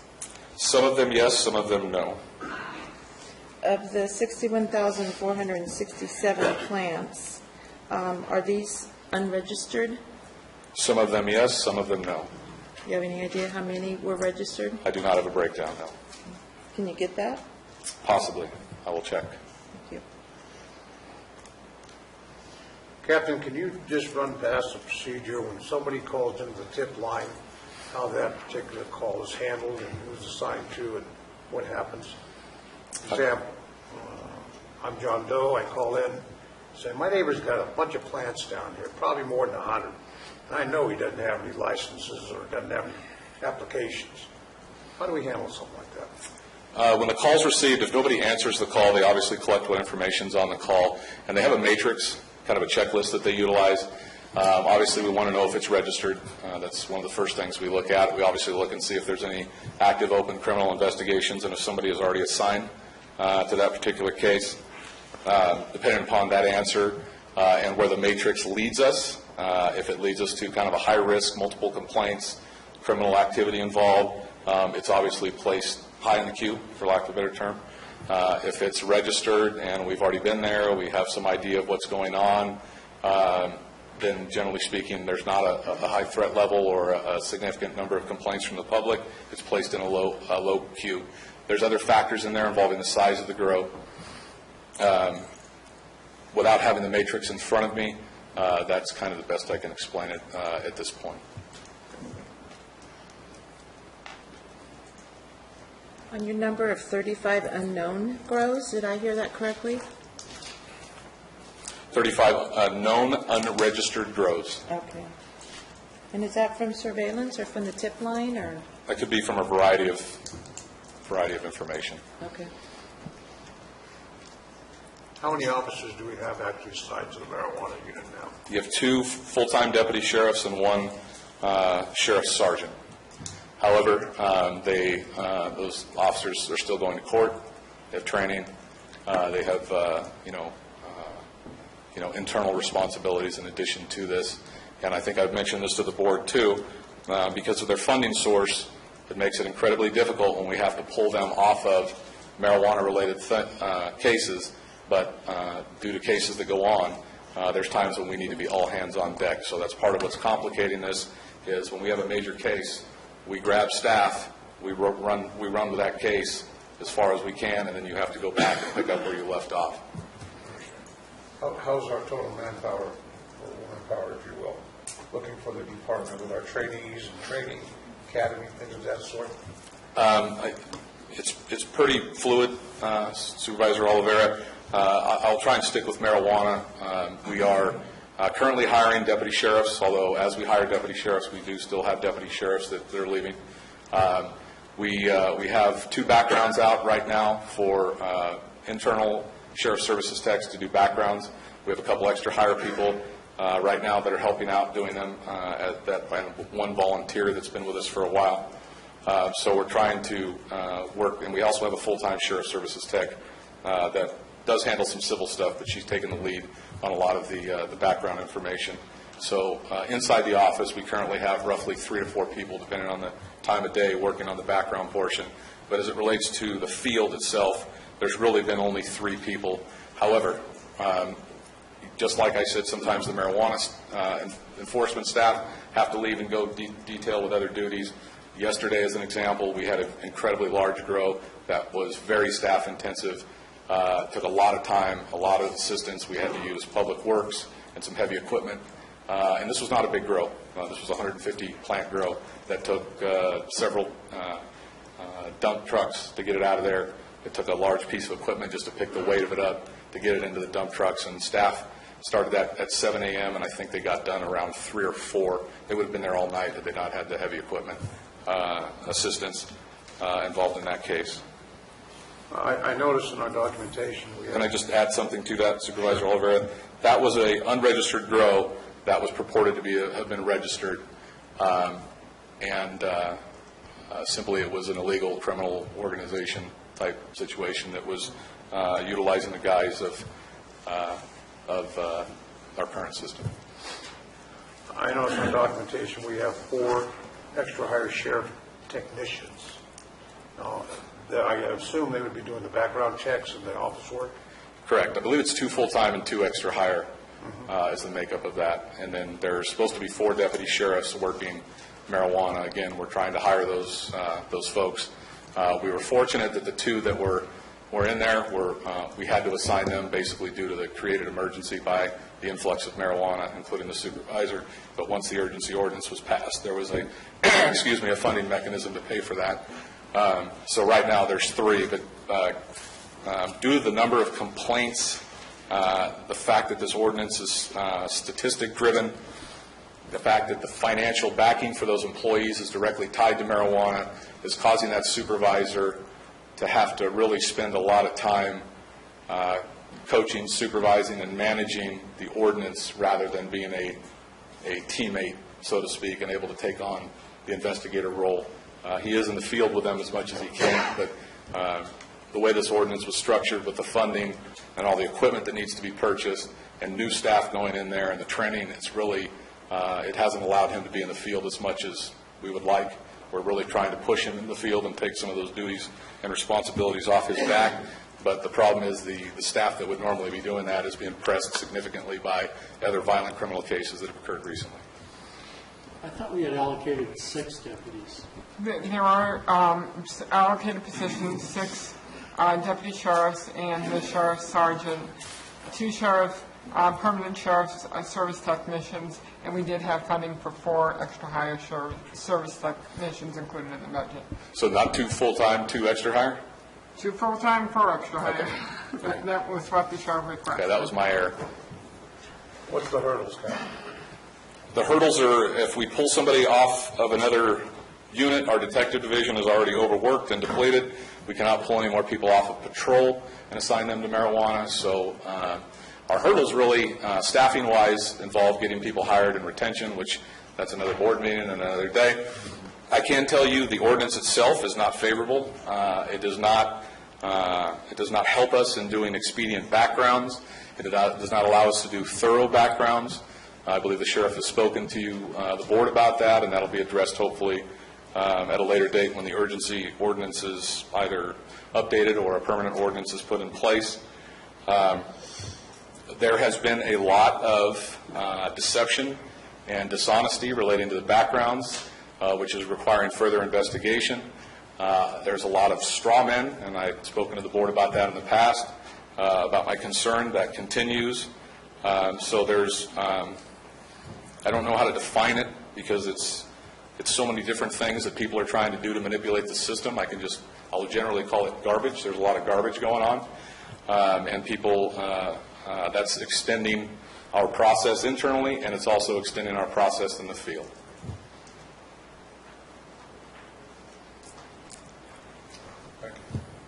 How long does it take to do a background check? Which portion? On the average. Which portion are you referring to? The entire time? Mm-hmm. So somebody comes in and gets fingerprinted. Those results are not, and they fill out a background form and turn that in. They get fingerprinted. Those results are not immediate. It kind of depends on the person about how long it takes those to come back. Once they come back in, a folder is prepared with the information on that particular person.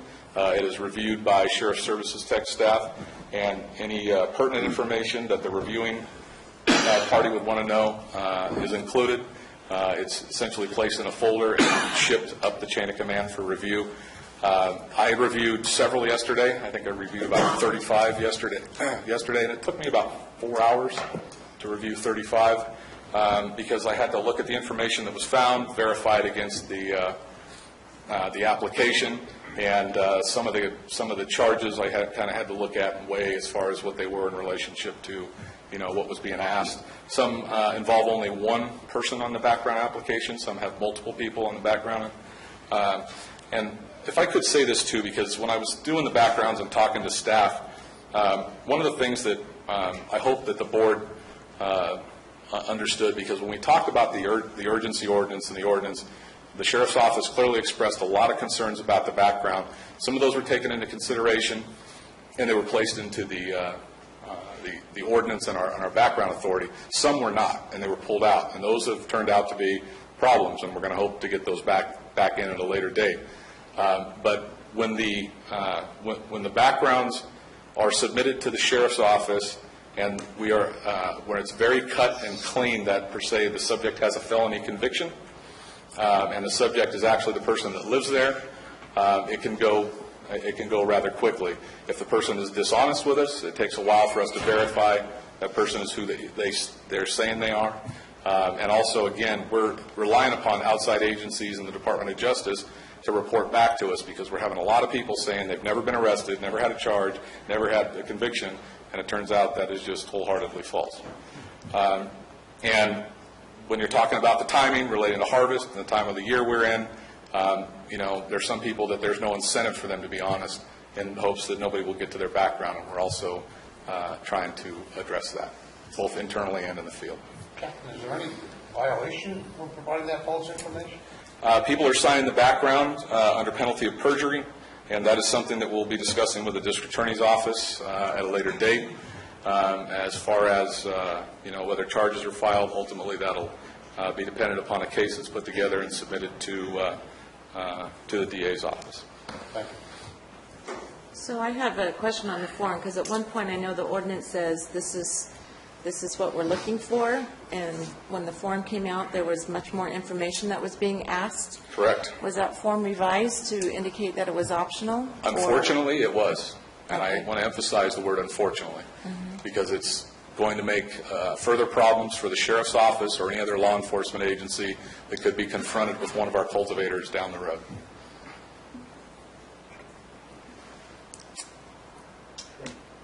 Any other questions? What's the cost of a background check? Through the Department of Justice, I do not think I have that with me. There's two fees. So the sheriff's office charges an internal rolling fee, and then the Department of Justice charges an additional fee. And unfortunately, I do not know the answer, and I don't believe there's anybody here from the sheriff's office that could answer that. Do we charge that up front to the applicant? Yes. Yes, we do. Is that going into a special fund? That has always gone into a fund. It's not, the marijuana portion is not being separated off. So we have a fingerprinting fund within the sheriff's office budget. And what happens is the fees for those go into a designated fund, so that when we need to replace those machines are incredibly expensive. They're about $20,000, $30,000. But there's a pre-established fund to pay for those. You've probably heard me express some concern about that in the past when we've dipped into that fund for other things, and I won't go there. But So can you get the cost to me, please? sure. Thank you.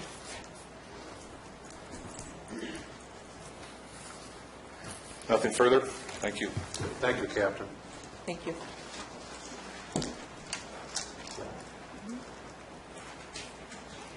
Can I have public's comment on what you heard?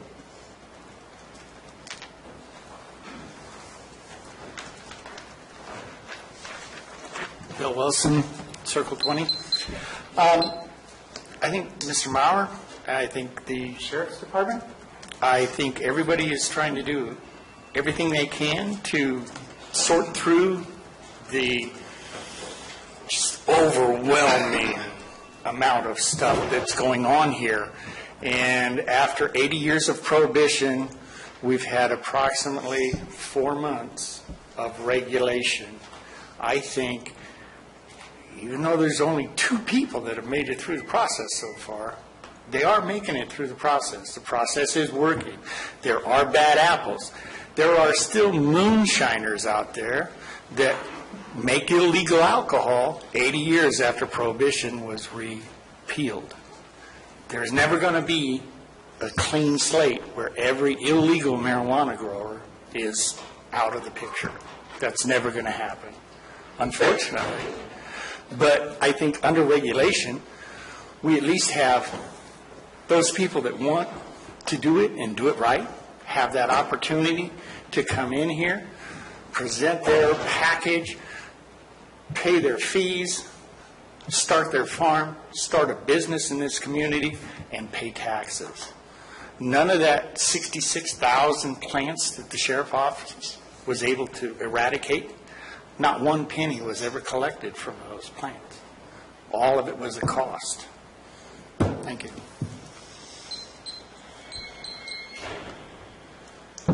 Any other public comments?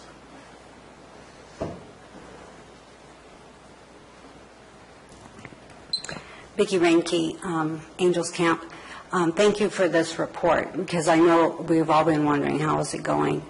And I do talk to a lot of people out in the community, and there's a lot of questions. And I wanted to ask some of those questions and hope to get an answer, because it's hard to understand sometimes the logic and reason behind this whole, well, I call it a fiasco. But anyway,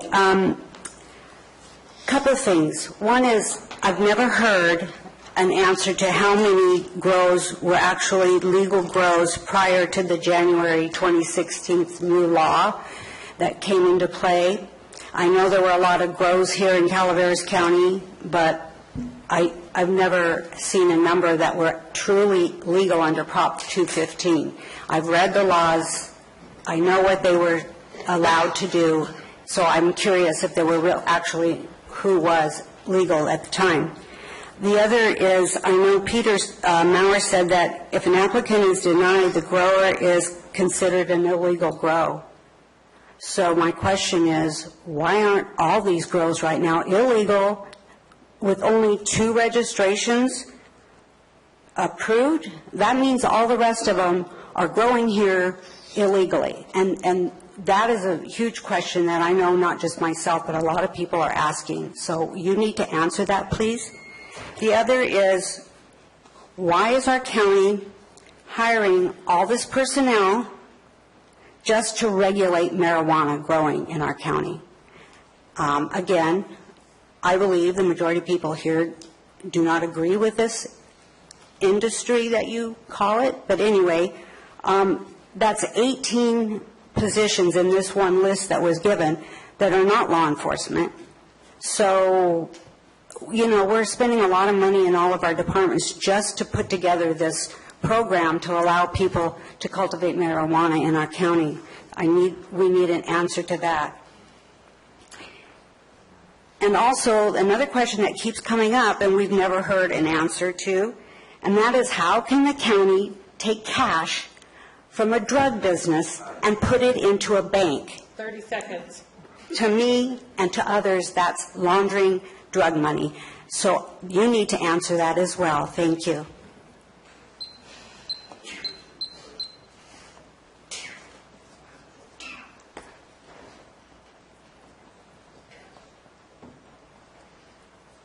Okay. Any other comments?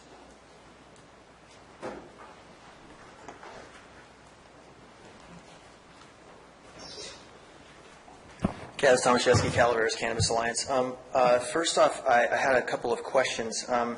When did the first inspections start? Maybe Todd Barlow would know. Let's go ahead and ask your questions. And then Okay, so when did the inspections start? And I was wondering if the sheriff's statistics, if that existed in print anywhere, and if we could have access to that, because I thought those numbers were very interesting. We'd love to take a look at them. The other question I have is, of the 29 new positions created to help deal with the urgency ordinance, how many of them have actually gotten to a point where they're hired, trained, and operating? I think we've seen evidence that there's a backlog in the system, and I'm interested to know how much we're going to be able to improve on that backlog via the positions we've already set aside under the urgency ordinance. And so I'm interested to know how many of those positions are up and running right now. Another thing I wanted to say is, of the 61 site inspections, I think I've received personal calls in about 20 of them. Overwhelmingly, the feedback is positive. Code compliance and the Sheriff's Department are treating our people with respect as human beings, and the issue of inspectors not calling before they show up hasn't been that much of a problem, because our growers are actually so happy with the way they're being treated.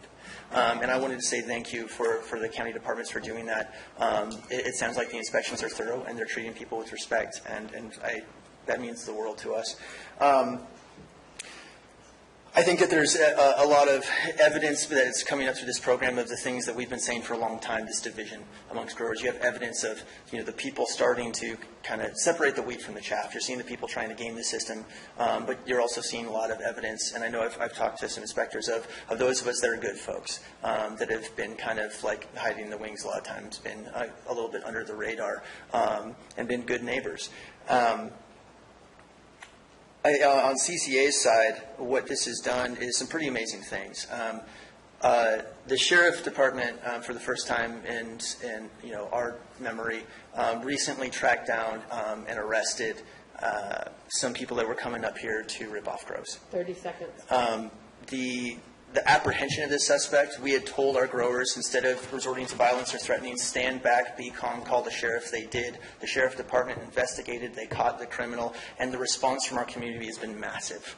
They're coming out because they believe in regulation. We're having the biggest meetings we've ever had. We're getting more volunteers than we've ever had.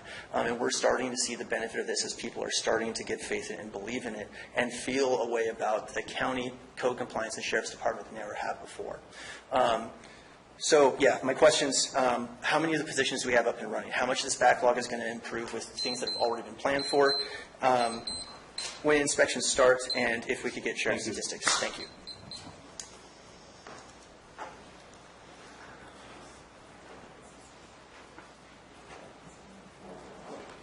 Judy Hawkins, Human Resources Director. I can tell you what positions we still are currently recruiting for. We do have the 2 service tech positions. We have completed interviews. And so, for the sheriff? Yes, for the Sheriff's Department. We do have 4 Deputy Sheriff 1-2 positions open that we are actively recruiting for. The ag biologist will be starting on October 3rd. We do have an environmental health technician, which will be starting on October 19th. And the environmental health specialist, we are recruiting for. We have 2 positions, and we have no applications at this time.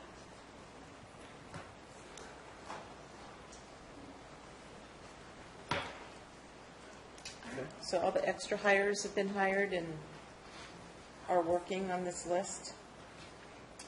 No, that's sheriff's deputies for it. Well, we got 4 extra hire sheriff service techs, 4 extra hire planners, 1 extra hire office tech for planning, and 1 extra hire tax technician. I can address the planning positions. I do have the permanent planner position filled. I have 1 extra hire planner position. I have the extra hire office tech, and I actually underfilled one of the planner positions with an additional office tech. So we're 2 people short of what was authorized. And I apologize, I just have the permanent positions. I don't have the extra hires. And on code enforcement, Todd, when you mentioned the 3, so I take it your positions are filled? Yes, all the permanent positions are filled. Thank you. I'm Ethan Turner. I'm Deputy County Counsel. My position has been filled. And just to reiterate something that Peter was saying, he's sort of nonchalant and humble, but the undertaking that he has done is really amazing. Since I've been here, I've been reviewing all the indemnity agreements, which couldn't be done because there wasn't anyone to do it. And yesterday, Peter and I signed several hundred of them, or on Friday. And now Code Compliance has to go inspect all those sites. And you're going to see a lot more approvals soon, and also a lot more abatements.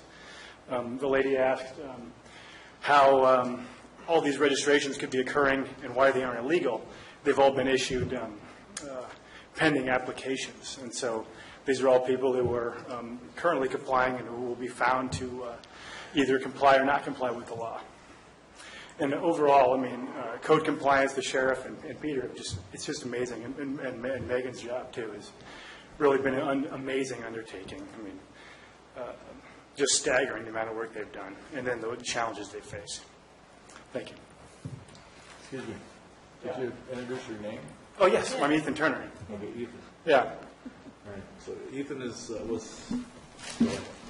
Ethan is the Deputy County Counsel that the board funded specific for the urgency ordinance. So I was able to hire Ethan. He's been with my office now for about 3 weeks.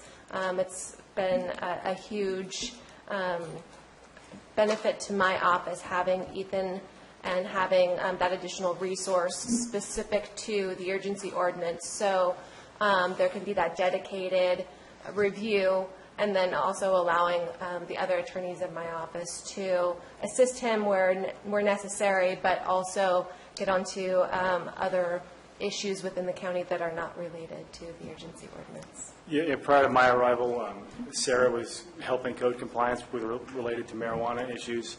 Julie was helping planning related to marijuana issues and not being able to do their ordinary work. And now I'm here to help a little bit with that. Thanks. Mm-hmm. Welcome.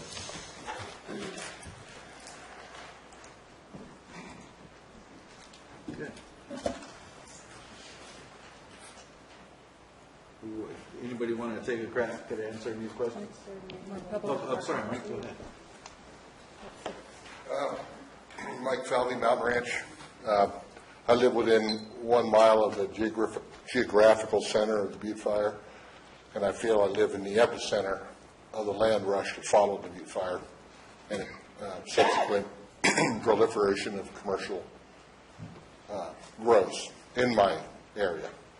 Number one, I think that 700 commercial grows in this county is way too many. Too many. I won't say way too many, but too many. And that's not even taking into consideration the ones that aren't compliant or registered or whatever you want to call it. I don't see how this county can handle enforcing the regulations on 700 commercial grows. And, there's a place for commercial everything. It isn't in residential areas. And you know what? I realize it's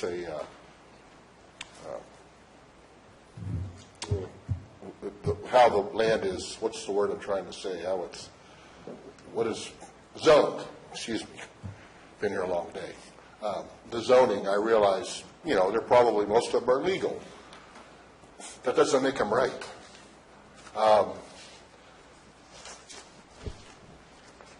Like I said, I live where I consider is pretty much the center of this new industry. I like the smell of marijuana. I've loved the smell of marijuana for more than 40 years. And but it's overwhelming in my case. It's really overwhelming. I was up at 5 o'clock the other morning and typing a letter, and all of a sudden my house became inundated. My wife got up. She thought the dog puked. I mean, she came out of the bedroom, and I said, no, honey, it's just, the windows were open. It's warm. Our house was just inundated. I've had I'm not asking for any, sympathy or anything, but I've had a couple of allergic reactions that I've never had before, and it just coincided with fumes coming into my house, onto my property.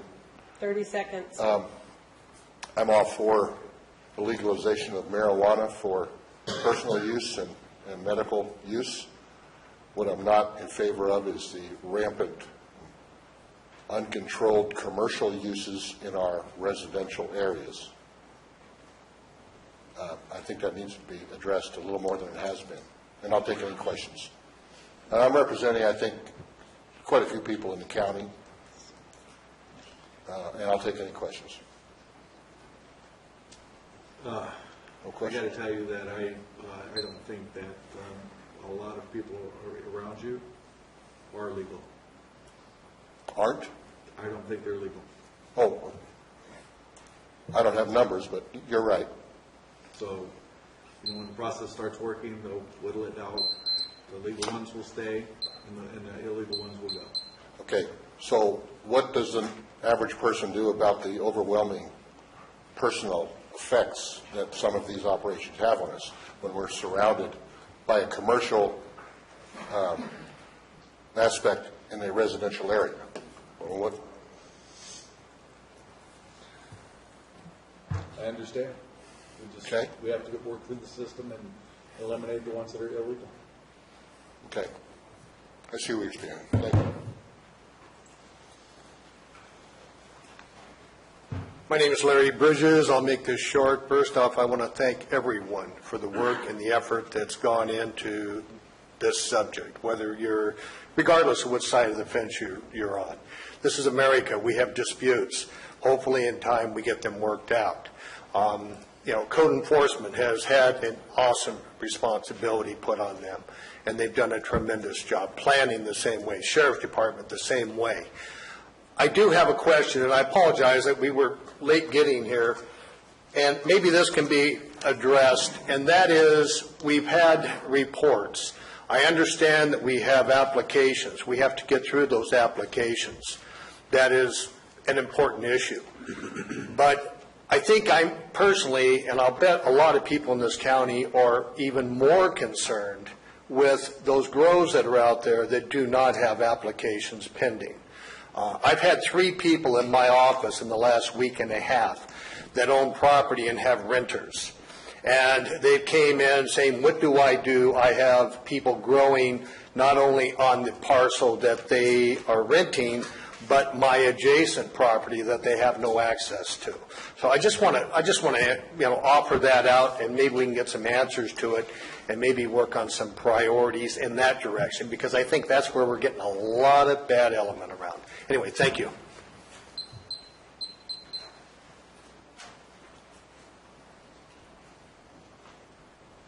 Any other public comments? No?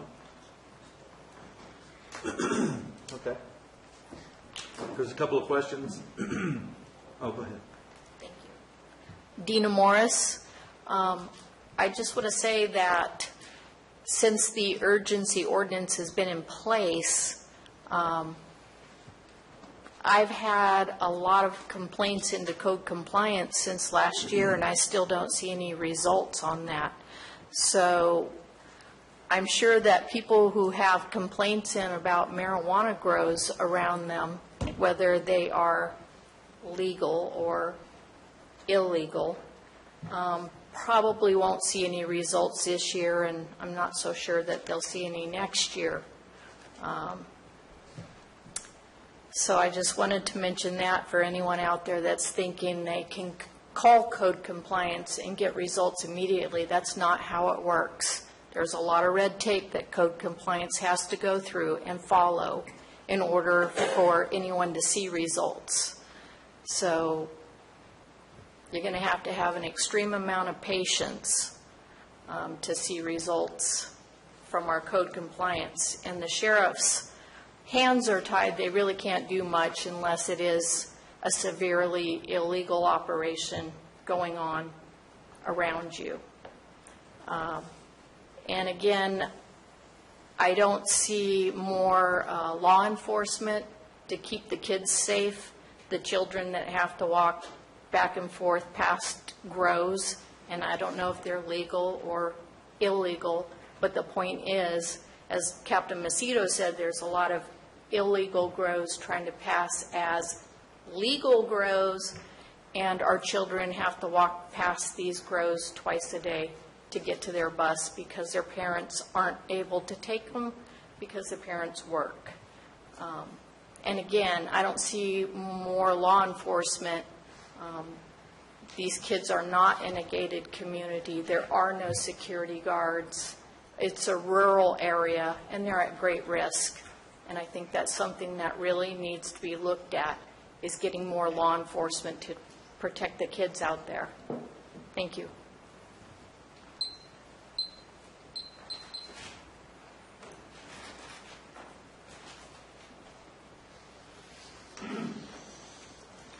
Any other public comments? No? Questions or comments from the board? No? You guys want to try to answer some of these questions? Well, as I understand it, on the 215 grows, they didn't register, so there's really no way to know. Is that true?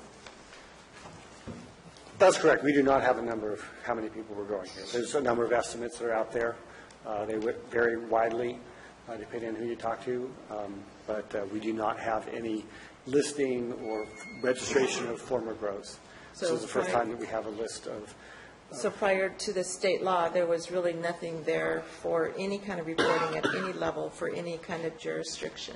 Certainly not that I'm aware of. The Sheriff's Office may have had some data, but there was no formal registration process that was in place, certainly not at the county level, that we would have a clear understanding, a clear list of here are all the people that were growing under 215 or 240 requirements. So with the passage of state law and us creating the urgency ordinance, it gave us an ability to have people register and be able to track from that point.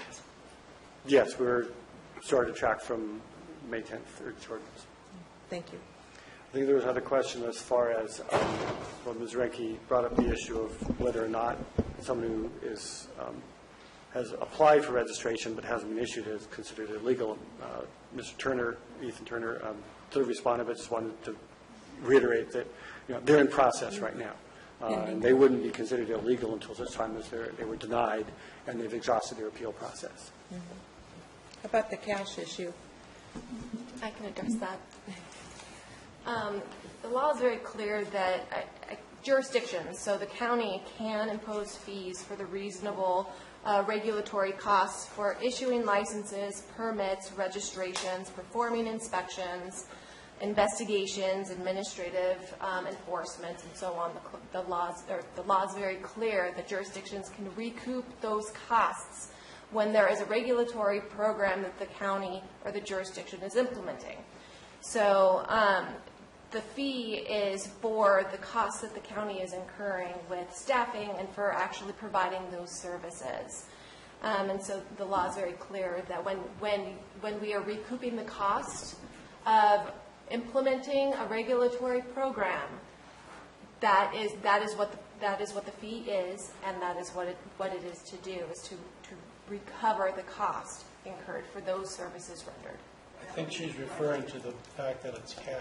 Yeah, referring to the fact Cash versus check versus credit card. Any regulatory program that the county has, so if it is somebody applying for a conditional use permit for any purpose, an administrative use permit, a map, vacation rental, whatever regulatory program it is, the registrant can pay cash, can pay check, can as long as the fee is covered.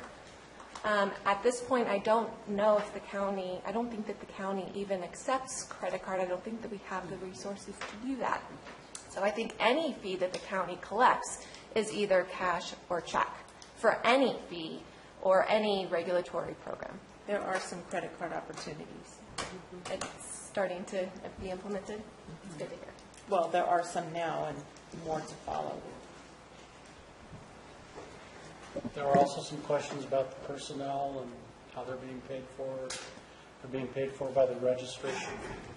They are. The personnel, and also significant capital purchases were made by the registration fee. And funding for an EIR, and also the funding for the attorney we hired, correct?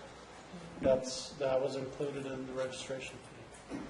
All of the costs for administering, implementing, and enforcing the regulatory program is covered by the fee.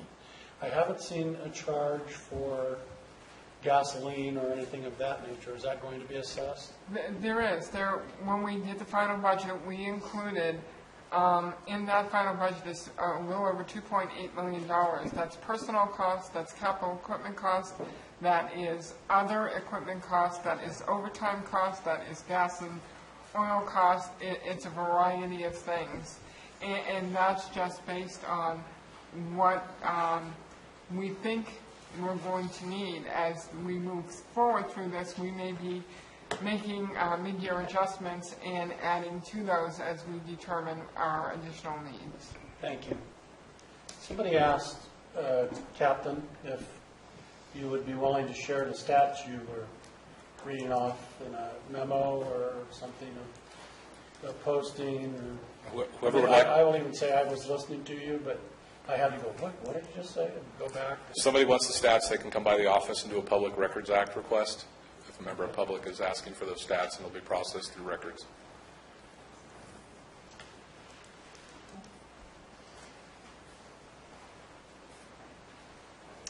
All right. Any other comments? All right, The first inspection, the date of the first inspection? Do we have a...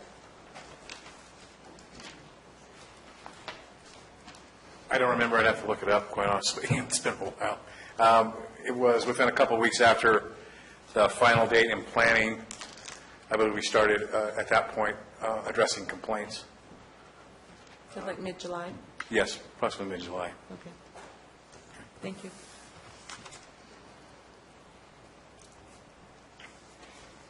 We miss anybody's question? All right, thanks. Let's move on, please. Thank you, Peter. Thank you, Captain. Sit up this day. Thank you, Doc. Captain. We're not done. We're not done. We're not done. We're not done. We still have the consent agenda. We still have the consent agenda and reports. No, we still have the rest of the agenda to go through. I think this, are you looking for the receipt? I have to show you. Yes, that's all. Peter, did you pick up the Stillman's receipts that when, Are we taking a break? Where's your gavel? No. Okay. I apologize. We need to continue the meeting.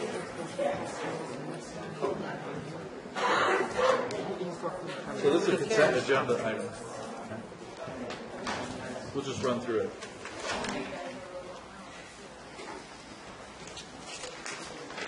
All right, so we're going to go to the consent agenda.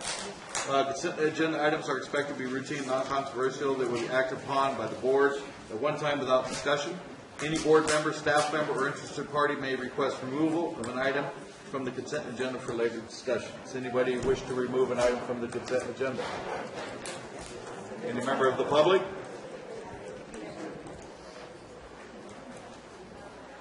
Any member of the board? No. All right, can I have a motion, please? So moved. I have a motion by Supervisor Ponte, Second. second by Supervisor Kearney. All in favor? Aye. Opposed? Thank you. And supervisor announcements. I'm kind of at this late hour, I'll pass. I'm going to revert to our next meeting. Okay.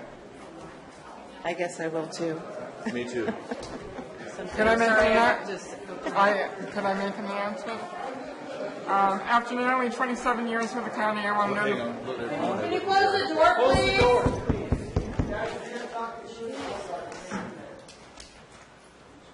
Thank you. After nearly 27 years with the county, I want to notify the board of my intent to retire at the end of this year.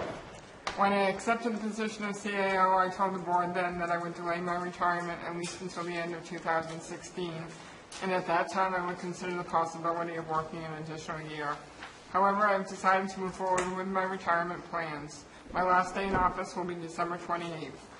As you know, I plan to take a 2-week vacation to Ireland with my daughter, and I will be out of the office from October 19th and will return on November 3rd. During that time, there is a board meeting which Assistant CAO Brian Moss will sit in for me. Even though I know that this board will want to defer the appointment of the CAO to the board that will be seated in January, I felt it important to provide a 90-day notice so the recruitment process for a new CAO could at least begin. I want to thank the board for the opportunity as CAO and especially appreciate the support I have received from department heads and staff. Good luck. Thank you. Yep. Thank you, Shirley. Thank you, Shirley. You're going to be missed. You're going to be missed. Okay. And all those people left. They should have stayed. You know, we should have done that like 10 minutes ago. Dana stayed, and he's got a scoop now. All right, so I guess the meeting's adjourned. Diane has it. Oh, I'm sorry, Diane, go ahead. All right. No, meeting unadjourned. So I wanted to announce that this Friday, LAFCO is hosting a finance training for special districts. I believe there are still seats available. Lunch is provided. If you have any questions, you can call me. Also, on October 14th, the LAFCO is hosting an ethics training to meet any special districts or appointed officials, elected or appointed officials, AB 1234 training. It will be here in the boardroom October 14th from 2 to 4 p.m. We'd like it if you could let us know if you're going to attend, and seating is limited. That's it. Okay. So I'd like to say thank you to our incredible staff for this, sticking out this day. I know that it was really tough on everybody, but I mean, you guys are great, greatest staff in the world, as far as I'm concerned. Meeting adjourned. Pardon? But I mean it.